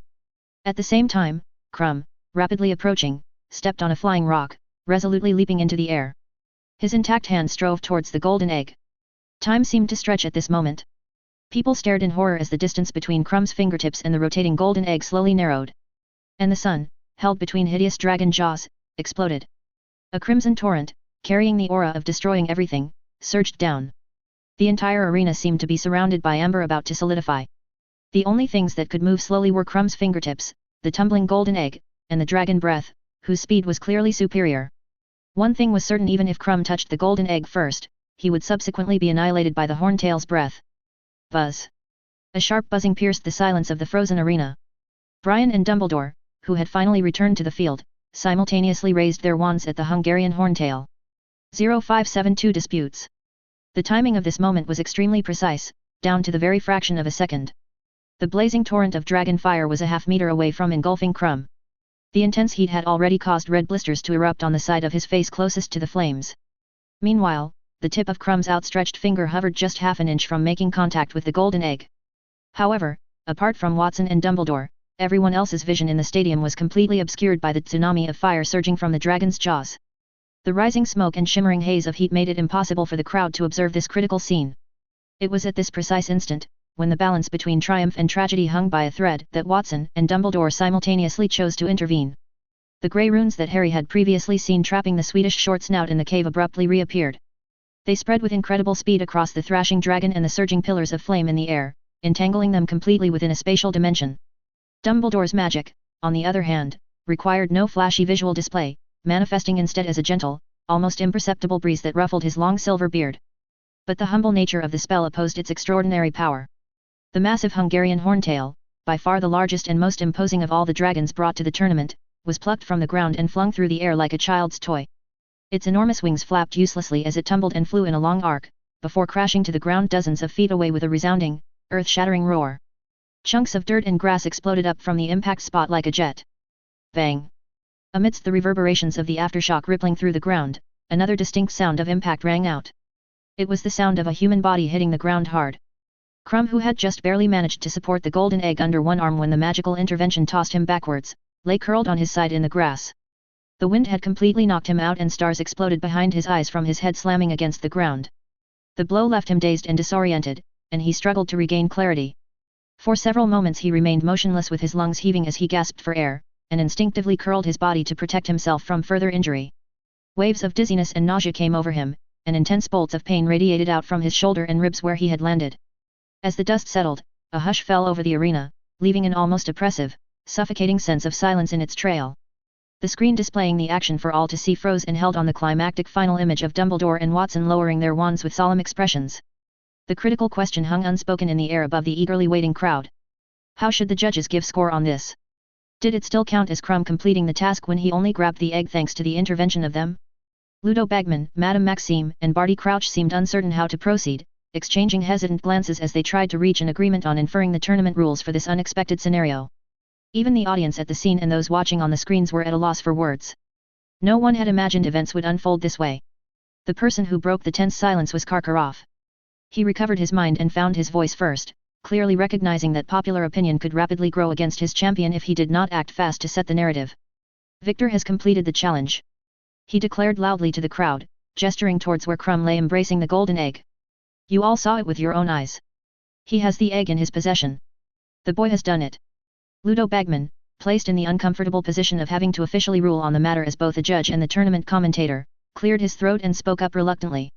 I don't mean to refute your point, Professor Karkaroff, he said, choosing his words with great care, but there is an undeniable fact we cannot overlook. Crumb only obtained the golden egg after Watson and Dumbledore subdued the Hungarian horntail.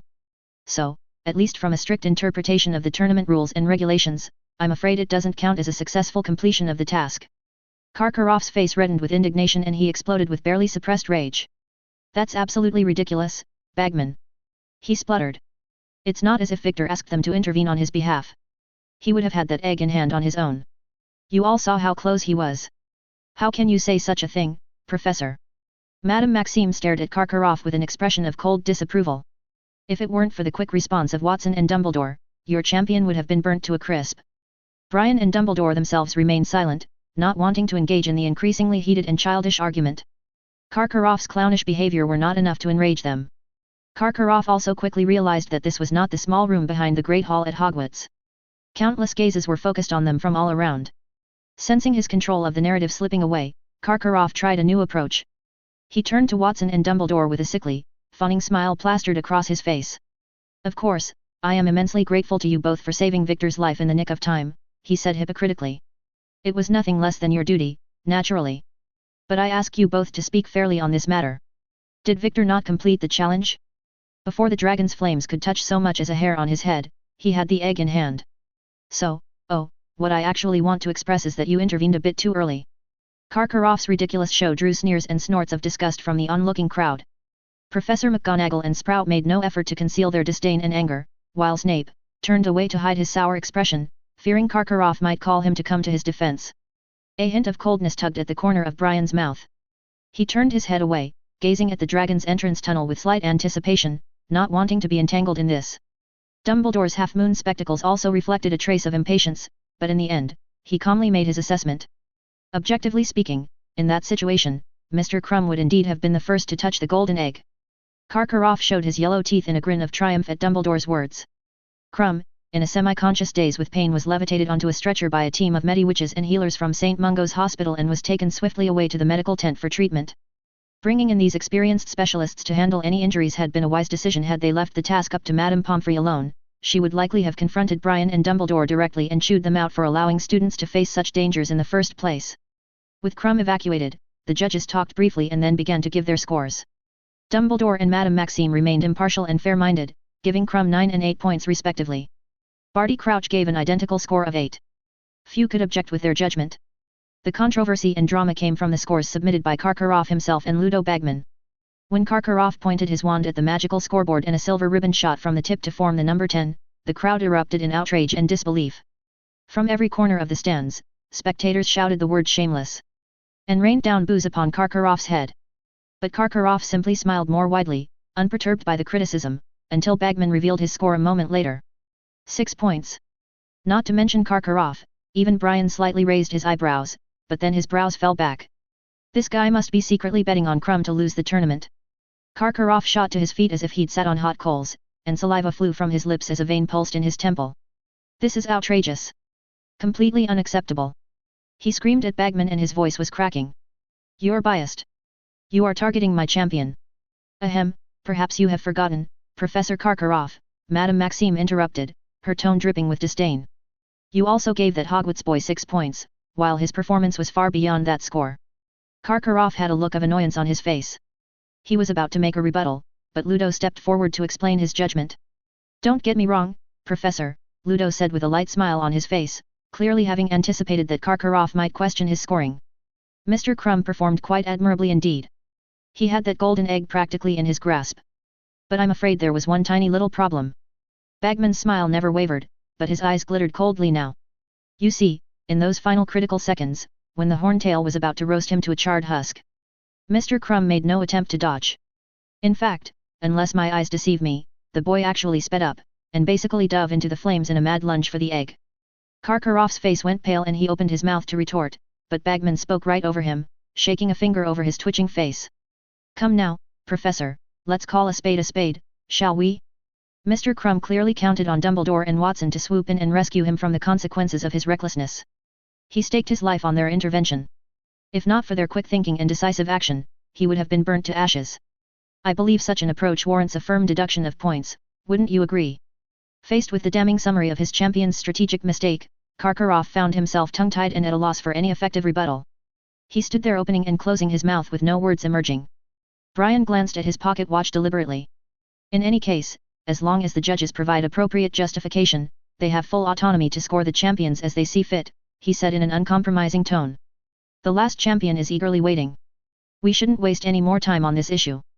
Seeing he would find no allies in this argument, Karkaroff plopped back into his seat with a sulky scowl and began to count up the numbers. But as he tallied the final score, his expression cleared and brightened considerably. Despite the unkind scores from Bagman and the others, Crumb's total still surpassed that of the Beauxbatons champion Fleur Delacour and drew exactly even with Cedric. A gleam rekindled in Karkaroff's eyes, and he turned to stare at the tunnel mouth in eager anticipation. At long last, the first task of the storied Triwizard Tournament had nearly reached its conclusion. All that remained was the final champion, the second representative of Hogwarts, and the unexpected fourth contestant in a tournament only meant to feature 3. The Gryffindor section of the stands had fallen abnormally silent as they waited with bated breath. Cedric had completed his challenge. Now, it all depended on Hermione Granger. Ron's face had gone chalk white as he stared at the entrance to the Champions' Tunnel. After seeing the terrifying spectacle of Cedric, Fleur and Crumb battling the monstrous dragons, the true deadly nature of the tournament had sunk in at last, shifting his earlier bitterness and jealousy with pure fear for Hermione. He tried very hard not to picture Hermione's broken, scorched body being carried out on a stretcher like Crumb's. Blimey, he muttered through a hoarse throat. Harry, where the bloody hell are you, mate? He scanned the crowd desperately, hoping to spot a familiar messy-haired head. Why wasn't he present at the scene? Wow! At this moment, a wave of gasps arose from the audience. Ron quickly turned his head and finally witnessed the opponent Hermione was about to face. The Chinese fireball. This dragon had a particularly striking appearance. Its smooth scales were a scarlet color, and it had a lion's snout with a circle of golden, tassel-like spikes around its nostrils. Its eyes were bulged out and its body was much smaller than the Hungarian horntail that had just left the arena, weighing only 3 to 4 tons. It seemed much easier to deal with, but still. No matter how easy it was to deal with, it was still a dragon. And why was Charlie leading this dragon with an iron chain all by himself? 0573 Her turn. Charlie's wand tip was connected to a chain as he single-handedly led the Chinese fireball dragon into the newly restored arena at a leisurely pace. He struggled to climb the steep, rocky slope leading up to the dragon's nest. Suddenly, due to an inadvertent misstep, Charlie's boot slipped on a loose stone and he slid down the steep, gravelly ridge. This unexpected turn of events caused the watching Weasley children to instantly change color, their faces were drained of blood as they gasped in horror. Even Mr. Weasley, far away in Diagon Alley, was so startled he toppled out of his cushioned armchair.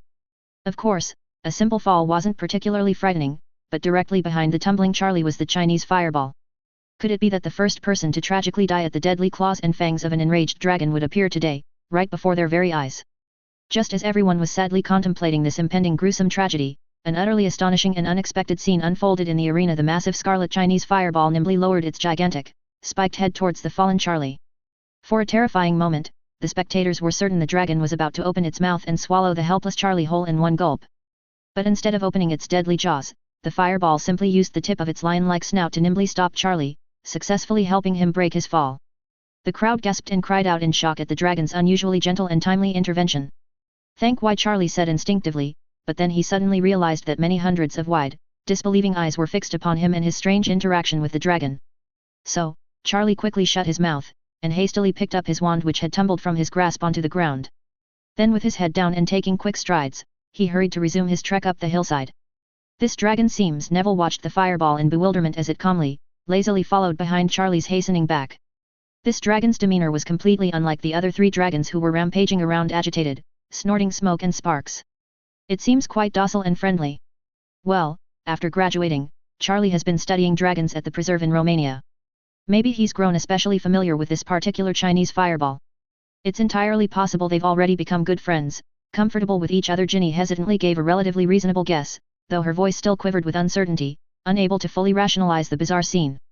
Charlie quickly led the oddly obedient Chinese fireball to the foot of the fake mountain. Raising his wand and murmuring an incantation, he magically nailed the sturdy iron chain into the ground. Then, from a pouch at his waist, he carefully extracted several bright, deep red eggs. Gently, he nestled the real eggs into the nest. Finally, Charlie delicately placed the final egg, the golden egg that each champions were tasked with retrieving, into the center of the nest. His work complete, Charlie turned on his back and began quickly walking away from the dragon as if he had extremely pressing matters to attend to elsewhere. As he passed by the patiently waiting fireball, Charlie lowered his voice to an urgent whisper and advised rapidly, "Please be careful. Don't crush those real eggs in your enthusiasm." With those hastily told words of warning, Charlie quickened his pace and strode out of the arena, not glancing back. Now, with Charlie's exit, the magnificent Chinese fireball completely occupied the enormous magical screen displaying the unfolding scene to the audience. As the dragon shifted its weight and flexed its wings, the previously hushed arena exploded into buzzing, speculative chatter. The spectators were no longer able to contain their swirling questions and incredulity at the fireball's bizarre behavior. Hearing the sudden eruption of human voices in a confusing barrage from all around, the fireball looked momentarily perplexed and uneasy. Instinctively seeking security, it began circling around its own tail in an anxious motion. However, in its flustered state, the dragon accidentally tripped over the hefty iron chain tying it to the ground. The entire dragon stumbled a few steps, and with a bang, its head slammed into the transfigured rock mountain. PFF, it was rare to see such a silly-looking dragon, and many people couldn't help but laugh out loud. Please maintain an air of competence and dignity. The slightly dizzy dragon was struggling to get up and shake its head when a dissatisfied voice suddenly rang out beside its ear. What a ridiculously comical joke this whole scenario was. Sirius, currently within the dragon shell, suddenly felt the intense urge to unleash a string of passionate curses. He wasn't a real dragon, and suddenly transforming and controlling such a huge body, being able to stand up and move was already very impressive, okay? Few hours ago, in the dark underground cave serving as the dragon's temporary shelter prior to the task, Brian had suggested a rather weird plan to Sirius. The plan was for him to shift into his animagus form, where enchanted fabrics and mannequins, prepared in advance by Brian, would be rapidly transfigured into the approximate outward appearance and proportions of an adult Chinese fireball dragon. Following the quick assembly of this transfigured layer over Sirius's animagus body, Brian would use runes, charms such as the undetectable extension on certain components, and a complex series of interconnected spells to imbue the fake dragon with a wider range of motion and degrees of freedom. The interior space would be magically expanded to comfortably accommodate Sirius's animagus form, allowing him to efficiently direct the dragon shell's movements from within, almost like a muggle puppeteer operating a huge puppet. Additional spells would even give this fake dragon the temporary ability to generate controlled puffs of smoke and brief bouts of real flame, as well as to emit passable, if perhaps somewhat unconvincing, roars, growls, and other sounds of a real dragon. It wouldn't stand up to long or close scrutiny by true dragon experts, but Brian was confident the distant audience would be sufficiently deceived. Upon hearing this audacious and unprecedentedly ludicrous proposal from Brian, even the generally adventurous Sirius was initially struck by an overwhelming sense of uncertainty and amusement. However, Brian's persistent persuasive efforts, coupled with the unavoidable fact that Sirius was indeed the only individual present with the ability to transfigure into an animagus, ultimately eroded Sirius's initial resistance to this bizarre plan. Moreover, the thought of participating in the Tri-Wizard tournament in such a manner did, indeed, appeal to Sirius's innate sense of mischief and inclination towards audacious activities. Thus, in the end, Sirius agreed, albeit with lingering hesitations about the feasibility and potential risks associated with this. After hastily preparing within the fireball shell until he got a passable degree of control over its functions, Sirius the fake dragon was taken to the arena by Charlie. Despite his agreement to the plan, now that he was thrust into the spotlight before a stadium full of spectators, Sirius couldn't suppress the anxiety, worry churning in his gut that someone would discern that the lethargic fireball in the arena was not what it appeared to be. Concentrating intently, he carefully focused on manipulating the dragon shell's uncoordinated forelegs and hind legs, and the sensation was bizarrely unnatural, like an unsettling waking dream. Fighting the impulse to simply be motionless, Sirius firmly forced the false dragon to take several unsteady, cautious steps away from the nest, ensuring its clumsy feet avoided both the genuine scarlet eggs and the lone golden egg in the nest. Reaching what he estimated to be a suitable distance, he awkwardly rotated the awkward dragon shell to face the nest directly. Then, standing at the edge of the nest, he imitated the Swedish short snout and Welsh green dragons from before, letting out a roar towards the sky. Rooo. Not scary at all. Moreover, this Chinese fireball's roar sounded somewhat dog-like. Ahem. Ahem. Faced with the puzzled, scrutinizing looks emerging on the faces of the judges as they stared curiously towards the oddly behaving fireball, Brian gave a series of overly loud and conspicuous coughs, drawing attention to himself away from the unconvincing dragon. Then, Brian began to enthusiastically say in a tone one of sincerity. The dragon handlers responsible for the well-being and transportation of this Chinese fireball have informed me that, unfortunately, the creature has been experiencing a rather significant illness since its arrival here at Hogwarts. The poor thing seems to have had some difficulty, acclimating and adapting to its temporary change in environment. And, the food it needs has not been suiting its delicate constitution of late, resulting in rather acute gastric distress and a recurrent lack of appetite. Moreover, I am told this thus weakened dragon has grown quite timid, panicky, and easily frightened by the, unusually large and eager grouping of unfamiliar humans surrounding and gawking at it. Brian shook his head sadly as he conveyed this tragic tale.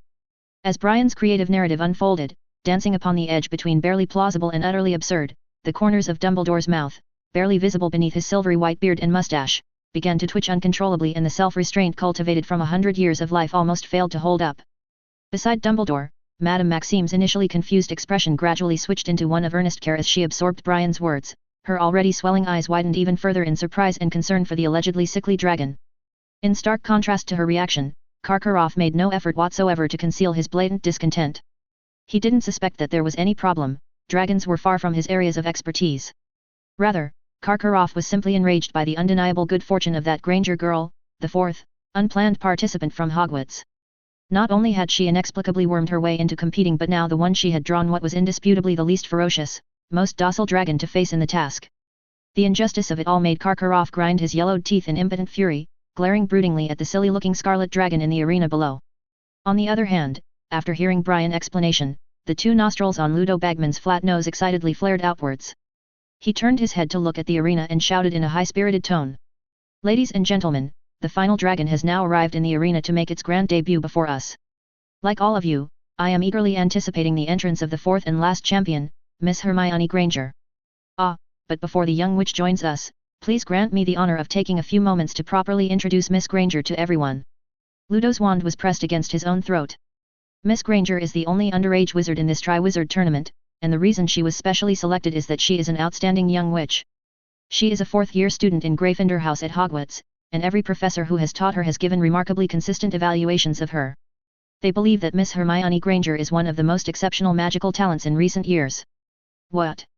The young wizard stared at Ludo Bagman in surprise, and Fred said in astonishment, "Do you reckon she slipped Bagman a hefty bag of galleons before the task? I can't think of any other reason he'd be giving her such an absurdly lavish introduction." "I guess he bet a lot of galleons on Hermione," George said with a frown. "It's utterly stupid. He doesn't need to promote Hermione, right? Only a dark horse can win big money. If it were me, I'd do it sneakily." "We all know Ludo has never had much of a brain," Fred added. He was about to say something else when Angelina suddenly exclaimed, "Quick, look, she's appeared. Hermione is over there." So, the Gryffindors and students familiar with Hermione stopped discussing Ludo's abnormal judgment and craned their necks to look towards the entrance tunnel. Breathe, breathe, breathe. Everything before her eyes was like a vividly colored dream. Hermione saw thousands of blurry faces on the stands looking at her, and their gazes seemed to carry tangible pressure, as if they would press her into the soil. The air was filled with a strong smell of sulfur. Hermione, who had been silently reciting the word summoning charm, was momentarily dazed by this smell.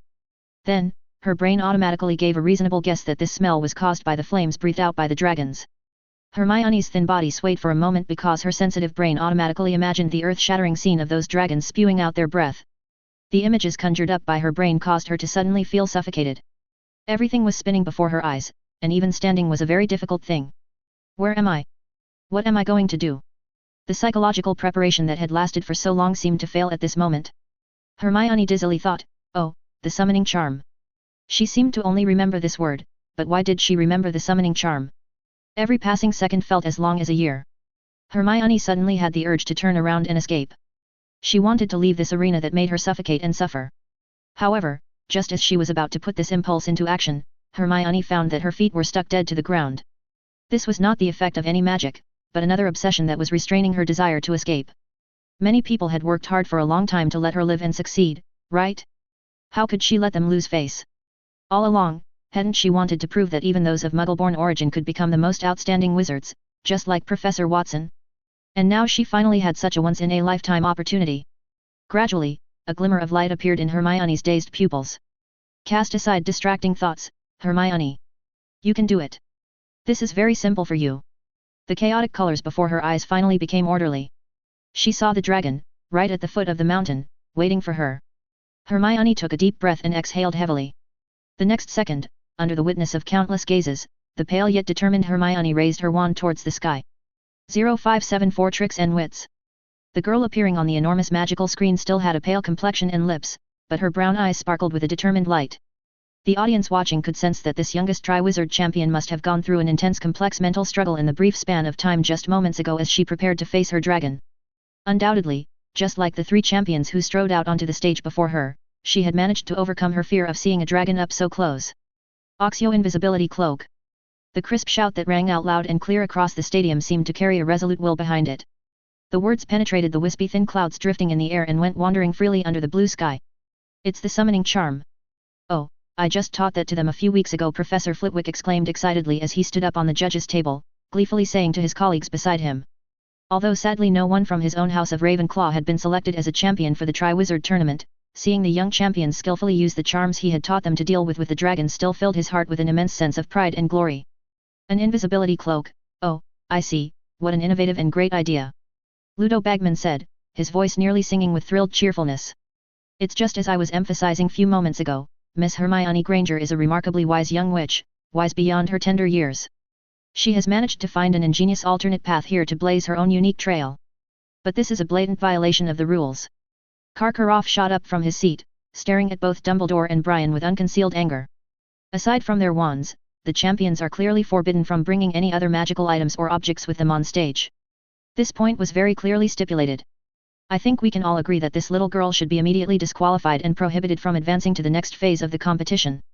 If you didn't accidentally forget to bring your eyes and brain with you when you disembarked from your ship to come watch today's task, Professor Karkaroff Brian spoke in an infuriatingly calm manner as he leaned back lazily in his cushioned chair with his both hands placed casually under the tabletop in front of him. Then surely you would have easily discovered that Miss Granger brought only her wand with her when she entered the arena, just like the other champions. In my opinion, she was simply quite fortunate to be randomly assigned a Chinese fireball that is perhaps not fully accustomed to the climate conditions here in Scotland. Additionally, it appears she also had the good fortune to have an invisibility cloak in her possession that she could quickly utilize.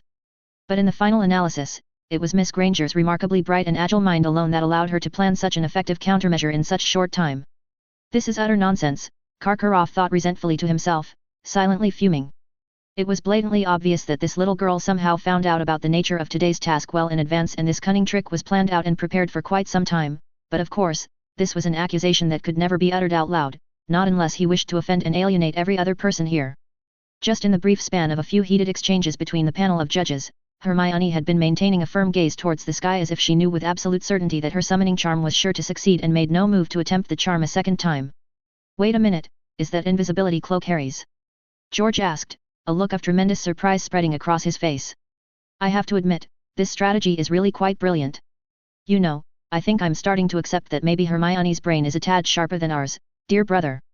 No, it's not, Ron abruptly interjected, his words trailing off and puzzling the group of Gryffindors gathered around him. Not what? Out with it, Ron. Speak clearly. Ginny turned her head to stare at Ron, her brows knitted together in a frown. Ron slowly raised a finger to point at the sky. A fluttering grey-white object had just sailed cleanly through the magical barrier and materialized in the air above the rocky arena. Ron also appeared quite shocked, as his eyes kept tracking the path of the grey-white cloak as it floated down to land softly in Hermione's outstretched hand. That's not Harry's invisibility cloak. I swear I've never seen that particular one before. Ron said insistently. The instant Hermione's cry of Oxio invisibility cloak rang out, Dumbledore in the center of the elevated judges' platform, immediately furrowed his brows slightly. But as soon as he spotted the summoned cloak clutched in Hermione's small hand on the screen, Dumbledore's brows relaxed and the twinkling returned to his light blue eyes behind the half-moon spectacles. Ah, yes, I see now, it's a rather simple travel cloak, woven from the fine silvery hair of a demiguise. Oh dear, I'm afraid the craftsmanship doesn't appear to be of the highest quality. Well, let us hope that it proves adequate for the task at hand, Ludo commented with a tinge of concern obvious in his magnified voice. Hermione gripped the invisibility cloak that had come soaring to her, and felt her racing, anxious heart finally began to settle into a more regular rhythm. In fact, this particular cloak was hastily crafted for her specifically for the tournament, only after communicating with Professor Moody. Hagrid even went out on a trip into the Forbidden Forest for the sole purpose of getting the necessary raw materials. Actually, there should have been no need to go to such lengths initially. Harry already had an amazing invisibility cloak, one that Hermione had been using with Harry and Ron since their first year at Hogwarts. It was super effective and reliable. But for some strange reason, Harry's cloak simply didn't respond when Hermione attempted to summon it to her side. No matter how she tried, she couldn't use magic to call that invisibility cloak to her side. Hermione looked up some information and figured out that some high-end invisibility cloaks would have some protective magic added during production. A strong, long-lasting anti-interference enchantment would be more than sufficient to block a standard summoning charm from taking effect. Another collective gasp of wonder and amazement rippled through the crowd in the stadium seats. Every astonished eye was glued to the small figure of the Hogwarts champion as she swept the invisibility cloak over herself and promptly vanished from sight, as suddenly and completely as if she had dissipated on the spot. The omnioculars hovering in midair seemed unable to capture the vanished Hermione. They circled around blankly on the spot for a few rounds, and then they all flew to the top of the hill together. Anyway, that place was Hermione's ultimate destination. What in Merlin's name am I supposed to do now, Brian? A panicked voice sounded in Brian's mind, projected via Patronus. It was Sirius in the fireball dragon shell doing his level best to give a convincing performance of a dragon guarding its eggs to the onlookers. I don't know where Hermione is at the moment. If she approaches me, how can I move to avoid her without risking injuring her? Up on the judge's platform, Brian calmly transmitted his response, "Stay calm, Sirius. Don't let yourself get worked up. I will provide real-time instructions to guide you through this." "Instructions," he says, Sirius grumbled back. "Oh, easy for you to say, you must have noticed that learning to maneuver the walk of an enormous dragon is hardly a walk in the park. I'll wager I won't be able to react quickly enough, in the moment." Sirius had barely finished relaying this to the Patroness when Hermione's high, clear voice abruptly rang out from a small gully right in front of the mountain. "Oxio Golden Egg." Gasps and murmurs rumbled through the audience as Hermione boldly tried to use the summoning charm for a second time. However, on this occasion, Hermione's charm sizzled out feebly. All of the eyes in the stadium turned to the golden egg lying beside several scarlet eggs which did not move at all, showing no intention of shifting its nest. "Oh ho! It appears Miss Granger was hoping to replicate her previous success with the summoning charm, but fortune did not favor her this time around," Ludo narrated in an amused tone. "In order to prevent the champions from obtaining their golden eggs too easily, we took the precaution of layering some rather potent anti-interference spells when crafting them. But nevertheless, we are treated to yet another display of Miss Granger's quick wit and creative intelligence. In this particular case, not a single one of her fellow champions thought of that rather ingenious tactic." Back on the rocky arena, the Chinese fireball pacing by the dragon nest stumbled a step. Although he couldn't see Hermione's figure, her clear shout just now had let him figure out her approximate location. Hermione was already not far from the dragon nest. If he were truly the dragon he appeared to be, releasing a dragon's breath in that direction would likely spell a swift and brutal end to Hermione's efforts in one fell swoop. The fact that the dragon eggs could not be summoned was indeed beyond Hermione's expectation. The moment she realized this plan had failed, she immediately started to rapidly change positions. When she reached a new spot that she considered safe, Hermione turned her head and saw that the fireball dragon was still crouching and guarding by the dragon nest, not showing any signs of being provoked. This discovery made Hermione let out a big sigh of relief. It was a terrible mistake. She thought she should be able to get the dragon egg, so she got this close. Fortunately, her opponent was not so alert. Since the tricky method didn't work, she could only take the risk in person. Hermione, who had already overcome the mental hurdle, wanted more than just to pass the test. She also wanted to have an outstanding score. She had to seize the time, because time was also a very important factor in the judges' scoring. With a cold breath, Hermione tensed her body and prepared to dash out from behind her hiding boulder, intending to sprint the remaining distance to the nest in a quick squatted run, relying on the cloak and her speed to get her through, but a sudden flicker of movement caught her eye and stopped her legs. Peering carefully through the cloak, Hermione watched warily as the fireball shifted its huge body, walking slowly around the borders of its nest, with its head spinning from side to side. For one scary moment, Hermione could have sworn the dragon was staring straight at her hiding spot. She held herself perfectly motionless, barely daring to breathe, but after a moment, the dragon appeared to have lost interest, and resumed its walk of the nest. Hermione slowly exhaled, but she didn't run forward right away. The dragon's apparently idle movements struck her as peculiar, somehow. She was hardly an expert on dragon behavior, but some instinct was saying that it was not that simple. Biting her lip, Hermione made the decision to delay her final advance and remain hidden a bit longer. Her palms were sweaty on the handle of her wand as she continued to observe the dragon's every movement with focus for anything that might give her an advantage when the time came to make her move. Now the straight line distance between her and the nest was probably only 30 feet. At this position, the dragon's majestic body could give one an overwhelming sense of awe. Sirius suddenly smelled a familiar scent. He was in his animagus form inside the dragon shell, and this allowed him to have the keener senses possessed by his dog form. Instinctively, the fake dragon Sirius wanted to turn his head and look back, but halfway through the action, he immediately realized that it was better to pretend to be completely unaware. 7 seconds later, spin your body and use your tail to strike the rock wall 15 feet above the ground. At this moment, Brian's voice suddenly sounded beside Sirius. 0575 Dread. What? Sirius exclaimed incredulously, his jaw dropping in disbelief at Brian's sudden words. Aren't we supposed to be helping Hermione succeed in the tournament? I thought the whole point was to ensure she passed each challenge. I never said that, Sirius. We need to stage a convincing show, and setbacks and obstacles are still necessary for her to overcome. It also can't appear too easy, or people will grow suspicious. But this is dangerous. Sirius protested fervently, his brow furrowed with concern. She could be seriously hurt or worse. Have faith, Sirius. I have the utmost confidence in my students, Brian reassured him. Hermione is a capable young witch. She can handle a crisis like this. This rapid-fire conversation between the two of them happened in 5 or 6 seconds, unnoticed by the captivated spectators. All eyes were fixed on the Chinese fireball dragon, which had been listlessly pacing about moments ago but had now tensed its body, as if it had detected something amiss. It unfolded its bat-like wings fully and its dark crimson, vertically slit pupils flickered with a piercing, predatory light. What's going on? Ludo asked, his voice laced with bewilderment and a touch of uneasiness. The dragon appears to have noticed something, but we didn't see anything out of the ordinary. Now. Brian's voice rang out beside Sirius, prompting him into action. The fascinated audience witnessed the Chinese fireball raise back its neck and release another roar. With a sudden, violent twist of its body, it lashed its tail out, striking the rocky wall behind it with immense force. A thunderous explosion shook the stadium, sending shockwaves rippling through the stands. Traces of twisted, distorted iron railings appeared amidst the rubble of the once intact mountain wall as rough stones plunged through the air like deadly projectiles. It seemed the Chinese fireball had misjudged its own strength in its agitated state. Shrouded in billowing plumes of smoke and choking dust, the dragon's claws scrabbled for supporting grip on the trembling ground before it lost its balance and crashed to the ground with a boom. Hermione, who had been stealthily crawling her way along the rock wall, drawing closer to the golden egg, suddenly felt an ominous gust of wind rush over her. A fleeting glimpse of a massive black shadow appeared across her startled eyes. In the next instant, the solid rock wall she had been pressed against and the ground beneath her feet began to quake and shudder violently, as if due to the impacts of an earthquake, and a hail of sharp stones bombarded down on her from above. Before she could fully process the unfolding chaos, the powerful gusts generated by the dragon's thrashing tail had already torn away the invisibility cloak that had concealed her from view. The abrupt brightness that assaulted her vision left Hermione momentarily dazed and disoriented. But the finely honed survival instincts she had developed over those PE classes prompted her into action. With lightning-quick reflexes, Hermione crouched low to the ground, simultaneously casting a Protego shield charm over her head to deflect the raining debris. What in Merlin's name is happening?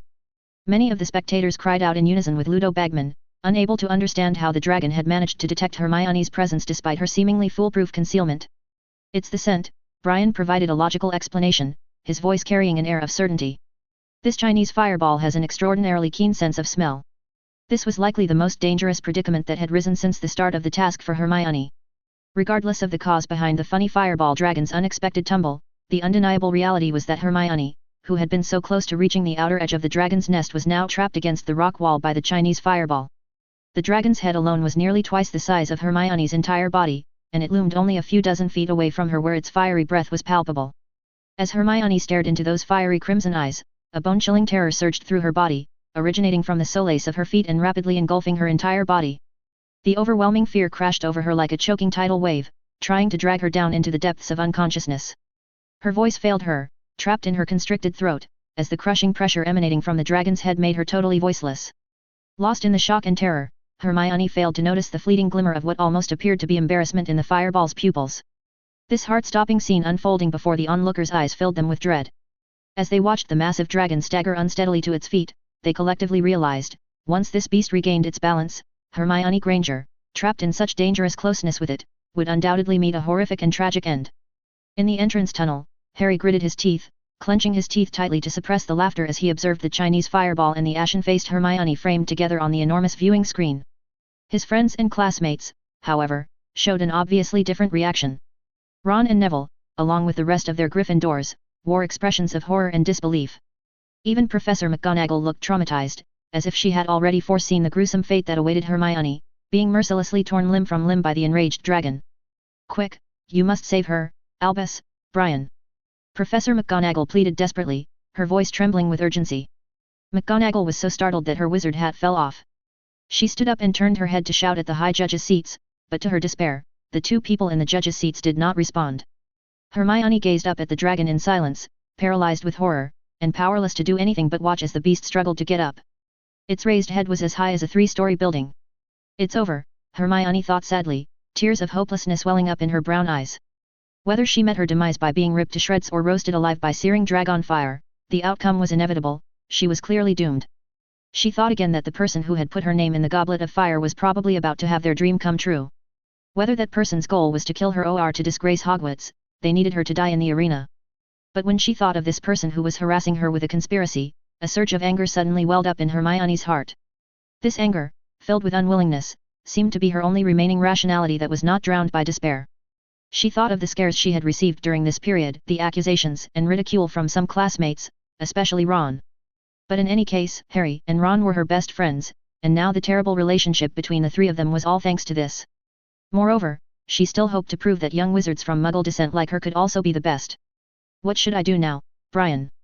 The dragon had spun slowly to focus its gaze upon Hermione huddled trembling at its feet, and Sirius said irritably. That previous scare was clearly too much for Hermione to handle. She appears to have lost all hope, all will to fight. Oh, I don't think so, Sirius. You haven't seen the tenacious character of these children. There was no sense of urgency in Brian's voice, but rather, it was full of relaxation. Sirius was about to question Brian's statement, but he suddenly noticed that Hermione's terrified face, who was half kneeling at his feet, had suddenly changed. The despair flickering in her eyes was still there, but there was an added determination. Breathe fire on her, Sirius, Brian ordered again. What? Sirius was stunned by this command. He almost looked in Brian's direction, but fortunately he controlled his impulse in time. I won't, Brian. I'm not a real dragon. It's okay, I'll help you. Brian, who was sitting beside the judges' seats, said calmly. When he saw Sirius baring his fangs at Hermione, a faint golden spark left the tip of Brian's wand, escaped everyone's sight, quickly entered the field, climbed up the fireball's scales, and then formed, activating a scorching sun in the fireball's mouth. Dear Lord, we must. Ludo Bagman stuttered, his eyes nearly bulging out of his head at the sight of a glowing ball of lava building within the dragon's jaws. We must. At that exact instant, the entire arena froze. Every pair of eyes were locked on Hermione Granger. She stared directly into the growing golden sphere with a determined gaze completely at odds with her deathly pale face. She suddenly raised her wand and pointed it at the dragon's feet. The crowd watched in absolute silence. Then all hell broke loose. The firm ground at the fireball's feet suddenly transformed into a swamp. The change was so abrupt that its massive legs sank into the mud almost instantly. In a flash, only the dragon's ferocious head was visible above the surface of the bubbling swamp. Its expression transformed from confusion to utter surprise as, instead of seizing the opportunity to flee to safety, Hermione still stood there with her wand still raised in its direction. Roar! Accompanied by a crimson spell light flashing across everyone's eyes, the Chinese fireball let out another earth-shattering roar, and this time, the meaning of pain in its howl was so clear. Miss Granger has hit the dragon with a masterful conjunctivitis curse, Ludo Bagman cried out over the noise. Achieving in one move what Victor Crumb failed to do in many. But alas, it may have been for naught. The situation has grown dire. Everyone understood what Ludo Bagman meant. The golden fireball held in the fireball's mouth was about to explode, and at this distance, there was no way Hermione could survive. Hermione also realized that the dragon's breath was about to burst out. She knew that if she turned and ran away, no matter in which direction, it would be a dead end, and the only way to live was. Whoosh! The most thrilling scene appeared. As Hermione leapt into action. Instead of sensibly distancing herself from the immobilized dragon, she sprinted toward it. At the last possible second before she would have slammed face first into the dragon's nose, she planted one foot on a small boulder that had just been swept down by the dragon's tail, leaped up, rolled a somersault in midair, and landed steadily on the big rock beside the head of the Chinese fireball. This stunning display of agility, the reckless courage etched upon Hermione's face as she faced the dragon, drove the gathered crowd into a stunned silence. In that instant, no one present could see Hermione Granger as just another underage witch. No, in their awestruck eyes she was a warrior, a champion in the truest sense. But this moment was cut short by a flash of blinding golden light and a wave of blistering heat. The fireball burst from the Chinese fireball's jaws like a meteor and streaked toward the center of the arena. The instant the sphere made contact with the stony ground, it erupted into a towering pillar of flame. The inferno tiered the sky, radiating an aura of such destructive intensity that many of the spectators flinched back in instinctive terror. This awe-inspiring, and terrifying, display raged for more than a dozen seconds. As the flames receded, the crowd was astonished to see that a bubbling lake of molten rock had replaced the heart of the arena. "Where is Miss Granger?" Ludo Bagman shouted, shielding his eyes against the still brilliant glare with one shaking hand as he scanned the hellish landscape before him with rising panic. Is Miss Granger still? Wait. His eyes landed on an unexpected sight within the dragon's nest and widened in pure shock.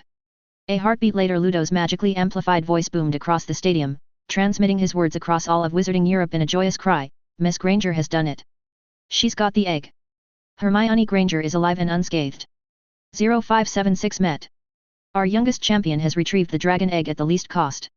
The applause at the scene was thunderous, like 1,000 storms crashing together, and many people leapt to their feet to give Hermione a standing ovation, their faces shining with awe and admiration. Ludo Bagman was still shouting excitedly and his magically amplified voice boomed across the arena, and Professor McGonagall had the same joyful reaction as his. She gazed up at the giant magical screen hovering above, where the image of the young girl holding the golden dragon egg was displayed, panting slightly from exertion, but her eyes were shining brightly with the thrill of victory. Professor McGonagall was so overwhelmed with happiness and pride for her that tears were streaming down her face. Fleur Delacour and Hermione Granger. The two young witches in this Triwizard tournament seemed to have completely opposite styles and appearances. One perfectly interpreted the essence of feminine elegance and beauty. The other directly showed the true strength, courage, and brilliance a young witch could possess. It wasn't until Ron's eyes caught sight of Charlie walking onto Rocky Arena leading the massive scarlet dragon away from Hermione that he finally, truly allowed the tension to leave his body and let go of the suffocating worries that had plagued him. He turned his head to look around at the sea of black robes surrounding him, and saw that the people were still enthusiastically congratulating and cheering for Hermione's stunning performance. Watching all this, his face broke into a huge, relieved grin. But as his gaze turned back to the image of Hermione displayed on the big screen, taking in her smoke-stained cheeks and slightly scorched robes, a fleeting hint of pain and melancholy flickered across his eyes. Then, as if shaking off these heavy realizations, a smile appeared on his sweaty face once more, and he brought his large hands together to applaud wildly for Hermione with all his might and screamed loudly. Come along now, child, you must lie down on the stretcher with your golden egg so that we can examine you thoroughly. Madame Pomfrey said in a firm but kind voice as she and several other healers rushed to Hermione's side. She looked down at Hermione with immense pride shining in her eyes, although Hermione and her two partners in mischief caused no fewer headaches and heart palpitations for her than any other young wizards and witches. She had indeed grown to become the pride and joy of the whole school. I assure you, I'm perfectly fine, Madame Pomfrey, Hermione said in a slightly dazed voice, turning her head and speaking slowly as if not fully processing her surroundings. Everything in front of her white eyes had transformed and blurred into the same surreal, dreamlike fantasy as when she first stepped into the rocky arena to face the dragon. She watched, light-headed and revolving, as the massive screen hovering in the air played her final calm and outstanding performance.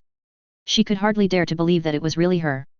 Oh, Miss Granger, Madame Pomfrey tutted in exasperation, I'm afraid you don't get to make that decision, my dear. We absolutely must check you over thoroughly before we can confirm your well-being. And with that statement, Madame Pomfrey resolutely but gently pushed an unresisting Hermione down onto the waiting stretcher.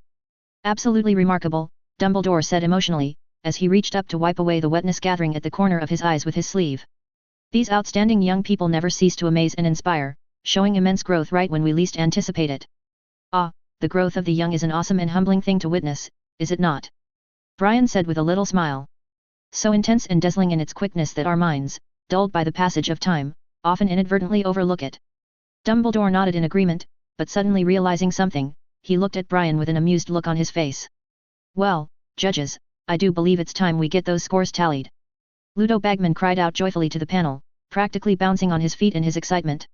I myself will be awarding Miss Hermione Granger the full 10 points, I have full confidence that this score is justified and well-deserved after the truly stunning performance we just witnessed from Miss Granger. With Ludo's bold statement, the highest score awarded in the tournament thus far appeared in shimmering golden numbers. Following Ludo Bagman's lead, Barty Crouch, Madame Maxime, and Dumbledore all raised their wands to conjure a glowing 9 in the air before them, the numbers hung suspended and revolved slowly. Finally, it was Karkaroff's turn, and the sullen mean-spirited man gave the lowest score of the evening at a measly 5. Faced with Ludo's red-faced shock and indignant questioning of this injustice, the expressionless Karkaroff said coldly, I stand firm in my assessment. I believe that Granger's use of the summoning charm to call an invisibility cloak to her at the beginning of the task was a violation of the rules. The 5 points I have awarded are in acknowledgement of her final moments of success only. With all the scores submitted, the final standings of the 4 champions flashed across the massive screen for all to see.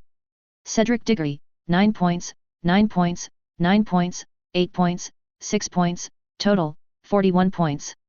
Fleur Delacour, 8 points, 8 points, 9 points, 8 points, 7 points, total, 40 points. Victor Krum, 9 points, 8 points, 10 points, 8 points, 6 points, total, 41 points. Hermione Granger, 10 points, 9 points, 9 points, 9 points, 5 points, total, 42 points. As soon as this result was announced, the scene exploded into a frenzied sea of cheers and applause. The students from Hogwarts were frantically yelling and screaming at the top of their lungs.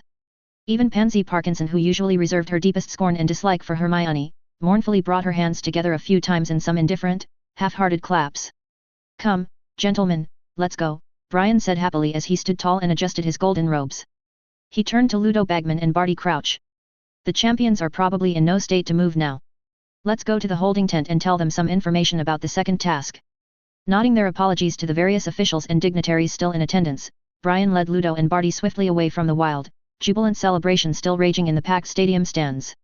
After hearing the scores from the judges, Harry rushed into the champions' tent at top speed. It was noticeably quieter in here compared to the deafening roar of the crowd outside. Cedric, Fleur, and Victor were all laid out on beds, and bandages were covering various parts of their bodies as they tried to rest with their eyes shut tight against the residual aches and pains. "Hermione, you're in first place!" Harry's wild shout startled the exhausted champions, making them blearily open their eyes one by one. They all turned their heads to look over at Hermione, the only one who was mostly unscathed, and their tired faces all showed faint surprise at this unexpected upset in the standings. "Well, congratulations, Granger," Cedric said weakly after a beat, his face scrunching up in discomfort as he forced his mouth into a sincere grin for Hermione's sake. Hermione returned the kind gesture with a beaming, appreciative smile of her own. "Mr. Potter!"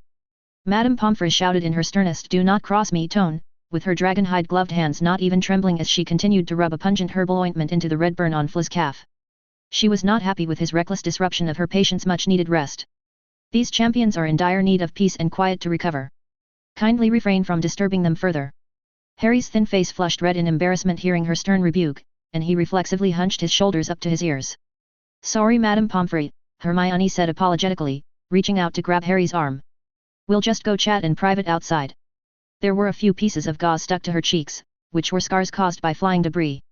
Other than that, she was not seriously injured. Madame Pomfrey snorted dissatisfiedly at their retreating figures a couple of times, but in the end, she did not disturb this moment that was worth celebrating.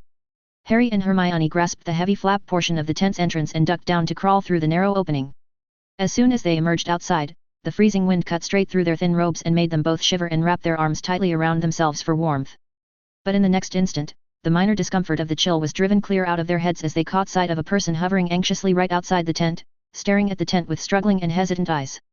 Harry and Hermione were suddenly stunned.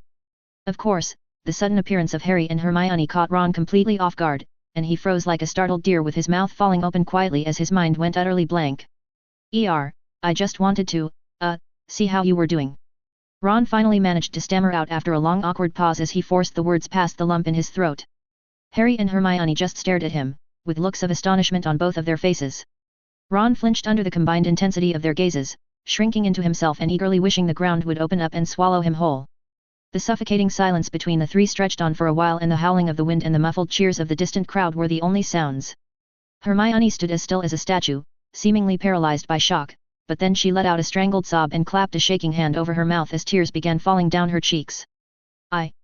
Ron struggled as his face grew redder by each second as panic tore at his insides. He knew he had to say something, anything, but no words would come. He licked his lips nervously, shifted his weight from one foot to the other, and then finally blurted out in a rush, I reckon I should apologize. Because of, everything before, I mean. I was just being stupid, fighting a bloody dragon at our age. You lot must be mental to even try such a thing. There. He said it. Ron braced himself for angry words and accusations, but they never came. Neither of his friends said a word, just kept staring at him with an unreadable look on their faces. Slowly, Harry shook his head. Ron finally realized his own problem, but Harry was not as happy as he had imagined. He remembered what Hagrid had said to him. "You know what, mate? I reckon you're not the only one who acted a bit stupid," Harry muttered slowly in a low voice. "Everyone wants to become famous, Seamus, Neville, Dean. You just picked a bad time to be muddled for a bit." The two boys looked at each other for a long, tense moment. As their eyes met, a sort of understanding passed between them, and suddenly, inexplicably, the corners of their mouths began to twitch. Laughter bubbled up in their chests, and before they knew it, they were grinning at each other like a pair of mischievous schoolboys who had just pulled off a brilliant prank. "Oh, you absolute idiots!" Hermione burst out, her voice wobbling with mingled exasperation and affection. And then she was running towards them, throwing her arms around both boys' necks and pulling them into a bone-crushing hug, tears still streaming down her face. Harry and Ron yelped in surprise, automatically reaching out to steady her, but before they could so much as pat her on the back, she released them and whirled around, dashing back into the tent without another word. Harry and Ron gazed after her retreating figure. They caught each other's eye again and, as if choreographed, lifted their shoulders in identical shrugs of shared confusion at the mystery that was Hermione Granger. After a moment, Ron cleared his throat and asked, "How did you know in advance that the tournament task was dragons?" "Oh, that's a long story. A lot has happened recently, Ron." Harry and Ron, who hadn't spoken for most of the month, chatted outside the tent, while a teary-eyed Hermione rushed into the tent. Coincidentally, at this moment Professor Watson, Ludo Bagman and Barty Crouch walked into the tent from the other side. Seeing the little girl hurriedly wiping away her tears, Ludo asked in surprise, "What's wrong, Miss Granger? You clearly got first place, didn't you?" "Oh, and no, everything's fine," Hermione stammered, embarrassed at having been caught in such a state. She tried to give a smile. Just tears of joy." "It's still too early to be happy, Miss Granger," Brian said calmly, glancing at the two boys whispering outside the tent, "the challenges ahead will be even more arduous." "Well, let's talk about business." Brian turned his head to look around. The champions were all looking at him. "The second task will begin at 9:30 am on February 24th next year. Unlike the first task today, we've decided to give you some clues for the second task of the tournament. That is the golden egg you obtained today. It contains a riddle. Solve it, and you'll figure out what you'll be facing." 0577 Talks. The long-awaited first task of the Triwizard Tournament had finally come to a thrilling conclusion. By any measure, this tournament could already be considered a classic, filled with many memorable moments that would likely leave their mark on the history of magic for years to come.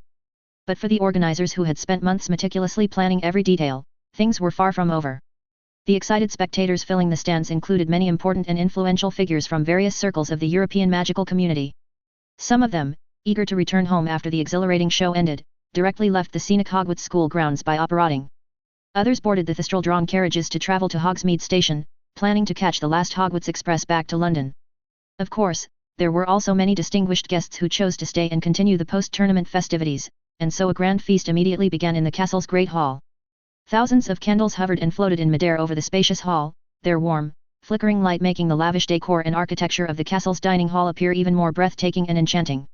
The 4 long wooden house tables were covered with rich velvet tablecloths and the hard-working house elves in the kitchens below had gone all out, preparing a dazzling variety of dishes that were both beautiful and delicious. To properly welcome and entertain these guests, nearly all of Hogwarts faculty and staff had been called upon and mobilized. Even the usually stern and reserved Madame Pants, school's librarian, stood grimly next to the hunched, grumbling Filch. However, curiously, not many of the school's young wizards and witches actually attended this sumptuous feast.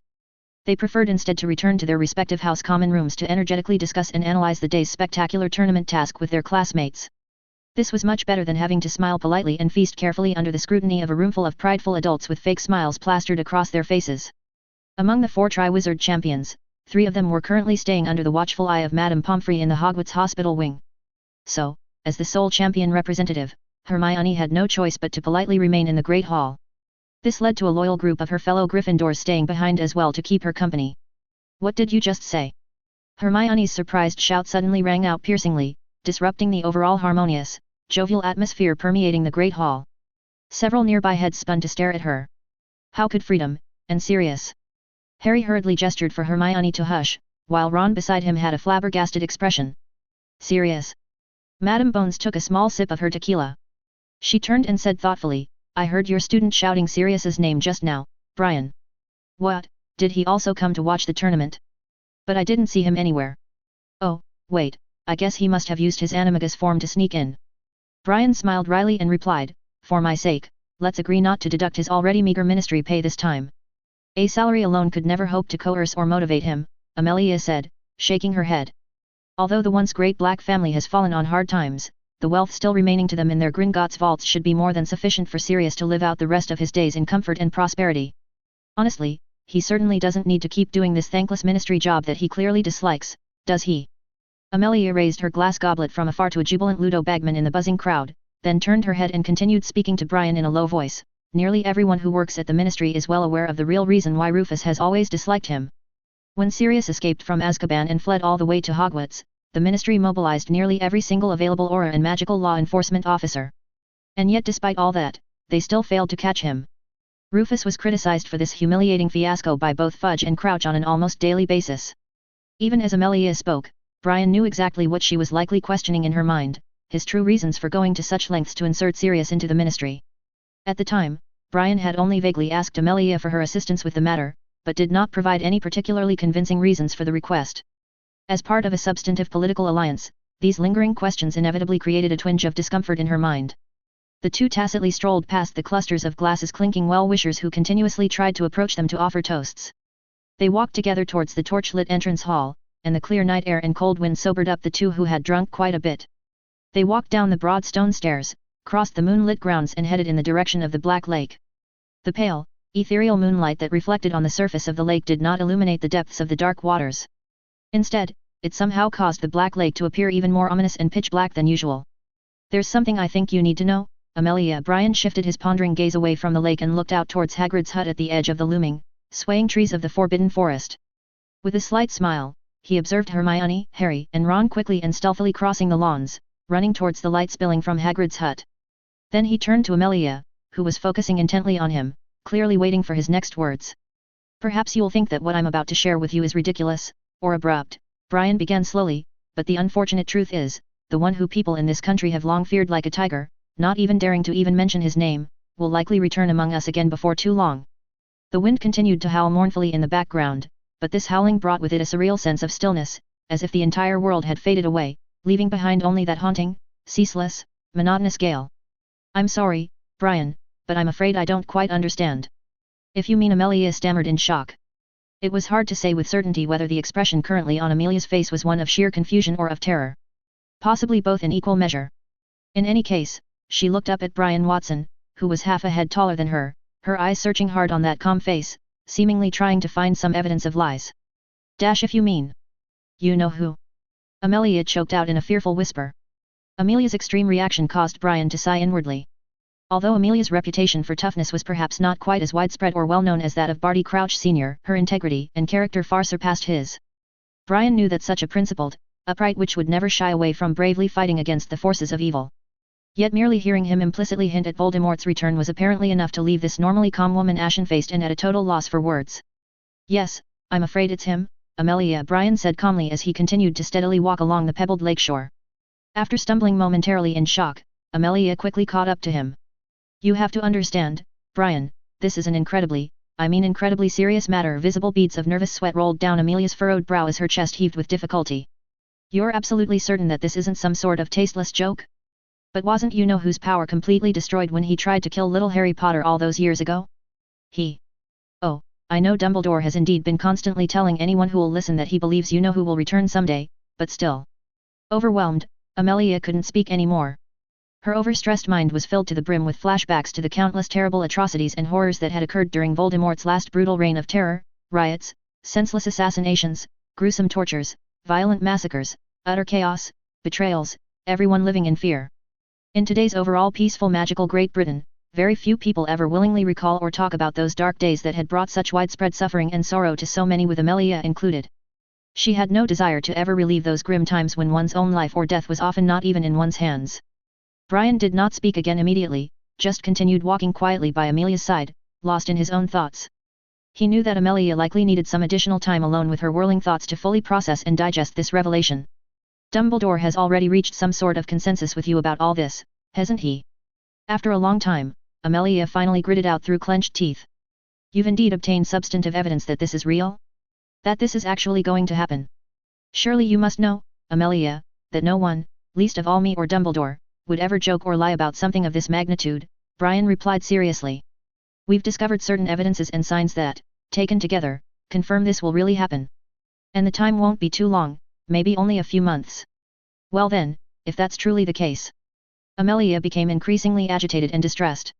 "Surely it must be possible, I mean, if you and Dumbledore have already discovered the warning signs, surely you must be able to step in and prevent this from happening in the first place.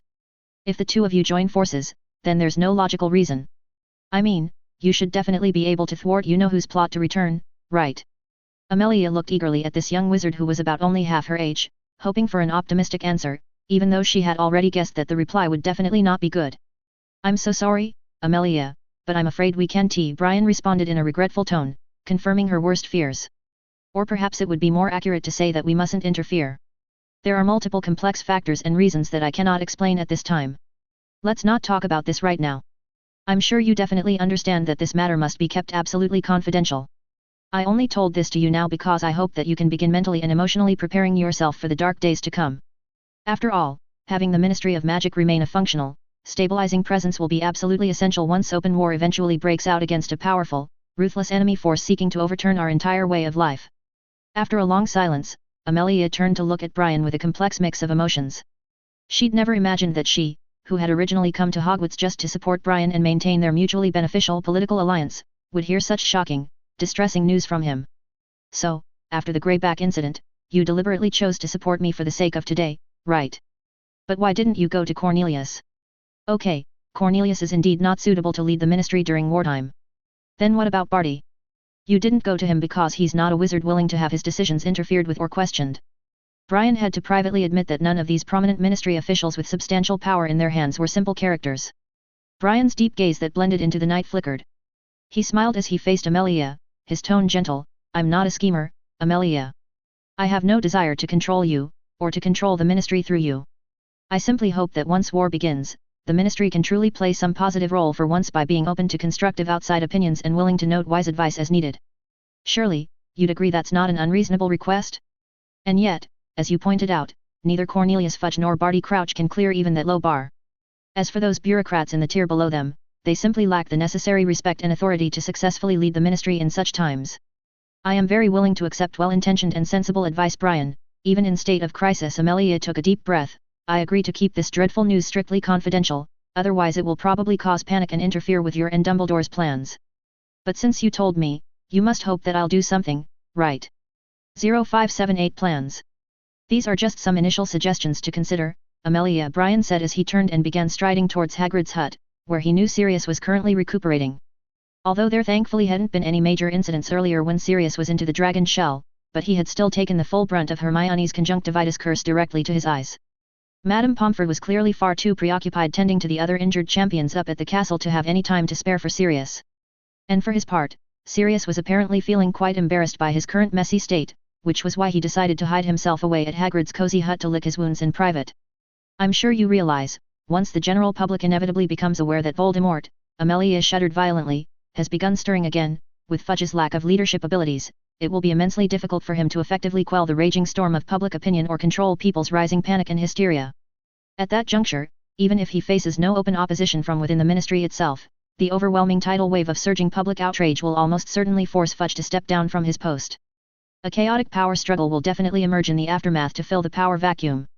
The pureblood families and various tycoons long entrenched in magical Britain's major industries will no doubt scramble to install new political spokesmen to safeguard their substantial interests.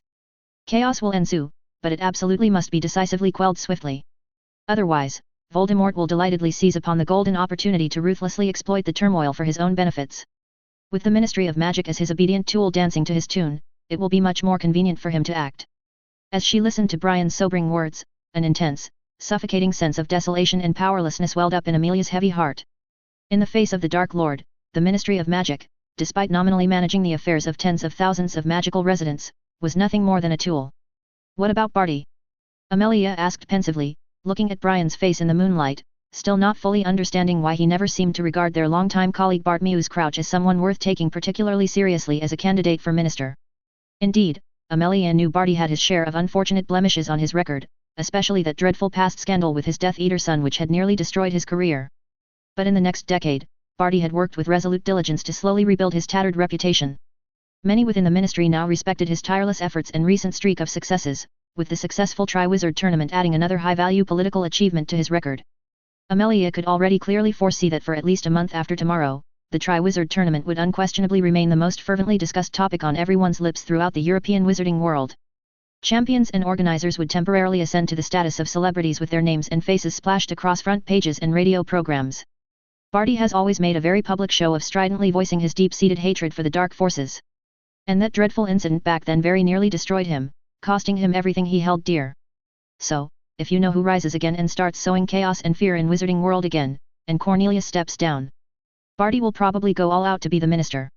And in so doing, blindly lead the ministry to a swift demise at Voldemort's hands. Brian finished, sneering sarcastically. So, I'd prefer to see Fudge retain his position than watch Barty Crouch take over in a time of war. Your own track record, Amelia, is far more impeccable than Crouch's spotty history. As long as you resolve to steel yourself for the coming challenges and lay the groundwork now, you won't lose out to Barty when the time comes. Brian saw through Amelia's worries and comforted her. Do you know about the learning machine I gifted to the Ministry of Magic? Brian's abrupt change of topic caught Amelia off guard. It took a few seconds for her train of thought to switch back. I do know, it's a very interesting alchemical device. It's currently placed in my department, and we allow everyone to use it, but most people only treat it as a toy. Rufus did issue an order requiring his Aurors to spend a minimum period training with the device each month, but overall compliance has been rather lacking. Alas, that's still not nearly enough, Brian lamented, though in truth, the disappointing situation did not catch him off guard. He understood all too well the tedious grind of a ministry career. Most employees were eternally drowning under a flood of common paperwork, without any energy or motivation to seriously hone their skills after those hours. Many adult wizards could no longer perform magic with the same easy mastery they had upon graduating Hogwarts. The ministry desperately needs to increase its baseline competence in the fundamentals of magical combat. You cannot send ministry personnel into battle against the Dark Lord's sadistic, battle-hardened followers when they can't even cast a proper disarming charm. Expanding the hit wizard force and arranging additional training for current staff. Amelia, these are initiatives you can and must enact without delay, before the gathering storm breaks. Brian noticed Amelia's dilemma and also knew the difficulty of these two matters. After thinking for a bit, he said, perhaps we can temporarily put aside the proposal to expand the hit wizard force, as that will require more extensive discussion and planning. But as for improving the combat readiness of existing ministry employees, I have a thought. You could introduce a new performance incentive. Staff members who meet a set target of hours using the learning machine each month and demonstrate accessible improvement in dueling will receive a bonus stipend. I predict you'll find no shortage of eager participants, especially among your most junior personnel. Amelia nodded slowly, clearly giving the idea serious consideration even as her eyebrow remained furrowed. That's actually a good idea, Amelia said thoughtfully. As far as I know, some people in the department live very tight lives, especially those young with families to support. If monetary rewards are used as an incentive, I believe it will have a very good effect. Brian wanted to go to Hagrid's hut to check on Sirius's condition, and Harry and his two friends were also there at the moment. In this situation, it wasn't very appropriate for Amelia to tag along. After a few words, Amelia understood that Brian wanted to be alone, and she herself also needed to have a chat with Dumbledore. For such a major matter, she had to get a definite statement from Dumbledore. The piercing, bitter cold wind of late November howled around him. Brian turned his pondering gaze towards the looming mountains at the far side of the vast lake. Thick rows of ominous grey clouds slowly drifted in from beyond the snowy peaks, carrying a palpable air of desolation with them as they overwhelmed the night sky. Suddenly, in his peripheral vision, Brian detected a fleeting flash of eerie blue light emanating from deep within the black depths of the Forbidden Forest. He abruptly stopped in his tracks and turned to face the source of that strange flare. Professor Moody, is that you? Although it was a question, Brian's tone was very certain. A figure draped in a tattered traveling cloak emerged from the treeline, limping heavily and leaning on a wooden cane as he approached. Humph. Should have known those eyes of yours would spot me. Everyone else up at the castle is too busy celebrating the tournament, you and Dumbledore included.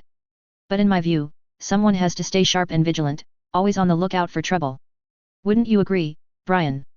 We are all very fortunate to have someone who can always maintain a clear and rational mind at Hogwarts. This will make us feel much safer, Brian smiled calmly, but when he noticed the wet mud on Professor Moody's boots, his gaze flickered for a moment. It seemed that Professor Moody had not only wandered around the edge of the Forbidden Forest but had gone quite deep. With you and Albus keeping the castle locked down tighter than a Gringotts vault, I reckon my efforts are best spent watching the perimeter. Never know what kind of nasty beasties or unsavory characters might try to sneak their way onto the grounds, drawn by all the tournament hubbub. Can't be too careful. Moody came up to Brian and chuckled. Then you must be careful, Professor Moody. I heard from Hagrid today that the centaurs in the Forbidden Forest have gotten angry for some reason recently and are refusing to allow any magical creatures to enter their territory. Well, although this has always been their rule, you'd better avoid them. Brian only mentioned it casually, but strangely, after hearing his words, although Moody had an unconcerned expression, the emotional fluctuations he tried to hide were still a bit too conspicuous in front of Brian, whose magical power was approaching its peak. I'll be sure to keep that in mind. Really, I can't imagine why those tetchy centaurs would be in such a snit all of a sudden. You know how they are, think they're above us foolish wizards, always whining on about their precious star charts and planetary mumbo-jumbo. Probably just got their fur ruffled over some imagined slight or other, Moody snorted dismissively. Still, Don't worry over the likes of them. I've tangled with centaurs before. Could it be that the centaur's unrest had something to do with her? Brian smiled without showing any sign, but he made a mental note of this. I'm going to sit for a bit at Hagrid's place. So, would you like to go have a cup of tea together? I guess the temperature in the Forbidden Forest at this time may not be very comfortable. I won't go and disturb, Brian. There are too many people in that hut right now. Moody turned his head, his blue magical eye swiveling towards the hut a few times before he turned back and snorted. I'd better get myself some leftovers before the banquet ends. The two parted ways, one heading towards Hagrid's hut and the other towards the castle. However, before the distance between them exceeded 10 meters, Moody suddenly whirled around without warning and looked at Brian's receding figure, and his eyes flashed with hesitation. What's the matter, Professor Moody? Is there anything you need help with? Brian, sensing something, also turned around and asked politely. Oh, actually it's nothing, Moody said in a hoarse voice. I was just thinking, it was very impressive, Brian. I mean, that little gadget you used today to show the champions' performances. I heard it's called a monitoring mirror made from omnioculars, right? Yes, what about it? Brian raised his eyebrows. That's a very useful alchemical device. I mean, for preventing crime, guarding against sneak attacks, and so on. It's much more useful than my faux glass and dark detectors. Have you considered, Brian? I mean, putting it to serious use? Indeed, I have. Brian nodded with a smile. You should know, the first time I returned to this school after graduation was to investigate the once much talked about Chamber of Secrets incident. And when Sirius escaped from prison, I also used it. But this thing violates the students' privacy. If I plan to do something with it, I have to apply to the Ministry of Magic in advance. Oh, is that so? Moody said thoughtfully. He immediately realized that he shouldn't appear silent. What a pity. If it were back when I was still at the Ministry, there definitely wouldn't be so many trivial formalities. I would make the Minister recognize the true value of this invention and vigorously promote it. Yet, I also often feel regretful that this invention is not taken seriously. Under the boundless night sky, the two smiled at each other and once again turned to walk away in opposite directions. 0579 Apologies. When Brian stepped into the dimly lit interior of Hagrid's cozy hut, he immediately sensed that the atmosphere in the room was not as pleasant as he had imagined. The first thing that caught his eye was Hermione, who had made quite a name for herself earlier during the day by getting the highest score among all the champions in the first task of the Triwizard Tournament. As soon as she noticed Brian enter, she hastily rose to her feet from where she had been on the edge of Hagrid's oversized bed. Her fingers were twisting and untwisting anxiously as she seemed unable to meet Brian's gaze directly, as her brown eyes darted nervously to the floorboards. Hagrid too had an unusually serious expression on his face as he solemnly stared at Freedom shrinking in the corner, her tennis ball-sized eyes shimmering with unshed tears. Professor Watson. The person who opened the door for him was Ron. When he saw that it was Professor Watson, a trace of unease appeared on Ron's face. Unlike Harry and Hermione, he had given up on physical education classes and now rarely had the opportunity to meet Professor Watson face to face. The place they saw each other the most was the Great Hall of the school. Brian instantly picked up on the subtle unease in Ron's body language and tone. Seeking to put the boy at ease, he gave Ron a gentle, reassuring smile and gave his shoulder a light, friendly pat as he strode past him into the room. Ron, however, was left standing in a daze and perplexed by the door, unsure quite how to process that casual, familiar gesture. And how are you faring, Sirius? Brian inquired as he completed his visual sweep of the space, quickly taking note of everyone's emotional states. Having assessed the situation, he made his way directly to the side of Hagrid's bed where Sirius was resting. Hermione, flustered, swiftly stepped aside to allow the professor through. Sirius's eyes were wrapped in gauze bandages. Though his vision was obstructed, he had discerned Brian's identity from hearing Ron greet him moments before. Not too bad, Sirius said with a wry smile.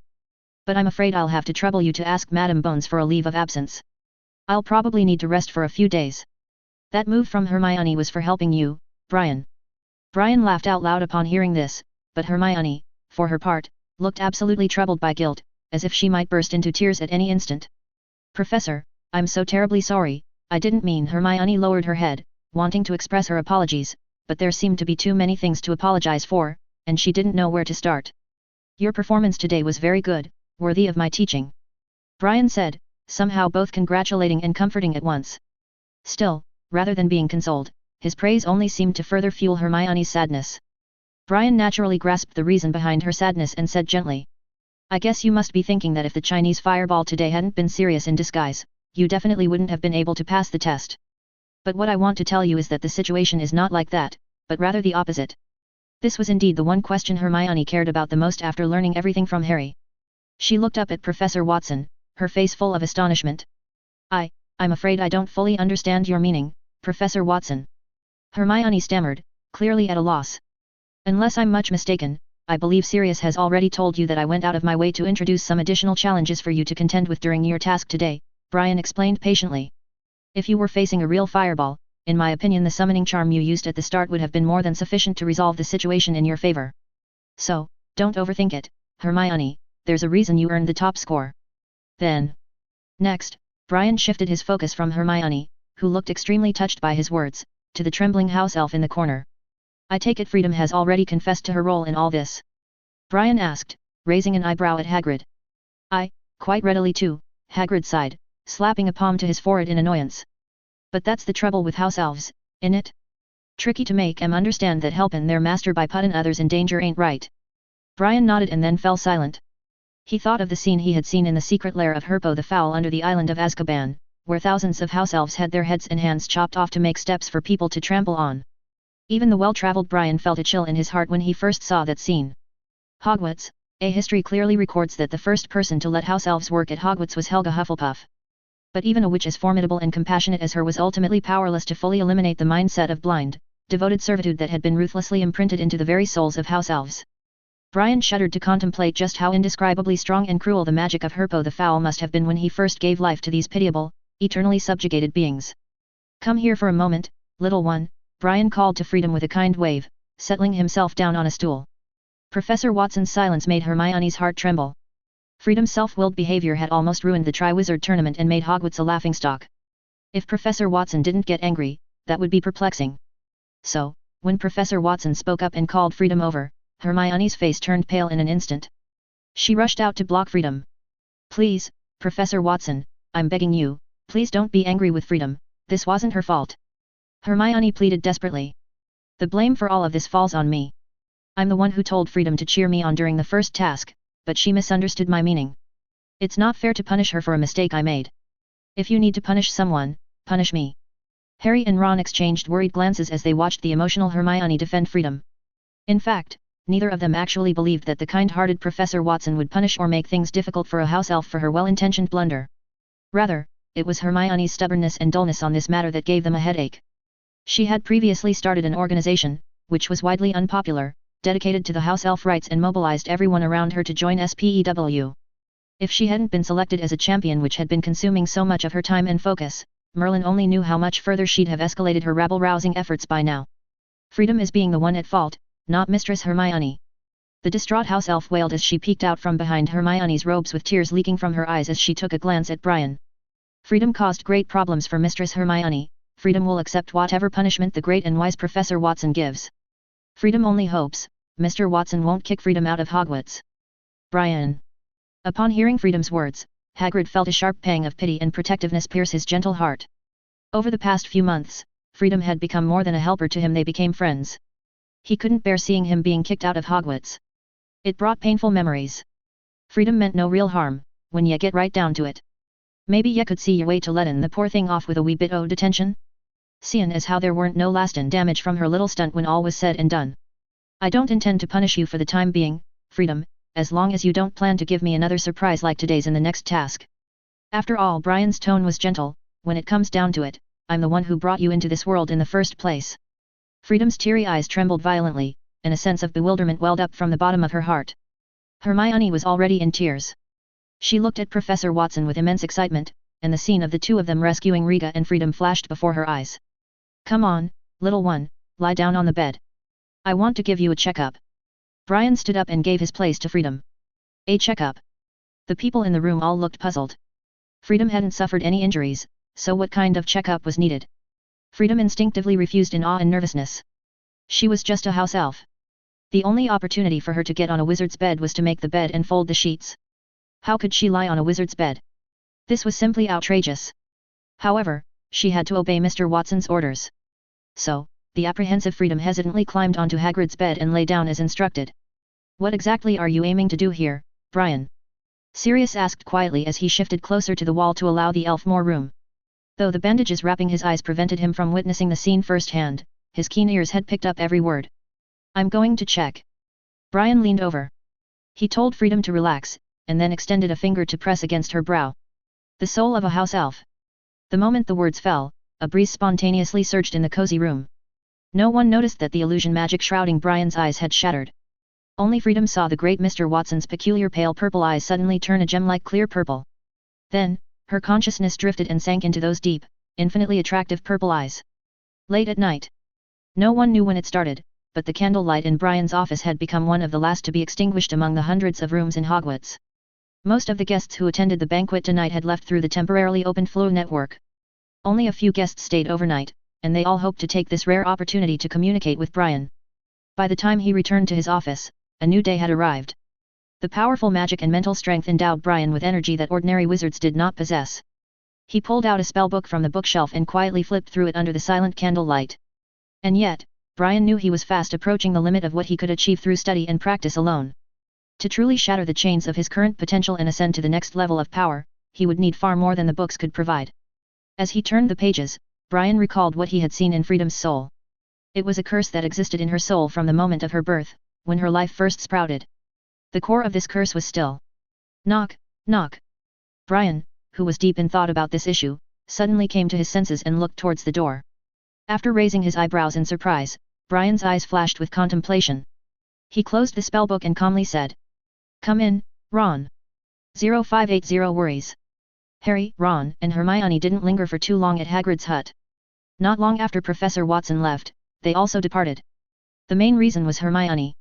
She wanted to make a trip to the hospital wing while there was still time, to ask Madame Pomfrey how someone hit with a conjunctivitis curse could recover quickly. Her idea was approved by Harry. However, Ron's abrupt words dismissed their plan. "I'm not sure that's the best idea," Ron said as they hurried across the grounds towards the castle, just as Hermione was telling Harry about going to the hospital wing. Harry and Hermione both turned to stare at him in astonishment by his unexpected disagreement. "Why not?" Harry asked, unable to keep the surprise from his voice. "You saw how bad off Sirius looked, Ron." But Ron simply shrugged his shoulders, and said, "If it was really that serious, don't you think he'd have asked for help himself? Sirius isn't exactly the suffer in silence type, is he?" He kicked at a pebble on the path, sending it skittering into the grass. "And did you notice how Professor Watson barely asked about his injuries? I reckon Sirius is just taking this chance to shirk off work for a few days, get a bit of a rest. Normally, he doesn't get much vacation time, does he?" Harry and Hermione exchanged a wide-eyed look, momentarily stunned speechless by the Ron's unexpected shrewd observation. It was so rare for him to be the voice of reason in their little trio, that was usually Hermione's role. But as they thought it over, they couldn't help but see the logic in his words. Slowly, identical grins spread across their faces, and the tension of the past month seemed to melt away. Ron fidgeted under the intensity of their gazes and a flush rose on his cheeks. "What's wrong?" he asked defensively, clearly flustered by their reaction. "If you think..." But Harry cut him off with a laugh.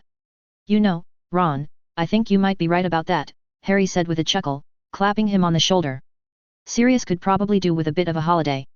Let's let him have this, yet." Hermione's face also broke into a relieved smile and her eyes sparkled with happiness. She and Harry exchanged a meaningful glance, both feeling the same sense of completeness and rightness now that Ron had rejoined them. The rift that had grown between them over the past month, leaving a hollow ache in their chests, had finally been mended. The small details of who was at fault seemed utterly unimportant compared to the restoration of their friendship. Their friendship was the most important thing. For Hermione, Ron's willingness to reconcile with them brought her joy no less than passing the first trial of the Triwizard Tournament. The banquet in the Great Hall was still going on.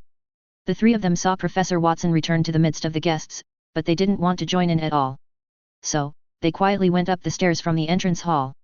"Professor Watson just said he wanted to check Freedom's soul," Harry said with a frown as they headed for Gryffindor Tower, discussing what had just happened. "What does that mean? Why didn't he say anything afterwards?" "Checking the soul," Ron shuddered. "Sounds a bit evil, doesn't it?" Hermione, however, seemed much less worried by the whole matter. If anything, there was a determined glint in her eyes. "But what should I do with Freedom?" "Speaking of the house elf," Hermione said heavily. "It can't stay at Hagrid's forever. It needs to be independent and live the life it wants. All house elves have that right. They can't continue to be enslaved like this." Harry and Ron exchanged a resigned look, wisely choosing to hold their tongues on the matter of house elf liberation. They had long ago learned that when Hermione got on her soapbox about elf rights, it was best to just let her rant herself out. Trying to argue the point was futile. But any further discussion on the topic was abruptly cut off as they gave the fat lady the password, Balderdash. and climbed through the portrait hole into the common room, only to be immediately assaulted by a wall of noise. Wild cheers and applause bombarded them from all sides, mixed with the shrill whistling of filibusters' fireworks whizzing overhead. Hermione actually staggered back a step, her eyes turned huge and wide as she took in the scene of absolute chaos before her. Ron was the first to recover, his face split into a huge grin as he walked over the threshold. "A surprise party!" he shouted delightedly, already reaching back to pull a slightly dazed Hermione up behind him. "I knew there would definitely be one." The common room had been transformed into a wonderland of celebration, with ribbons and enchanted confetti raining down from the ceiling. Platters piled high with all manner of sweets and pastries, combined with barrels of butterbeer and pumpkin juice. The tables even squeaked under the weight of them all. Lee Jordan was the one who set off those filibusters' fireworks, and many stars and sparks flashed in the air. But it was the banners that really caught the eye, hand-painted by Dean Thomas. They depicted Hermione's daring feats in the first task in great detail, from her nimble maneuvering across the rocky terrain to her gravity-defying leap and landing neatly beside the dragon's neck. For a moment, Hermione could only gawk like a landed fish, her cheeks flushed red as the entirety of Gryffindor House surged forward to engulf her, laughing and hooting and patting her on the back. 3 cheers for Hermione, the cleverest champion of them all! Fred roared. Hip hip hooray! The Gryffindors roared in unison, lifting their glasses to toast her. Hermione felt her cheeks flush as she took in the extravagant display in her honor. "Oh," she stammered, clearly overwhelmed by the outpouring of support and celebration from her housemates. "Actually, there's no need to make such a big fuss." Hermione babbled out a few more such words of protests, insisting that such a fuss was really not necessary. "What nonsense are you saying?" Fred said, laughing as he pushed Hermione in front of a pile of cakes and butterbeer. "You have to finish all these to make it worth the many trips George, Lee, and I made to the kitchen. Ah, of course, you can also thank the house elves in the kitchens. These little fellows have been very busy tonight. They needed to take care of the banquet in the Great Hall, and there's one in the Hufflepuff common room, and one here for us too. Oh, it's not out of the question that Bosbatons and Durmstrang are also celebrating on their own turf." Indeed.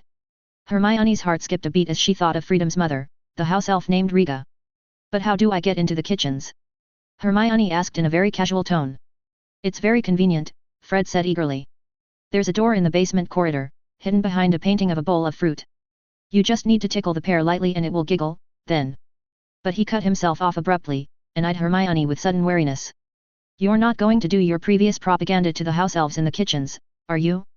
"Oh, please don't do that, you'll make everyone have nothing to eat." Several nearby Gryffindors chuckled at Fred's half-serious plea, but Hermione didn't say anything. Harry and Ron took one look at her calm expression and simultaneously let out long-suffering sighs before catching each other's eyes and breaking into chuckles. Then the celebration began. When the atmosphere was in high spirits, many people clamored to see the golden egg Hermione had obtained. So, Hermione had to go back to the dormitory for a while and bring the golden egg down. She put the egg on the table and let everyone look at it. To be honest, Hermione herself hadn't had a chance to examine it properly so far. After the competition, she hurried back to the castle, put the golden egg back in the dormitory, and then went down to the common room. She would rather have a good chat with Harry and Ron at that time. Then, not long after, Professor McGonagall informed her to go down to the Great Hall to attend the banquet as a champion representative. But now, surrounded by her eager housemates, she reached out with a slightly trembling hand to pry open the egg's gleaming clasp. The whole room seemed to hold its breath, only to immediately fill with cries of shock and dismay as the most horrible, ear-splitting screech emitted from within the golden egg, as though 1,000 nails were scraping down 1,000 chalkboards. Hermione slammed the egg shut at once. "Well," said Ron shakily after a moment of stunned silence, "reckon that's our next clue sorted, then." Apparently, Hermione's got to defeat the world's angriest banshee next. A ripple of nervous laughter met his words, and the tension was broken. Speculations began to fly about what the mysterious wailing could mean, and what dangers the second task would bring. People were eager to help Hermione analyze what the horrible screaming from the golden egg represented. However, Hermione covered her ears nervously, unwilling to listen more. Harry understood. Although Professor Watson had made it clear that in the first trial that had just passed, the challenges Hermione faced were equally real, Hermione obviously couldn't completely let go of the burden. She probably wanted to completely rely on her own efforts to get the second task done. The party lasted until very late, and the young wizards only gradually returned to their dormitories. For nearly a month, the atmosphere in Harry's dormitory had been a bit unusual, mainly due to the dispute between Harry and Ron. Although no one openly talked about it, everyone knew about it privately. And today, Seamus, Dean, and Neville finally saw Harry and Ron talking shoulder to shoulder again, and they were all very happy and had similar thoughts. Thank Merlin, those two have patched things up. The conversation quickly turned to excited recaps of the day's events, with Ron providing colorful commentary and Harry interjecting the occasional wry observation. Exhaustion soon won out over their enthusiasm, and one by one, the boys fell asleep without even taking off their clothes. Harry was the same. Although he wasn't the one competing today, he had gone with his PE classmates to Hogsmeade Station early in the morning to meet people, and had been worried about Hermione for most of the day. He was exhausted long ago. He and Neville were the first to close their eyes. Ron's sleep was far less peaceful, disrupted by the chainsaw-like snores coming from Neville's bed. He woke with a startled snort, blinking blearily in the dim light, and it took him several minutes of confusion to realize what the situation was. Grumbling under his breath, he got up dizzily holding his head and glanced around the dormitory, grinning at his roommates sleeping in their clothes. Moving quietly to avoid waking the others, Ron took out spare blankets from the wardrobe and draped them carefully over each boy in turn. As he straightened up from tucking the last one around Harry's shoulders, to return to his own bed and took off his clothes, a glint of something shiny caught his eye. There, lying on his cover, was the coin Professor Watson had given him earlier as a gift. Since getting it, he had always kept it with him. It must have just slipped out of his pocket onto the bed. Ron stared at the coin for a long time, and his sleepiness gradually dissipated. He looked at Harry, who was already fast asleep. Somehow, he suddenly remembered the scene of him and Harry rushing into the dungeons of Slytherin to rescue Ginny. At that time, he quickly met his doom in the mouth of the basilisk, while Harry fought hard against it, holding on until Hermione brought Professor Watson. It was actually just over a year ago, but it seemed like it had been a long time. Ron looked at Neville again. As the only course Professor Watson taught at Hogwarts, PE had always been a relatively special existence. What happened in the course, others had heard more or less little about it. Ron knew that Neville had been unable to keep up with the course progress recently, which brought him a lot of pressure. But he had never heard Neville say he would give up. "I brought this on myself," Ron mumbled bitterly in the gloom. He picked up the coin, ready to stuff it back into his robe. When his fingertips touched the cold metal, he remembered the smile Professor Watson gave him tonight in Hagrid's hut. Whoosh! The cold wind rushed in, and Ron had already run out the door. 0581 the plea. Ron raced down the spiraling staircase from the Gryffindor dormitory. Never before in his life had he run at such a fast speed. The common room was still messy from the night's festivities, with empty butterbeer bottles, candy wrappers, and party favors scattered randomly across the floor. But Ron leaped nimbly over the obstacles, paying no attention to the shrill, indignant shouts of the fat lady, who had been abruptly awakened from her sleep by his hasty exit. He flew through the portrait hole and down the corridor, taking the stairs 3 at a time as a deep sense of urgency propelled him forward. Outside the castle, the chill November night pressed close and the icy tendrils of the chilly air permeated through the corridors and stairwells. The torches lining the walls had been reduced to small flames, barely able to pierce the encroaching darkness or provide any warmth. But Ron felt none of the cold. A raging fire burned within him, spreading from his pounding heart to the tips of his fingers and toes. His skin was flushed red as he ran, whether from exertion or anticipation he couldn't say. All rational thought had left his mind, leaving only raw emotion and adrenaline to fuel his mad dash through the sleeping castle. He couldn't exactly explain, even to himself, what was driving him to take such drastic action in the dead of night. The chances of success were slim at best, he knew that all too well. Yet an irresistible compulsion had grabbed him, he felt a desperate need to try one final effort, no matter how futile it might prove to be. Ron knew that if he didn't at least make the attempt, he would likely regret it for the rest of his life. Professor Watson was probably already resting in his office, but that was okay. He would gladly sit outside the office all night if necessary, waiting for him to wake up. The thought of being caught out of bed by Filch or his cat Mrs. Norris and getting a detention barely even got registered in his mind. As he ran, Ron clenched his fist tighter around the coin in his palm. The coin seemed to be heating on its own, urging him to run faster, not to stop until he reached his destination. Ron had walked the path from Gryffindor Tower to Professor Watson's office before, but never had it felt as long as this time. He ran with all his might, his panting even drowned out the howling wind in the corridors. The light in Professor Watson's office was still on, which was undoubtedly good news. Standing outside the door, Ron raised a trembling fist, ready to knock. Yet he hesitated, sudden doubt stopping his hand. He had summoned every last drop of determination to make it this far, to finally take this leap of faith and attempt to redeem himself in his own eyes if no one else's. "I'm enough of a bloody screw-up as it is," Ron muttered under his breath, and finally knocked on the door. "Come in, Ron," Professor Watson's gentle voice called from inside, before the door had even opened. Ron was momentarily taken aback, though he knew he shouldn't have been. For one of the most powerful wizard in the wizarding world, this might be nothing special. Still, Brian's calm, soothing tone helped settle the frantic beat of Ron's heart slightly. Brian closed the spellbook he had been reading and stared across the room at the boy in the doorway. He saw Ron walk in with a determined look on his face. Ron looked as though he had sprinted the entire way from the dorms, his face was flushed scarlet with hair plastered to his brow with sweat. "Have a seat," Brian said with an inviting smile, gesturing to one of the squashy armchairs arranged before his desk. He rose and circled around the desk with his wand already in hand. "Can I get you something to drink? Pumpkin juice? A spot of warm milk, perhaps?"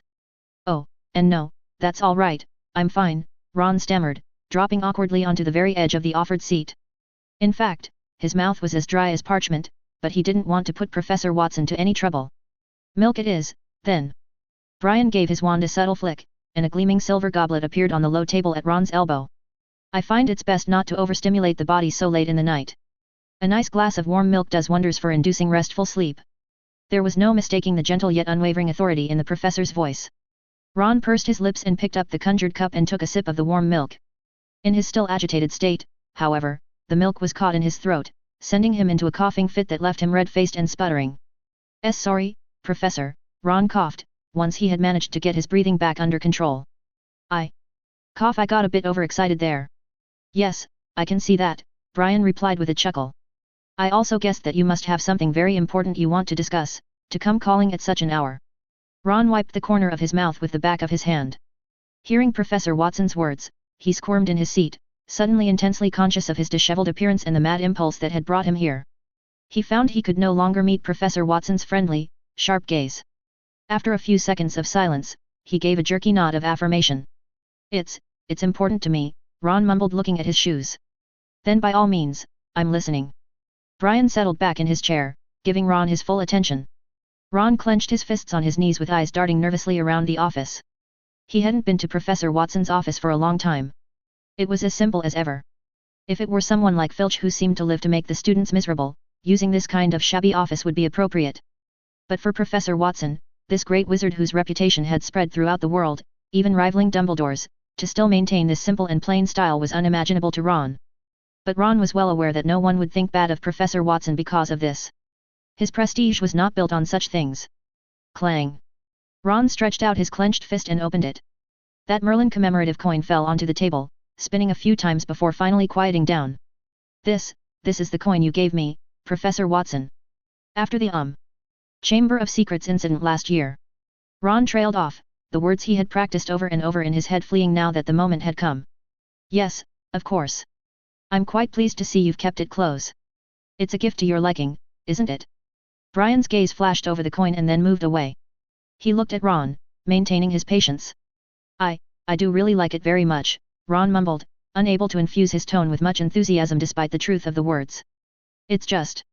"Well, that's good then," Brian said warmly when Ron faltered again. "For a moment I thought perhaps you meant to return it to me."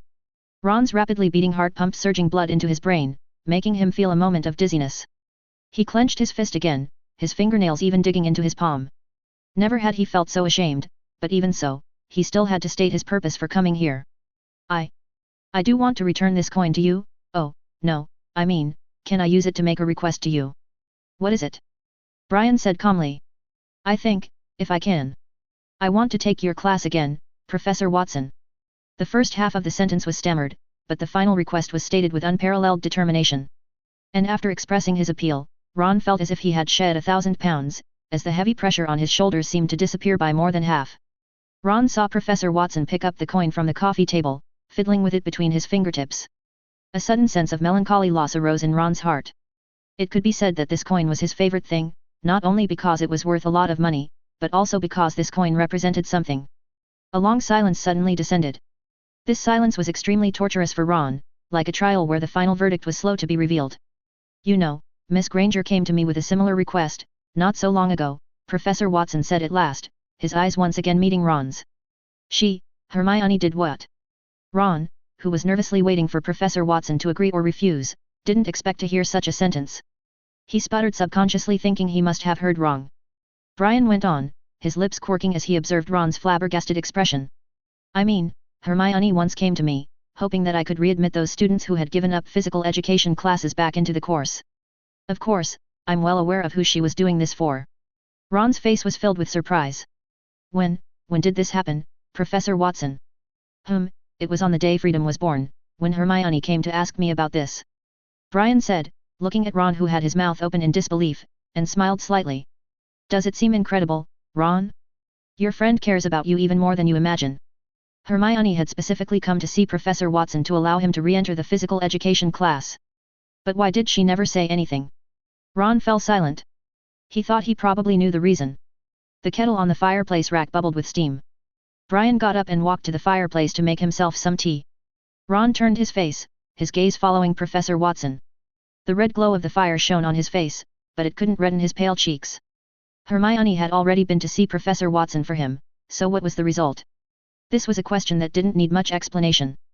Brian walked back to the sofa at a leisurely pace, holding a teacup. He looked at the big boy sitting across from him, with unspeakable loss in his eyes, and sighed slightly.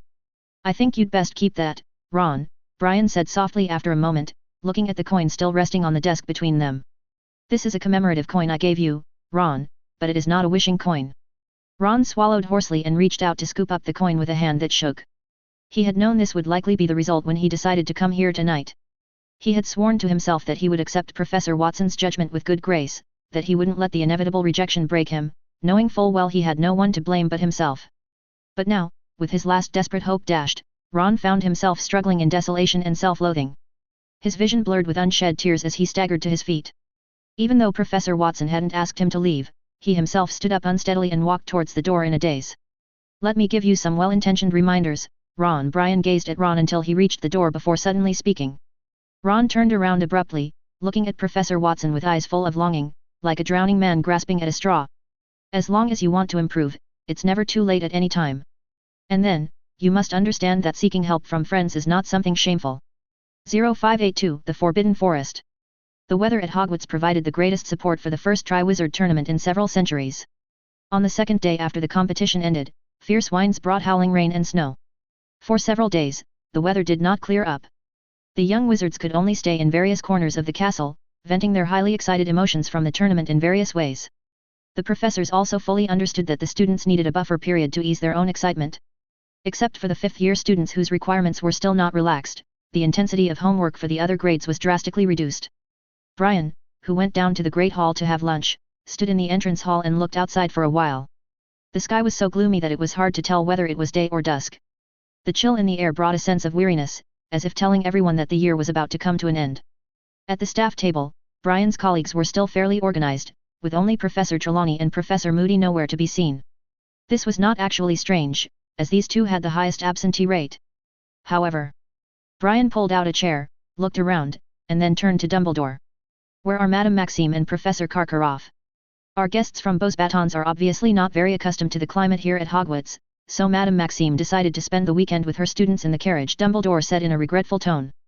As for Mr. Krum, the injuries he sustained in the competition made him similarly unable to endure the torment of the damp and cold weather, so Professor Karkaroff also returned to the ship to accompany him. Brian nodded.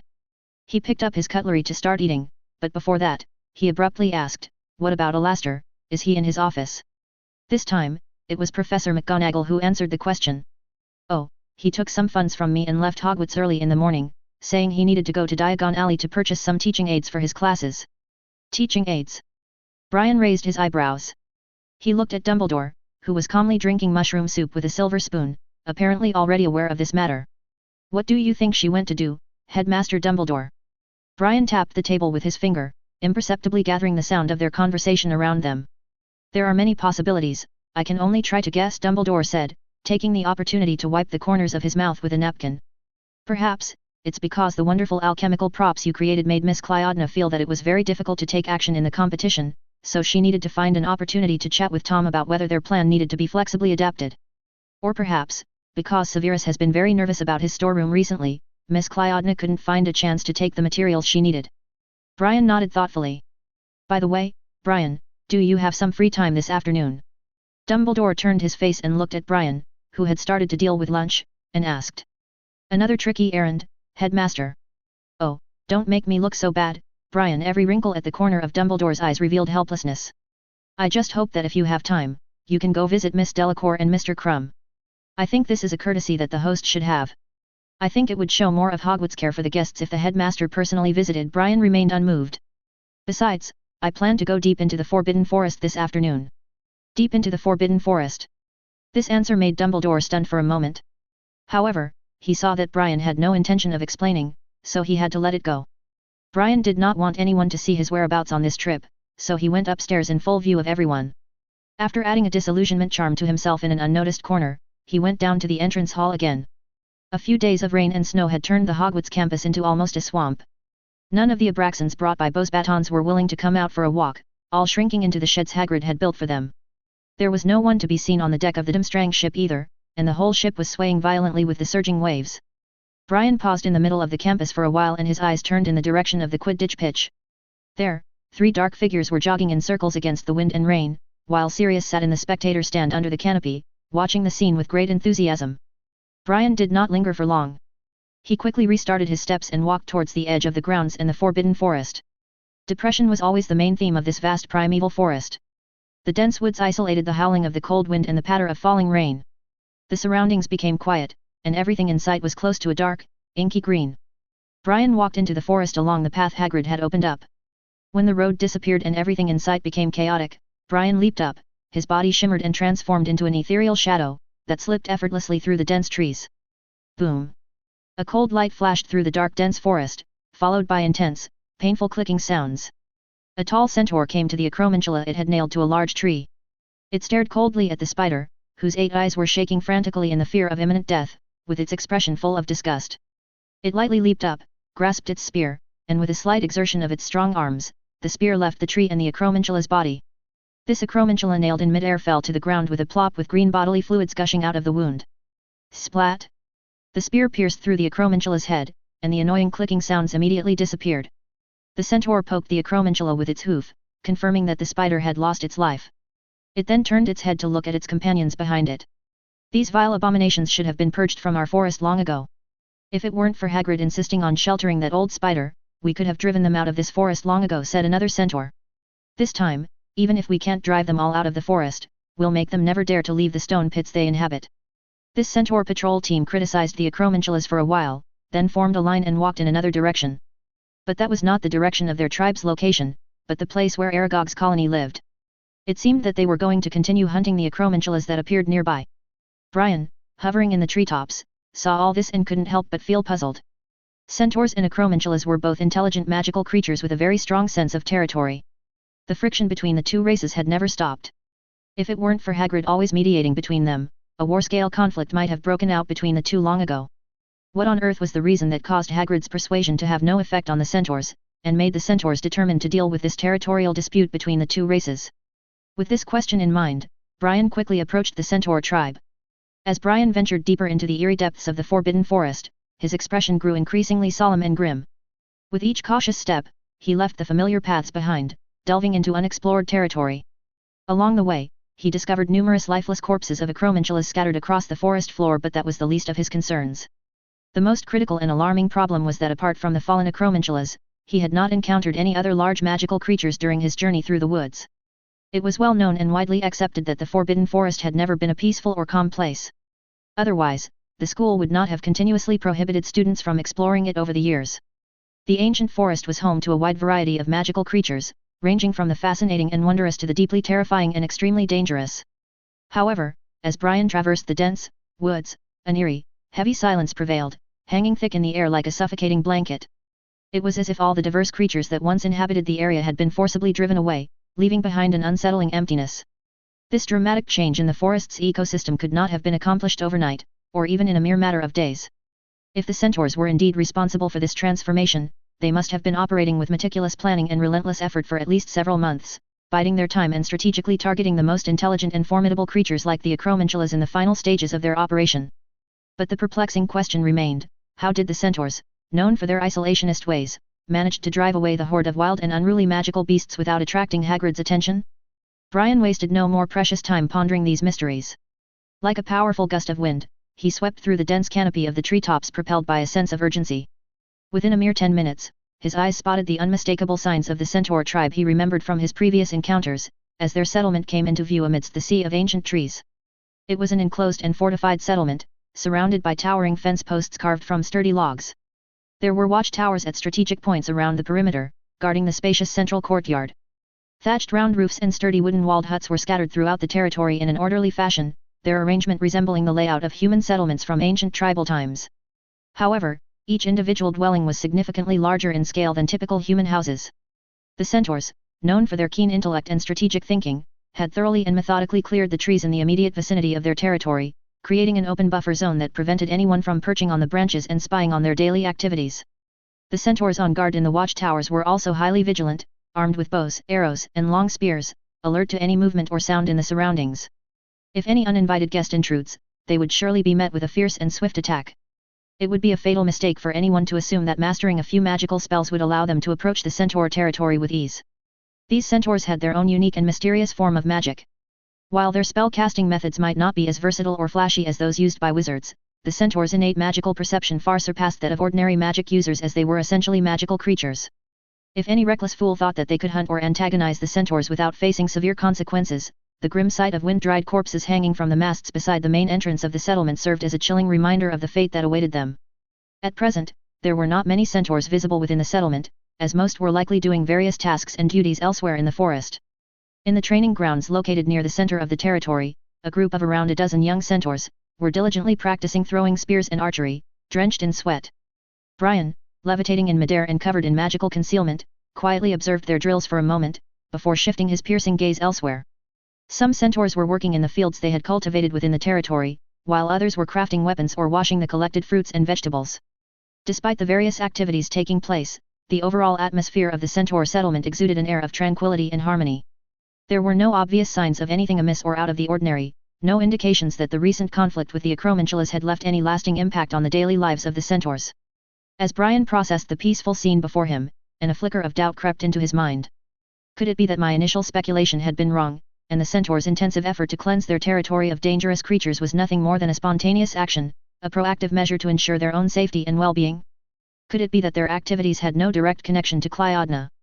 Brian narrowed his eyes, recalling the fleeting emotional fluctuation he had sensed from Cleodna that night when he inadvertently mentioned the matter. If it truly had nothing to do with her, why would she be nervous? Unraveling the truth behind the centaur's motives and any potential involvement with Cleodna was not an impossible task. In fact, the most straightforward approach would be to simply find a lone centaur in the depths of the forest and interrogate it. However, despite the simplicity of this solution, Brian was reluctant to resort to such heavy-handed tactics for the time being. With a soft rustle of leaves, Brian descended from his vantage point. He melted into the shadows of the surrounding woods and settled in to observe the centaur settlement from a distance. For 2 to 3 hours, nothing happened in the centaur settlement. A few centaur hunting squads returned from the forest after pursuing acromantulas, but upon their return, they dispersed to their respective homes to rest without much discussion about the hunting process. With a few hours remaining until dusk, the rainy weather rendered the forest as dark as midnight.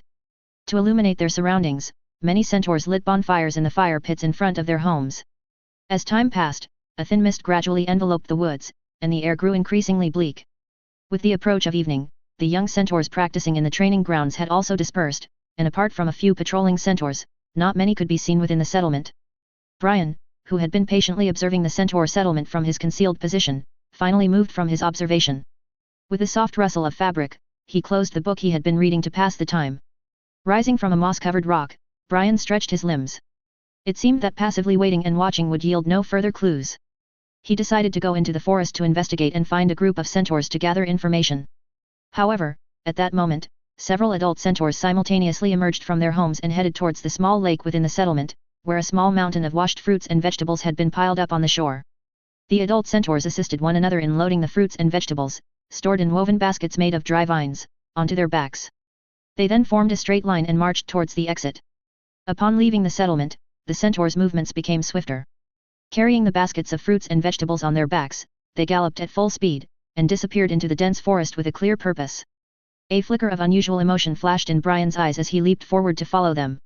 This migration, as Brian had come to think of it, lasted for over an hour, as the centaurs maintained their relentless pace without hesitating. As the minutes ticked by, the forest around them grew ever more ancient and wilder. Every wisp of air that Brian drew into his lungs carried with it an ancient, primal aura. Eventually, the centaurs' pace slowed, and they came to a halt in a part of the woods that was very primitive. Brian stood on a branch of a large tree, his gaze swept the surroundings and a hint of curiosity appeared in his eyes. He had been to this area before, and if his memory served him correctly, Greyback's werewolf tribe had previously occupied this area. The centaur squads transporting the fruits and vegetables slowed their pace and eventually halted before a giant old tree, with one end connected to its roots and the other leaning against a small hill over 20 feet tall. After vigilantly surveying the area and finding no traces of being followed, the leading centaur reached into his lush silver mane, rummaging for a moment before retrieving a small, crystal-clear emerald leaf. The centaur approached the broken root of the giant tree and pressed the emerald leaf against an inconspicuous indentation on the rough bark. With a sudden gust of wind, the world began to surge with intense magical energy. The gloomy space started to distort and blur, and within a few seconds, a swirling portal with intertwined gold and green hues appeared in the void beneath the giant tree. Brian's brow furrowed, and his eyes flickered with a solemn, contemplative light as he observed the breathtaking sight before him. The realization that such a secret, hidden place existed here, concealed with an almost obsessive level of discretion, sent a ripple of unease through his mind. This was not the work of wizards, he instinctively knew, as even his perception had failed to detect it upon his initial encounter with this part of the forest. The centaurs swiftly and orderly passed through the swirling portal. When the last centaur disappeared into the vortex, the emerald leaf embedded in the tree bark automatically floated up, transforming into a stream of light that also vanished into the portal. Seeing this, Brian no longer hesitated. He understood that once the portal closed, infiltrating it would require significantly more effort and risk on his part.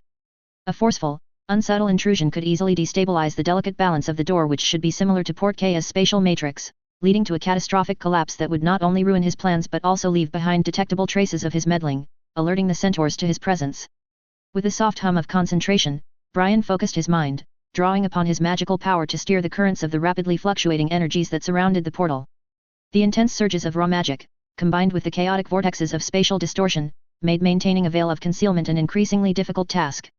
Unconcerned by this, Brian poured every ounce of his will into stabilizing his own magical aura, carefully controlling it to harmonize with the turbulence that tried to reveal him. Guided by the trajectory of the emerald shooting star, Brian plunged into the shimmering portal, and his body distorted and elongated much like the centaurs before him as he passed through the boundary. He felt the brief, stomach-churning sensation of plunging through an endless void like when he first learned apparition. Few seconds later, the crushing pressure that had enveloped Brian suddenly dissipated, and he emerged on the other side of the portal. Having spent the better part of the day in the continuous gloom of the forbidden forest, Brian's pupils had long since adapted to the darkness. As the soft daylight of this new place washed over him, Brian instinctively squinted. Despite the momentary discomfort, his heightened senses quickly adapted, and within few moments, his perception expanded in all directions and every detail of his surroundings was reflected in his mind. As the last shimmering ripples of the portal's energy subsided, fading into the background hum of this strange new world, the silver-maned centaur leader retrieved the emerald leaf from its resting place and once again concealed it within his mane. This was still a forest, but it was drastically different from the forbidden forest outside this place. It was neither dark nor damp here. The ground was covered with lush green grass instead of decaying moss and withered leaves. Each towering tree appeared as if it had been meticulously trimmed, and the soft radiance emitted by the artificial sun in the sky passed through the canopy, creating a delightful interplay of light and shadow on the lawn. The refreshing floral fragrance that permeated the air, mingled with the ethereal birdsong, would make anyone present feel as if they had stumbled into a fairy tale world. Floating above the treetops, Brian gazed at the colossal oak tree that obscured the sky in the center of the enchanted forest, as well as the dozens of small houses built on its trunk and the playful children beneath the tree. He was rendered speechless. 0583 The Centaurs. This is undoubtedly a paradise on earth. As a gentle breeze swept through the glade, carrying with it the sweet fragrance of blooming flowers and the earthy scent of the forest, golden sunlight sprinkled on the lush green lawn. The sound of joyous laughter drew Brian's attention, and he watched as a dozen simply dressed children, their faces filled with innocent delight, ran towards the centaur transport team. As the commotion of the children's arrival filled the air, the adults in the unusual tree houses began to emerge one by one. Brian's gaze swept over these folks taking in their simple linen robes.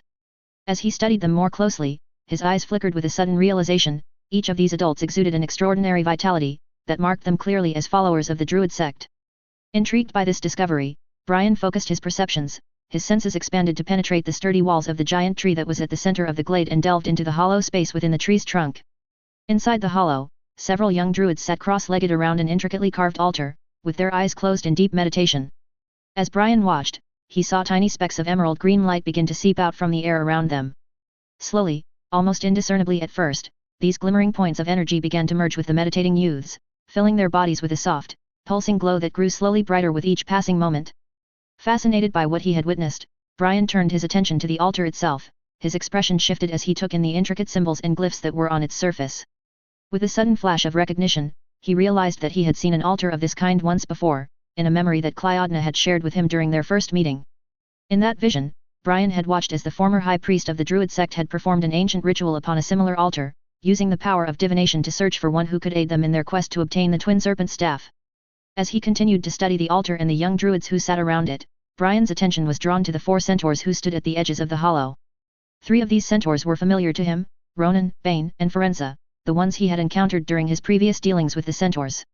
But the 4th centaur was a stranger to him, an aged one whose fur had faded to a soft white and grey. Before the commotion from outside could reach the ears of those within the tree hollow, Brian watched as this elderly centaur bent its head over a collection of ancient stone tablets, each one engraved with intricate star charts and celestial diagrams. The silence within the hollow was broken by the sound of Ronan's voice. His words were tinged with a note of concern as he called out to the elder.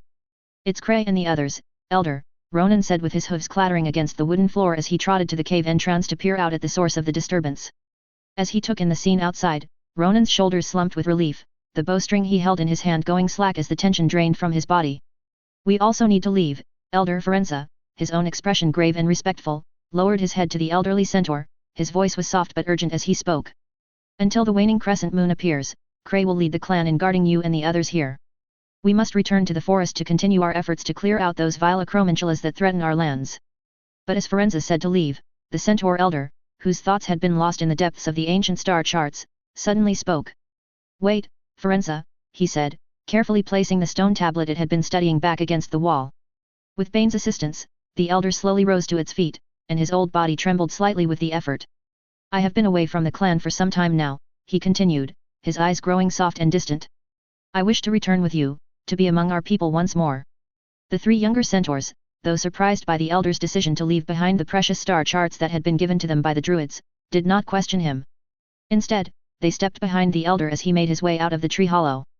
The druid followers living here were already very familiar with the centaur elder and clearly respected him greatly. As the elder passed by them, each druid bowed in salute.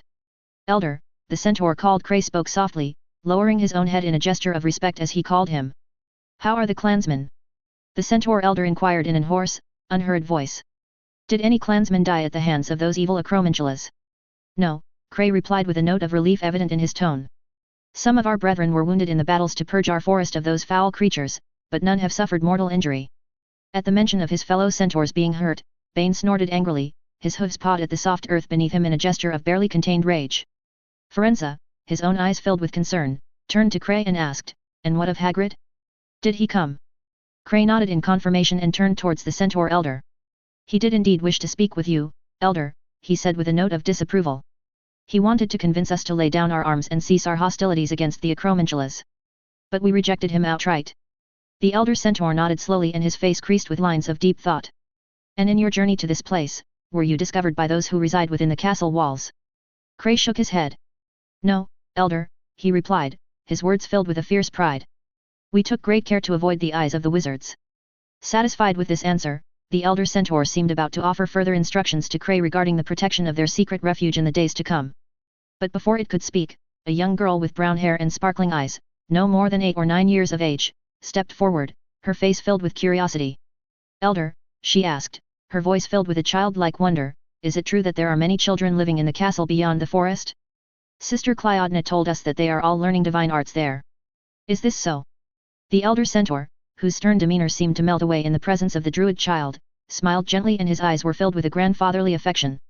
"Not divine arts, young Roya," he said, his voice becoming soft and patient. "It's magic, magic of the wizards." At the mention of wizard magic, the other children gathered around the centaur transport team let out a collective gasp of excitement. Though they had heard tales of the magic learned by those beyond the boundaries of their forest home, they had never witnessed such power with their own eyes. Roya's eyes were filled with longing as she asked hopefully, "Will we have a chance to visit the castle, elder?" The little girl's question made the surrounding atmosphere a bit gloomy. Some of the older children showed dismay on their faces, clearly knowing the answer to this question. The centaur elder remained silent in the face of Roya's question. Instead, Bane tossed his black hair and said in a stiff tone. "There is nothing within those walls worth seeing, Roya. The wizards are a bunch of greedy and despicable lot, quick to turn their magic against their own kind in their endless quest for power. We want nothing to do with their kind, and even if we did, they would never welcome us within their midst."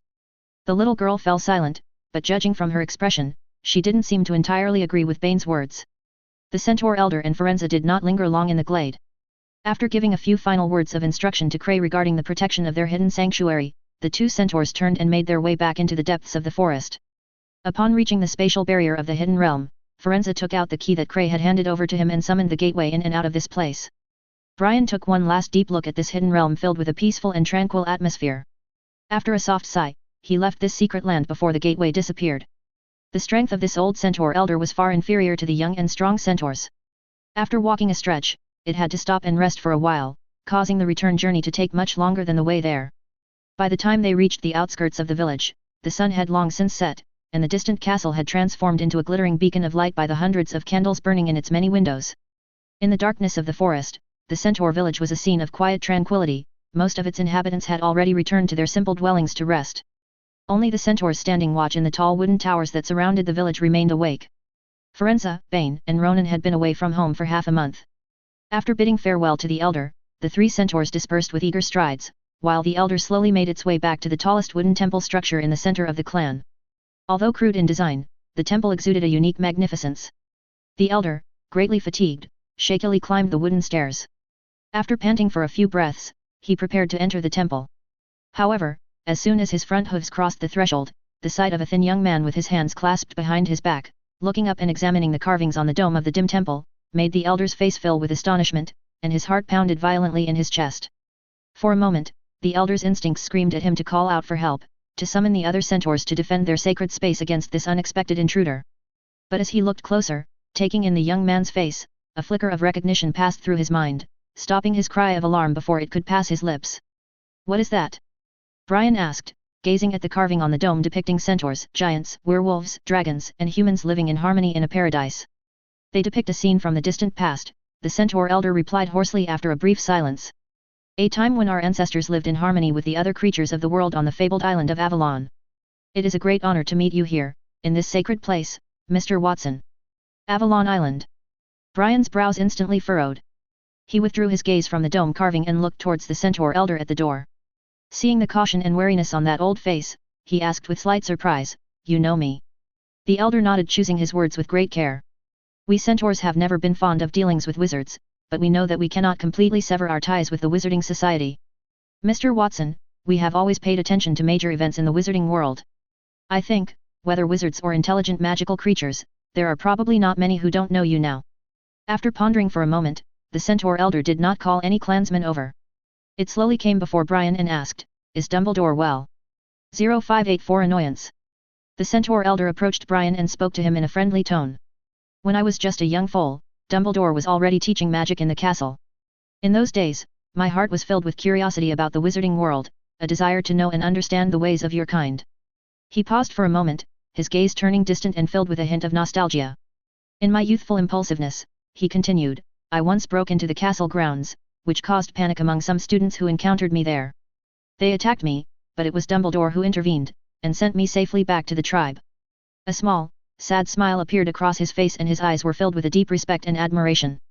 Like Hagrid, Dumbledore is one of the few humans who have treated magical creatures with true equality and understanding. Brian was very clear about why this old centaur brought up Dumbledore. He nodded to the centaur elder and smiled apologetically. "I apologize for the abruptness of our meeting, elder, but I believe that the matter I wish to discuss with you is one that requires the utmost discretion and confidentiality." Horn, his eyes flickering with a sudden hint of wariness, nodded his head in a gesture of acceptance. "You may call me Horn, Mr. Watson," he said, his voice filled with a quiet seriousness. "Is there any confusion or uncertainty that I can help to clarify for you?" Brian looked around. The empty hall had not a single chair, nor even a deity to worship. So, under Horn's wary gaze, Brian took out his wand, waved it at the empty space, and two cushions, one large and one small, appeared in the gloomy air. "Let's sit and talk." Brian gestured invitingly to Horn, and he himself took the lead, sitting cross-legged on the cushion. Horn, after a moment's hesitation, knelt down upon the larger cushion. Brian, his eyes flickering toward the intricate murals on the domed ceiling of the temple, pointed to the images with a finger. "Before we begin our discussion," Brian said, "I would like to know more about these murals. You mentioned earlier that they depict a scene from the legendary island of Avalon." Horn already regretted it a little. Blurting out Avalon Island was a completely unguarded subconscious reaction, but the words had been spoken, and there was no way to unsay them now. Indeed, Mr. Watson, Horn had lived in this temple for nearly half a century.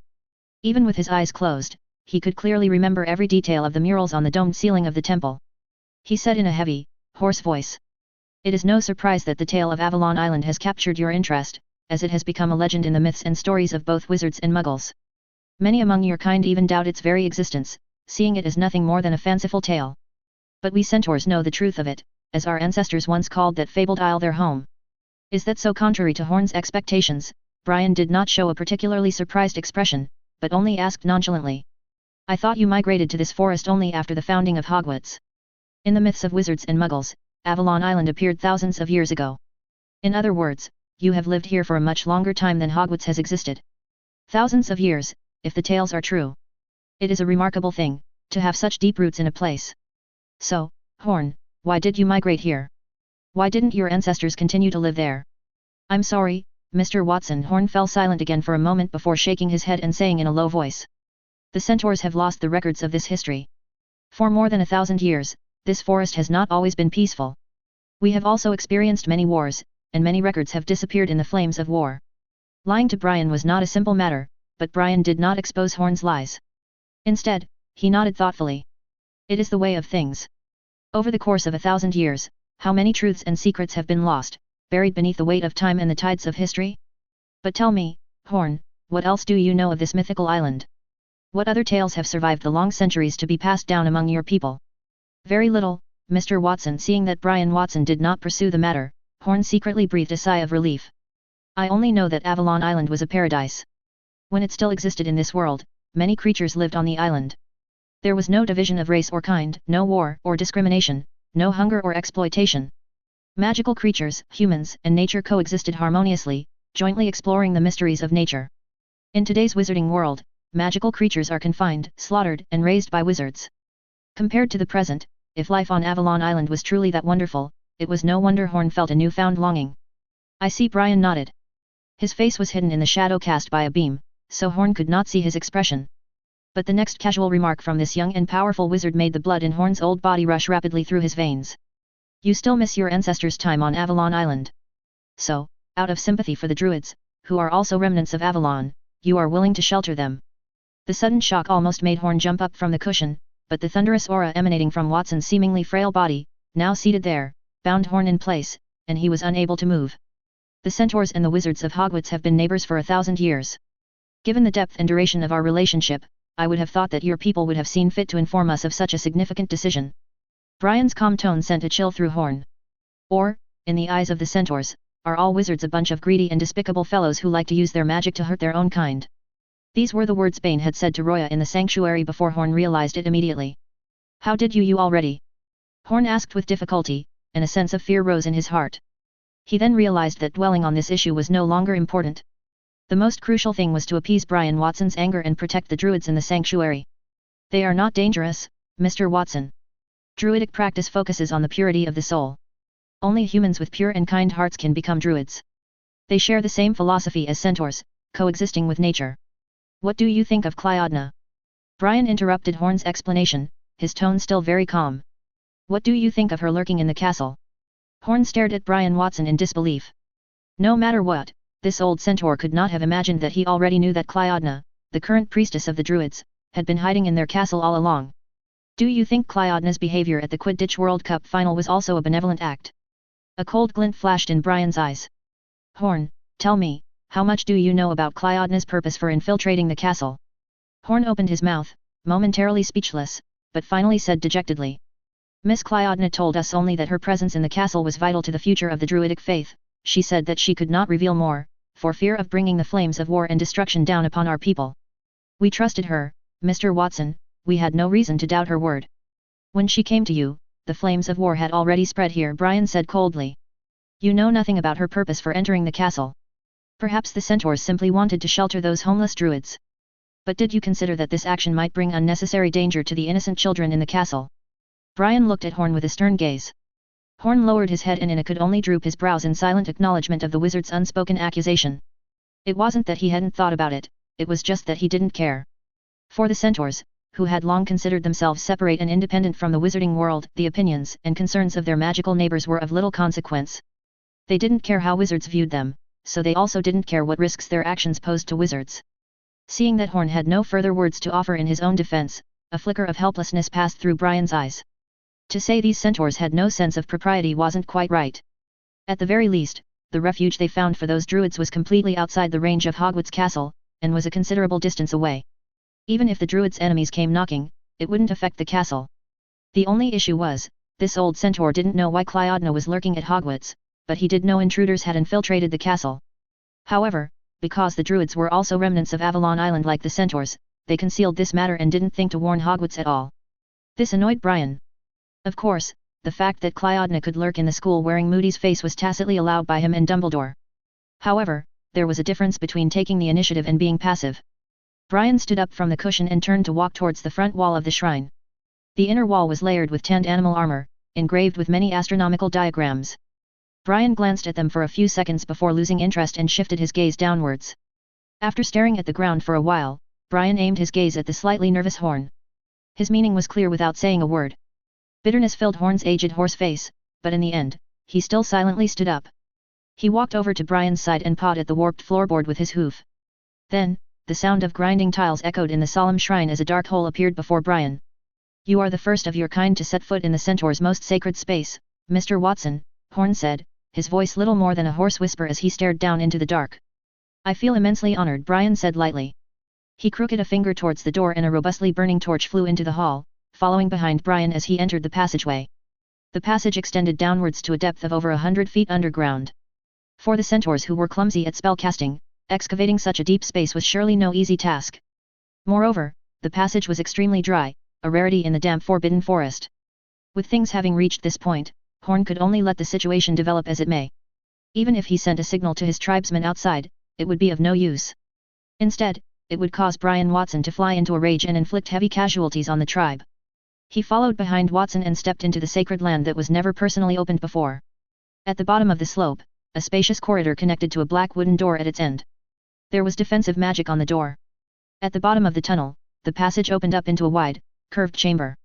At the far end of the room, there was a heavy wooden door, its surface filled with glowing sigils and runes, perhaps defensive magic. This was different from wizards' spells. It used ancient centaur methods to blend together various things collected from nature that contained abundant magic power. The resulting solution, imbued with marvelous magic power, was used as ink to draw diagrams with extraordinary effects. Brian realized that perhaps the centaurs had not always been the primitive, bow-wielding warriors that they appeared to be today. Once, in ages long past, they had been masters of a far more sophisticated form of magic, a system of true runes and symbols. But time and circumstance had robbed the centaurs of that ancient knowledge, leaving them with only fragments and scraps of their former glory.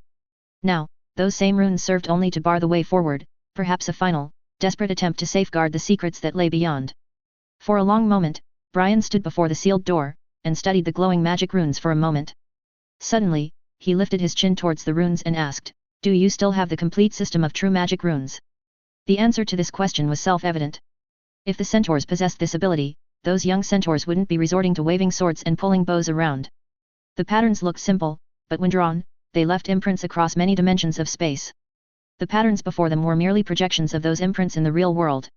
The power of ancient magic runes was not to be underestimated. A violent disassembly might directly blast the shrine above their head. Therefore, Brian stepped aside from the door and glanced at Horn. The old centaur's expression changed. He was clearly still very reluctant, but at his age, he had long understood these situations. "I plead you to not destroy anything inside." After a long sigh, Horn stepped forward and pressed his old palm against the door. The wooden door let out a metallic clang, accompanied by a flash of faint light. The world beyond the door appeared before Brian's eyes. The solemn atmosphere that greeted him made Brian involuntarily narrow his eyes. A few seconds later, he opened his eyes and gazed at the room beyond the door, showing a hint of surprise. Behind the door was a room about the same size as the Chamber of Secrets. The torches on the four walls automatically ignited upon sensing someone opening the door. The bright golden flames illuminated the spacious room in great detail. Brian faced several hundred stone centaur sculptures. Each sculpture had a tall and sturdy figure, looking lifelike. They held rust-stained long spears or nearly decayed bows, each with a different expression. Some glared with wide eyes, some looked ahead with determination. In any case, they all possessed an extraordinary bearing. This is. Centaurs are not like wizards who revere the tradition of being deeply buried underground after death. We come from nature, so we should also return to nature after death. Horn gazed at these sculptures and said in a respectful tone, "But for memorial, we will take their weapons from when they were alive and record their living appearance with sculptures. Only heroes are worthy of such treatment. They are all warriors who helped the tribe overcome hardships." Brian gave a slight nod. "I understand. This is the Centaurs' Hall of Valor." Brian had no special feelings towards these heroic centaurs, but he roughly understood the significance of this place to the centaurs. After entering, Brian didn't pass through the centaur sculptures. Instead, he walked through the solemn Hall of Valor along the gaps beside the walls and arrived at another door on the opposite side of the hall. Such behavior undoubtedly made Horn feel a bit of goodwill towards this powerful wizard of the human world. Therefore, when facing the second sealed wooden door, he took the initiative to open it without waiting for Brian's gaze to signal it. The second room still brought Brian some shock. This was also an enormous stone chamber. The room was empty, with the four walls covered in stone tablets each about 2 feet large. Every stone tablet was engraved with different star charts, looking extremely mysterious. If Aurora saw this, she would probably be very excited. A faint thought flashed through Brian's mind. He took a cursory glance at the star charts on these stone tablets as he rapidly advanced. But suddenly, Brian's footsteps stopped in a spot near the back of the room. Brian's astronomical knowledge was average, limited to common sense. Therefore, he wasn't very interested in these star charts. It was just, he had looked at hundreds of stone tablets along the way, yet he wasn't familiar with a single star chart recorded on them. This made him feel somewhat amazed. The positions of planetary movement aren't recorded on these stone tablets? Brian abruptly asked. Horn didn't expect Brian to discover this point. He said in surprise, "You are correct, Mr. Watson. What is recorded on these stone tablets are not planetary positions, but texts." Text. Brian's brows twitched. He said in a slightly admiring tone, "The centaurs created a unique text, i.e. language using star charts? This is amazing." Brian didn't continue looking. Instead, he arrived at a stone wall occupying the entire wall beside the third wooden door on the opposite side of the room. The stone wall didn't record anything with the special text like the other stone tablets in the room. Rather, it depicted a simple line drawing on the desolate wilderness, countless creatures gathered together. They didn't engage in war, but prostrated themselves together on the earth to worship the sky. In the sky above was an irregular enclosed shape like a vortex with its interior filled with many chaotic lines seeming to represent wind. It resembled the outline of a jellyfish swimming in water. Brian deeply gazed at this stone drawing, his face expressionless but his heart stirred with emotions. He indeed didn't expect that one day he would see a similar drawing elsewhere again. "What is this?" Even though his mind was tumultuous, Brian still asked in a calm and unhurried manner. Horn seemed to have anticipated Watson's question long ago. He wasn't surprised, but also looked at the pattern on the stone wall with a complicated gaze. "Wizards have long since lost the records of that period of history, Mr. Watson. But we centaurs, our ancestors bore witness to that primordial event and passed down the story of that fateful moment from generation to generation, enshrining it in our legends and our myths, even weaving it into the very stars themselves." Facing the deep and unfathomable gaze Brian Watson casted over him, the centaur elder Horn gestured to the mural before them and said solemnly, "It is a depiction of the moment when magic first surged into our world, a moment lost to the mists of time, forgotten by all but a handful of the oldest and wisest among us." 0585 Magic. The shocking and absurd notion that magic originated from some outer world rather than being inherent to our own world would surely send shockwaves through the magical academic community if anyone dared to suggest it openly. Such a radical idea would provoke immediate and fierce condemnation from both academics and general public. For most witches and wizards, magic was as universal and omnipresent as the very air they breathed, as vital as the soil beneath their feet or the water that flowed through their veins. Few among them would have ever thought to question its existence or to delve into the depths of its origins, so deeply ingrained was the belief that magic was simply a part of the natural order of things. But if someone were to say that magic was not native to the earth at all, but rather a gift from some distant, otherworldly source, such a notion would have been met with scorn and mockery, dismissed as the ramblings of a madman. Horn had initially expected that his shocking claim about magic's otherworldly origins would leave Brian Watson stunned in disbelief, inciting the man to loudly argue against such an outlandish notion. After all, any wizard of outstanding skill and renown surely possesses deep insight into the nature of their own magical abilities. They would not readily accept such an unproven claim from unproven historical records. However, to Horn's great surprise, Watson's reaction was far quieter than anticipated. Rather than lashing out or dismissing the claim outright, he simply replied in a slow tone, "Could you please elaborate?" Horn took a moment to collect his thoughts, and his gaze drifted to the star chart on the chamber wall. When he spoke again, his voice carried the weight of ages long past. "In an era so distant that its exact time is lost to history, perhaps hundreds of millennia ago, our world was a desolate place, Mr. Watson. Magic was completely absent from the natural order. Magical creatures were nowhere to be found. Human civilization had yet to take root, and even the spark of sapient thought had not yet emerged. Then one fateful day, without any warning, a land overflowing with magic descended upon our mundane world from the stars above. No one knows why it came here. Perhaps it was simply a celestial wanderer, drifting aimlessly through the cosmos until chance brought it into contact with our once barren planet. Unable to resist the pull of gravity, it settled here, merging with our reality. This magical domain couldn't be directly observed or interacted with, as it does not fully exist within the material plane. Yet its presence could be felt by all living things, and the mysterious power it exudes permeated every corner of existence. In the ages that followed this event, our world underwent a metamorphosis of breathtaking proportions, spurred on by the magical energies now permeating it. Those humans who possessed the sharpest minds and keenest intuition were the first to learn how to tap into and manipulate this power for their own use. And as magic seeped, it wrought wondrous changes upon the beasts and creatures that populated the earth. Across every continent, magical species of every description began to appear and thrive. Horn was greatly encouraged to see Watson listening intently, showing no hint of finding it absurd, which pleased him greatly. So, he continued. Unfortunately, that magical land's destiny was perhaps a wandering one. Like a cosmic nomad, it was fated to wander the stars for all eternity, never lingering in one place for long. After an untold epoch of enriching our world, it eventually resumed its journey through the infinite stars, gradually withdrawing from the lands it had so utterly transformed. Its departure signaled a calamity for those creatures that had grown accustomed to magic's presence. Gradually, they began to lose the extraordinary abilities they had gained, reverting back to their formerly mundane selves. Only the most gifted could retain their powers for a time, but losing it all was only a matter of time.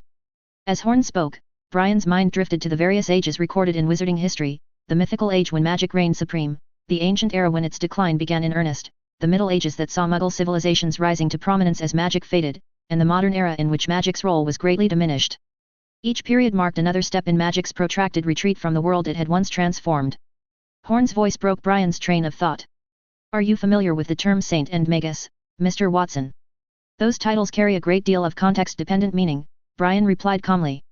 But in this case, I believe you are referring to how they were used in past, particularly in the Middle Ages and prior, to denote individuals of extraordinary magical strength.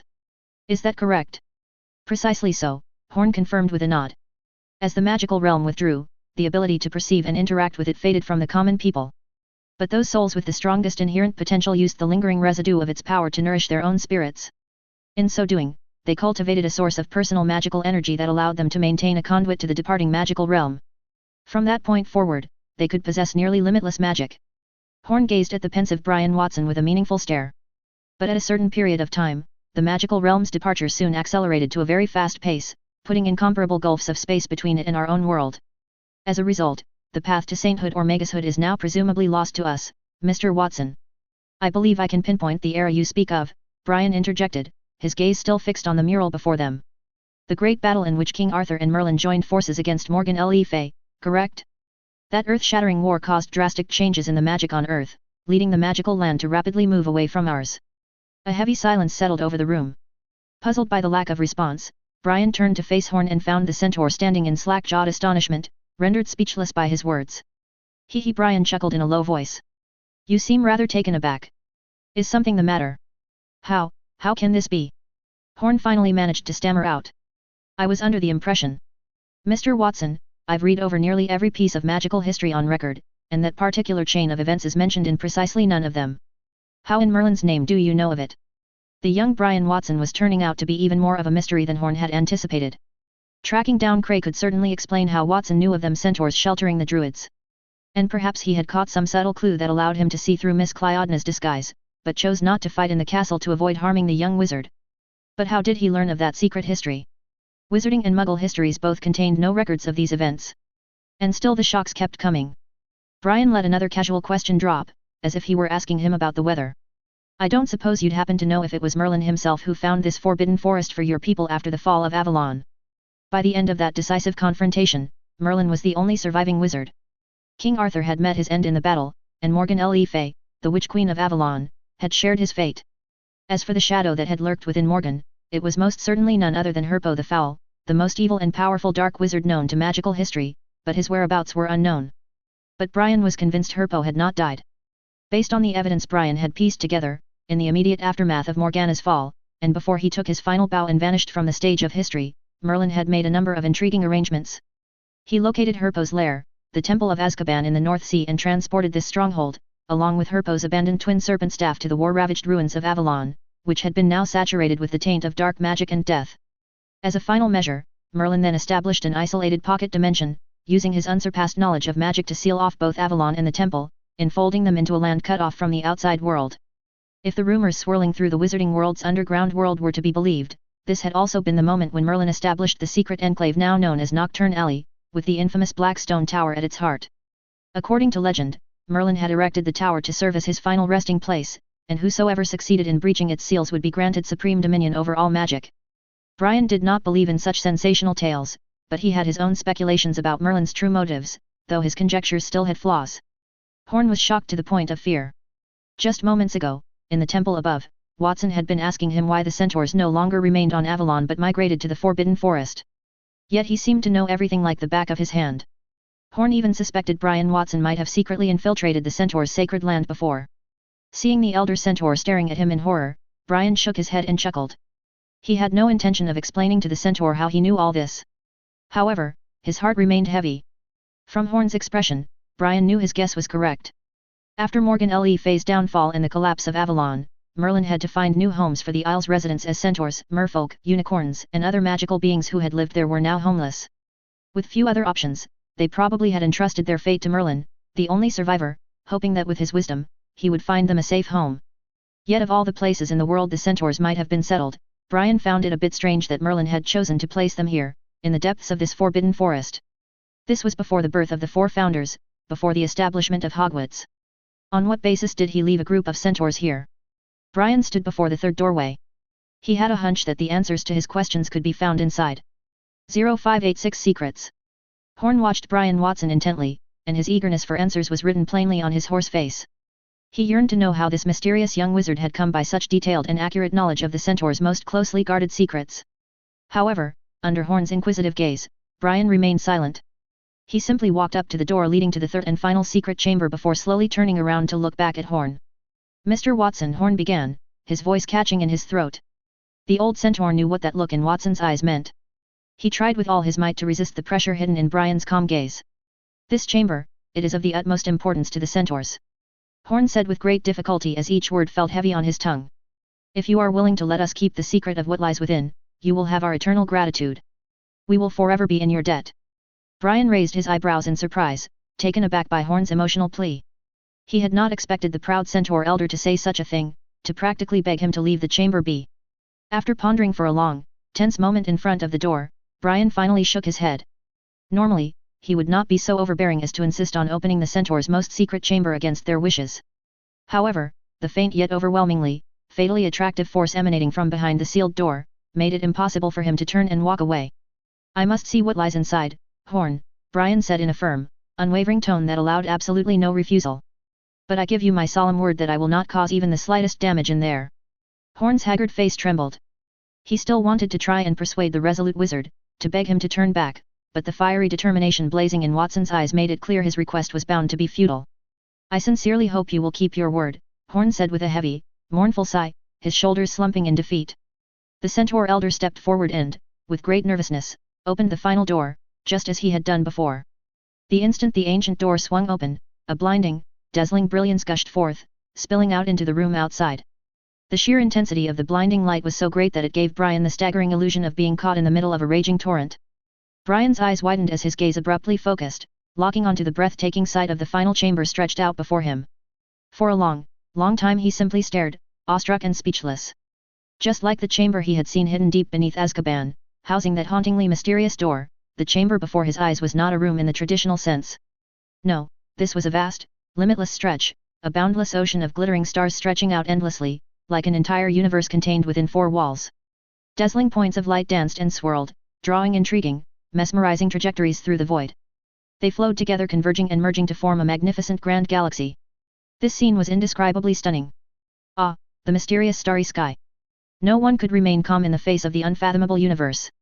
Even Brian couldn't help but sigh with feeling. He strolled into the chamber, his gaze wandering left and right. In this vast universe, a profound sense of self-insignificance arose spontaneously. "The trajectories of the stars contain all the secrets of this world," Horn said in fascination, even though this was not its first time entering the chamber. "The great sage Merlin himself is said to have received revelations from fate amidst these very stars." Brian pressed his lips together and said nothing. His gaze was fixed on the stone platform in the backdrop of the galaxy, supported by a bottomless void. The platform itself was unremarkable. What truly attracted Brian was the object enshrined upon it. Brian strode across the void to the platform and gazed at the item. It was a clay tablet, about the size of an ordinary spell book. The brown tablet was covered with crisscrossing cracks, looking like it had been molded from clay and then sun-dried. "What is this?" Brian asked softly, strongly suppressing the palpitations in his heart as his eyes were deeply drawn to this inconspicuous tablet that emitted a strange fluctuation. Horn seemed quite nervous about the tablet. He followed closely behind Brian to the platform, gazing at the tablet with a respectful look. Faced with Watson's question, Horn was silent for a moment. "Our ancestors followed Merlin to this forest and Merlin left revelations, telling us to live here and not leave. Before departing, he left this clay tablet and instructed us to guard it. Its name has been passed down orally among the elders, called the Tablet of Destiny.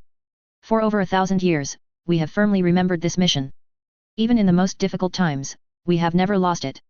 Brian stared at the ordinary lump of clay with new eyes. "The Tablet of Destiny," Brian murmured. "Did Merlin tell your ancestors the purpose of guarding this tablet?" Horn hesitated for a moment, then shook his head. "The first time I entered here, I also asked Dean, the previous elder, this question. Elder Dean told me that the long years have caused us to lose some key information of our history. We no longer know, if indeed we ever did, the true purpose behind Merlin's command to protect this tablet."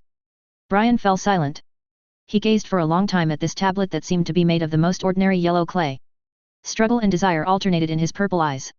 Finally, Brian raised his hand and lightly touched the clay tablet with a finger. Seeing this, Horn's face changed drastically. Although they no longer knew the purpose of guarding this tablet, it was nonetheless from Merlin and had been their reason for existing in the Forbidden Forest for over 1,000 years. It absolutely could not be lost. Shocked, Horn instinctively reached out to pull Brian Watson away from the edge of the platform. But when he was about to do so, he discovered that he was already pressed in place by a tyrannical force, unable to move at all, or even make a sound.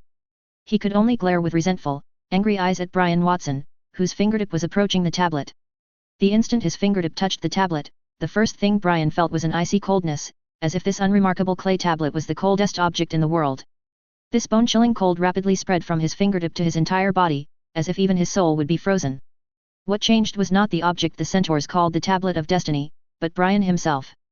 As the coldness engulfed his body and Brian was about to summon fiend fire to resist it, a silver-white silhouette uncontrollably flew out from his body and circled above the platform. This silhouette was a bizarre snake with black and white wings on its back, its entire body shrouded in a lustrous white light, looking both sacred and sinister. Brian realized his patroness had appeared in the real world without being summoned. The circling winged serpent suddenly dove downward, plunging into the Tablet of Destiny before the shocked eyes of Brian and Horn. Buzz. The Tablet of Destiny, silent for over 1,000 years, started trembling, and its tremors caused the starry chamber housing it to shudder in synchronization. Every star in sight, moving along mysterious trajectories, was quaking, making the galaxy formed by the stars seem to be boiling. The chaos of magic broke Brian's suppression of Horn. The old centaur blankly looked at the surroundings and blurted out, "What's happening?" But there was no time to even begin to voice a response, as at that moment, the Tablet of Destiny did something extraordinary. Enveloped by a haze of shimmering, ethereal light, it rose from its stone platform as if lifted by an invisible hand. The tablet that had devoured the silver snake hovered in front of Brian's head, as if confirming something. A few moments later, without any warning, the tablet suddenly burst forth with dazzling starlight. It melted in the boundless radiance, then transformed into a meteor-like brilliance that disappeared into Brian Watson's heart. Pain. Agony beyond agony, torment beyond all estimation crashed over Brian in a wave of anguish. He felt as though he was being burned alive, his mind and soul shredded by 1,000 knives. He had no basis for comparison, as he had never experienced the Cruciatus curse, but in this traumatic, sanity-crushing moment, he was certain that not even that unforgivable curse could match the suffering he now endured. The intense agony and fainting sensation caused Brian to collapse to the ground. In a daze, a flowing grey mist appeared before Brian's eyes. He hadn't seen this grey mist for many years. After he realized he had entered the world of Harry Potter and his memory was improved, he had tried using magic to recover his forgotten plot memories. However, no matter what method he used, the pursuit of those memories always ended in failure. A grey mist would always block the path to the truth. But now, in this moment of agony, as his very soul was being torn apart, the mist split, parted like a veil by an unseen blade. And Brian saw. An image appeared in Brian's mind without warning. He was floating in a boundless void, passing through a doorway. No words could describe the vastness and majesty silently emanating from this huge door made of the same material as the clay tablet, as if it represented the most mysterious secrets of the universe. The person passing through the door, whose body appeared ethereal, was undoubtedly himself. He wouldn't fail to recognize his own appearance. However, he had no memory of this scene at all. Amidst the intense pain, Brian fell into deep self-doubt. The vision lasted no more than a heartbeat. And then, as quickly as it had come, it was gone, swallowed once more into the impenetrable fog that enshrouded Brian's mind. But in its fading trail, a strange, ancient voice suddenly rang out. In the starry sky lies your way home. 0587 Return. Brian, who had collapsed on the ground, even forgot the pain that had not yet been completely calmed in his soul. His eyes were wide open, staring in utter disbelief at the starry sky that had suddenly appeared above him, only to start collapsing moments later. The shock was so astonishing that Brian's thoughts were frozen by the sheer incredulity of it all. In the starry sky lies your way home. The mysterious voice had said. But what could that possibly mean? What does it mean to have his way home in the starry sky? Brian struggled to wrap his mind around the cryptic message. He hadn't been this utterly shocked in many long years. His breath became rapid and shallow as his brain worked intensely, desperately pondering this question. He had a vague guess in his heart, but he dared not believe it. Beside him, the elderly centaur Horn stood equally dumbstruck, his face was filled with pure astonishment. For over a millennium, the centaurs had faithfully guarded this secret chamber and the clay tablet it contained. In all those long centuries, nothing had ever disturbed the heavy veil of time that lay over this place. It was as if the flow of time itself had frozen here. But then this human, Brian Watson, had touched the ancient tablet, and everything changed in an instant. The tablet vanished without a trace and an old voice abruptly gave a revelation. Though he had never heard it before, Horn had little doubt as to whom that aged, powerful voice must belong to. The conclusion was almost certain. Falling to his knees, tears welling in his eyes, the old centaur gasped in awe, "This is a revelation from the great sage, Merlin." But there was no time to ponder the implications of this shocking realization. No sooner had the tablet disappeared than the chamber around them began to shimmer and shake. As if this chamber seemed to have lost its necessity to exist, like flakes of old paint peeling away, the glorious starryscape flickered and faded, showing rough, grey-brown stone walls to Brian and Horn. Rustle. The shaking within their field of vision continued. With an ominous rumble, the ancient stone blocks started to crack and tumble down. A flood of foul-smelling black sludge began pouring into the chamber from all sides, indicating the structure's imminent collapse. It went without saying that Horn also knew that this chamber probably could not be saved, but he himself did not want to die here. Horn turned around and galloped for the exit with his hooves clattering on the uneven stones. But after barely clearing the threshold, he suddenly froze, casting a conflicted glance back at the weakened Brian still struggling to rise to his feet. A trace of struggle flashed in Horn's turbid eyes. Without time to think too much, he rushed back to Brian's side and bent his front knees.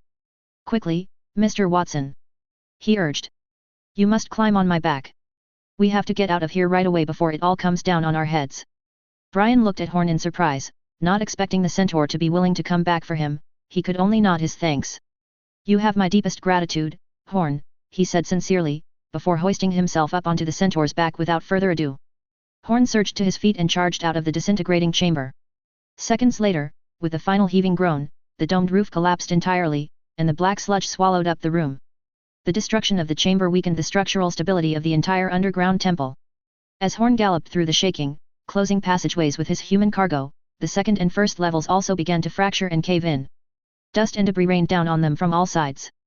Horn had no time to mourn the loss of his people's most sacred site, all that mattered was getting himself and Brian Watson to safety. After a close race against time, the two finally burst out into the above-ground temple just as the last rumblings died away. Horn's knees almost gave out from sheer exhaustion, and he collapsed to the floor, utterly spent. Brian, still drained from his own torments, slid off the centaur's back and crumpled to the ground with his chest heaving. The commotion had not gone unnoticed by the other centaurs. The vibration from the collapse of the chamber could be felt even on the ground. Although the shaking had now subsided, the previous abnormality had already attracted the attention of the centaurs. Within moments, the temple was surrounded by a mob of the creatures. "Mr. Watson! What has happened?" FicFrenzy was the first to rush into the temple. With one glance, he saw Brian Watson bent over and panting, and the elder lying on the ground looking like he was at death's door. A terrible guess flashed through his mind. "Damn human!" Bane rushed in after him. When he saw the scene inside the temple, he immediately let out an angry roar. "How dare you hurt Elder Horn!" With that, Bane raised a spear, ready to hurl it right through Brian's heart. "Stop, Bane!" Horn crawled up from the ground, panting heavily, and shouted to stop Bane's rash behavior. "Mr. Watson did not hurt me, he is my invited guest." "An invited guest?" The elder had invited a wizard to visit the tribe and even let him enter the temple? FicFrenzy and Bane looked at each other. Even if it was Brian Watson, a famous wizard in the wizarding world, this was too incredible. Horn anxiously eyed the pale-faced Brian Watson, who still had not moved or spoken. Seeing that he had no intention of making any aggressive move, he couldn't help but breathe a big sigh of relief in his heart. Drawing himself up to his full height, Horn faced the growing crowd of onlookers. "FicFrenzy, let all the tribesmen go back," Horn ordered, his old voice surprisingly coming firm and commanding. "No one is allowed to set foot inside the temple. I am discussing important matters with Mr. Watson." An angry old centaur had a majestic aura. Although the centaurs crowded at the door were full of worry and confusion, they had to follow the elder's orders and gradually retreated back down the steps. Even Bane only glared resentfully at Brian before Horn's stern gaze sent him reluctantly galloping away as well. "I apologize for their hostility, Mr. Watson," Horn said wearily, turning back to Brian. "The young ones can be quite hot-headed." But Brian cut him off with a dismissive wave, staggering to his feet. "No, Horn, the fault is mine. I'm the one who should be apologizing." Still unsteady, he paced slowly over to peer down into the underground passage. From what he could see, while the tunnels were not completely submerged by that black sludge, the damage was extensive. It would likely take significant effort to excavate and restore the centaur's sacred temple. Meeting Horn's gaze solemnly, Brian promised, "I give you my word that I will help the centaurs rebuild what has been lost. It's the least I can do, considering I'm the one who triggered this disaster." After saying this, Brian returned to the cushion he had transformed before. He looked at the dark hole in the wall leading underground, and his vision was far less sharp than usual, and he looked a little dazed. The disappeared Tablet of Destiny, the mysterious object the centaurs had guarded for more than 1,000 years, disappeared after he touched it. Oh, it couldn't be said that it disappeared. This mysterious clay tablet was now in his body. Although he couldn't feel it and didn't know why this happened, it had indeed entered his body. This was undoubtedly something that Merlin had arranged long ago, or rather, had foreseen. This legendary great wizard was indeed able to see through the secrets of the future. But most importantly, one phrase echoed in his mind like a ringing bell: "In the starry sky lies your way home." Obviously, this was a revelation Merlin left for him, not for Horn. Brian had always had a feeling that this series of events was not unrelated to his identity as a transmigrator. What happened tonight, that revelation, undoubtedly provided evidence for this guess. Way home. What does it mean? Does he have a chance to return to the earth of his previous life? Moreover, after the clay tablet entered his body, the door that suddenly flashed into his mind, of the same substance as the clay tablet, was extremely majestic and mysterious, exuding an indescribable aura. He was wearing the clothes of his previous life. It seemed to be a soul state, passing through that door. Where was that door? When did it happen? He had no memory of it at all. Since realizing that he had transmigrated into the magical world of Harry Potter, Brian had been trying his best to recall the plot for a considerable period of time. But no matter how hard he tried, those memories remained hidden in a flowing grey mist, unable to appear. He remembered many things from his previous life, but the memories related to the plot were the most cleanly blocked. Brian had guessed that this was most likely the work of the intangible but real will of the world. This was the most reasonable explanation. But based on the current situation, that was not the case. The possibility that his memory had been tampered with was extremely high. Was it Merlin? But that doesn't make sense. He had only been born in this world for a little over 20 years, while Merlin had disappeared more than 1,000 years ago. Unless, Merlin had never died and had been lurking all along? Mr. Watson. Brian's gradually heavier breathing and the changing expressions on his face fell into Horn's eyes. The doubts brought to him by what had just happened were equally great. He asked tentatively, and then his voice woke Brian Watson from his contemplation. This famous young wizard suddenly raised his head, his stern gaze pointing directly at him with a silent murderous intent swirling. This sense of impending doom instantly stunned the old centaur in place, unable to move, while Brian came back to his senses only after a few seconds. He rubbed his brow and sighed softly. "I'm sorry, Horn, I was just thinking about something." It's like this." Brian slowly stood up. Under Horn's horrified gaze, a wand appeared in Brian Watson's palm. "You must understand that what happened in the chamber just now is of great importance to me and cannot be known by others, so." 0588 Discussion. The air in the gloomy temple was thick with tension as Brian lifted his wand. An illusionary chain glowing with pulsing golden flames emerged from its tip and the chain entered the wrinkled forehead of the centaur elder Horn, penetrating deep into his mind. Horn swayed unsteadily on his hooves, his eyes glazing over in a daze as the magical chain invaded his thoughts. In his stupor, he seemed to hear a crisp click reverberate through his skull, like the sound of a sturdy iron lock falling decisively into place, sealing away secrets in the hidden vaults of his memory. "Forgive me, Horn, but this is a matter of the utmost importance. I had no choice but to take this drastic measure," Brian said, his voice tinged with regret as he slowly lowered his wand. "I have placed a seal upon your recent memories. As long as you do not speak of them to others, there will be no problems." Must read. Author's note: originally, I did plan for Brian to actually obliviate Horn's memory but later thought of just bluffing Horn by saying that he had casted a spell on his mind and if he mentions or tries to mention then he will be obliviated. In fact, Horn just heard about his home being in Starry Sky, which is too mysterious. He won't even understand what's that supposed to mean, and if Merlin, who is his tribe's savior, left a prophecy for someone, then he would surely never try to leak or even harm Brian. So, with this thought process, MC just warned him, and Horn also partially understood, but he was still a little intimidated. Though Brian did not explicitly state what happened to Horn if he divulged the sealed memories, Horn could imagine it all too easily. A swift and certain death would be the most likely outcome. Anger and sorrow were both useless. After a long, heavy silence, Horn gave a slow, reluctant nod, indicating that he understood. Good, I'm glad we have a consensus then, Brian sighed, his shoulders sagging with relief. He turned his gaze to the open doorway, where the oppressive blackness of night pressed in like a suffocating shroud. Beyond the creaking woods, the silhouettes of trees' tops trembled frantically in the howling winds, adding an ominous touch of primeval horror to the dreary, moonless sky. In light of this, I'm afraid the matter of centaurs allowing druids to reside within the Forbidden Forest is also an issue that cannot be ignored, Brian continued somberly as he turned back to face Horn. Especially when considering the long-term consequences, it may well bring unacceptable risks and dangers to Hogwarts. Horn remained silent, his face etched with deep lines of helpless resignation. It was obviously clear that regardless of what Brian Watson decided, the centaurs were powerless to resist or influence the result. This domineering man standing before him was not Albus Dumbledore, who might be swayed by persuasive words and a gentle heart. He would not be moved by. Due to the complexity and sensitivity of this situation, I cannot act arbitrarily, Brian said, interrupting Horn's unspoken thoughts. I must call Dumbledore here to consider his views on the matter. After all, he is the headmaster of Hogwarts. Horn blinked in surprise, his dejected eyes widening as he stared at Brian. He had been certain that Brian Watson was stubbornly set on driving the druids out of the Forbidden Forest by any means necessary. This unexpected turn stunned him. Brian lifted his wand again, and a shimmering orb of hazy silver light burst from the tip, shooting off into the night sky. Breathing another sigh of relief, Brian noted with satisfaction that his patroness charm still functioned perfectly despite the stresses of the evening. Although the centaurs of the tribe had all obediently returned to their homes as Horn had ordered, Brian could still sense the weight of dozens of tense, anxious gazes peering out at him from behind the cracks of closed doors and shuttered windows.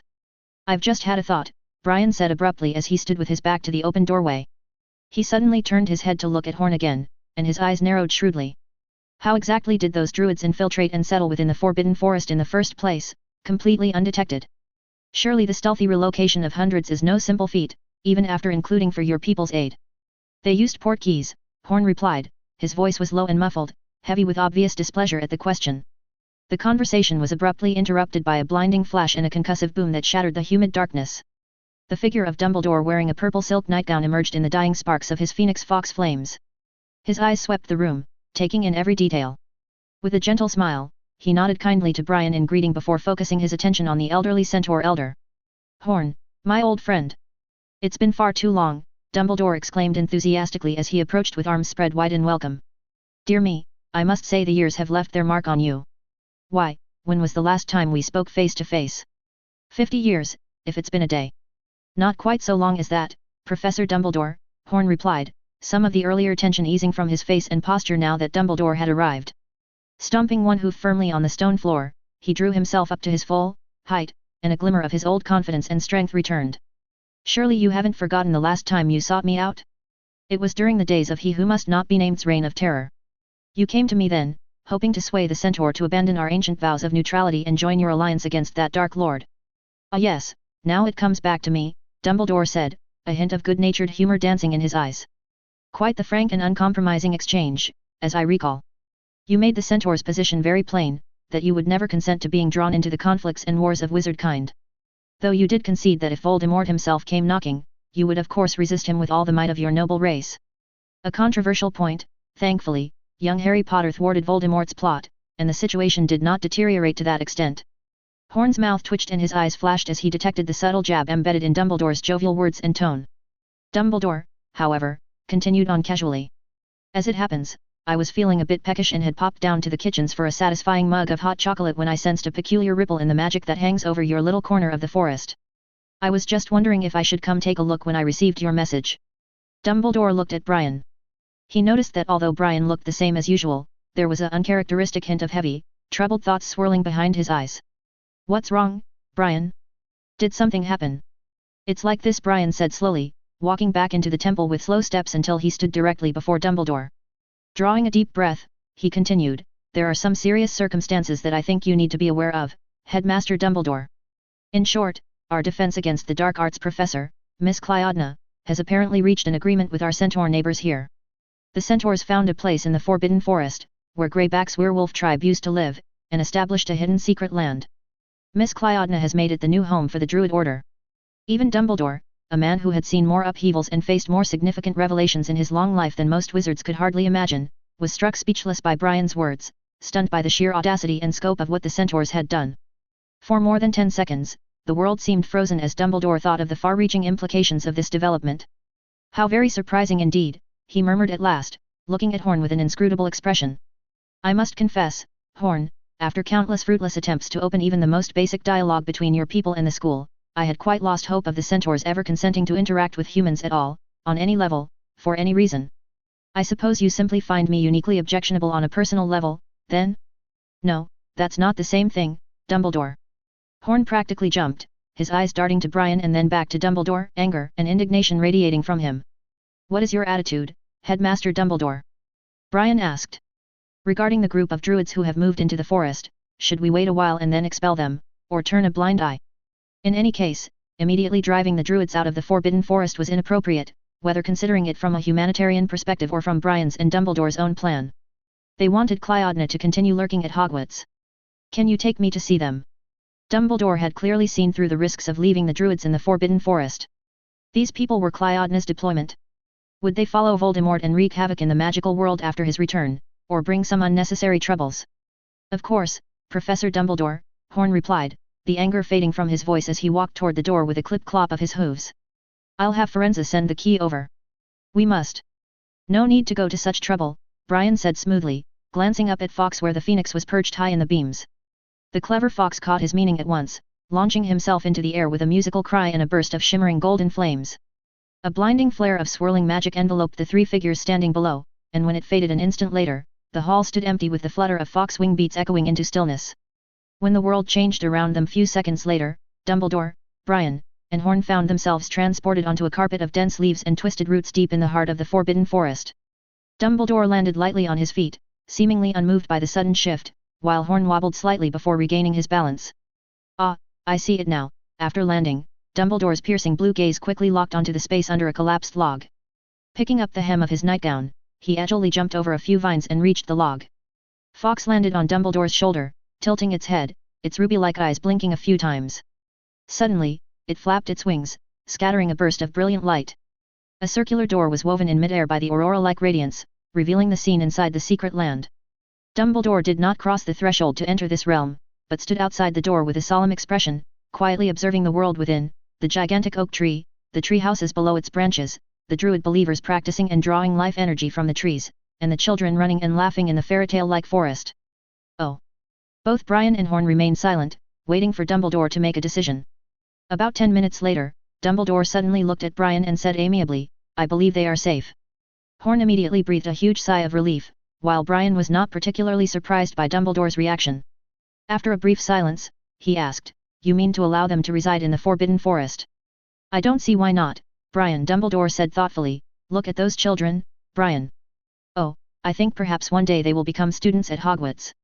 0589 changes. The twists and turns of the long, eventful night finally drew to a close as the first rays of dawn peeked over the horizon. Dumbledore's astonishing words about potentially absorbing the druids into Hogwarts was ultimately brushed off as a joke by Horn, and even Brian didn't take them seriously. Even if one day they could really absorb these druids into the wizarding world, it would at least have to wait until after they had defeated Voldemort. As the group prepared to part ways, Horn's curiosity got the better of him and he still tried to pry for more information to understand why both Dumbledore and Watson had acquiesced to Clyodna lurking within Hogwarts under the identity of Mad-Eye Moody. But they couldn't possibly tell the centaurs the truth now. Even Dumbledore sternly warned Horn, not allowing him to reveal that they already knew her identity. It seems to me that Horn places more trust in those druids than he does in us, Brian said abruptly as he and Dumbledore entered the Hogwarts grounds and made their way towards the castle. I assure you, Brian, I do not underestimate the significance of this matter, Dumbledore replied calmly. However, it is important that you learn to have faith in others. Relying solely on magic to ensure others keep your secrets is, quite frankly, a rather sad state of affairs. To a certain extent, Brian's vigilance and caution exceeded even his own. Dumbledore had initially anticipated that it would require more persuasion to bring Brian around to his point of view. Much to his surprise, though, Brian did not refute his perspective. Instead, he simply nodded in silent acquiescence. "Brian!" Dumbledore suddenly called out as he watched Brian quietly ascend the stairs in the dimly lit hall. His blue eyes twinkled with an inscrutable light and he smiled saying, "As I mentioned just now, it is crucial that you learn to trust others. If you ever find yourself in need of guidance, whether in matters of magic or life itself, you should know that in terms of age and experience, I dare say you have little hope of surpassing me." Brian raised his eyebrows in surprise at Dumbledore's words. After a moment, he too smiled. "I am truly grateful for your offer, Headmaster Dumbledore. But I fear the confusions I currently face are not ones that anyone in this world can provide answers to, not even if you were to live to see the dawn of the next century." With those cryptic parting words, Brian turned and continued his climb, disappearing into the shadow of the castle. As November slipped away quietly and December strolled in with its usual festive air, the atmosphere within Hogwarts also began to shift gradually. The buzz surrounding the recently concluded first task of the Triwizard Tournament, which had dominated the headlines for a fortnight, started to fade. In its place, a growing sense of anticipation for the approaching Christmas holidays took root in the hearts and minds of the young wizards. On a clear Tuesday evening, the first in nearly half a month where the stars graced the sky with their twinkling presence, Professor Aurora Sinistra made an abrupt urgent announcement. She temporarily switched the astronomy class schedule, calling the young Gryffindor and Hufflepuff witches and wizards to the top of the astronomy tower for a spontaneous stargazing session. This unexpected change in plans elicited a flash of irritation from Hermione. She had meticulously planned out her evening, intending to spend hours in the library searching for clues about the perplexing sound emanating from the golden egg that was the clue for the tournament's second task. Moreover, she had other pressing matters to attend to, the details of which she kept close to her chest. As she climbed the stairs to the tower, Hermione vented her frustrations to Harry and Ron, lamenting the disruption to her carefully laid plans. "Oh, come off it, Hermione," Ron said brightly, his tone revealing a distinct lack of concern. "You've got a good 3 months until the next task, and there's the Christmas holiday tucked in there too. Plenty of time to suss out what that blasted screeching from the egg is all about." He tilted his head as his eyes narrowed, focusing on the bag Hermione clutched tightly to her chest. "Hang on, what's that jingling noise coming from your bag? Definitely not more of those barmy fan letters, is it?"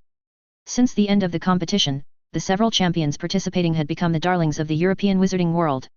Each of them received countless letters, most expressing admiration for them, but quite a few also used sharp words to satirize their methods of getting past the dragons. While these letters did initially bring some distress to Hermione, as she read more, she became calm. "Oh, no, it's not that," Hermione stammered, her grip tightening on her bag as if to shield its contents from prying eyes. "It's just, well, I won't be able to make full use of the Christmas break for research, Ron. I'm planning on going home for the holidays, which means no access to the library to look up for information." "Going home?" Harry interjected, unable to cover the surprise in his voice. A moment later, he realized his reaction might inadvertently reveal his own hope that his friends would choose to stay and accompany him at Hogwarts for the holidays. But embarrassingly for Harry, Hermione had clearly picked up on the reason of his surprise. She looked at Harry with an apologetic expression and took a deep breath before saying, "Yes, I've decided to spend this Christmas with my parents. If something were to happen to me during the second task, well, I mean, I would have spent the last Christmas with them." The old Hermione would never have been able to utter such words with the level of composure and acceptance she now showed. Becoming a champion had brought no small change to Hermione too. Harry and Ron, looking at each other uneasily, and both saw what the other was thinking. "Don't you worry about it, Harry," Ron took the lead in breaking the awkward silence. He had obviously also seen the reason for Harry's surprise just now. "I'm planning on sticking around Hogwarts for the holidays. Won't make much difference with or without me at home anyway. Plus, it'll give you plenty of time to help me with all this extra training. Maybe by the time term starts up again, I'll be ready to have a go at that second training exercise. Blimey, I still can't wrap my head around how you lot managed to dodge and endure all those dung bombs." "You're making great progress, Ron." Harry knew Ron was saying this to comfort him, but a warm current rose in his heart. He was grateful again that their friendship was saved. "I reckon by the time the holidays roll around, you'll be more than ready to start working on your evasion skills. With most of the castle emptied out, we should be able to make good use of the gaps in the schedule for PE class." One by one, Harry, Ron, and Hermione climbed the final few steps to appear onto the astronomy observation deck. Designed to offer an unobstructed view of the sky, the deck was completely open on all sides, without even a wall to provide shelter from the biting winds that whipped across the exposed space, and the remaining pillars obviously couldn't shield them from the cold wind. As the chilly air sliced through their cloaks and robes, eliciting involuntary shivers from the gathered students, Harry wished he could learn from Quirrell in the first year's defense against the dark arts class and wrap his head tightly with a scarf. Just as he was burrowing deeper into his cloak in a vain attempt to hide from the chilly wind, a piece of conversation drifted over to him from the direction of one of the stone pillars. "I'm terribly sorry, Brian, but I really must start the lesson." Harry glanced over curiously, to see Professor Sinistra addressing none other than Professor Watson. Out of the corner of his eye, he noticed Hermione, Ron, Neville and several of their classmates also staring in the pair's direction, and they were also similarly surprised. Brian, who was bending over with his face pressed against an astronomical telescope, came back to his senses. He straightened up, looked back at the young wizard staring at him, and smiled apologetically. "Oh, sorry, Aurora, I got a bit engrossed." "No worries at all, Brian. The allure of the stars has ensnared many great minds over the centuries," Professor Sinistra said, beaming at Brian, not minding at all. On the contrary, she looked positively delighted by his apparent enthusiasm for her subject. "You weren't so interested in my class when you were studying at Hogwarts, perhaps you've finally come to appreciate the true importance of astronomical study." Her eyes sparkled with barely contained excitement. "You know, if you'd like, you're more than welcome to stay and observe with us. I'm sure these students wouldn't mind in the slightest." Brian smiled at the offer but shook his head. "Thank you, Aurora. But I have some rather pressing matters to attend to." He nodded gratefully to Professor Sinistra. "Perhaps another time." With that, he turned and walked towards the stairs and disappeared from view, leaving a group of students looking at his back in confusion. Professor Sinistra turned her attention back to the class, and her expression became solemn. "As some of you may have already noticed, even a wizard as accomplished as Professor Watson is utterly captivated by the subtle laws of planetary motion. It is my sincere hope that each and every one of you comes to appreciate the magic of astronomy. As I said to you all during your very first astronomy lesson, astronomy is the most mysterious and incomprehensible of all the magical subjects. Only through diligence, dedication, and a keen eye will you begin to unravel the secrets of the cosmos." "Funny, I seem to recall that old fraud Trelawney spouting something similar about divination," Ron muttered under his breath, earning himself displeased looks from Parvati Patil and Lavender Brown.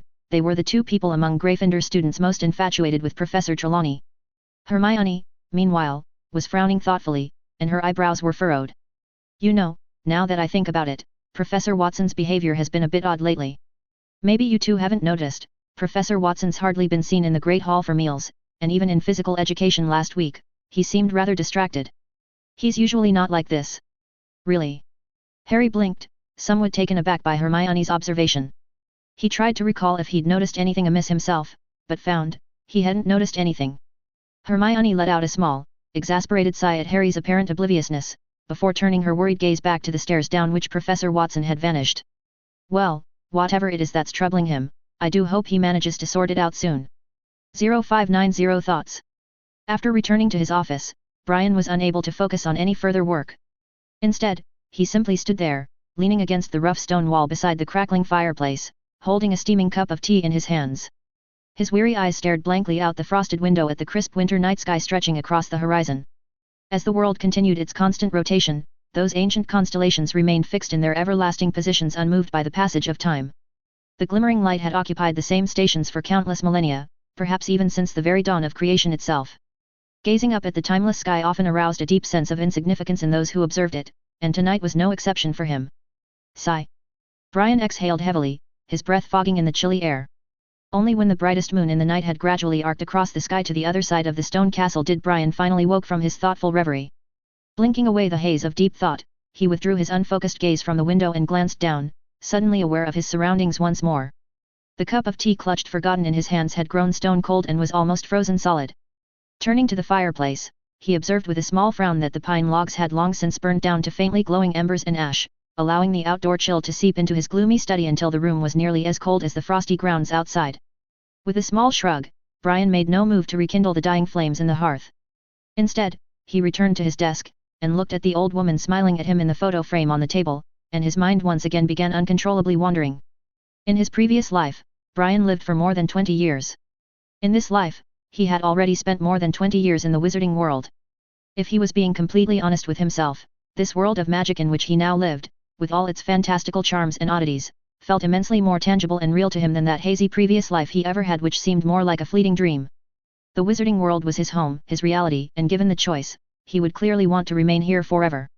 And yet, the journey home. The things he experienced were the most mysterious and incredible even in the world of magic. As a great wizard like him who had already reached the top of the magical path and was waiting for an opportunity to advance further, how could he not pursue the secrets behind all this? Thinking about taking the next step, a few traces of worry appeared between Brian's brows. As he understood it, the next step up the ladder of ultimate magical attainments after one reached his current level of power and skill would be to transcend the shackles of mortality and climb to the ranks of the Magi/Magus or the legendary saints. And yet, if the centaur Elderhorn was to be believed, in the chaotic aftermath of the catastrophic confrontation between King Arthur, Merlin, and Morgan Le Fay all those centuries ago, as that magical land accelerated its departure from their world, no one could reach that legendary level anymore. No witch or wizard in living memory had successfully breached that final threshold to touch the legend. Brian pondered over Horn's statements, picking them apart and examining them from every angle. He couldn't fully accept Horn's claims, as there were simply too many inconsistencies and holes in the old story. After all, the four founders of Hogwarts, while undeniably mighty, had not been magi or saints, of that he was quite certain. At the very least, the power of the four founders of Hogwarts was definitely not on the same level as his.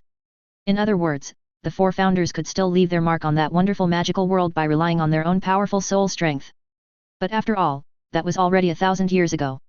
In today's wizarding world, the one with the highest power was undoubtedly Albus Dumbledore. Brian originally thought that Dumbledore, who was the pinnacle of this generation, had already reached that level. But now it seemed uncertain.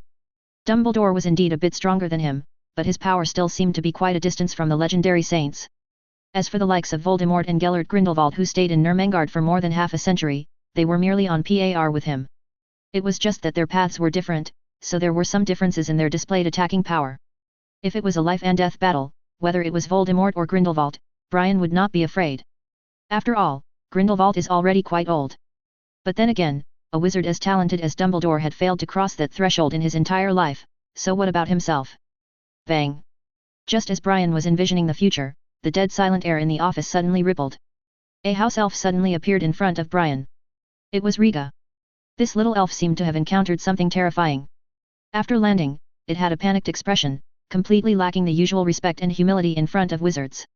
Instead, it rushed to Brian's desk in a flurry, its tennis ball-sized eyes brimming with tears, stammering. "Mr. M.R. Watson, please, please, please." Brian's expression, lost in thought, immediately turned serious. He abruptly stood up from his seat and said in a deep voice. "Calm down, Riga. What happened? Kind Mr. Watson, please save freedom." Riga's large nose was covered in a string of clear snot. She said this instinctively, but at the end of her plea, she seemed to regain some sense. Kitchen Huff. The famous Harry Potter, a school champion, and a red-haired boy, they're in danger. They asked me to find you. Professor Sinistra's use of Professor Watson to inspire the students, hoping they would invest more enthusiasm in astronomy class, did have some effect. But the young wizard's ignited passion quickly extinguished in the howling, knife-like cold wind on the astronomy observation deck. Even Hermione, the most dedicated student in their year, couldn't seem to muster her usual focus in the face of such miserable conditions. Like her less academically inclined classmates, her mind was fully occupied with the thought of escaping this cold and seeking out the comforting warmth of her cozy four-poster bed in Gryffindor Tower. The only cheer in the entire class was when Professor Sinistra announced the end of the lesson. The young wizards shivered as they wrote down the homework that needed to be handed in before the next class on their parchment for recording planetary positions. Then, one by one, they rushed down from the observation deck. Oh! The Hufflepuff students needed to return to their basement. Ron waved goodbye to Ernie, then casually wiped under Harry's nostril. The unexpected pain made Harry jump up. He covered his nose and glared at Ron angrily, not understanding what trick he was playing. "Your icicles." Ron innocently shrugged and showed Harry an icicle. "I was just helping you take it off." "Thanks," Harry said irritably. "But I could have just found a torch to warm my nose." Hermione was so amused by the scene that she couldn't stop giggling, clutching her stomach even after their Gryffindor classmates had passed them. "There's nothing funny about this, Hermione," Harry said annoyedly. His nostrils were burning with pain, as if Ron had torn his upper lip while peeling off the icicles there. "Blimey, feels like it gets colder every year," Ron muttered, jamming his hands into his armpits and hunching his shoulders against a particularly nasty gust howling past. "The professors are mental, making us go up there in the dead of winter. It's not enough to freeze our bums off in potions, oh no, got to turn our bits into icicles too. Maybe next term we can petition the board to relocate astronomy somewhere south of the Arctic Circle," Harry said wryly, tucking his scarf up over his abused nose with a grimace. "Everyone's gone. Let's hurry back and warm up in the common room before Ron takes something else off your nose." "Oh, yeah. Let's hurry up." Ron was still grinning, when he heard Harry's call, but Hermione stopped laughing and her eyes flickered. "Ahem, you guys go back first without me. I have something to do. Don't tell me you're planning to go to the library now." Ron tossed the slightly melted icicle out of the corridor, wiping his hand on Harry's robe. He said in surprise. Forget it. You'll freeze to death out there. I've already told you the reason. Hermione had no intention of listening to their advice. She pulled her heavy school bag up on her shoulder, stuffed her stiff hands back into her sleeves, and said firmly. I plan to go home for Christmas break. That means I won't be able to look up any information for several weeks. And I can't research the strange sound in the golden egg at home. It would scare my parents. So, I must seize the time now, otherwise my progress will fall too far behind. After saying that, without waiting for Harry and Ron to speak, Hermione hurried downstairs, following the same steps the Hufflepuff students had just taken. Watching Hermione's rapidly retreating figure, for some reason, Harry felt a strange feeling in his heart. As he pondered what exactly was wrong, a gust of cold wind blew in from the corridor beside him, instantly freezing his thoughts. Ron also shivered violently. Tisk, she's simply crazy. Ron's voice trembled from the cold. He gave Harry a look, then the two hunched over and quickly walked towards Gryffindor Tower. I say, she doesn't need to work so hard, right? This isn't the final exam where she must get first place. As long as she figures out what the clue is before the second task, there's no problem at all. At least she can have more time to prepare, in case they want her to face something as dangerous as dragons, Harry said objectively. Obviously, Hermione has always thought she cheated in the first task. You know, Ron, that thought must be tormenting her badly. So, she's eager to prove herself. That's why I say she doesn't need to. Turning a corner, Ron shook his head in disagreement.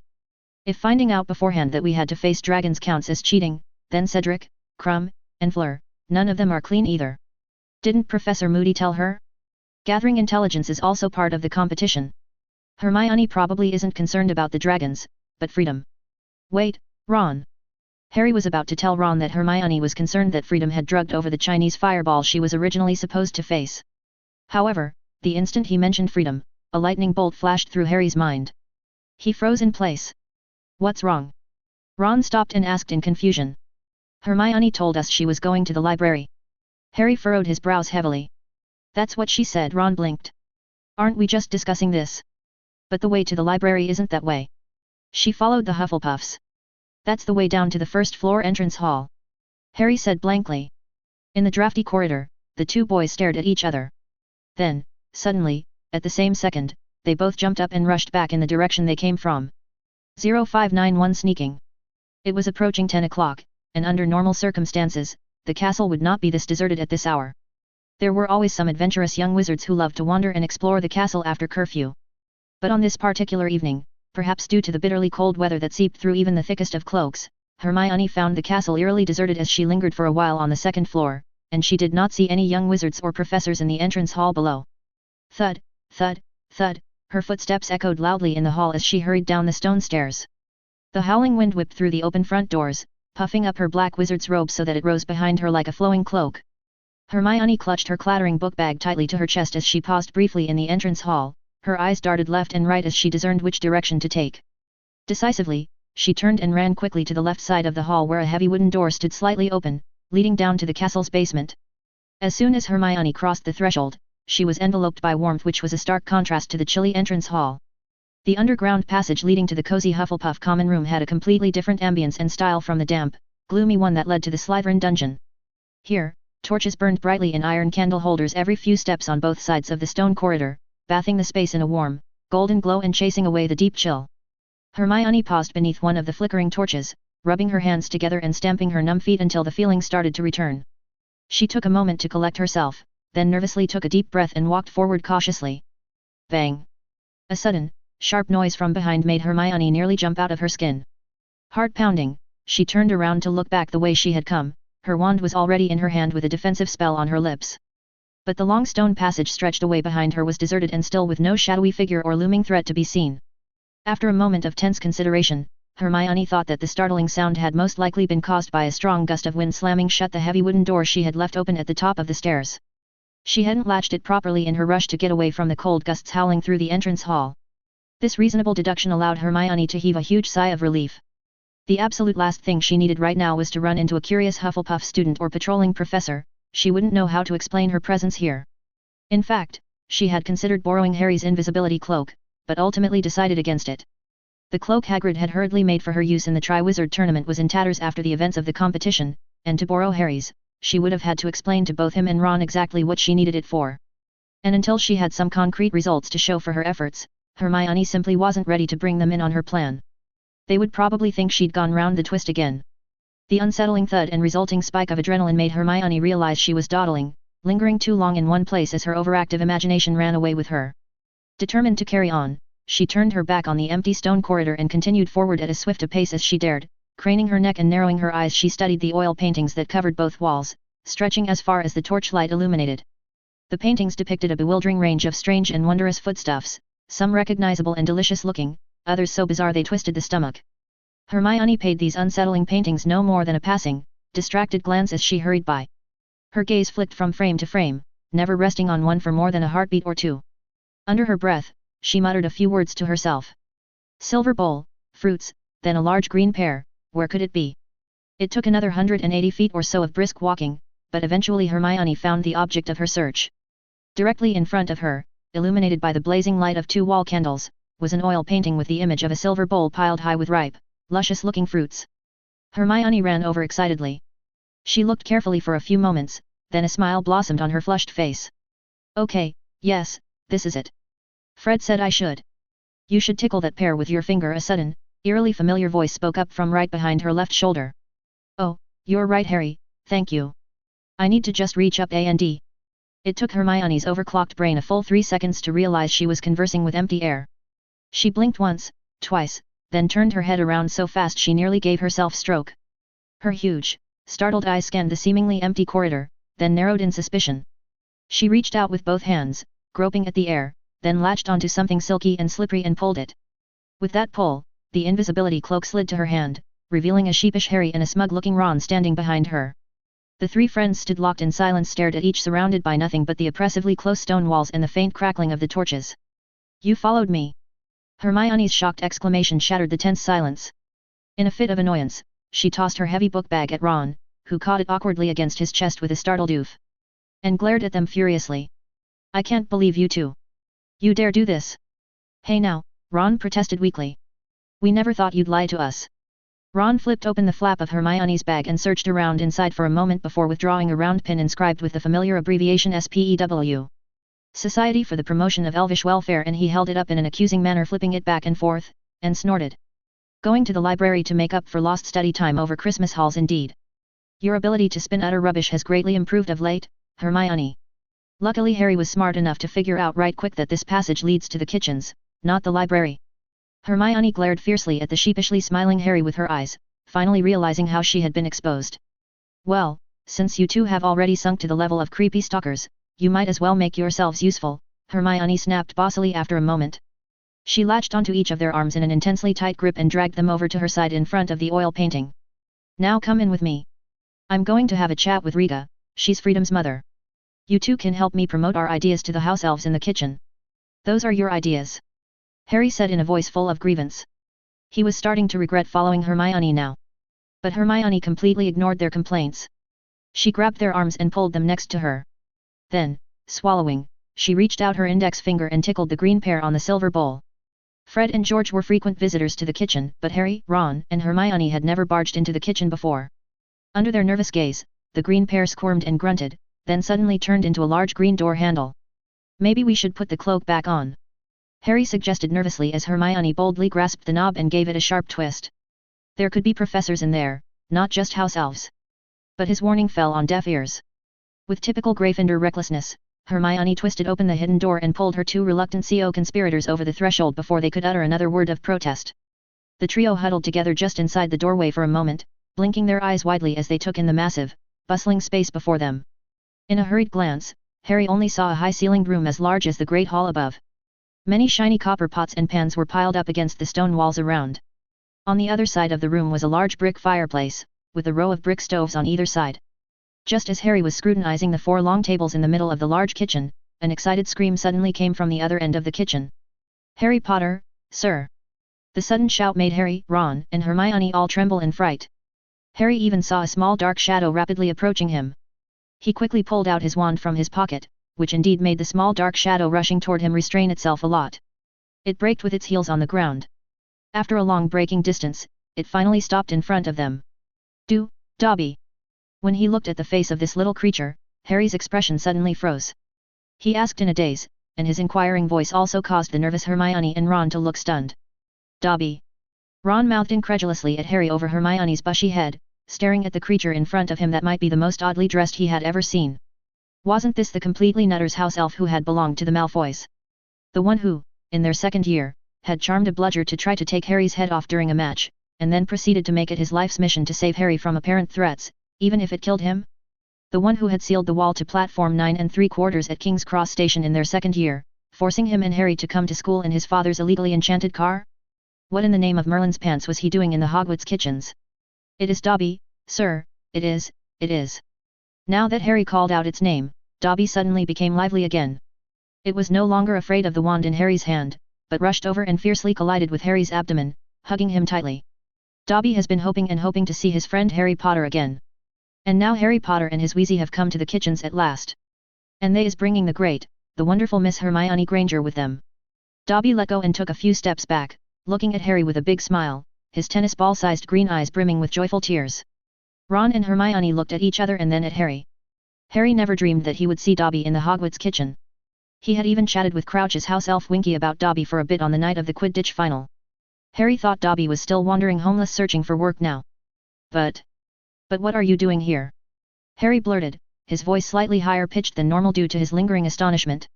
He never in his wildest dreams, or worst nightmares, frankly, thought he'd ever see Dobby turn up in the Hogwarts kitchens, of all places. How did you end up at Hogwarts? Dobby has come to work at Hogwarts, Harry Potter, sir. The ecstatic elf bounced up and down screaming excitedly. Professor Dumbledore is giving Dobby and his friend Winky jobs. Winky. Hermione immediately perked up. She had a deep impression of this house elf who had been kicked out by Crouch for an unjust accusation. It could even be said that it was Winky's painful experience that ignited the idea in Hermione's heart to fight for the rights and interests of house elves. Hermione raised her head to look at the house elves who had stopped their work and were respectfully looking at the three of them. She searched for Winky's figure among them. Where is she? Dobby obviously recognized that the lady standing with Harry Potter was one of the Triwizard champions, a powerful figure who could handle dragons. It tilted its body and pointed to the other end of the kitchen, saying in a respectful tone. Right over there, respected Miss Granger. If you wish, Dobby can lead you to see her. 0592 Kitchen. Dobby gazed intently at Harry once more. Harry, having finally organized his thoughts, decisively returned his wand to his pocket and nodded to Dobby. Lead the way, Dobby, Harry said. Without hesitation, Dobby grasped Harry's hand and guided the trio past 4 long wooden tables towards the back of the kitchen. As they walked, Ron leaned in close to Harry and Hermione, and muttered softly. So, this is how the food magically appears during our meals, eh? He gestured towards the wooden tables, identical in every way to the 4 house tables in the great hall above. The kitchen was full of hustle and bustle, with more than 100 house elves busy in various tasks. As Harry, Ron, and Hermione passed by, the house elves paused in their work and their attention was focused on the young wizards. Wearing green towels decorated with the Hogwarts crest, the house elves beamed at the trio with joy. They bowed in unison looking very respectful, but having so many little creatures simultaneously showing you such expressions still made one feel a bit creeped out. The trio deliberately averted their gazes from the adoring house elves, feeling somewhat uncomfortable with the attention. Harry, his curiosity piqued, turned to Dobby and inquired in a hushed tone, are all of Hogwarts house elves here, Dobby? Dobby's face lit up with pride and enthusiasm as he responded, oh no, sir. There are many, many more house elves working throughout the castle. They are busy washing the young wizards' and professors' dirty clothes, scrubbing and tidying the classrooms used during the day, boiling water for various purposes, and cleaning and unclogging the washrooms. Our work is endless, sir, but we are happy to serve. Hermione couldn't suppress the dissatisfied grunts that escaped her lips, finding Dobby's gleeful expression while describing the house elves' never-ending labor rather disturbing. Dobby stopped before the large fireplace they had initially spotted upon entering the kitchen. Winky, look who's here, sir. Oh, my goodness. Hermione gasped, her hands flying to her mouth in shock. Tears welled up in her eyes as she took in the sight before her. Harry and Ron, equally stunned, widened their eyes in disbelief. There, on a stool beside the roaring fire, sat Winky. Unlike Dobby, who was dressed in a varied mix of strange garments, Winky wore a simple, tidy cloth consisting of a small dress and blouse, topped with a matching blue hat that allowed her large ears to poke through. Despite her neat attire, Winky's blouse was soaked with numerous stains, and her skirt bore a noticeable burn mark. However, it was not Winky's stained clothing that caught the trio's attention, but rather the horrific scars that were on her body. Nearly every inch of exposed skin, except for her face, was covered in severe burn marks. These untreated wounds had healed naturally, leaving Winky's flesh distorted and charred, which was a truly frightening sight to observe. How on earth? Hermione gasped, her voice quivering with a mix of anger and concern. Her fists clenched tightly at her sides, and her lips trembled uncontrollably. How did you end up like this, Winky? Winky, unlike Dobby, showed no signs of excitement upon seeing her old acquaintances. Instead, she abruptly dropped the firewood she had been about to add to the stove, buried her face in her hands, and began to wail desolately, giving no response to Harry's question. I reckon it was Professor Watson among the three. Ron, who had lived in the wizarding world since childhood, was the one who took the house elf's situation most for granted. But after seeing the burns on Winky's body, his voice also became muffled. That night, when Winky fainted in the top box, she couldn't avoid his magic. And after the Ministry interrogated her, they didn't bother to treat her injuries either. Dobby nodded sadly, looking at Winky. You're right, sir. Winky's injuries were very serious indeed. When Dobby went to visit her, she was on the brink of death. St. Mungo's wouldn't treat a house elf, so Dobby had to venture into the forest to search for medicinal herbs. For 2 months, Winky couldn't move at all. Dobby's voice grew shrill with emotion as he continued, but house elves are resilient creatures, sir. Against all odds, Winky survived. Afterwards, Dobby took Winky to find work. House elves must work to earn their keep, you see. But where was there enough work for 2 house elves? Dobby searched for a long time and couldn't find any. Later, one day, Dobby found that many wizards had gathered at a venue in Diagon Alley, so Dobby wanted to go in and find food. A broad smile spread across Dobby's face, and joyful tears once again filled his eyes. To Dobby's surprise, these wizards were watching the Tri-Wizard tournament on a strange screen. And there, in the background, Dobby caught a glimpse of Hogwarts Castle. Without hesitation, Dobby and Winky sought out Professor Dumbledore, sir. And the Great Wizard, with his kindness, took us both in. Harry and the others finally understood how Dobby and Winky had come to be at Hogwarts. While Harry was happy to unexpectedly find Dobby in the castle's kitchen, the sight of Winky lying on the ground, sobbing uncontrollably, weighed heavily on his heart. Hermione, her voice trembling with righteous fury, exclaimed, someone must be held accountable for your injuries, Winky. Easy to say. Ron glanced at Hermione and asked a sensible question. And who exactly do you suggest we hold responsible, Hermione? Professor Watson? Barty Crouch? Or perhaps the entire Ministry of Magic? It was a valid point. Hermione was not so naive as to believe that Barty Crouch or the Ministry would willingly compensate Winky for her injuries. As for Professor Watson, while he was generally approachable, he could not be blamed for the incident. At the time, the situation at the Quidditch Stadium had been critical, and Professor Watson's focus had been solely on preventing the Dark Witch from committing further crimes. Taking a house elf's well-being into consideration had not been a priority. Dobby, still somewhat reserved in Hermione's presence, interjected, please, Miss Granger, do not trouble yourself. Winky does not want an apology or compensation. She just wants to return to Mr. Crouch.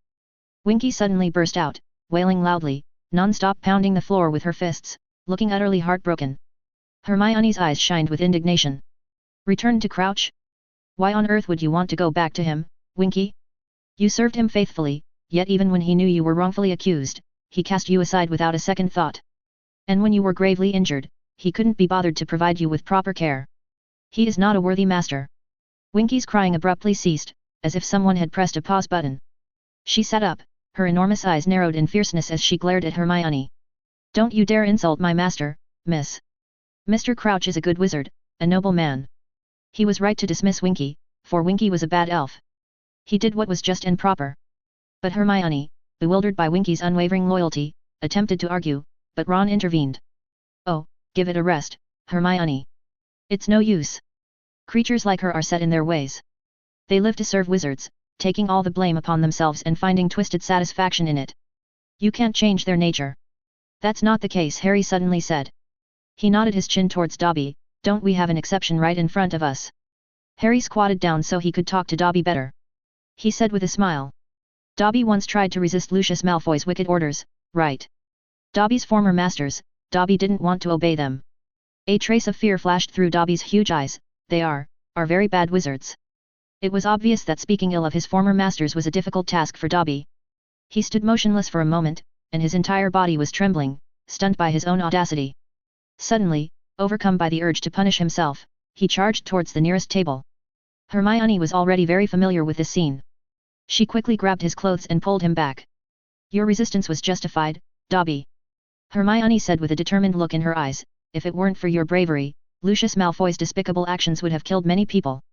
Dobby, breathless and overwhelmed by Hermione's praise, rubbed his forehead with his hand. Oh, thank you, Miss Granger. Thank you so much. Oh, right. Dobby's ability to restrain his instinct for self-punishment undoubtedly surprised Hermione. She blinked and suddenly shouted. You just mentioned that you receive wages here at Hogwarts, didn't you? Dobby's face lit up with joy once more. Yes, Miss Granger. Dobby earns wages and even has holidays. Professor Dumbledore is a truly great wizard. He offered Dobby more holidays and higher wages, but Dobby negotiated with him. Dobby cherishes his freedom, miss, but he doesn't desire too much of it just yet. He prefers to work. That's it. Under Harry and Ron's puzzled gaze, Hermione shouted excitedly. The other house elves in the bustling kitchen had initially crowded around Harry, Ron, Hermione eagerly awaiting any orders or requests. However, as soon as the trio began to discuss topics such as wages, vacation, and freedom, the elves quickly scattered to the periphery of the room, their expressions showing a mixture of discomfort and disapproval, as if they were discussing something very rude. Hermione, momentarily setting aside her concerns about the other elves' reactions, grasped Dobby's thin arm with a sense of urgency and shouted loudly again. Freedom, come here. Bang. With a resounding bang and a slight pop, another house elf appeared beside Hermione. It was none other than Freedom, Hermione's own elf, still wearing the sweater Hermione had made for her from a piece of fabric torn from her robe. Compared to their last encounter half a month ago, at the end of the Triwizard Tournament's first task, Freedom looked slightly stronger. It was hard to imagine that a newborn house elf could grow so much in just 2 or 3 months. Oh, what happened, Hermione? Harry exclaimed in surprise as soon as he saw Freedom appear. What's wrong with her ears? One of Freedom's ears drooped down, and the soft fluff on it had completely disappeared, leaving the skin a charred black color as if burned. She wanted to punish herself for helping with the Triwizard Tournament task, Hermione said sadly. Freedom stuck her head in Hagrid's stove. Luckily Fang discovered her in time. Hearing the reason, even Harry couldn't help but sigh. These house elves were harder to deal with than any magical creature he had ever seen. Respected Mistress Granger, Freedom had never been to the Hogwarts kitchen before, and the surroundings made her look slightly bewildered. When she realized that she was surrounded by her own kind, all curiously sizing her up, she called out Hermione's name in a panic and instinctively shrank back against Hermione's legs. A house elf baby! Dobby exclaimed, his tennis ball-sized eyes widening with surprise and delight. House elves, it seemed, possessed their own unique method of discerning the age of their companions. While to Harry and Ron, Freedom and Dobby appeared to be of similar size, Dobby recognized at a glance that Freedom was, in fact, a newborn. Dobby hasn't seen such a tiny house elf baby in a long time, Miss Granger, Dobby marveled, his gaze flickering between Freedom and Hermione. Is this your personal house elf? He asked, his tone a mixture of happiness and perplexity as he glanced at the hand that still grasped his arm. What can Dobby do for you, Miss Granger? Harry and Ron exchanged knowing glances, having already guessed Hermione's intentions. Their suspicions were confirmed as Hermione, with her other hand, grasped Freedom's arm and spoke to her with utmost seriousness. Freedom, this is Dobby, Hermione began, sounding very resolute. Starting tomorrow, you can stay with Hagrid during the night, but I want you to spend your days following Dobby, learning from him. Freedom, her large eyes blinking in confusion, gazed at Dobby, seemingly dazed by Hermione's unexpected order. Dobby, while feeling honored by Hermione's solemn demeanor, couldn't help but express his puzzlement. Miss Granger, house elves don't require lessons in housework, he explained gently. We are born with an innate knowledge of how to perform our duties. Your house elf, Miss Granger, appears to be in excellent health. What could Dobby possibly teach her? Hermione frowned, her mind working to find the right words to convey her intentions in a manner that would be easily understood. Oh, it's just. She began, hesitating for a moment before continuing. I hope that you can teach Freedom, to pursue freedom, and to understand that house elves have the right to enjoy wages and vacations while working. A deafening silence fell upon the room. No one, human or house elf, made a sound. Freedom's skin visibly turned a shade of pink all over her body. Judging by the intensity of the light emanating from her enormous eyes, this reaction was not born of excitement, but rather a deep-seated fear. It was a perfectly normal response, and contrary to Hermione's expectations, Dobby did not readily agree with her proposal. Instead, he appeared troubled, his expression changed to one of unease and concern. Ron, sighing heavily, leaned in close to Harry and whispered softly in his ear, Alas, this is simply a disaster. Harry couldn't help but nod in agreement. Freedom, her gaze darting between Dobby and Hermione, instinctively wanted to distance herself from him, but Hermione's direct order left her rooted in place, unable to move. With a pitiful, pleading look directed at her mistress, Freedom then turned her attention back to Dobby, her eyes widened with horror, as if he were covered in the most disgusting filth imaginable. Witnessing Freedom's reaction, Dobby understood the depth of her aversion. "I'm afraid," Dobby began, his voice laced with embarrassment as he struggled to find a tactful way to express his thoughts. Dobby has also attempted once to persuade Winky to request wages and vacations from Professor Dumbledore. At the mention of her name, Winky, who had been crying and whimpering by the fireplace, suddenly became enraged once more. Winky may be a house elf who has been cast aside, but Winky has not sunk so low as to accept wages. She shrieked sharply. Winky has not fallen that far. Winky is ashamed of Freedom. Dobby, pointing to Winky as an example, then turned his gaze to the elves who had distanced themselves even further from the group. "You see, miss," he said sadly, "apart from work-related matters, they have no desire to talk with me on any other topics. Forgive my bluntness, Miss Granger, but it is highly likely that your house elf will feel the same way." Freedom, her eyes brimming with tears, looked pleadingly at Hermione. "Freedom loves to work, great Mistress Granger, but Freedom does not want wages or vacations. Freedom is an obedient elf." But Hermione seemed to have made up her mind. She kept her reluctance in her heart, her lips only pursed, showing Freedom and Dobby her determination with her gaze. Hermione. Harry, feeling a sense of helplessness, knew that Hermione's intentions were pure.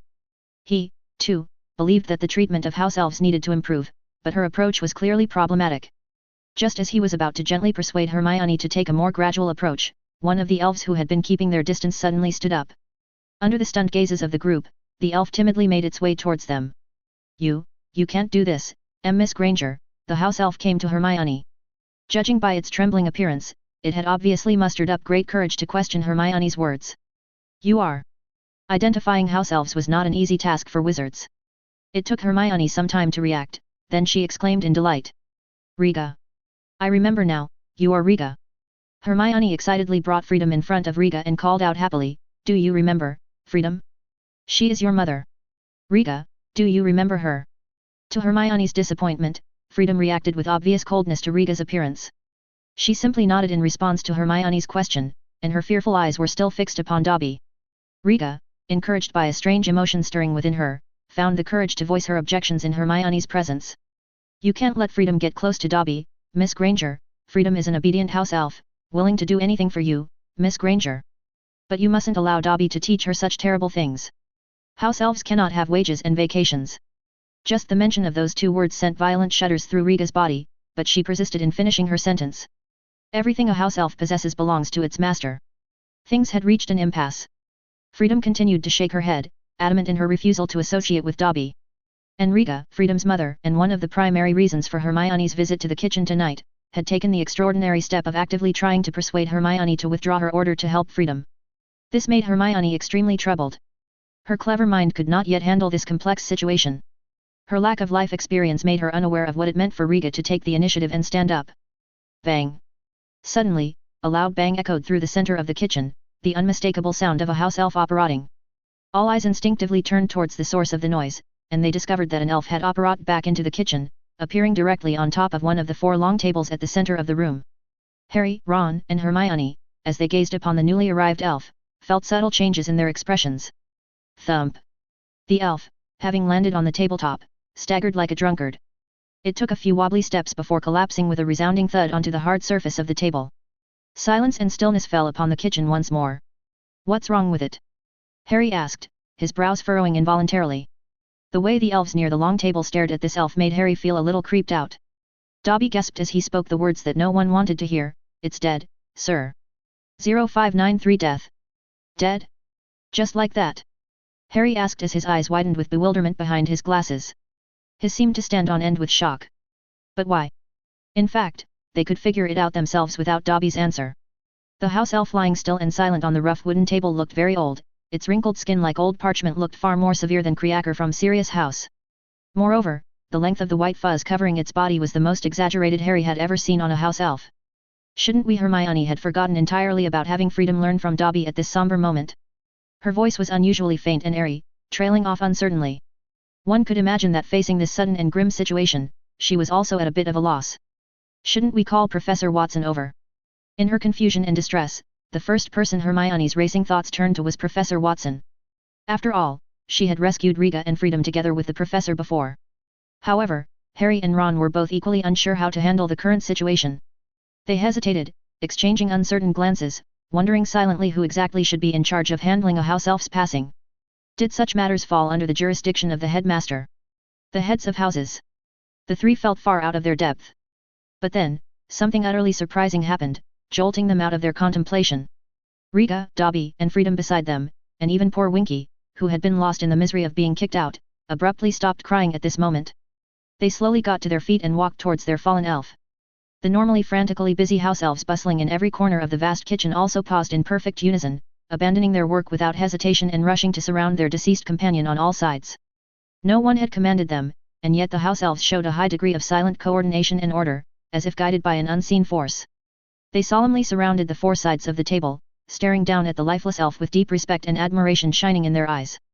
"Oh, they are," Ron said softly, witnessing the sudden shift to the solemn atmosphere. "They must be mourning it. I'm really surprised. I thought they wouldn't care about such things."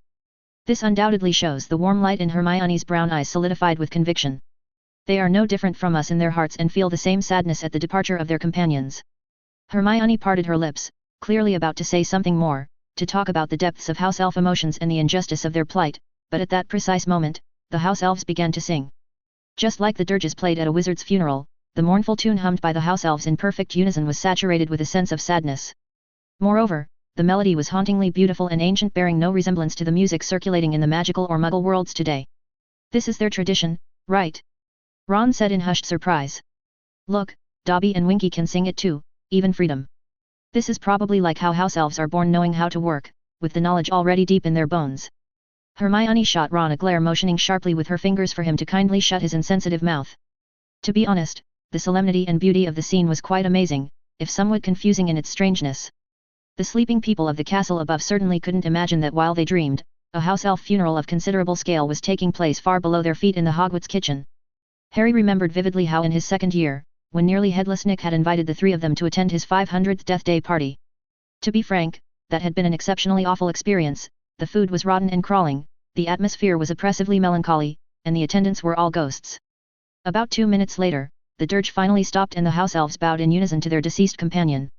"This is the highest honor for a house elf, sir," Miss Dobby finally spoke, and his squeaky voice was unusually heavy with solemnity as the tense atmosphere faded slightly. He turned his head and explained softly to them. "Only those house elves who have worked diligently for wizards all their lives can receive this honor after their death."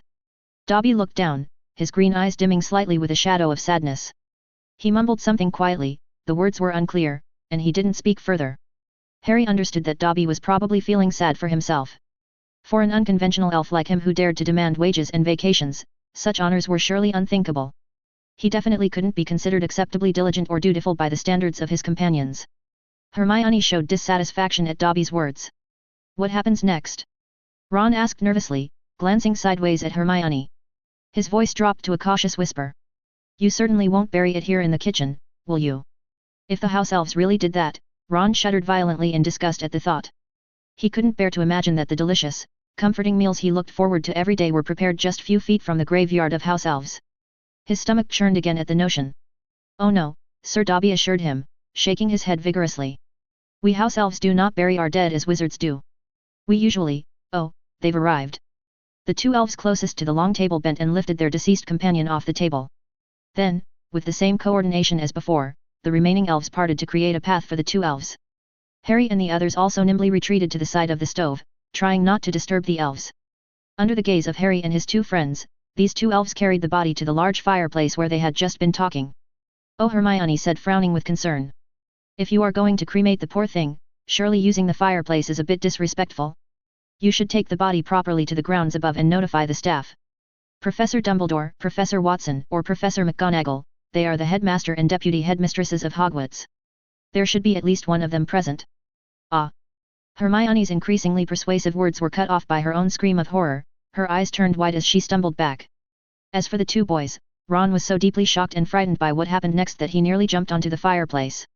Harry's lightning reflexes had him drawing his wand in a flash, pointing it with shaking fingers at the two elves. His face was rapidly draining of color to a sickly white, and his eyes raged with fury and disbelief. Harry had originally thought it unthinkable enough for the elves to cremate their deceased companion in the fireplace as if it were little more than rubbish to be disposed of. But what happened next defied his wildest, most morbid imagination. Completely without warning, one of the elves bearing the body reached out with its finger and snapped it sharply. A blinding silver flash illuminated the still, wrinkled face of the dead house elf for the fraction of a second. Gurgle, thud. In the next instant, the lifeless head of the house elf tumbled to the hard ground, rolling like a child's toy before coming to rest at Freedom's feet. Blood oozed sluggishly from the severed neck, forming a puddle on the old flagstones. Ignoring the gruesomely severed head, the two elf continued as if nothing had happened. Just as Harry and the others had first guessed, they tossed the headless corpse abruptly into the fireplace. "What do you think you are doing?" Harry shouted after coming to his senses from the shock, and his voice cracked with fury. His knuckles turned white around his wand as he waved it at those two elves. "Why in Merlin's name would you? How could you desecrate the body like that?" Harry kept his wand pointed firmly at the elf who had so brutally dismembered its deceased kin, determined to demand a clear explanation for their actions. However, Dobby quickly interrupted his interrogation, tugging urgently at the hem of Harry's robes with his fingers. "Sir!" Dobby squeaked as he glanced between Harry and the object of his rage. He made a frantic shushing gesture to Harry to lower his wand. "You must understand, this is also a tradition of house elves, sir. Only house elves who have worked diligently and loyally served wizards can receive this sacred honor after death."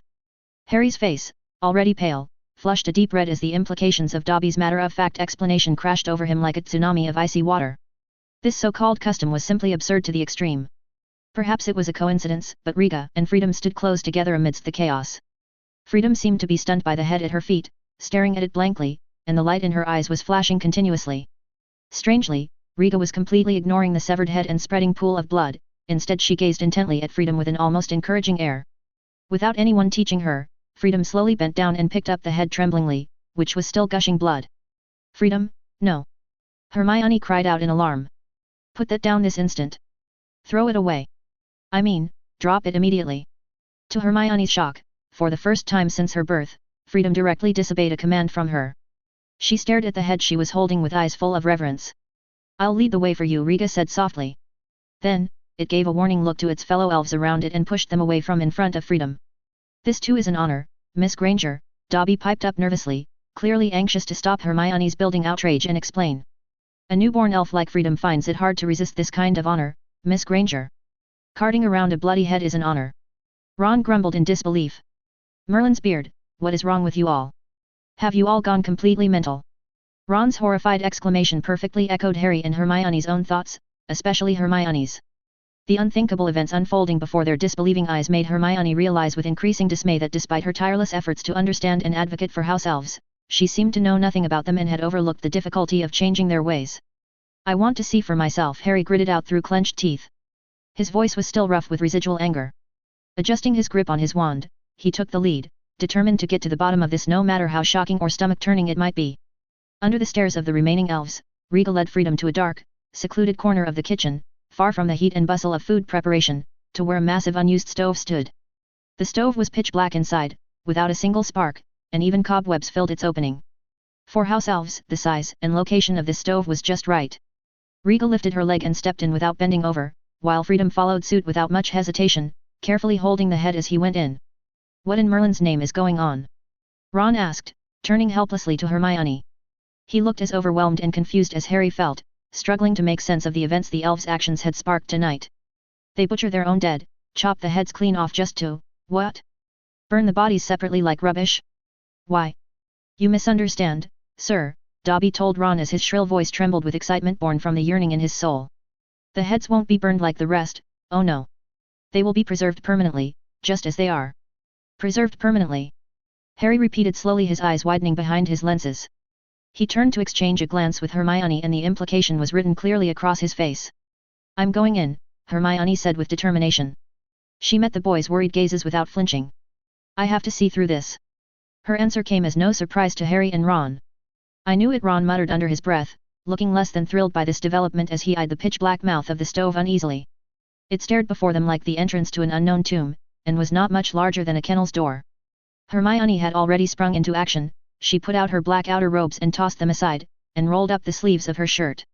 Dropping to her hands and knees, she took a deep breath and determinedly crawled into the stove after Freedom. Harry didn't hesitate to follow her lead either. Pulling out his wand, he silently cast a wordless lumos. A bright ball of bluish-white wand light blossomed from the tip, illuminating the cramped tunnel before him. Carefully holding the lit wand between his teeth so that both of his hands were free, he scrambled nimbly into the claustrophobic passageway. You don't reckon there will be any hidden dangers lurking in there, do you? Ron hissed urgently to Dobby, worrying for his friends as he watched Harry vanish after Hermione. Dobby blinked up at him with a weird expression, but before he could answer, Ron muttered never mind and took the plunge himself, folding his body practically in half to fit through the tiny opening. Unlike Dobby, the rest of the elves made no move to follow. They gathered silently around the stove's entrance for a long moment, watching intently, before gradually dispersing one by one to return to their endless chores. For them, the mournful funeral rites had concluded, the time to properly honor their fallen companion come to a dignified close. Now it was time to return to their duties to perfectly serve the wizards and witches sleeping peacefully above their heads. Clang! Bang! Sizzle! The bustle and noise of the massive kitchen at night was, if anything, even more frantic than during the long daylight hours. While house elves were magical creatures who required far less rest than humans, they couldn't go entirely without sleep. To feed the countless hungry mouths in the castle, the elves had long ago divided into 2 shifts to ensure hot food was always ready. Half the elves slept in batches from midnight until 2:30 in the morning, across the long tables. The other half then rotated out, stealing what rest they could from 2:30 until 5 o'clock, before most cooking began for the day. The flames heating the stoves never ceased. The night shift crew scurried to and fro with each elf operating 2 or more of the massive appliances simultaneously to ensure the breakfast tables in the great hall above overflowed with a sumptuous range of choices to tempt even the pickiest young witch or wizard. Thus, it was that when an ashen-faced Riga returned with an incredibly alarmed Brian Watson, the swarming elves instantly fell into utter pandemonium at the sight. They frantically woke up their companions sleeping on the 4 long tables and then swarmed in front of Brian. "How can we assist you, Professor Watson, sir?" Many elves said this, while a solemn-faced Brian waved his hand, signaling the elves to make way. "Professor Watson, sir, this way," quickly Riga called over her shoulder. She wasted no time in leading the way, running rapidly past the 4 long tables. Brian followed at once until he arrived at the mouth of the stove into which Harry and the others had disappeared few minutes ago. Dropping to one knee, he leaned forward slightly to closely examine it. "Tell me what happened as simply and clearly as possible, Riga," Brian said in a deep voice. Back in the office, upon hearing the 3 little ones were in danger, Brian immediately ordered Riga to take him to the scene without having a chance to ask what exactly happened. While listening to Riga's frantic narration, Brian squatted down and narrowed his eyes to observe the stove. Obviously, this stove was not so simple. The deep stove opening far exceeded that of a normal one, and the opening itself connected to a space magically expanded many times over the long centuries. Without waiting for Riga to finish her stumbling narration, Brian, who had carefully studied it for a while, stood up and drew out his wand. Accompanied by complex and swift spell-casting movements, the space encompassed by the dark stove opening began to distort, as if an invisible giant hand was stirring a calm water surface. As the distortion intensified, the stove opening rapidly expanded like a balloon into a space where an adult could pass through normally. "Keep talking as we walk." Brian dropped this sentence and took the lead in stepping into the black hole. Brian walked quickly, but the speed at which his body moved was far faster than his footsteps. The extremely compressed space made Brian feel as if he was experiencing shrinking Earth with every step, and space whistled past his ears. It was a curious sensation, one he had felt only a few times before in all his long years. The space anchoring the hidden passageway had very clearly been heavily modified, reinforced by powerful magic that compressed and expanded the distance in a way that bore resemblance to the wizarding world's standard undetectable extension charm. Otherwise, even after traversing across Hogwarts, one wouldn't find such a long corridor. As soon as he entered this dark corridor, the cold air pressing in from all sides made even the magically powerful Brian involuntarily shiver, feeling as if he had walked into a cold storage. As his gaze swept the surroundings, he also understood why Riga hadn't directly approached him here. Hogwarts Castle covered an area with powerful anti-apparition magic, making apparition impossible. The corridor before him was even more thorough in this regard.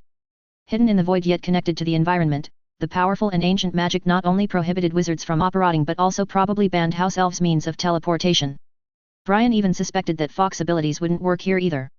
"Let's go." Brian tossed a luminous orb into the air, glanced at Riga who followed him in, and took the lead in striding forward. To be honest, Brian had never seen such a terrifying place in Hogwarts. The 4 walls of the spacious corridor were all dark black. On the hardstone walls on both sides, a wooden shelf was nailed at intervals, each holding a house elf's skull. Some of these elf skulls had existed here for hundreds or even thousands of years. Even though the low temperature here was conducive to preservation, these skulls had shriveled to near mummies. Below each wooden shelf, deep brown stains extended from the stone wall to the ground and the traces of blood had flowed down from when the skulls were first placed here. The stench of decay permeating the air reminded Brian of the underground world of Nocturne Alley. At a glance, there were endless humble, smiling skulls. Brian looked for a while, then averted his gaze and sighed softly.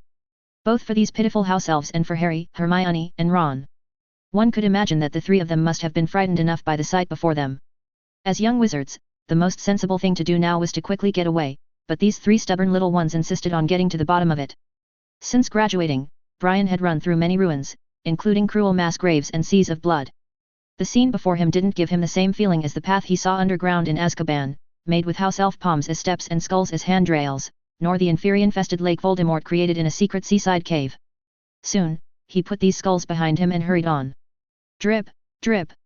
20 minutes later, Brian had reached the deepest part of this long corridor. The house elf skull displayed on the right stone wall was still dripping blood to the ground, and there were no more skulls on the shelves ahead. It's just ahead, Mr. Watson, Riga said in a low voice, enduring the urgency in her heart. After another 10 minutes or so of hurrying through the corridor filled with cold, ripples gradually began to appear in the dead still air. A cold wind blew from ahead, and the further they went, the stronger the wind became, until it blew Brian's grey hair. Finally, half an hour after entering the corridor, a stone wall emitting a faint blue light, like an icy surface, blocked Brian's path. 0594 Weird situation. Ugh. After a few painful groans, Harry, Ron, Hermione, and the house elves Dobby and Freedom, who were lying beside them, gradually regained consciousness. Their bodies and minds felt battered, as if they had been ripped from one place and abruptly dumped in another. The abrupt and unnatural change in location left them revolving in agony with their senses scrambled. As the heavy fog slowly lifted from their thoughts, the strange room they found themselves in came into focus, accelerating their return to alertness out of sheer necessity to understand their predicament. Harry was the first to open his mouth and his voice emerged as a hoarse, uncertain whisper. Where are we? His eyes were wide as saucers behind his glasses as he tried to take in the perplexing scene before them. The chamber they now occupied was easily the size of one of Hogwarts' larger classrooms. Rich curtains, elegant wallpaper, plush carpets and splendid drapes adorned every surface, all highlighting a flashy alternating pattern of black and yellow, the colors of Hufflepuff House. Based on the furnishings and layout, they appeared to be in some kind of combined study and drawing room. I haven't the foggiest, Ron responded, blinking in bafflement as he pushed himself up on shaky arms. He turned his face toward the tall windows, where warm, honeyed sunlight poured in and pooled on the floor in dazzling puddles of gold. After hours spent shivering in the castle's chilly stone corridors, the soothing rays felt like a blissful caress on their chilled skin. Look at the weather outside, Harry. Merlin, I can't imagine how long we've been unconscious. Perhaps one of the professors found us after we passed out and brought us here to their office to recover, Hermione suggested hesitantly, pursing her lip. But even as the words left her mouth, she didn't even trust her own reasoning. If a teacher had indeed come to their rescue, the sensible course of action would have been to escort the unconscious students to the care of Madame Pomfrey in the hospital wing, not brought them away to a private study. Hermione glanced at the floor where they had just gotten up from, which was obviously unreasonable. Even Professor Snape was unlikely to be so inconsiderate about their well-being as to simply dump their unconscious bodies on the floor of his office. None of it added up. However, Harry apparently didn't realize the problems with Hermione's speculation. He looked around, finding everything within his field of vision quite ordinary, yet giving him a strange feeling. You're probably right, Hermione. I bet it was Professor Sprout that found us, Harry said, spinning in place and continuing to observe his surroundings. The kitchens we sneaked into is right near the entrance to the Hufflepuff common room and dormitories. What if she came across us and levitated us here? Have you been in Sprout's office before, Hermione? But Hermione's mind had already poked huge holes in that theory. Judging by the late afternoon light streaming through the windows, they had to have been unconscious for a minimum of 12 hours, which was a shocking span of time. There was simply no conceivable scenario in which the motherly head of Hufflepuff House would find 3 students collapsed outside her house's common room and not immediately raise the alarm. Professors Dumbledore, Watson, McGonagall, and the rest would have been notified straight away. The notion that they would have been left here by any professor to awaken on their own, disoriented and unattended, was unbelievable in itself. No, Hermione answered, her voice high and shaky with growing unease. Another unsettling realization struck her then: the room was eerily silent. It was as if all the familiar sounds of the bustling castle and school grounds had been completely muted, unable to penetrate the walls of this place. Harry Potter, sir, Dobby is confused as well, Dobby said, his eyes and voice filled with bewilderment as he looked around. In his duties, Dobby has scrubbed Professor Sprout's office many times. Dobby can say without hesitation, this is not being her office. In fact, Dobby has never once laid eyes on this particular room. It is not belonging to any Hogwarts professor Dobby knows of. Dobby's words caused the 3 of them to look shocked. The office in front of them appeared very clean and tidy, and was clearly in use. However, Dobby, as a house elf serving the castle, had never seen this room before. So, who exactly used it? A chill rose in their hearts. I don't bloody well care who it belongs to, we need to run away quickly before they get back. Ron said out loud with barely suppressed panic. Assuming nothing weird has happened, and that's one hell of an assumption at this point, we've already missed at least 2 professors' classes. McGonagall will have our heads. If we're lucky, she might let us out of detention room before Christmas. Ron's words made Harry and Hermione realize the serious consequences of their reckless behavior. The 3 of them rushed to the office door, with Harry being the first to grab the handle. He grasped the slightly cold brass handle and twisted it hard, only for his heart to sink. It won't open, Harry said, looking at Hermione with a hint of horror in his green eyes. The door is locked. Move aside. Hermione pulled Harry away from the door. She took out her wand, pointed it at the door handle, and resolutely shouted, Alohomora. A crackle of electricity emerged as the spell hit the brass handle, but when Hermione tried to turn the doorknob, she found that her spell had no effect at all. There must be a powerful anti-intrusion spell on this door, Hermione said, biting her pale lips, her voice filled with frustration and regret. Their current predicament was mainly caused by her. If they were going to be put in detention by Professor McGonagall, the responsibility would be entirely hers. Don't worry, Miss Granger. Dobby is here to help. Dobby volunteered brightly, clearly thrilled at the prospect of being useful to Harry Potter and his friends. Freedom, refusing to be outdone, pushed forward eagerly. Freedom can also help the noble Mistress Granger in escaping this worrisome place. Of course. Hermione gasped and her eyes lit up with renewed hope as she immediately realized. Hogwarts' protective enchantments that prevent apparition don't apply to house elves. You can still disapparate within the castle walls. Then what in the name of Merlin's left sock are we waiting for? Ron blurted out, shooting a sheepish look at Hermione's glare. Get us out of here before we miss even Flitwick's lecture and McGonagall turns us into garden gnomes. Without further ado, at Dobby and Freedom's prompting, Harry, Ron, and Hermione linked hands and crouched down to clutch at their tiny saviors, Hermione clasping Freedom's little arm and Harry capturing Dobby's fingers in his own. The elves mustered their magic, furrowed their brows in concentration, and willed the lot of them to dematerialize on the spot, but the results were far from what any of them expected. Bang! Thud! Thwack! Several impact sounds rang out as 3 bodies collided with walls and tumbled to the thickly carpeted floor in a graceless tangle of flapping limbs. Anguished cries came from 3 throats as the dazed trio clutched their abused heads, spinning from the fresh shock of pain and disorientation. Bloody hell! Ron yelped, rubbing the rapidly swelling lump on his forehead. What just happened? Did someone put a jinx on this place? As Harry and Hermione pushed themselves up and dusted off their robes, they turned to comfort the distraught elves.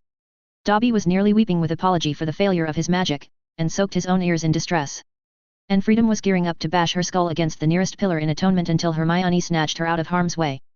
After calming down those watering eyes, Hermione was face to face with a towering wall of books. As a bibliophile, Hermione felt her mind automatically categorizing the collection's contents, but as she scanned the elaborately stamped spines, confusion swiftly overtook over her initial curiosity. Only a book lover as careful and conscientious as Hermione would hesitate to pluck books that did not belong to her from their shelves to examine them without direct permission from its owner, even in their current predicament, but the titles imprinted upon the old leather bindings alone were enough to give her a serious stop. She had originally thought that the books on the shelf would all be magic-related, but the reality was not as she had imagined. What is it? Harry inquired, alerted by her unusual stillness and deepening frown. He hurried to Hermione's side, craning his neck to get a better look at the shelf's contents for himself. His eyes grew as round as saucers looking at the text on the spines in bewilderment. Are those cookbooks? Not all of them, Hermione confirmed solemnly with a slow shake of her head, lifting a finger to point out a distinctive blue and gold spine on the middle shelf. There's a copy of Hogwarts, a history right there. Her voice was oddly tense, almost disbelieving. Ron, tiptoeing up behind them, squinted at the indicated book, and following Hermione's guidance, he saw the book. Then, he understood the reason behind Hermione's unusual tone. Thanks to her tireless enthusiastic recitations, selected passages of Hogwarts, a history were seared into Harry and Ron's brains. It was easily the most massive, intimidatingly dense book they had ever laid eyes on, but the version tucked away on this shelf was shockingly slender. Unrecognizably so, completely different from what they remembered. Fed up with the endless parade of perplexing irregularities and determined to get some answers, Ron threw caution to the wind. Right then, let's have a proper look, shall we? He said impatiently, reaching out to grab the book without further ado, before Hermione could stop him. But the instant his fingers brushed the leather spine, his whole body spasmed as if he'd been shocked by a live wire.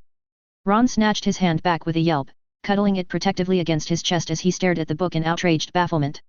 Under Harry and Hermione's confused gazes, Ron said blankly, "Something's not right. I can't touch this book." Seeing that Harry and Hermione couldn't understand what he meant, Ron simply pointed at the bookshelf and said, "You can try it for yourselves." "Honestly, Ron," Hermione huffed, hesitance fighting with the burning need to know bubbling in her chest, "putting our hands all over someone's private things without permission is terribly impolite and inappropriate."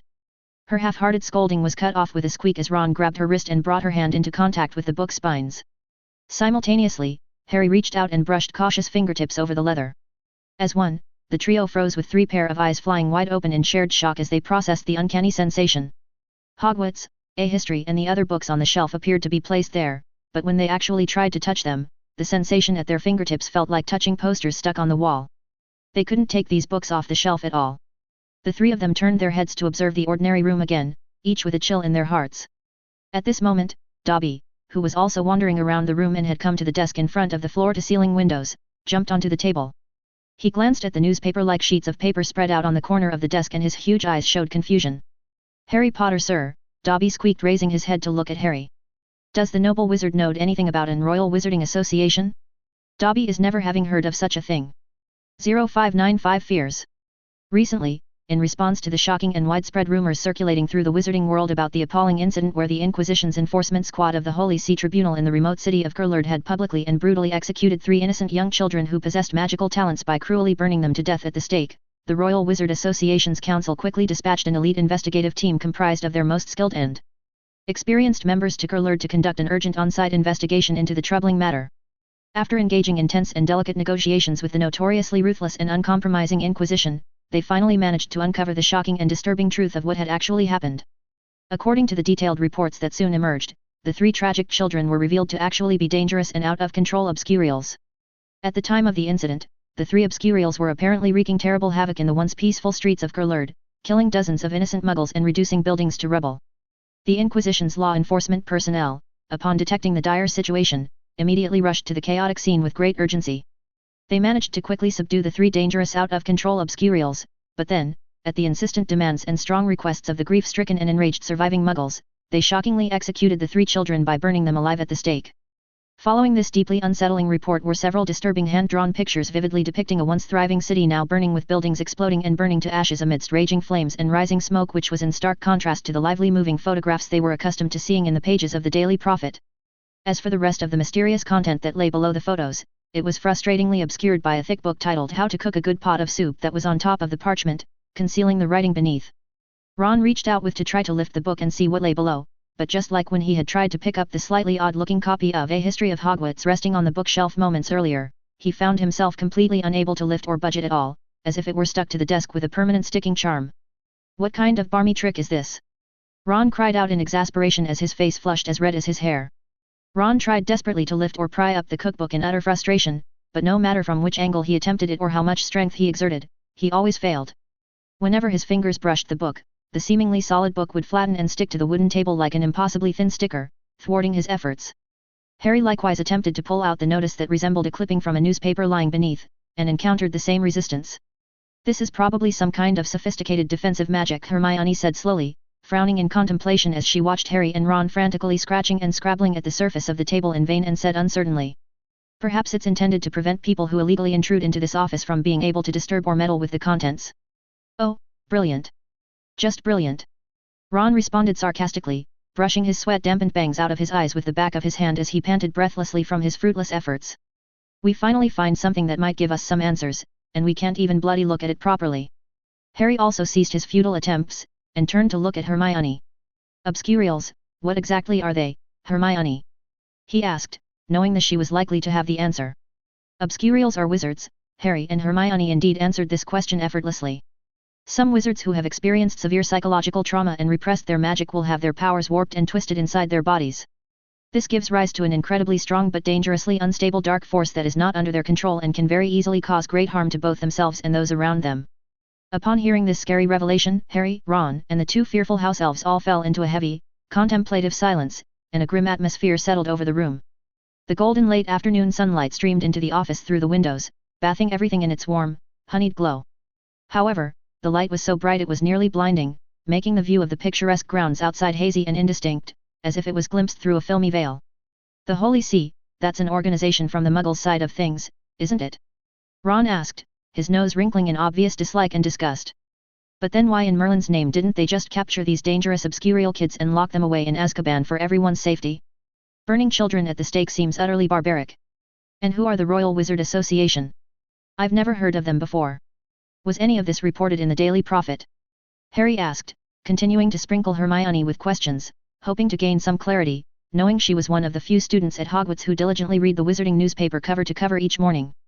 And what about this Gerlerd place? Harry furrowed his brow in concentration as he racked his brain trying to recall if he had ever heard of a city by that name before. He knew that Uncle Vernon and Aunt Petunia had a habit of always watching the nightly news and weather forecast on the telly right after dinner each evening, so many of the names of towns and cities across England had a vague familiarity to him, but try as he might, he couldn't seem to place where Gerlerd might be located in his mental map. Perhaps it wasn't a Muggle town at all. Is Gerlerd perhaps a special name that only wizards use to refer to one of the Muggle cities? Harry asked slowly, continuing to reason aloud. However, this time Hermione's know-it-all attribute failed. She couldn't answer any of Harry and Ron's questions. Fear comes from the unknown. Although they were in a quiet and peaceful office, upon closer examination, everything here was full of irrationality and oddity. Harry and the others gradually realized that this mysterious office probably did not belong to any of the professors at Hogwarts. With each moment they lingered, the uneasy fear twisting their guts intensified by another notch. The seriousness of their precarious situation crashed over Harry in sickening waves with crystal clarity. He decided their most prudent course of action now was to focus on escaping this weird room by any means possible, abandoning their risky investigation into the texts that might prove the identity of the room's owner here before they stumbled into even greater danger. I think it's time we got out of here, Harry finally said firmly, breaking the tense, lingering silence. He turned on his back and sprinted towards the far wall where an enormous, elaborately framed oil painting was stretching from floor to the ceiling. This looks like the same painting we fell through earlier to end up here, Harry explained, pointing a finger at it. This large oil painting was the only landscape scene among the many decorative artworks decorating the office walls. The unknown painter had used mostly black and rich gold and yellow hues to warmly show a peaceful valley bathed in glorious afternoon sunlight. A stiff breeze seemed to sweep across the rolling sea of golden wheat fields, making the ripe stalks sway and dance. Birds circled beneath the vast azure dome of the sky, and a narrow, curving dirt path was carved through the waving fields, dividing them neatly in two as it wandered off into the distant horizon line. Hermione approached the painting and squinted warily, as she inspected it closely with her nose nearly brushing its surface. Are you saying this painting is some sort of door or passageway, Harry? She asked without taking off her gaze of the rural scene for a moment. She carefully scrutinized every tiny detail of the frame and canvas, searching for any subtle anomalies or signs of magical tampering, but to her frustration, this yielded no obvious hints or clues. As far as Hermione could determine, it appeared to be just an ordinary, if rather ominously designed, Muggle landscape painting. Let me give it a try. Hermione raised her wand at the painting and muttered under her breath, under the keen gaze of Harry, Ron, Dobby, and Freedom. Flashes of light fell from the tip of Hermione's wand, but when these lights touched the painting, they disappeared like raindrops falling into the sea, producing no reaction. But this also seemed to prove one point to them: this painting probably did indeed conceal some mystery. Maybe we should try a different approach. After pondering for a moment, Harry pulled Hermione, who never gave up, aside, and aimed his own wand at the painting. What are you going to do, Harry? Hermione asked suspiciously. If the traditional methods won't work, then perhaps we should take a page out of Seamus' book. Harry flexed his wrist and shrugged. When in doubt, blow it up. Wait, Harry. Hermione was startled and hurried to stop him. But Harry, who had undergone training, was extremely fast. With a raise of his hand, a silent red light of the disarming charm shot out like an arrow leaving the bowstring, disappearing into the painting in an instant. Whoosh! This seemingly reckless act actually produced an effect. The still painting suddenly rippled like the surface of the sea on a moonlit night. The bent wheat stalks in the painting swayed their bodies wildly as if experiencing a windstorm. In the far distance of the ridge path dividing the painting, a black figure suddenly appeared and rapidly enlarged in the sight of the few people. Sensing the approaching danger, Freedom suddenly pulled Hermione away from the painting and stood in front of her, while Dobby also tackled Harry to the ground. Only Ron stood foolishly in place, staring blankly at the painting that had suddenly changed. Crash! The ripples on the painting's surface grew larger and larger. In a certain moment, the painting suddenly burst with light. Amidst Harry's roar, Ron stumbled backwards, supporting himself up with both hands in terror as he retreated. Rustle! The black figure in the painting became clearer and clearer, and then, bang! Jumped out of the oil painting and landed on the ground. Looking at the three young wizards and two elves lying on the ground in front of him, he raised an eyebrow and the corner of his mouth had a smile full of unclear meaning. Having fun, are we? For a long moment, there was dead silence. Professor Watson! Looking at the person who suddenly appeared from the painting, Harry, Ron, and Hermione's gaping mouths could fit 2 eggs. Silence, surprise, embarrassment. The 3 young wizards, having gone through a complex emotional journey, slowly crawled up from the ground and stood obediently in a row in front of Professor Watson. However, although they appeared frightened and waiting for a scolding, the 3 felt genuinely relieved in their hearts. "I'm glad to see you 3 still alive," Brian said in a relaxed tone. "Otherwise, as the head of the Student Safety Office, I would have to submit a resignation report to the school board. This is all my fault, Professor." Hermione's tightly pursed lips turned pale, and her voice was tinged with a sob. "It was me, I insisted on coming in to take a look.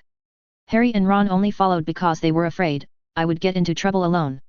Harry and Ron clearly also knew that they had caused trouble again this time, and had almost lost their own lives too. But they wouldn't let Hermione bear the punishment alone. Both boys were eager to say something, but before they could speak, they were stopped by Brian. "Don't be too quick to take responsibility, you 3. Brian's gaze swept around. With one look, his brow furrowed. His relaxed demeanor vanished, and his eyes instantly became solemn. "I'm afraid the trouble we're facing has only just begun." 0596 The room. Brian narrowed his eyes and his gaze meticulously swept over every inch of this mysterious office as if trying to uncover its deepest secrets. His voice was low as he asked the 3 young wizards, "Have you already explored this room thoroughly?" As he asked, he made no immediate move to investigate further, instead waited patiently for their response. Harry, Ron, and Hermione immediately launched into a comprehensive recounting of their tormenting experience since regaining consciousness after inexplicably fainting in front of the oil painting. They described in vivid detail about their futile attempts to remove books from the shelves, their efforts to pry open the locked door, and the bewildering news article Dobby had discovered on the room owner's messy desk. Even Harry's recent bold attempt to cast a disarming charm on the painting was recounted in full detail. As Harry listened intently to this recounting, he couldn't help but notice that Professor Watson's expression remained calm, showing not a hint of surprise or concern. That is, until the moment the Royal Wizards Association was mentioned in passing. At the utterance of that name, a subtle but unmistakable change flickered across Professor Watson's facial features. Seizing the opportunity, Harry asked earnestly, his eyes shining with intense curiosity, "Professor, do you know what this Royal Wizards Association is? And this office, we initially thought it belonged to Professor Sprout, but Dobby informed us it doesn't actually belong to any of the Hogwarts professors." Brian remained silent, giving no immediate response or explanation. Instead, after absorbing the details of their recent suffering, he strode towards the desk on the center of the room. It was clear he was intent on examining the newspaper article with his own eyes. Seeing the silent Professor Watson, Harry, Ron, and Hermione looked at each other, exchanging meaningful glances filled with unspoken concern. They all realized that this room might be even more mysterious than they had imagined. They had never seen Professor Watson show such a serious expression before. Hermione, unable to fully conceal the rising panic in her voice despite her best efforts, asked in a small, timid voice, "Professor, are we in very serious trouble? Will I be expelled for this?" Since Professor Watson's timely arrival, the 3 young wizards and 2 enthusiastic house elves had instinctively flocked to him, having found a backbone to rely on. They now followed closely at his back as he examined the newspaper, anxiously awaiting his findings and any hint of reassurance. "Expulsion is not currently part of my planned response, Miss Granger," Brian replied, his tone gently teasing yet still lacking of any trace of a smile. His attention remained focused intently on the newspaper clutched in his hands, and his brow began to furrow in deep concentration. The Royal Wizards Association. Gerlerd. 3 young wizards sent to the stake by the merciless Inquisition. These snippets of information swirled in a dizzying vortex through Brian's racing thoughts as he quickly scanned the article. He could feel his lips pressing together into a thin, stiff line as he processed the shocking implications. He raised his head to examine this uniquely styled office again, and a guess gradually formed in his mind. It was unknown how passionate the office owner was about cooking. In any case, most of the books on the desk were related to cooking. Before leaving, the office owner was probably still designing new recipes, because Brian, Harry, and the others all saw that on the stack of parchment directly in front of the office chair, the topmost sheet was still scribbled with many ingredients and cooking methods. But as Brian's gaze landed on the topmost page of the stack of notes, his eyes abruptly widened in shock. There, amidst the cramped lines of ancient English, a small, seemingly insignificant character suddenly leapt out at his view. His breath quickened, coming in sharp, ragged gasps as he lunged forward, sprawling across the desk in his rush to more closely examine the scribbles. Professor Watson's intense reaction naturally shocked Harry and the others as well. They had all seen the hand-drawn recipe on the topmost sheet of parchment, which seemed to be a method for making chocolate and raspberry ice cream. This was a very common dessert in the Hogwarts dining hall that every wizard here had eaten countless times. There was really nothing strange or shocking about it. But Hermione's sharp mind quickly found the strange letters from the direction Professor Watson's eyes were focused on, and thus also guessed that this was probably the reason for his shock. "Professor Watson, are those Greek letters?" she asked, her voice tinged with uncertainty. While she had never formally studied the Greek alphabets, her pursuit for knowledge had led her to read numerous texts on the rich history and culture of ancient Greece, from Aristotle to the epic conquests of Alexander the Great. Greek letters. Here, at Hogwarts. The revelation sent Harry's thoughts spinning into overdrive as he frantically ransacked his memory, trying to recall if he had ever encountered a student from that place. But try as he might, he couldn't think of any students from Greece he knew. So that's where it was. After a long silence, Brian shook his head and laughed, saying something that none of the three could understand. If the trio had hoped for an explanation, they were greatly disappointed. Professor Watson casually ignored their curious expressions. It seemed he also didn't intend to explain the meaning behind his words but turned his head to look at the three of them with a pensive expression. "Your deduction is correct, Hermione," Brian finally confirmed. "Those are indeed Greek letters. When pronounced correctly, they form the word Archistratos." Archistratos. The unfamiliar name felt strange and unusual on their tongues as Harry, Ron, Hermione, and even the often overlooked house elves silently repeated it to themselves. The fact that every faculty member at Hogwarts was a knowledgeable wizard who could read and write some Greek letters was not terribly shocking. In the ancient era, particularly the dazzling intellectual achievements of Greece, had served as the essential foundation for many of the most cherished traditions and techniques of Western magic. It was only natural that the professors would have at least a passing familiarity with the language of Homer and Heraclitus in order to fully study classical magical theories. But what did this pronunciation represent? Hermione asked this question, and then she saw Professor Watson show a perplexingly complex smile. "It's a person's name, Hermione," he said simply, giving no further explanation. "A person's name? But whose? Some long-dead wizard from the ancient times? Or perhaps a more famous figure from the Muggles' side, a chef who was especially famous for his cooking?" Before Hermione could press for more details, she saw Professor Watson, who was watching the three of them, suddenly become solemn. This was the same intense, no-nonsense attitude he adopted when teaching them a particularly crucial lesson during their PE classes, and it immediately attracted their attention. "I hope you three will remember, no, you must remember, Harry, Hermione, and Ron." Professor Watson leaned forward slightly and his serious appearance made them uneasy. "If one day, you encounter a moment when you need to prove your identities to me, then say this name, and tell me that I told you this name myself. Don't say anything else, just say this name, understand?" There were too many incomprehensible things. For a moment, Hermione didn't even know where to start asking. But under the pressure of Professor Watson's gaze, she still nodded and asked in a trembling voice, "You mean this name is a pre-agreed code for us to prove our identities to you at some point in the future, right, Professor Watson?" "Precisely, Hermione," Brian confirmed, a note of approval creeping into his solemn tone. "This matter is extremely important. You must remember it well. If you forget, it may bring unforeseeable severe consequences." Archistratos. Although still completely confused, Professor Watson's stern instructions made Hermione understand the importance of the matter. She firmly remembered this name in her mind and vowed to silently recite them a few times before going to bed each day. Beside her, Harry and Ron also had solemn expressions as they promised and desperately memorized the pronunciation. Brian stared at the papers on the desk to see if he could find any more valuable information. He didn't seem anxious to leave here. But it was different for Harry and the others. They looked at each other, signaling with their eyes, appearing as if they wanted to say something but stopped. In the end, it was still Harry who mustered up the courage to ask, "Professor Watson?" Came the distracted response, as Brian continued to pry at the stiff desk drawer, his brow furrowed in concentration. "We were just wondering, do you know how we can get out of here to leave this place and get back to the school?"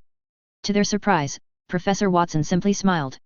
"Patience," he advised, and his tone was infuriatingly calm. "There's no need to rush. When the moment is right, we'll be able to leave here on our own. For now, we must wait for the room's owner to return. Wait for the room's owner to return." Click. Suddenly, a sharp, crisp sound shattered the oppressive silence as the unmistakable click of a spring mechanism echoed through the room like a thunderclap.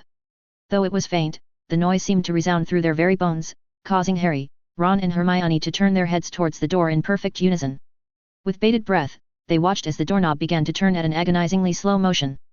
The moment they had been simultaneously dreading and anticipating had finally arrived, and 1,000 questions burned on the tips of their tongues. Was the room's owner finally going to show themselves? Who did this bizarre office actually belong to? And why was it connected to that terrifying corridor hidden in the kitchen? As the tension rose, Professor Watson's voice came through the air as a stern command laced with an unmistakable trace of warning. In a moment, No matter what you see, he began, gently guiding Harry and the others to the side of the room, his body positioned protectively in front of them. Remember to stay calm. 0597 recognize. Remember to stay calm. Could it be that Professor Watson knows whose room this is? But why did he specifically urge them to stay calm? Even if this was Professor Dumbledore's new office, there was no need to solemnly urge them like this. Of course, for Harry, if this office belonged to Snape, that would indeed be shocking enough. Finally, the brass doorknob finished turning, accompanied by a creaking sound. The tightly closed door slowly opened, and a short figure stepped into the office with an agile pace, then casually closed the door behind. A house elf. Harry blinked in disbelief. The mysterious person who entered the office with such ease was not one of Hogwarts' professors or staff, but a house elf, dressed in clothes that seemed several centuries out of date. Hermione shot Professor Watson a questioning glance and found that even he appeared momentarily taken aback by this unexpected development.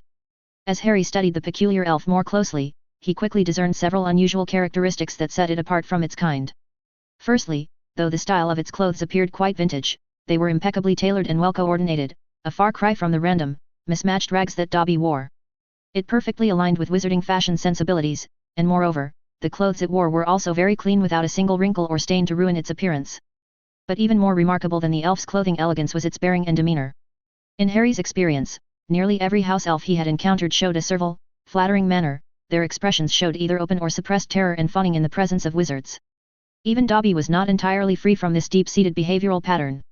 But this elf was completely different. The elf seemed to be in a good mood. It kept its back straight as it walked towards the desk, not only smiling, but also humming a light-hearted, unfamiliar tune. In its hands, it carefully held an exquisitely crafted golden cup that glinted in the flickering candlelight. Professor Watson, it seems. Hermione began, but her words trailed off as she observed the elf's peculiar behavior with rising bewilderment. While Harry and Ron remained engrossed on the elf's every movement, Hermione had already focused in on the most crucial detail. The elf walked directly to the desk without sparing so much as a sidelong glance at the three of them standing few feet away.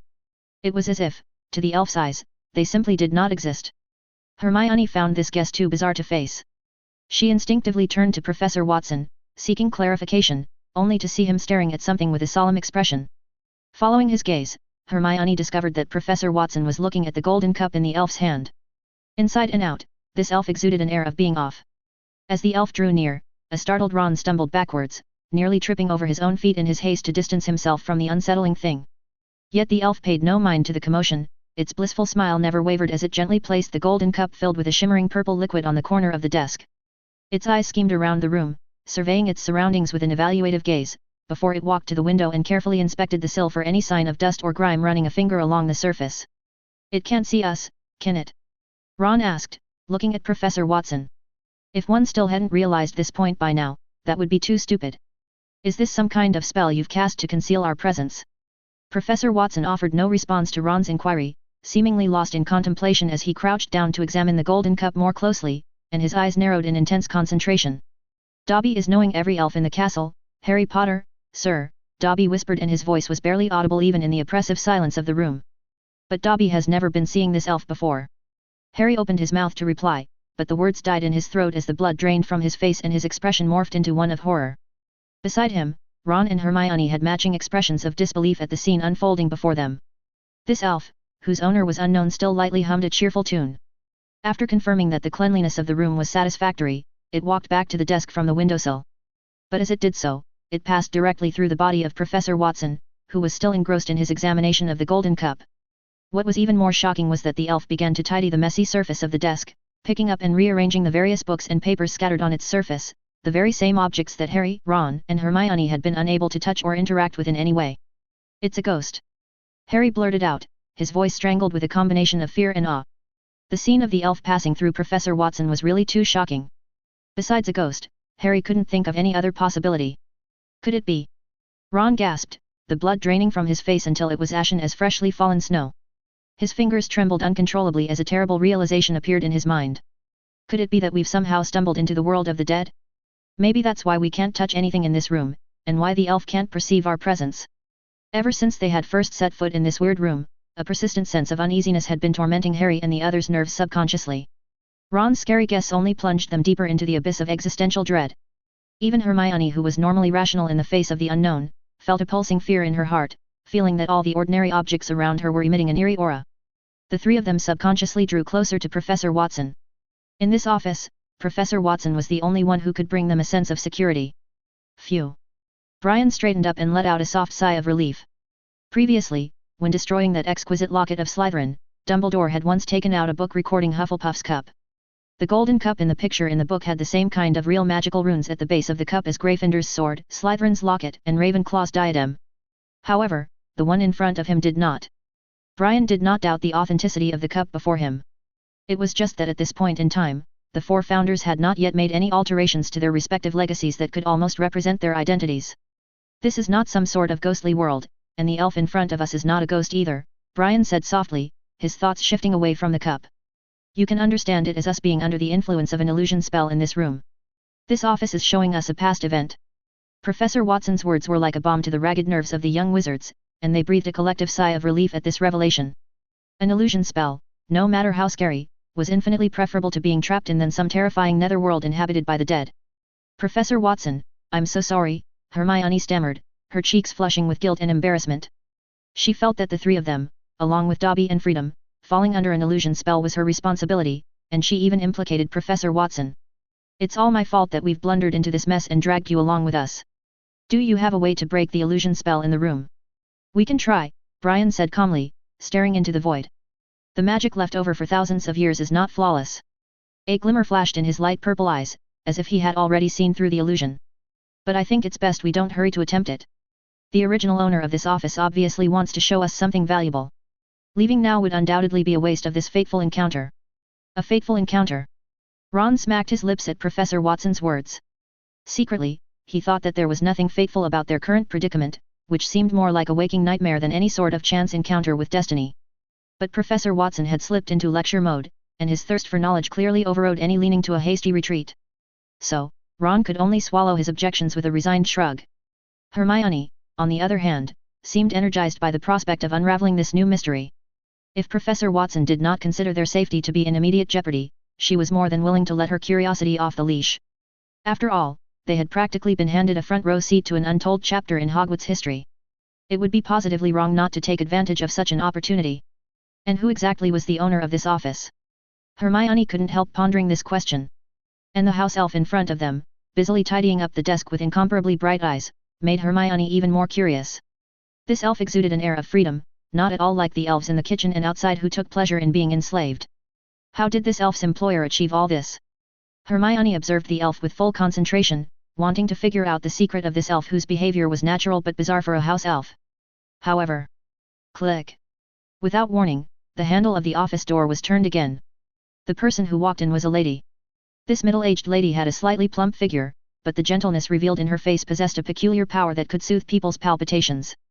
Moreover, her red eyes were as bright as stars. Even Professor Dumbledore with his piercing blue eyes or Professor Watson with his light purple eyes containing magic could not compare. This middle-aged witch did not appear alone. Behind her followed another witch who looked much younger but whose expression appeared very tired. The moment they saw this younger witch, Harry and Ron's eyes instantly flickered. Up until now, the most outstanding and alluring women Harry had seen were the group of Vila at the Quidditch World Cup finals. However, compared to the appearance and temperament of the young witch in front of him, Harry felt that group of Vila were simply vulgar to the extreme. But Harry furrowed his brows. He stared at the two witches who walked in, feeling a sense of familiarity at first glance, as if he had seen them before. Who are they? Ron asked Hermione in a low voice. Professor Watson's earlier words had already revealed some information. The office they were in probably belonged to a former Hogwarts staff member, and they should be very famous. Like Harry, Ron also felt a sense of familiarity. He turned to look at Hermione, and upon seeing her, Ron's eyebrows immediately shot up. Beside him, Hermione's brown eyes were almost bulging out of their sockets. Her wide-open mouth looked funny, but at the same time, it showed her current shock. What's the matter? Why do you look like you've seen a ghost? Ron asked nervously. But he didn't need Hermione to answer, because the following conversation was enough to make him fully understand the reason for Hermione's expression of surprise and fear, and also made his own mood sink into almost the same state. Good afternoon, Kiki, the middle-aged witch who entered the office first said with a smile and her voice was very gentle. I was just looking for you, Kiki. I thought of a few new dishes that I plan to add to the children's daily menu. But before that, perhaps you could give me some advice. Good afternoon, Lady Hufflepuff, Lady Ravenclaw, the house elf called Kiki stood by the chair and bowed slightly, saying politely, it would be my very great pleasure to serve you, Lady Hufflepuff. Truly, you do me too much honor. 0598 Love.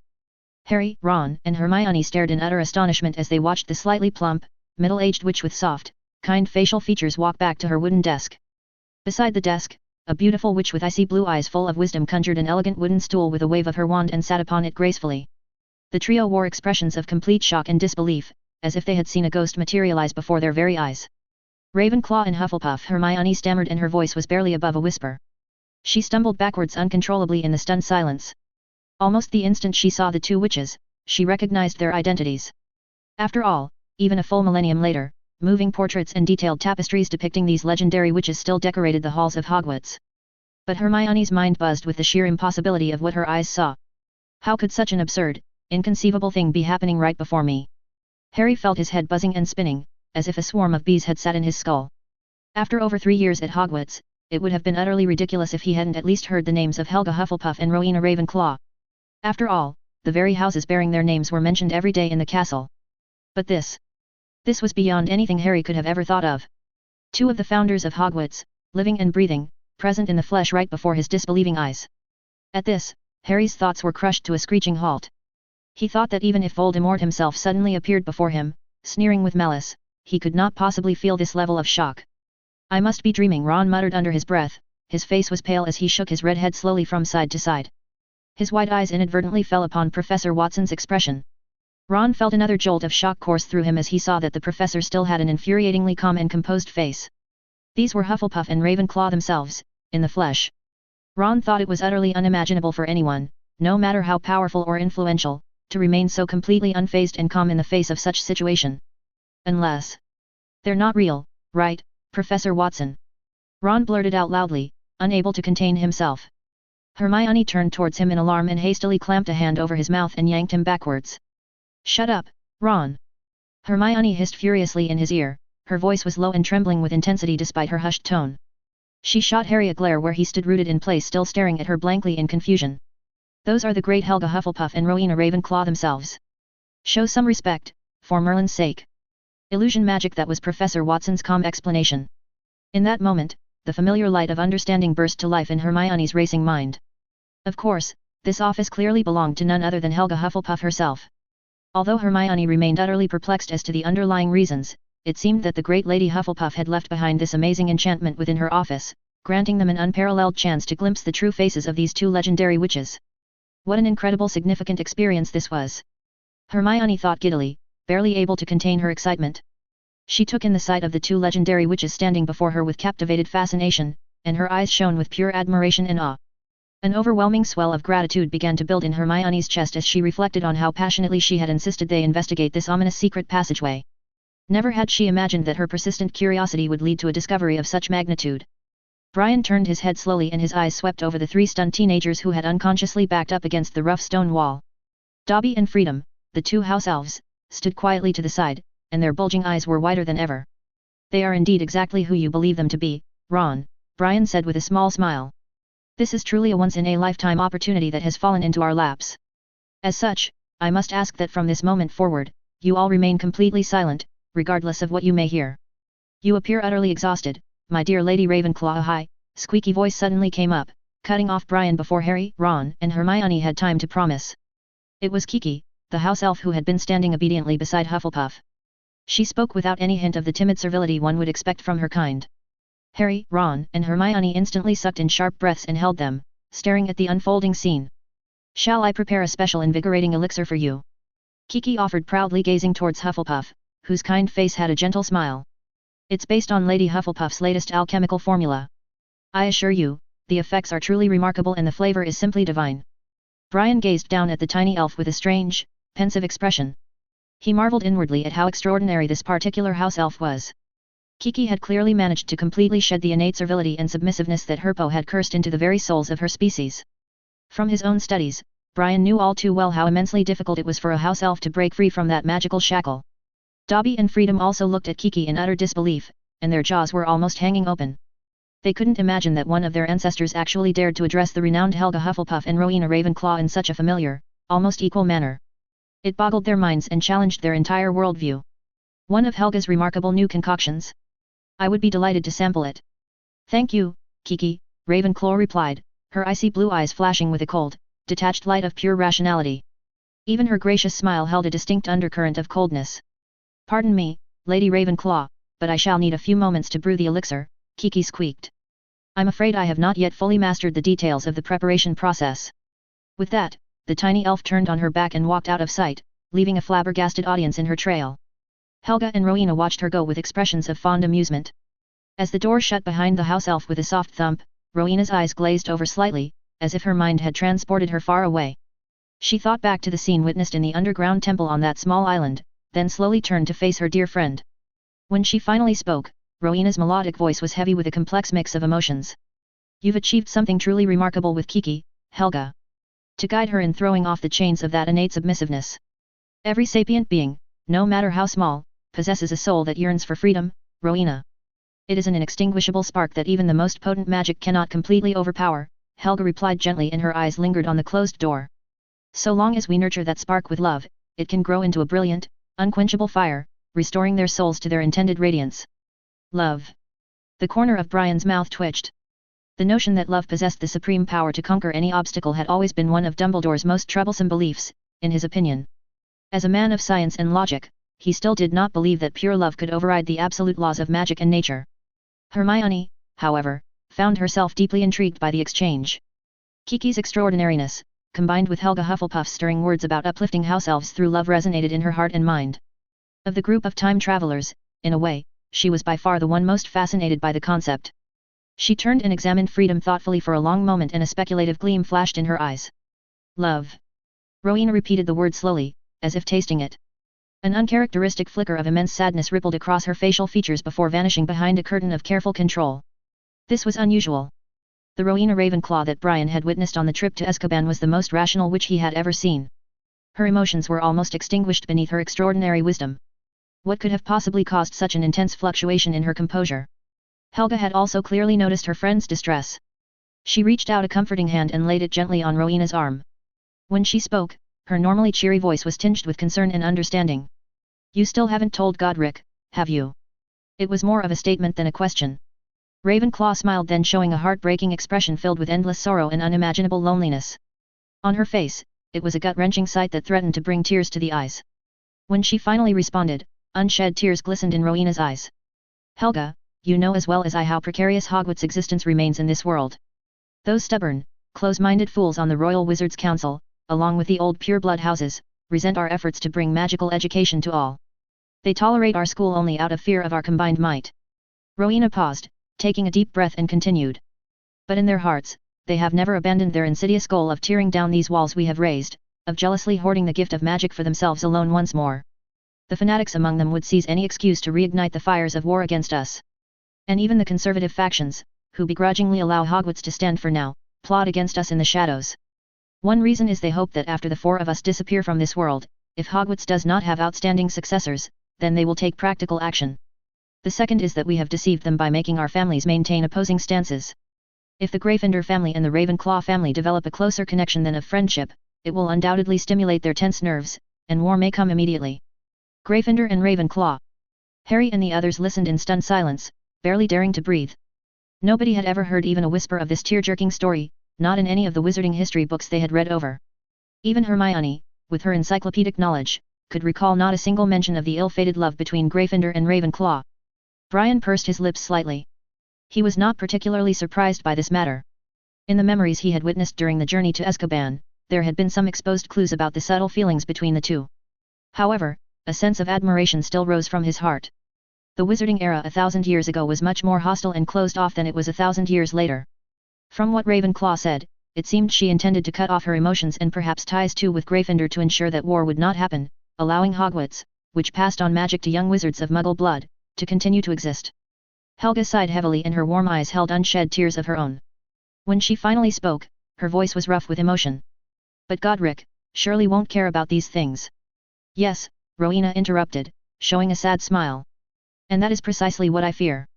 You know Godric as well as I, he is a man of passion, of conviction.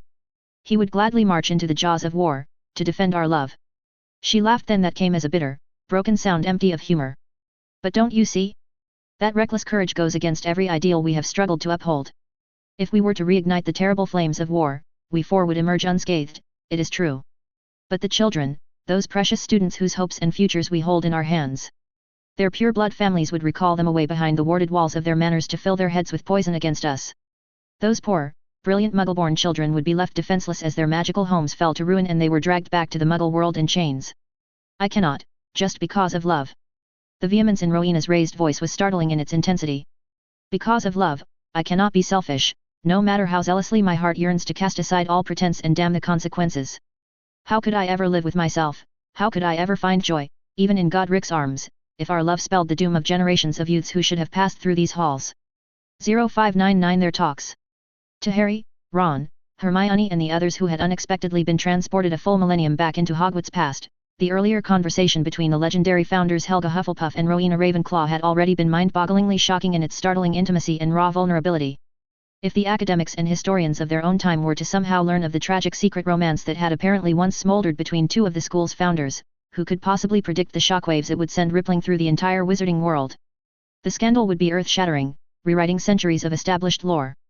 But to Rowena and Helga such weighty matters seemed to be simply idle chatter regularly between the very closest of female friends. However, as soon as the mysterious island in the North Sea and the terrible creatures lurking upon it were mentioned, Helga and Rowena's expressions turned much more solemn. The lingering power emanating from the two witches restored the legendary and formidable aura of the founders in Harry and his friends' eyes. But what could possibly be so dire as to cause such an extreme reaction in them? Hermione immediately had a guess. Her eyes darted sideways to Professor Watson, seeking further explanation into this, but to her great disappointment, this time Professor Watson did not kindly explain their doubts as he himself was listening with a serious expression. Rowena Ravenclaw did not speak any further on the matter. Under everyone's gaze, a wand quietly appeared in her hand. She left her seat and walked to an open space in the office. Then, with a single fluid motion almost too swift to follow, Ravenclaw slashed her wand through the air in a dizzyingly complex pattern. Shining silver sparks erupted from the wand's tip, swirling in the air like stardust carried on the wind. Before their astonished eyes, the glimmering specks merged into a single glowing form, an enormous eagle of purest white. That's a Patronus! Harry exclaimed at once. The Patronus charm was the most advanced magic Harry had learned last year from Remus in order to defend against Dementors. And unless I'm barking mad, it's a bleeding eagle, just like on the Ravenclaw's coat of arms. Ron chimed in with amazement as the ethereal raptor flew over their heads. Lady Ravenclaw had summoned her Patronus. The light in Hermione's brown eyes condensed a little as this further confirmed her speculation. The specific mention of the dreaded island being in the North Sea had already begun leading her to a single certain conclusion, the notorious Azkaban prison. And if that were true, then the horrors Helga Hufflepuff and Rowena Ravenclaw spoke of in such dire tones must surely be none other than the Dementors. As if to lend credibility to Hermione's silent deductions, Ravenclaw twisted her wrist in a precise flourish, causing the conjured eagle to freeze in place with its wings outstretched as if pinned to an invisible wire.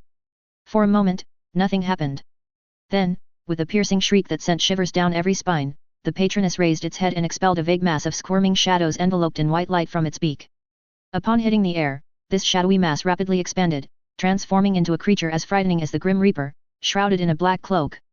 Just looking at it made one's heart fill with chill. Clang! Faced with the horror of his own worst fears and traumas made manifest, Harry reacted on pure instinct before his conscious mind could catch up.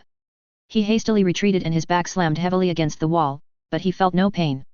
Instead, he quickly grabbed his wand and aimed it at the Dementor, breathing heavily. Easy, mate. It's not real. Alarmed by Harry's extreme reaction, Ron lunged forward to seize Harry's wrist, forcibly casting his wand away and said hurriedly. You're safe. It can't hurt you. Not real. Of course it wasn't real, Harry realized as the ringing fog of panic began to withdraw from his overclocked brain. Protected within the protective barrier of Ravenclaw's eagle Patronus, the Dementor thrashed impotently, unable to project its aura of despair beyond the shimmering walls of its ethereal prison. As his thundering heart rate gradually slowed and the black spots faded from his vision, Harry felt a wave of burning shame crash over him. Dementors had too great an impact on him. In their adventure last year to rescue Sirius from the Forbidden Forest, Sirius was discovered by several dozen Dementors sent by the Ministry of Magic. At that time, both Sirius and Hermione had fallen unconscious, leaving Harry alone to face those terrifying Dementors. Harry could say with certainty that those were absolutely the most desperate 2 minutes of his life. Harry nervously glanced at Professor Watson, and seeing that the professor did not cast him a displeased look for his panicked, ridiculous reaction, he secretly breathed a sigh of relief. Clutching his pounding heart, he continued to watch. Have you made any progress on finding a way to destroy them further, Rowena? Helga Hufflepuff's voice rang out, shattering the silence. She had left her desk to stand shoulder to shoulder beside Ravenclaw. Even though this wasn't the first time Rowena had shown them, upon seeing the Dementor, Helga's expression still turned serious, and a hint of anger was subtly leaking through her tone. "I've made many attempts," Ravenclaw said in a voice as clear and chilling as an icy spring. "As we've discussed in the past, these spectre-like entities occupy a strange space between true life and death. They seem to operate according to their own set of rules, which makes them devilishly difficult to eradicate through conventional magical means." She paused, her eyes flashing like chips of frozen lightning in her pale face. "I have experimented with a wide range of methods, including some ancient magics that have shown promise in suppressing their influence. Of all the techniques I have tried, the Patroness charm was the most consistently effective. Yet even it is not a true solution, merely a stopgap measure." This was the expected result. Helga Hufflepuff did not seem surprised, simply saying softly, "So, the only method is the one we discussed before." Ravenclaw gave a slight nod in wordless consensus. But while the two legendary witches seemed to instinctively understand the unspoken words of their cryptic exchange, Brian's brow furrowed. During the Azkaban trip, as Brian followed the memories of Ravenclaw and Gryffindor, the two founders had discussed this topic at that time. They had stated that the Dementors must be destroyed. Brian had been puzzled by this then. These Dementors, Brian knew, were not natural creatures. They were the twisted byproduct of some of the darkest magic known to wizardkind, the creation of Horcruxes. When a dark wizard tore their soul in pieces multiple times in pursuit of immortality, the split fragment or the empty shells would sometimes take on a hideous half-life of its own, becoming one of the soul-sucking abominations known as Dementors. To complete themselves, these empty shells would absorb all positive emotions from living creatures and use those emotions as feed to create more of their own kind. No creature possessing an independent soul would like Dementors, but Brian never understood why the four Hogwarts founders were so determined to destroy the Dementors. Was it simply because these creatures were evil? The truth was probably not that simple. He thought back to the fragment of conversation he'd witnessed between Gryffindor and Ravenclaw in Azkaban. They had spoken of dire warnings received by Helga Hufflepuff, hinting that she had foreseen a future in which Herpo the Foul, the twisted genius who had first discovered the secret of crafting Horcruxes, would find a way to return from beyond the veil of death. If such a thing were to happen, they feared the consequences would be beyond catastrophic. It seemed that at least some of the precautions put in place by Merlin and the Hogwarts founders were specifically designed to prevent this scenario from unfolding. That suggested there had to be some important connection between the destruction of the Dementors and ensuring that Herpo was never able to return back to the land of the living. Brian's mind raced, but he always felt separated from the truth by a thin membrane he couldn't break through. "Our only choice is to entrust this vital work to the hands of time," Rowena said softly, and her gaze became distant and unfocused. "In the short term, our priority must be to find a way to limit the Dementors' numbers and constrain their movements. I had considered the possibility of erecting a soul magic-based barrier around Azkaban, but ultimately, such a ward would only hold as long as our own souls endured to power it. After we are gone, it would quickly crumble, and nothing would remain to stop the Dementors driven by the desire to absorb more emotions from spreading like a plague across the face of the earth." Rowena's words sent a bolt of sickening dread piercing through Harry's gut. The thought of a world swarming with Dementors was almost too terrible to even think of. What hope could there be for a world like that? "What, then, do you suggest?" Helga asked, her brow furrowed with concern. In answer, Rowena raised her wand once more, moving it through the air in a series of intricate patterns that left shimmering patterns of light in its trail. As she chanted words in a language none of them recognized, the chill blue glow emanating from her silhouette intensified until she was barely more than a dazzlingly luminous outline. Rustle, rustle. In the air before her, an ethereal sheet of parchment took shape, wreathed in a green radiance. Once it had fully merged, a tangled bundle of glowing chains burst forth from its surface, each one tipped with an ominous-looking padlock. The chains shot toward the captive Dementor, who thrashed and writhed within its glowing prison in a futile effort to evade them. But there could be no escape from Rowena Ravenclaw's magic. The chains wrapped themselves around the Dementor, sinking into its shadowy flesh like hooks into the hide of some deep-sea leviathan. The creature's struggles only seemed to make the chains constrict more tightly, until it hung motionless, paralyzed by the intense agony. "What is that?" Unable to contain her curiosity, Hermione looked to Professor Watson. She had assumed her question would go unanswered, but after a few moments, Professor Watson hesitantly said. "I'm not entirely certain," he said slowly, "but if I had to guess, I would say that Ravenclaw has just created some sort of binding contract filled with tremendous power, and supported by life force, perhaps of her own. If I'm right, then those chains may well represent the Dementor's prison for centuries to come." "Stop, Rowena!"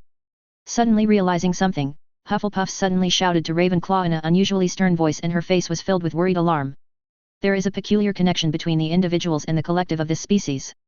This makes destroying their individuals meaningless. Fortunately, we can also exploit this, as long as the individuals are restrained, the behavior of the entire race can be restricted.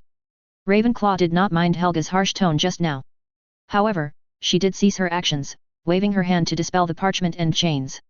She then turned to the anxiously caring Helga Hufflepuff, smiling as she said, "It's a good idea, isn't it? 0600 actions. Do you truly believe this to be a wise course of action, Rowena?" Lady Hufflepuff asked, her usually warm and friendly demeanor replaced by a serious expression as she looked intently at her dear friend. "Your plan is to utilize your own precious life force as a binding shackle to control this evil creature. Have you fully considered the dire consequences of such an act, Rowena? The insidious, corrupting magic that dwells within this evil being will undoubtedly affect you in turn. While I harbor no doubts about your ability to resist its corrosive influence, one thing remains absolutely certain: it will greatly diminish your life. We made the decision long ago to prevent that bleak, hopeless future from coming to pass, even if it meant sacrificing our lives in the process, did we not, Helga?" Rowena replied with a calm smile, despite the weight of the matter at hand. "We must place strict restrictions and limitations upon these vile creatures to prevent them from one day, after our inevitable passing, freely leaving the island and devouring the emotions of the living, and use that stolen essence to strengthen and multiply their own kind. My idea is that since we currently lack the means to destroy them completely, they must be brought under the firm control of wizards until the final, fateful moment arrives.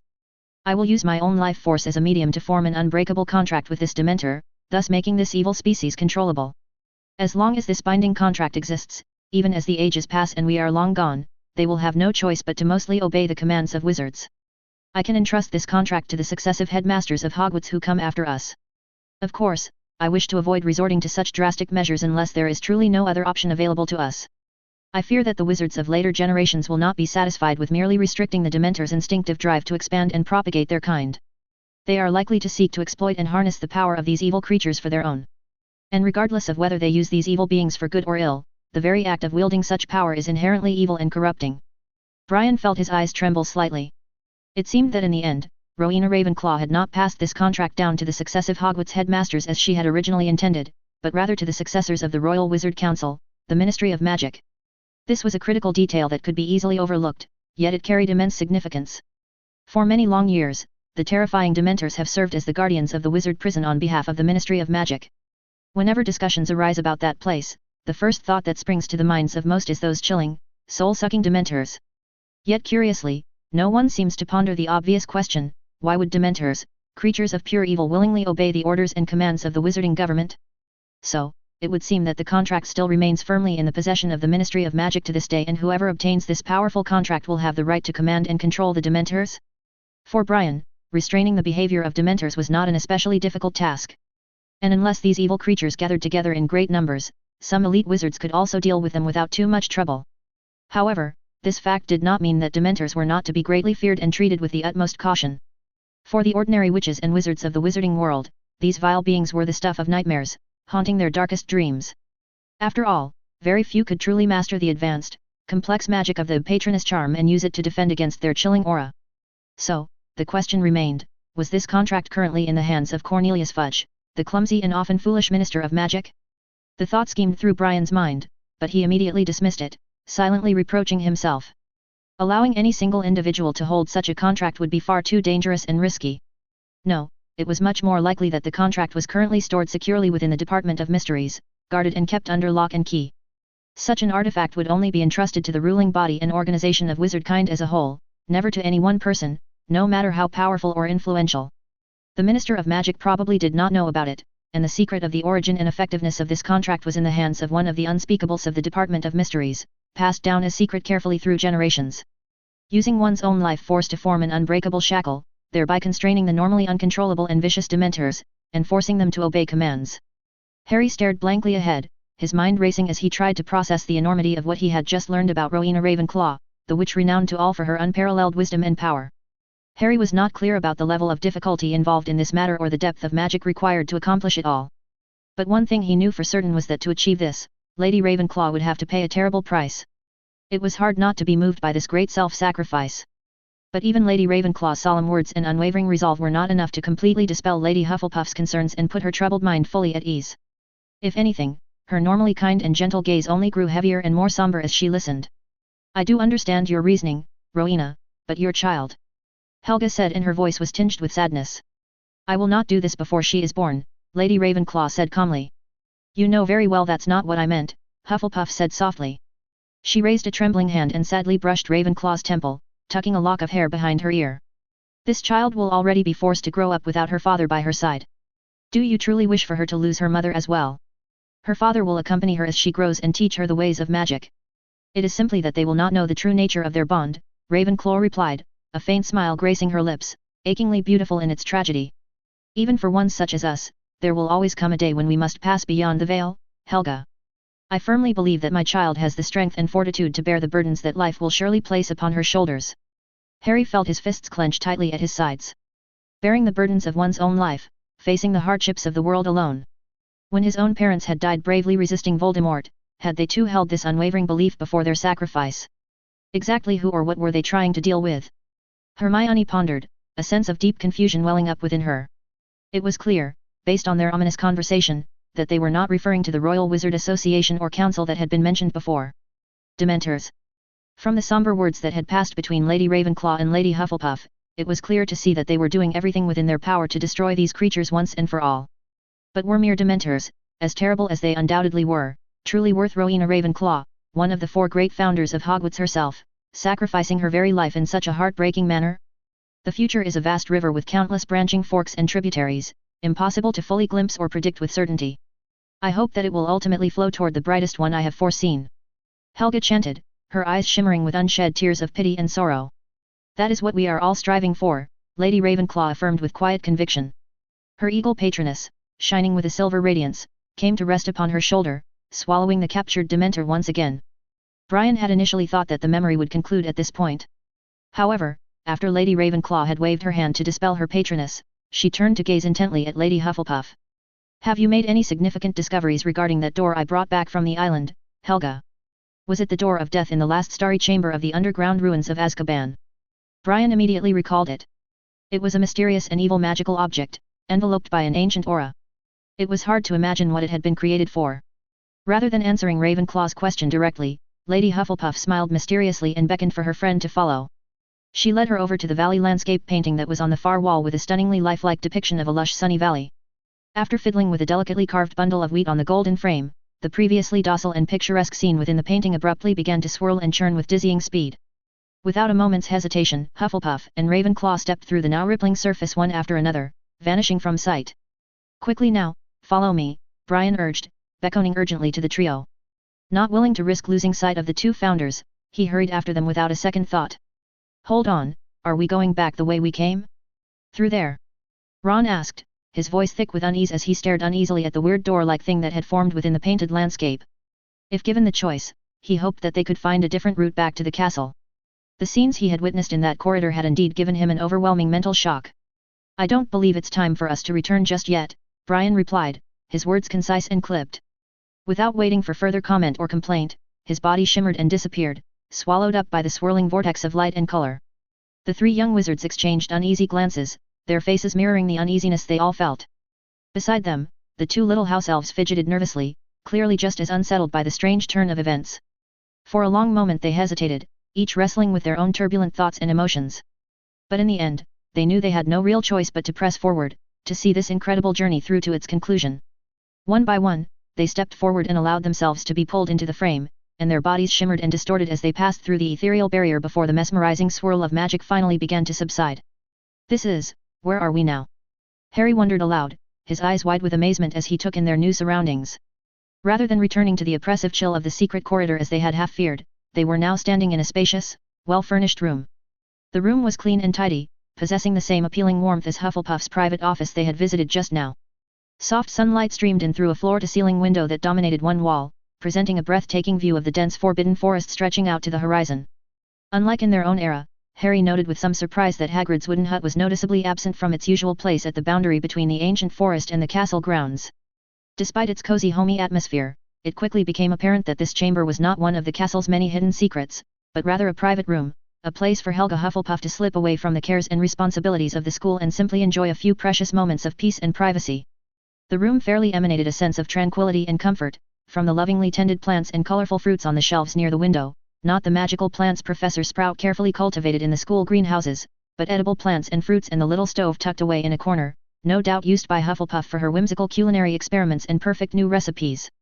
But for all its warmth and coziness, the room was not entirely lacking of obvious magical accessories.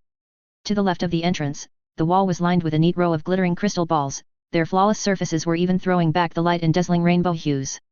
Yet unlike the fakes and cheap trinkets sold by unscrupulous charlatans, the cores of most of these orbs were filled with swirling, hazy mist, while one or two seemed to enclose entire miniature galaxies, their countless stars twinkling and winking in the depths like captured fireflies. Lady Hufflepuff is. Hermione breathed, her eyes widening with sudden realization. She turned to the two boys and her voice was tinged with astonishment. She's just like Professor Trelawney. There are probably some rather significant differences between the two, Brian said looking at the door of death located directly opposite them, surrounded by a complex web of ancient runic magic carved into the stone floor. I cannot say with certainty how much true skill or talent our divination professor actually has, but Lady Hufflepuff was a witch with the rare ability to divine and capture real, meaningful glimpses of the future from amid the ever-shifting, elusive threads of fate. Has anything ever emerged from this door, Helga? Lady Ravenclaw inquired, her eyes darting over the patterns etched into the ground. It took her only a moment to deduce their purpose, a powerful binding seal, placed by Helga to prevent any anomalies with the door. Fortunately, the worrisome situation has not appeared so far. Lady Hufflepuff gracefully came to the rough arch. Her fingertips brushed the curtains that swayed strangely in the air without wind. Then she turned her head and smiled at Lady Ravenclaw. However, I have been inside. Latest chapter 600, I'm going to wait for the author to stack up more chapters before uploading again.